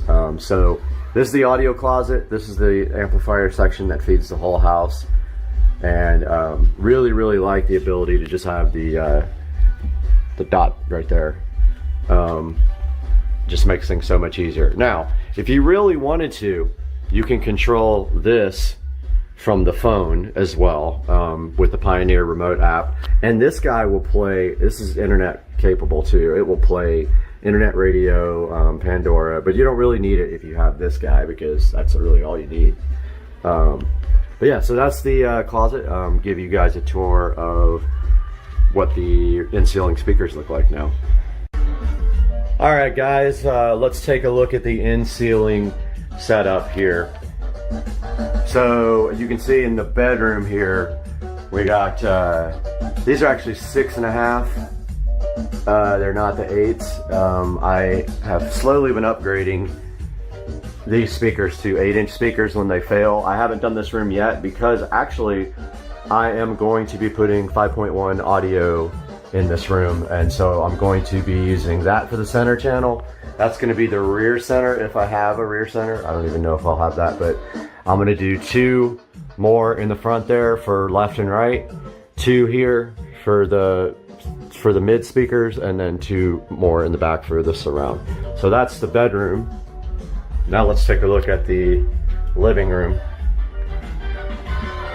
So the living room has the upgraded ones. Those are actually 8-inch. They're 8-inch with a tweeter in the center. The other ones are 6.5 with the tweeter in the center. So this room actually eventually, when I have time, will get 5.1 sound as well, all in the ceiling.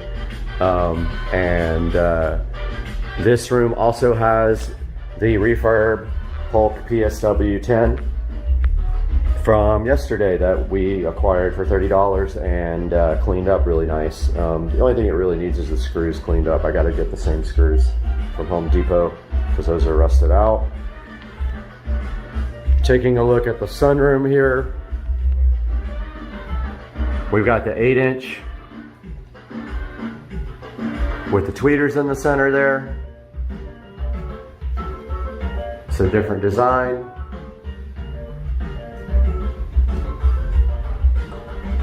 See how those, you can't see the tweeter? The ones on the sunroom you can. Kitchen. Got the 8-inch there with the tweeter in the middle that's covered with the grills.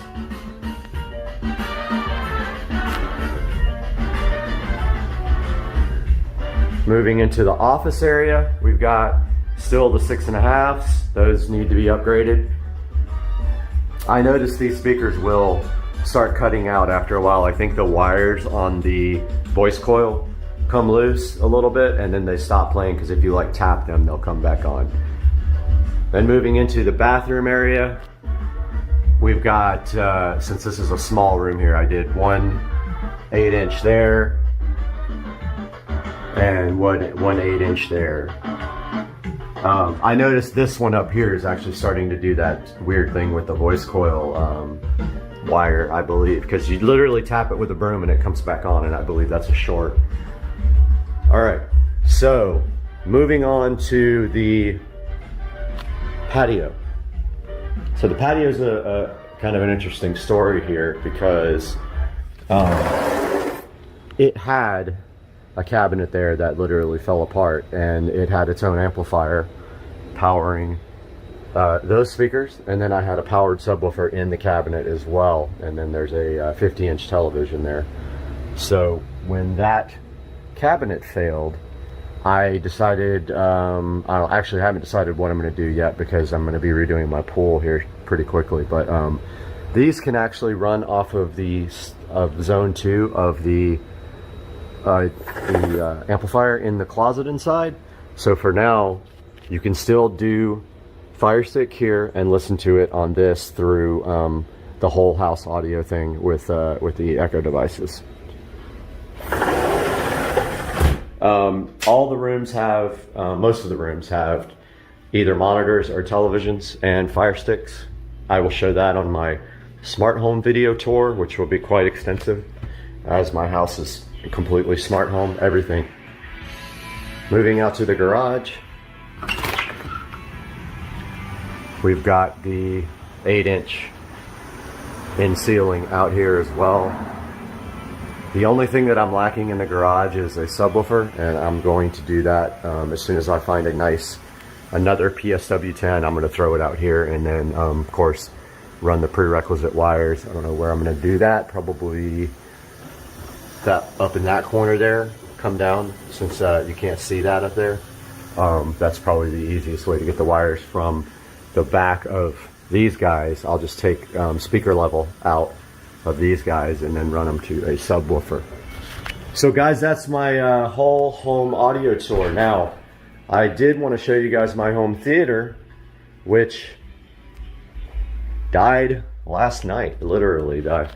I think the bulb in my projector finally gave out after about 7 years, but this is my theater room, which I will do a full tour on as soon as I get a new bulb for my projector. I think that's what happened.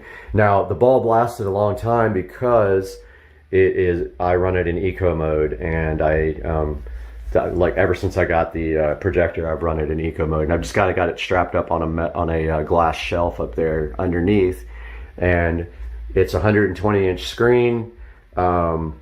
We have a Pioneer receiver, JBL front speakers, and then I did the surround sound 6.5s for the surround sound, and I have a Advent center channel. The screen is made by me. It is paint. It's called home theater screen paint. You can get it at Lowe's. I framed out the screen myself and painted and sanded the wall, and it came out amazing. I ran all the wire. I did pretty much everything in this room myself. I did the paint, I did all the electrical work, I did the audio cabling. So the cables go to wall plates behind the receiver. They go up through the ceiling there to the speakers, and also HDMI to the projector, which is a really, really nice Epson. It's not 4K. Don't think I'm going to be doing that anytime soon because they're really expensive for a true 4K. But it does do 1080p, and it's very bright. And I highly recommend it. I don't remember the model number. I'll have to get it and put it in the description. But yeah, so this is the home theater room. Of course, that light's usually off. I got my art there, my projector up there, and reclining couch there, and a futon there. 120-inch screen. It's actually capable of going wider. That's just as far back as I can go without the door. If you want to get an idea of how big the screen is, there's the door. So just That's as big as it can go without taking the door off, literally, which I thought about doing that, but I did not do it. But anyway, that's going to do it for today's video. Wanted to do a quick tour and show you guys the home audio system. And I hope you guys liked it. If you have any questions or need advice on anything home audio related, please don't hesitate to put it down in the comment section. Have a good day.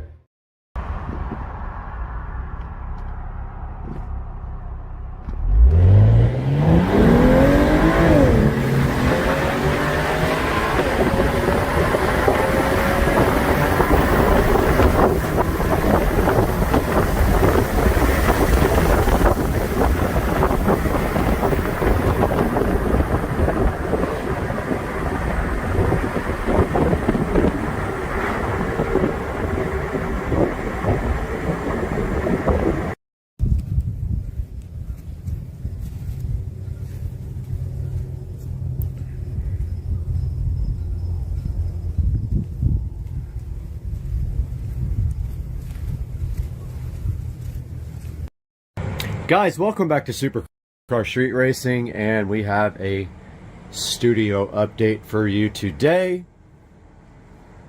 And I have been working hard in here, but also had some other things going on outside of this, so I took most of the day yesterday to go buy a beater car, which I will put on the channel soon. But what I have done in here is I have continued the acoustic foam tile work. And I have the acoustic foam tiles laid in on the ceiling all the way as close as I could get to here. But Joe and I are going to go tonight and get the foam board so I can finish the front wall.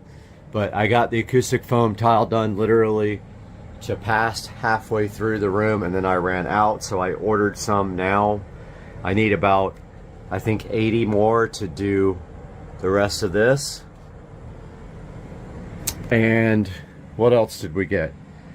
That's pretty much it. I've been working on foam tile for days. It's very time consuming to put these in, and I have to cut around these lights as well, so I've been doing that, and cut around the in-ceiling speakers.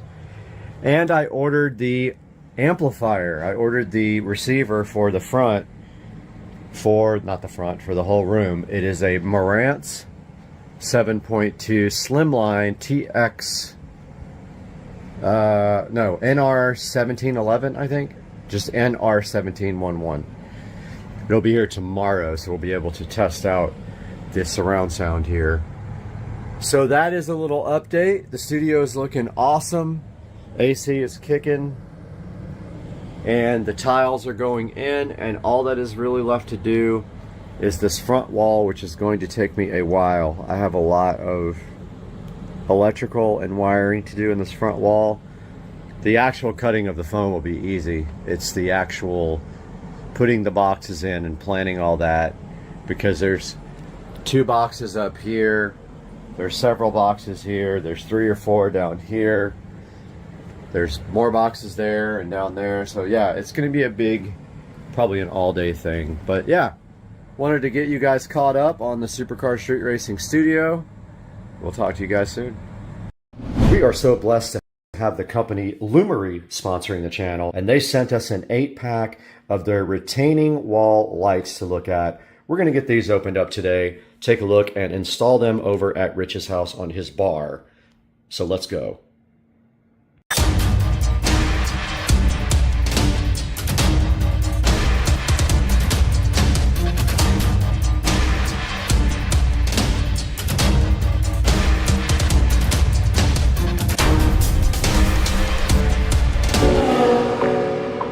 Inside of the actual carton, we can see right here and right now that they do look like this. And that is a good look at how they look. And they have a jumper wire on them, and the light is at the bottom, and they just go on the wall underneath the lip, just like that. Or it looks like you can flip them over so that they can use the other way, like that. So they can mount either way, and then this is hidden up underneath the wall, just like that. Okay, so it makes it so you can light up a wall and you don't see the bracket. As indicated right here on the front in the picture, the bracket is hidden by this little ledge on top of the wall. So that is what one looks like. Let's get them all unboxed now and see if they gave us a power supply. I don't think they did. These are the rest of the lights, but there is no power supply. You will need a 12-volt power supply with these to get them working. So you will use a landscape lighting transformer that converts 114 volts to 12 to 24 volts. And that is all that is included. So we will have to order a low voltage transformer for this. I do not have one. I had one, but I purged it, I believe. So I don't think I have that anymore. I'll have to check. Double check, I do not have a transformer for this. I wish I would have kept the one that I had, but I didn't think that I would ever have a use for one of those small transformers. So I do not have a transformer to put these in with. For Rich, I will have to order one for him, and I will get on the horn to Amazon right now and get that ordered so that we can continue this project. Because yeah, you cannot do this without a transformer. It is not the type of kit that comes with its own power. You must provide power for it. So I will show you guys at the end of the video what transformer I did order for the Lumery retaining wall light kit. We'll need a 24 watt transformer for this. You can see on the back here that you get 8 of these, and they take input voltage of 12 to 24 volts AC or DC, and they have a 3 watt per light requirement. So let's find an appropriate transformer that is 24 watts. End up ordering a transformer for $13 total for this guy. There was a coupon for it. We'll discuss that at the end of the video. Now we just have to wait for that transformer to come in. Okay, the second part of the equation did come in for Rich's lights, and that is the 12 volt 30 watt power supply that we got for like 13 bucks off of Amazon. So these will work with Smart Life, the actual app, and then this will provide power to it, and I will have to hardwire this into these lights. And that's all we need to do, except to get over to Rich's house when it's nice and cool outside and get these things installed. All right, we do have the Lumery lights set up now in the bathroom. These are the Lumery smart retaining wall lights, and this is how you would set them up on a wall next to your house. And they do have the ability to kind of pivot on this mount. So it works pretty good here to demo them. I'm not going to install them on a real final surface yet, but we are in the point right now where I've added both of them to the Lumery app by hitting the plus sign. They did show up and they did add to the app, so they are available in the app. Now it says to pair them, you unplug for 5 seconds, and then you plug it back in and hold any key on the remote control. Okay, so I unplugged and replugged them. They would not pair, but it was pretty easy. All I had to do was hold this group button until they paired, and now they are all controlled via this remote control now. So we can go to RGB mode, or we can change the brightness here to low or high. And then we have a lot more options in the app, but I wanted to step back here and let you see these guys as they light up. It's kind of a cool idea even for an inside place. Like, these would kind of work on under cabinet lighting. Honestly, they'd be cool for under cabinet lighting. And then you can change the color temperature if you just want white or warm white. And then I do believe everything else is available from the app, but you can see here how they mount. There's just a metal plate here, and then these are twistable. You can turn this however you want. If you want it to shine more on the outside, you turn it out. And yeah, so these are the Lumery. These are actually promised to Rich for his house. I went into the Lumery app and changed the scene setting to gorgeous, and that's kind of what it looked like right there with the gorgeous mode selected. You can sync these together, so you can make them into one group, or you can control them separately. And of course, we only have 2 of them out of the box right now, and there are actually 8 in this kit. So this is going to look cool on a bar. So this is going to actually be underneath a bar, all the way up against Rich's bar, and replace an old LED light strip that failed. But that is for a second video to install these. The first video is just talking about the actual product and showing you kind of a little demo of them. But there are more in the box, and I am just using this 12 volt 30 watt power supply for them. It was very cheap. I'll put a link in the description to that as well. Let's throw it into the studio for Supercar Street Racing and Brad to see these on Amazon.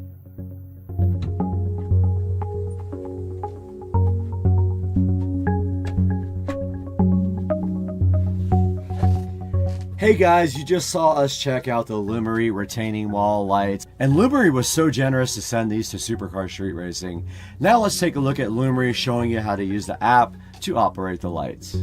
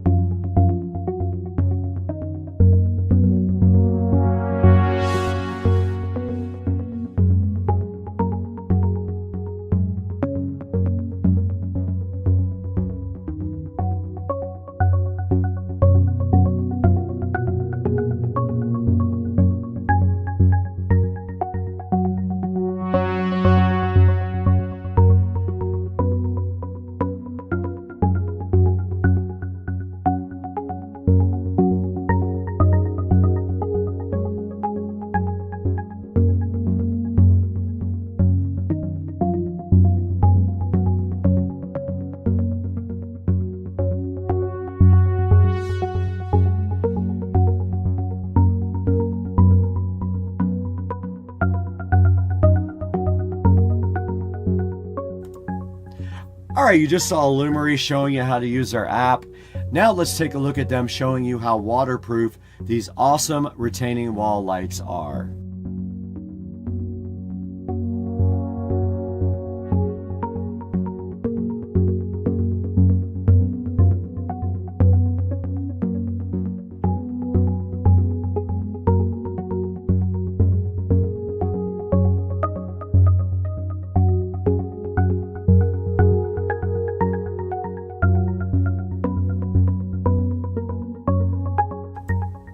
Alright, you just saw from Lumery those lights went right underwater and had no issues whatsoever.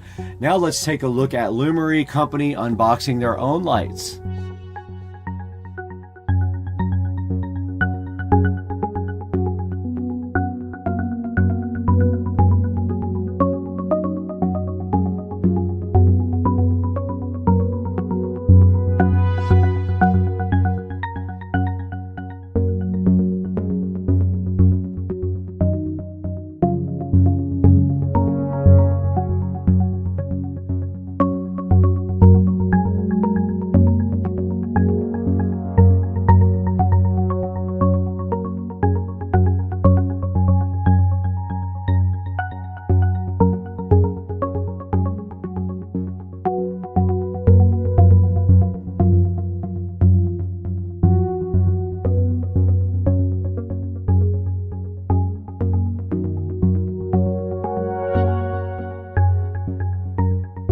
Guys, thank you so much for watching the video, and I hope you buy through our links in the description. It helps us out so much, and you don't even have to buy this. You can buy anything you want. Go ahead and check out the Lumery 7-inch smart LED hardscape lights, and we'll see you next time on the channel. We got a lot of stuff to do. We have 7 million projects going at the same time, and it's mind-numbing.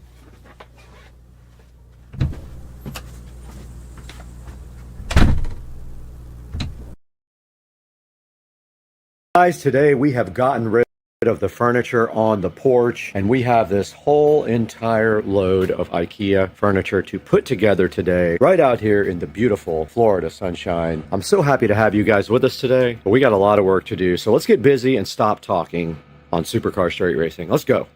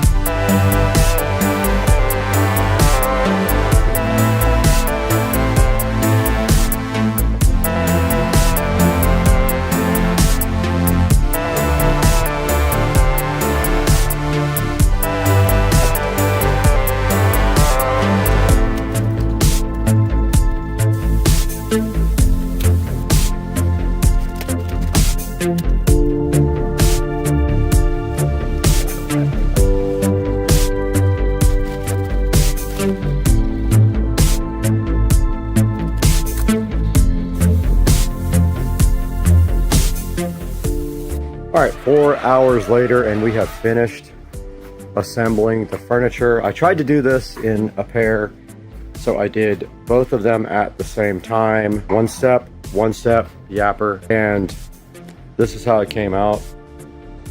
So these are mirror images, and I think this looks fire, dog.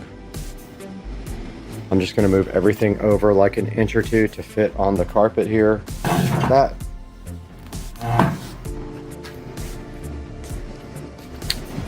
This one here. Let's go! I had a mouthful of food. Let's go! Second part of the equation of the outdoor furniture switch over and refresh is this lounge chair and table set here. We got to get this out and get it put together. One of them is a table and chair. The other one is just a chair, and it is from Hdmi Outdoor Living with very good reviews. Let's get these outside, get them unboxed, and have probably the most fun ever by building more furniture that only took 4 hours to do the other set, guys.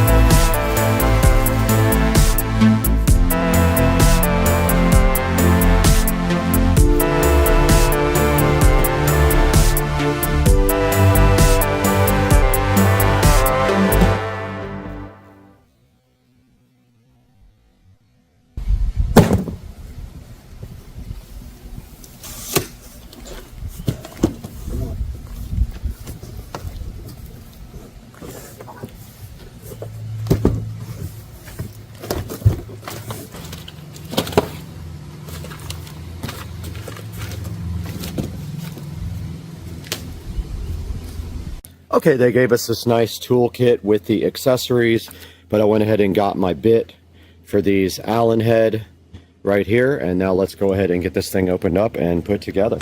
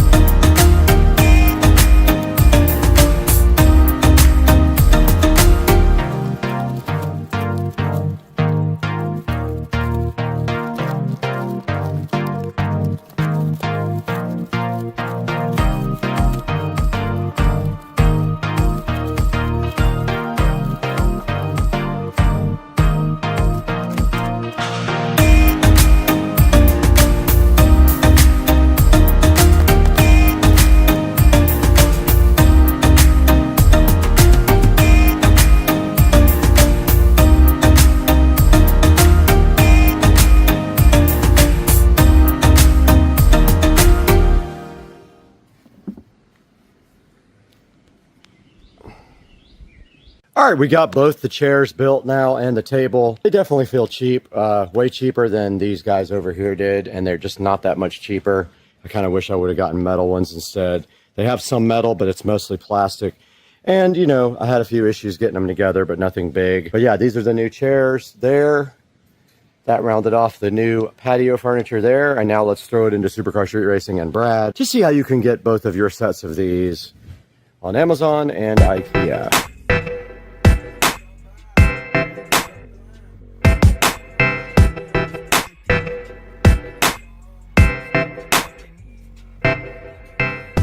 We're back at the 4K production studio today. My name is Brad, and if you haven't been to our channel, welcome.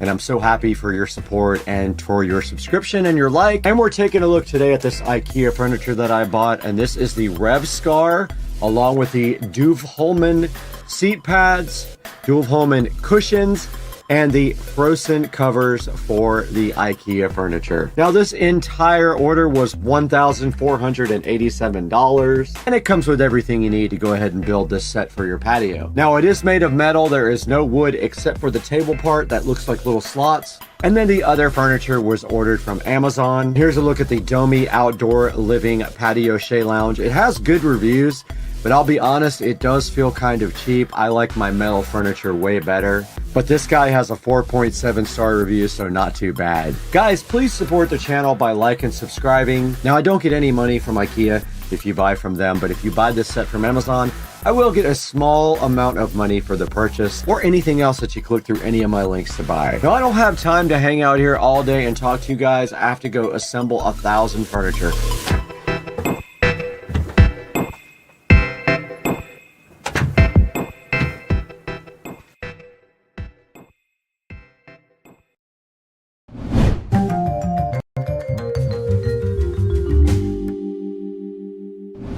Just take care of that.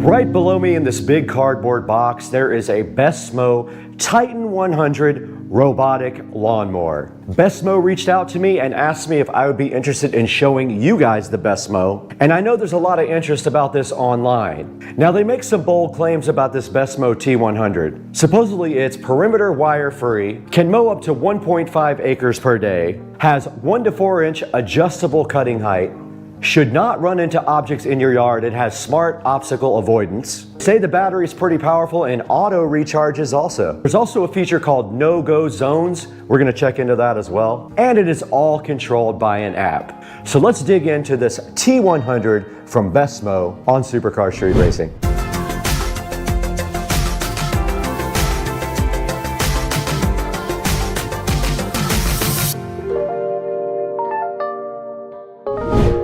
The Besmo T100 is sitting right in front of me today on Supercar Street Racing. First of all, I wanted to thank you guys for 100,000 subscribers. That happened this morning. You can check out the live stream, and we were on live when we rolled over the 100,000 subscriber mark. But back to the lecture at hand. We got the T100 sitting right here in front of me, making some bold claims about being the most intelligent robotic lawnmower available. Now this guy uses AI to accomplish its mission. Artificial intelligence does object recognition in the T100 by Besmo. Now they say this T100 can cut directly up to the edge of your lawn for perfect edging. It has custom schedules as well. You can program it to when you actually want it to go mow, so it can even take care of your grass when you're away. Now, one of the coolest things about this guy is you don't need boundary wires to keep the lawnmower inside a specific area. Besmo claims this guy can go up to a 30-degree slope, meaning if your yard has a few little hills, this little guy should be able to power right up them. Now, the T100 can mow up to 1,000 plus square feet per hour. This thing has something called smart routes. You basically just drop it down and it starts mowing. You don't even have to worry about it.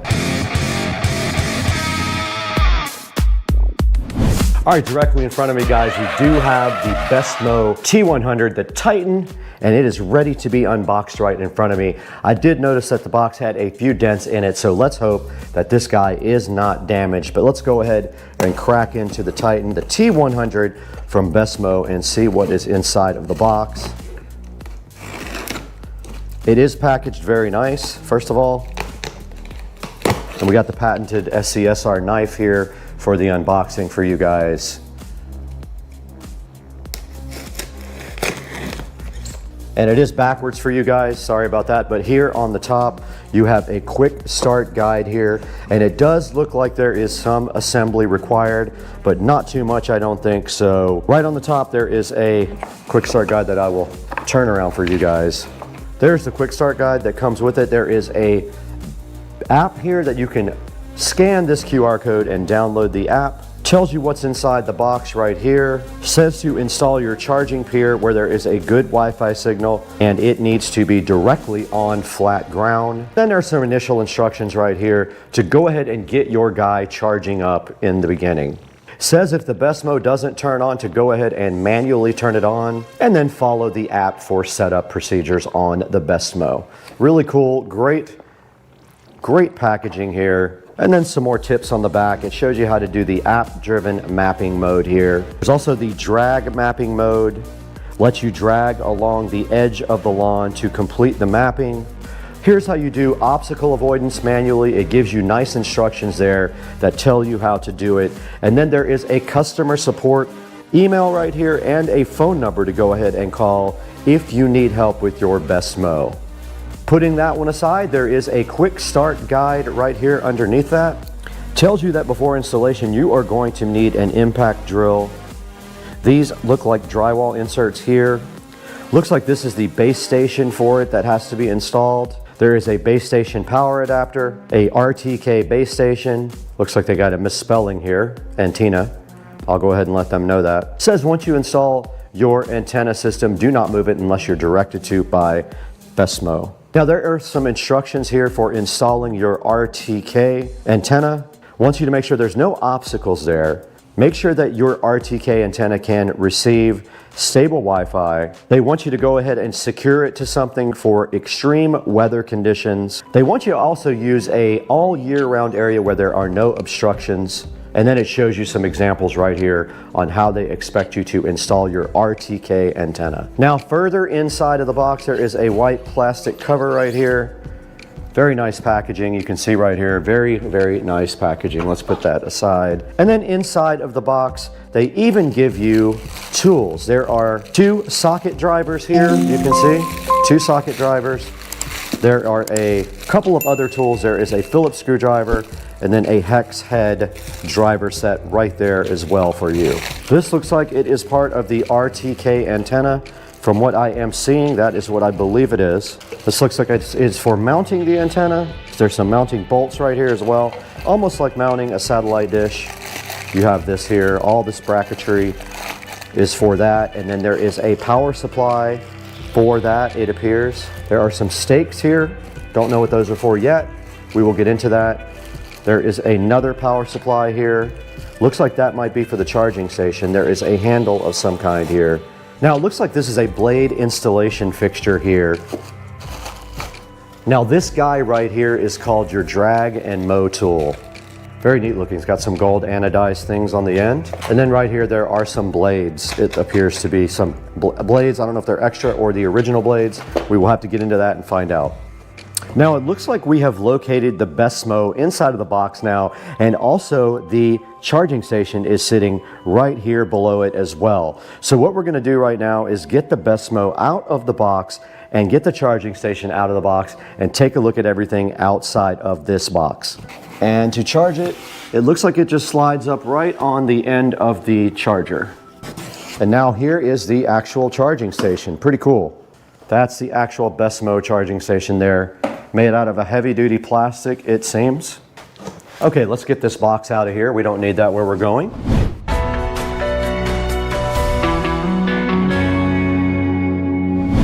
All right, guys, right here in front of me, you can see the Besmo sitting so fly and so fresh. And it does say right on top, do not lift or carry this guy from the camera casing.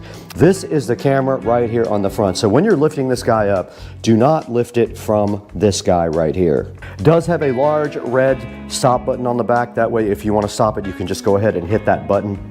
Now right here on the quick start guide, it says it does not want you to put their charging station any more than 4 feet from the actual house, and it has to be at least 7 feet away from the nearest obstacle. And it says it right here on the quick start guide right there. Now it wants us to go ahead and power up the charging plate.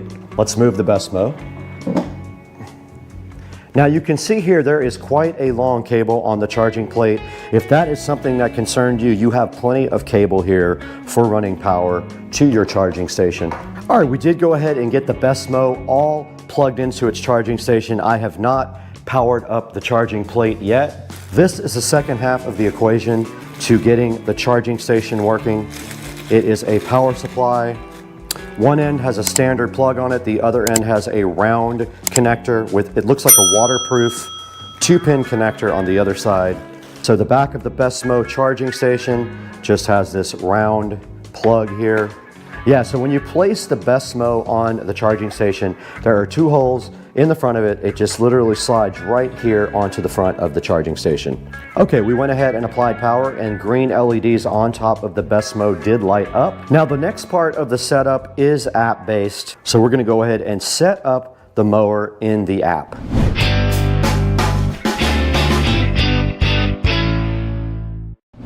Okay, we went ahead and scanned the app on the QR code for the quick start guide, and we can see here in front of me, we can see Besmo right there in front of me. We're going to go ahead and click install, and it is downloading while this thing is charging. I'm going to go ahead and open up the Besmo app now. It says allow notifications. I am going to do that. Now it wants us to go ahead and add a mower here. I'm clicking allow location while using the app.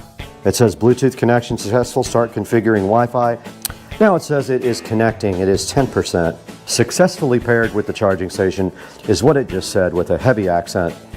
Now I don't have the antenna plugged in yet. This is the RTK base station. I am inside also, so that might affect GPS. All right, that is not going to work because we have to be outside. Let's go ahead and leave this guy on the charger overnight.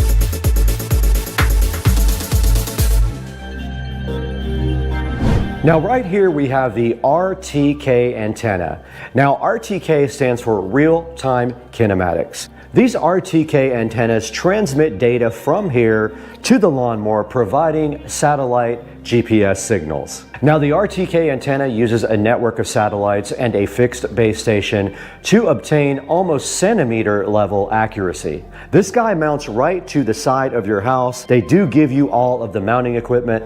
It's almost just like mounting a satellite back in the old days when you were mounting your dish network or your DirecTV antenna. You have a small pole right here that mounts to your house, and then you have a plate right here as well. That plate does just go on the end of this rod like that, and then you tighten it down, and on this side you actually screw this to a plate mounted to your house. For example, right here you see the mounting plate. This guy would be on the side of your house. You can screw this directly into, just like that. This will be flat on the side of your house. Now your RTK antenna just simply mounts to this plate here. It does fit right inside of there, and you put the screws back in, and then your RTK antenna simply mounts directly to the top of this plate, just like that. And you can do that part first. So you remove this here, it will sit on the end of your rod just like that, and that mounts to your house. This is what provides the real-time GPS data for the Besmo.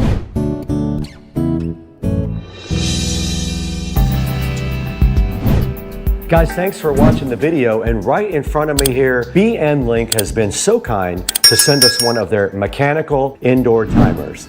Now, BNLink has been a partner of Supercar Street Racing for over 6 months, and they reached out to me recently and said, hey, do you want to take a look at this cool, simple indoor mechanical timer? And of course, I said, yes, I will do that for you guys. So in front of me, we have that timer. Here it is right here. It does come in a 2-pack. There will be a link down in the description for this guy. It's very simple the way this guy works. On the front, there is a dial. You simply push in and pull up on the little pegs, just like this, to set a timer. The little pins just simply pop right up, in which case you can set an on and an off time, and it goes in 30-minute intervals. It's very simple to operate. On the front here, it has a plug to plug your device in, and on the back, it does simply plug directly into the wall. Now, this is made for indoor use only. Do not use this outside. It is not weatherproof or water rated, only for use inside. VNLink is awesome. I love working with those guys, so I was excited to show you guys this simple timer. Go ahead and look for a link down in the description. Order yours from our official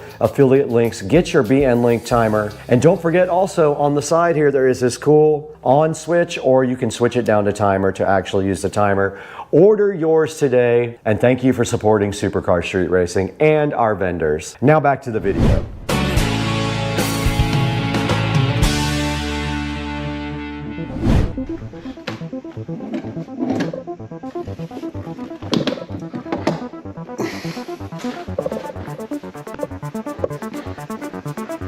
That hole was leaking. Plate locked.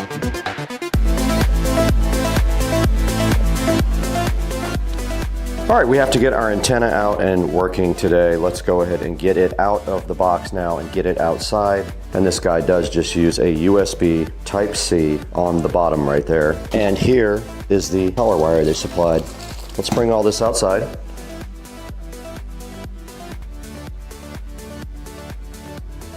All right, so we're out here working on this bracket to hold the GPS module up in the air. Brad tried to just do a temporary rig just to get things going, but we decided to take the time to put this all together. So it's very simple, very easy. You have a bracket that goes against the wall. Everything pretty much screws into one another. And then you have the ability to extend it out with this collar. And then of course you have the top mounting bracket, where we will attach the unit itself to. So what we did is just found a temporary hole. So we're just gonna take a camera off real fast, screw that up there just to hold it. Okay. And then obviously one of the things is you wanna be able to hide the wire. So you have the ability to run the wire through the entire pole. Cable management right through exactly, right to the top, get to the top. So that's what I'm doing now. But okay. I mean, it's about as easy as it gets. You have a few set screws that come in the box for both this top and then for this collar here that you put in. And then obviously you have a couple of screws to attach. Yep, we're gonna screw there, and it's very easy to put together. Very simple. I'm gonna get everything assembled first, and then I'll go up there and put it on there. So just to make sure everything's going through. So sounds good. Okay, he said make a full circle. Okay, you wanna get the big camera? All right, Joe has the Besmo ready to map. He's gonna go ahead and connect to this little white zip tie, and he's going to drag it in a full circle around the yard. Go ahead, Joe, let's see what you got. Real quick, it comes with this telescoping holder right here that you can drag this thing around with. So you just open it up and then tighten it a little bit. So you just clip right on here.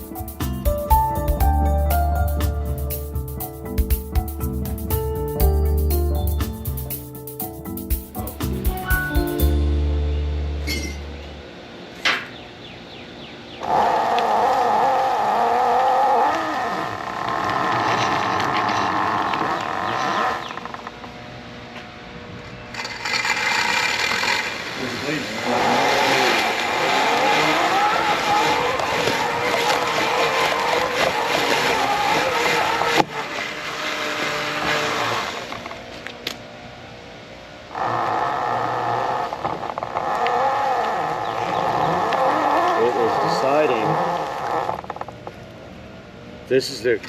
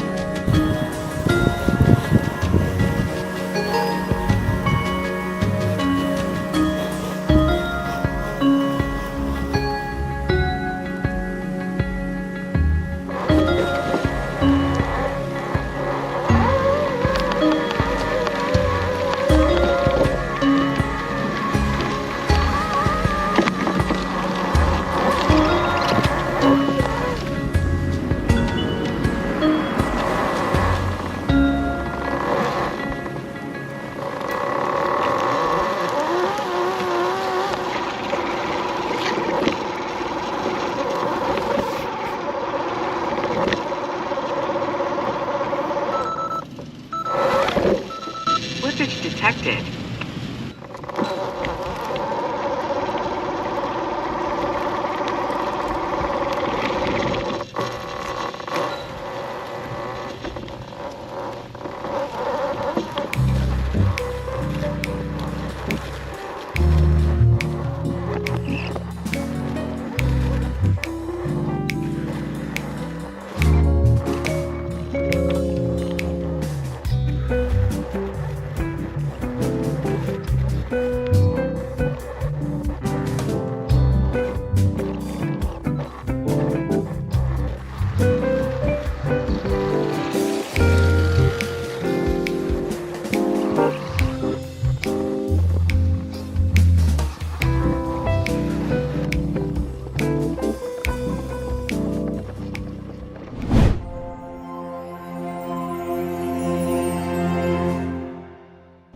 Alright guys, here is a look at the yard after the mower got done. I came up behind it with the trimmer and went ahead and edged a few places that it missed. It had a few issues here and there. I'll be working with the developer on that, but for now, this is how it looks after the mower got done. It did both sides over here and the backyard, and you can see on this side too.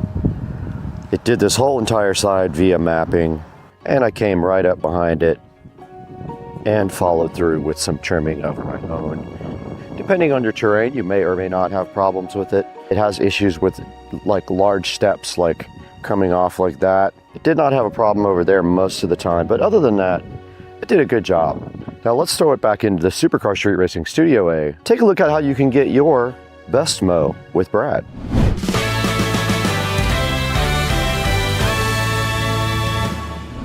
Guys, welcome back to Supercar Street Racing. We are sitting in Studio A right now and shooting on the new Canon camera, which I'm still having a few issues with, so I am working through that stuff. We lost a bunch of the footage that we shot. I don't know why. I'll have to talk to Canon about that later. And on the other side of the screen over there, you can see the Bestmo, and we did enjoy working with Bestmo on this new product. I hope that you guys will take advantage of this opportunity. There will be a link in the description. Please click through my official affiliate link. It's pretty easy to set up. There are only a couple steps. You put the GPS antenna up on the house, the RTK antenna. You go ahead and adopt the RTK antenna, you adopt the mower, and then you go ahead and pull the mower around with that metal rod and map your area, and then the mower just does its thing. There are a few options in the setup that help you, things like obstacle avoidance. You can lower and raise. You can also change the direction of the mowing and do things like that. So I encourage you to try out the Bestmo and let me know what you think down in the description. Go in the description, check out the official affiliate link for Bestmo. It comes with everything you need to get started, including spare blades, all the tools, the antenna, everything to get you set up and get you mowing your lawn. Now please like and subscribe if you haven't. It helps me out so much. You have no idea how much your support means to Supercar Street Racing. Drop a like, drop a comment if you like the video. Let me know if you have any questions about the Bestmo. I am in direct contact with the manufacturer. And thanks again for watching. We will see you on the next one. Oh, here they go. They got it. They got it. All right, today we got this entire frozen turkey to throw to the alligators, and I'm really curious what's going to happen when we throw this out there. What do you guys think? Put it in the comments right now. Let's do this.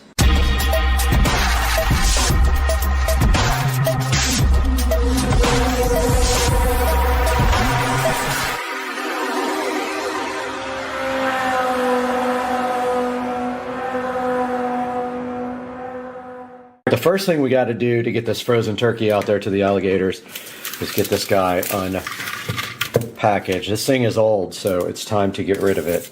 Now I'm wondering if I'm going to be able to unpackage it, so I'm going to try to get this skin off of here now with it completely frozen. Let's see what I can do. We got this thing unboxed, unpackaged, whatever you want to call it. Now we got to put gloves on. It's freezing cold, and get this outside and see what happens when the gators grab it. All right, we got some eggs to get the alligators interested first, and then we're going to throw a frozen turkey out there and see what happens. Now you guys saw when we threw a dead bird. We're going to find out what happens with a frozen turkey real quick. Let's do this. And we already got one coming over. Let's throw him some eggs. Oh, he's the big one too. He's hissing at me.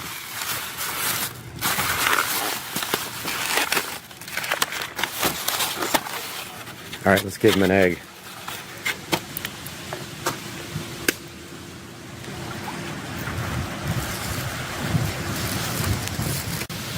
Get your egg. Here comes another one over here on this side.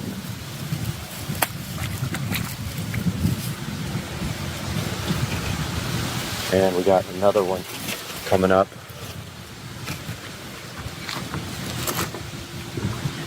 We got one over here.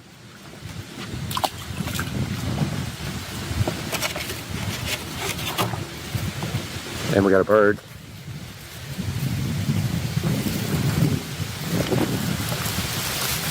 All right.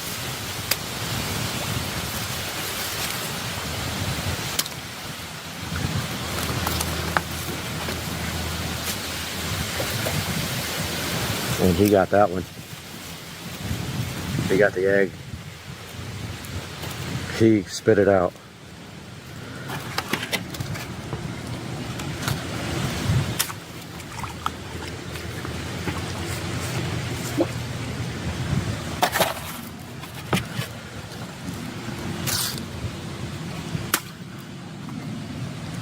They are not too interested in the eggs. Oh, look at these two fighting. They totally fought.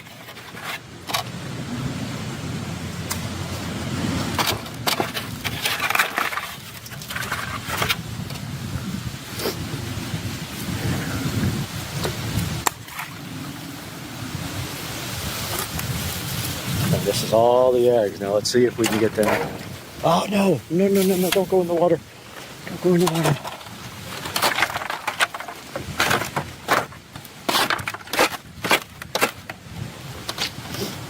All right, it almost went in the water. Are they interested in the eggs? All right, let's see if he'll take. He's trying. Let's see if he'll take the frozen turkey. All right, here we go. Completely frozen, 100% frozen turkey.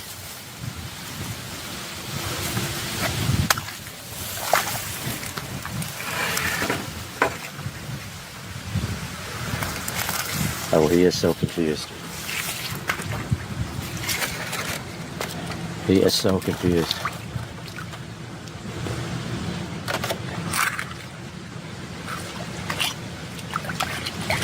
He's trying to eat eggs. Oh, they're fighting. He doesn't understand it. He just cares about the eggs.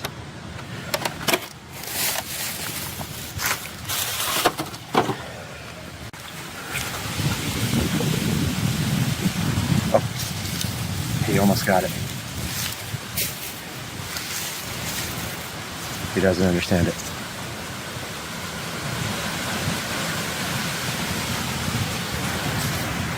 Okay, I think he smells it, but he can't really get it.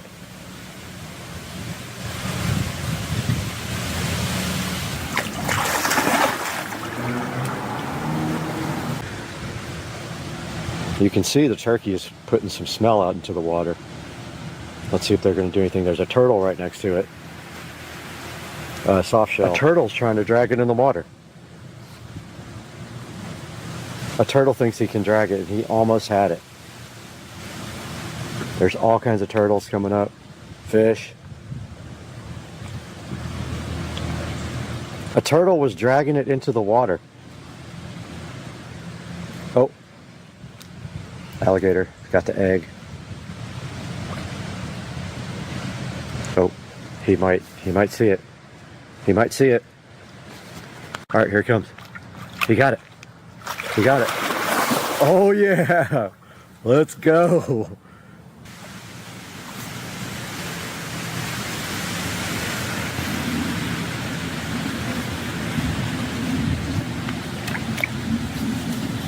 Oh, here they go. He got it. He got it. He went down to the bottom with it. He's rolling with it. Shut up. Awesome. He grabbed it and started rolling with it. That's amazing. Look, he's still going after it.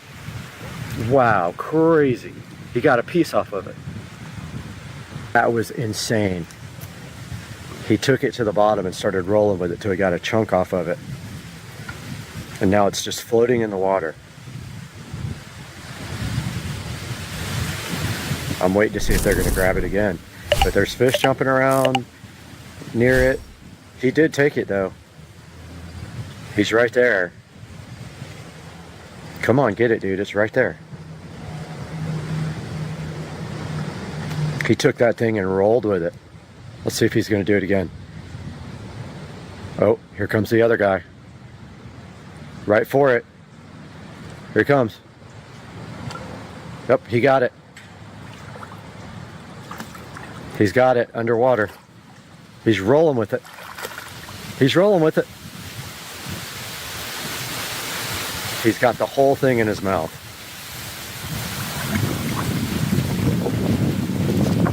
They roll around with it. I guess they're having trouble getting the meat off of it, and now he's over there with it. He's taking it to his homeland. All right, he's got it way over there now. He took it way away from the other gator, which is right down here, and he's going to take it to his own little area where he can chomp down on it. Crazy. What a cool thing to see, them rolling with these things. Okay. Where is that, Brad? You know where it's at? Hold on. Yeet! We don't need that where we're going. Hell no.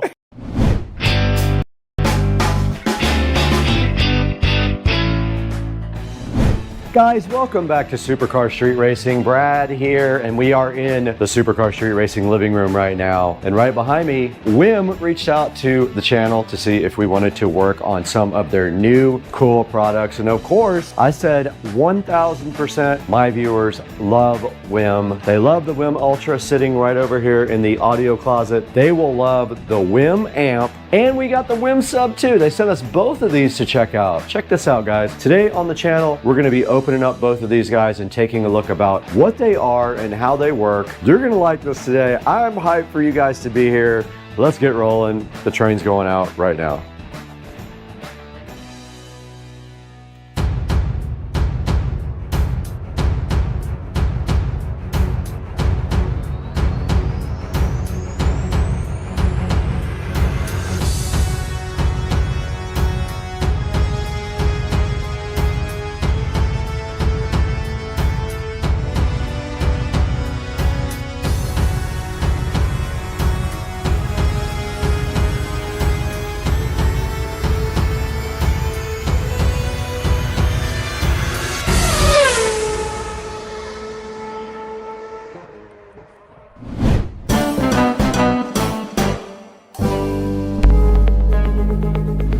We are back in the Supercar Street Racing amazing living room. You got Brad here again as usual. And today is Friday, so I'm super hyped about the weekend coming up, but I'm even more hyped about the Whim Amp Ultra sitting right here, so flying fresh. And then also the Whim Sub. I have not even cracked the box open on this because I wanted you guys to see it when I see it. And look at this Whim Amp Ultra right here. This is so perfect for a lot of different people. You're gonna be so hyped when you see this. And it has a built-in amplifier. That's why it's called the Whim Amp Ultra. Not to be confused with Winamp, the MP3 player on the PC. But let's go ahead and see what this is all about today. I love Whim, and I have one right over here. You guys have seen this. This is my whole home audio system right here, and the Whim is sitting right there and supplying the entire house with killer audio, and so of course we love it. So let's go ahead and see what these two things are all about today. We're gonna get these things unboxed here momentarily.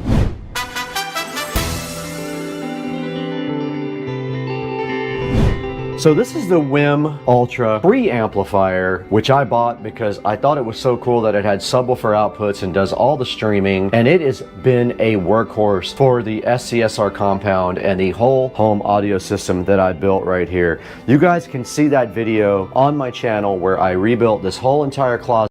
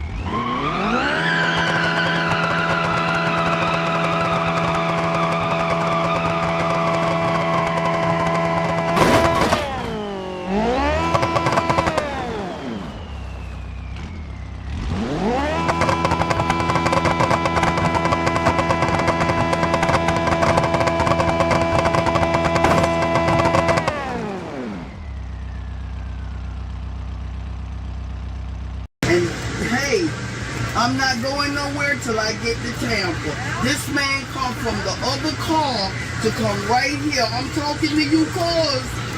Come from the other car to come over here to talk to me about some bull crap. Yes, girl, the demons is out today. Cause that's all it is. I ain't doing nothing. Man say don't put the bag on the chair. The bag ain't on the chair. My dog is in my hand. The dog in the next seat. Ain't nobody in the next seat. I'll be getting off in a few minutes.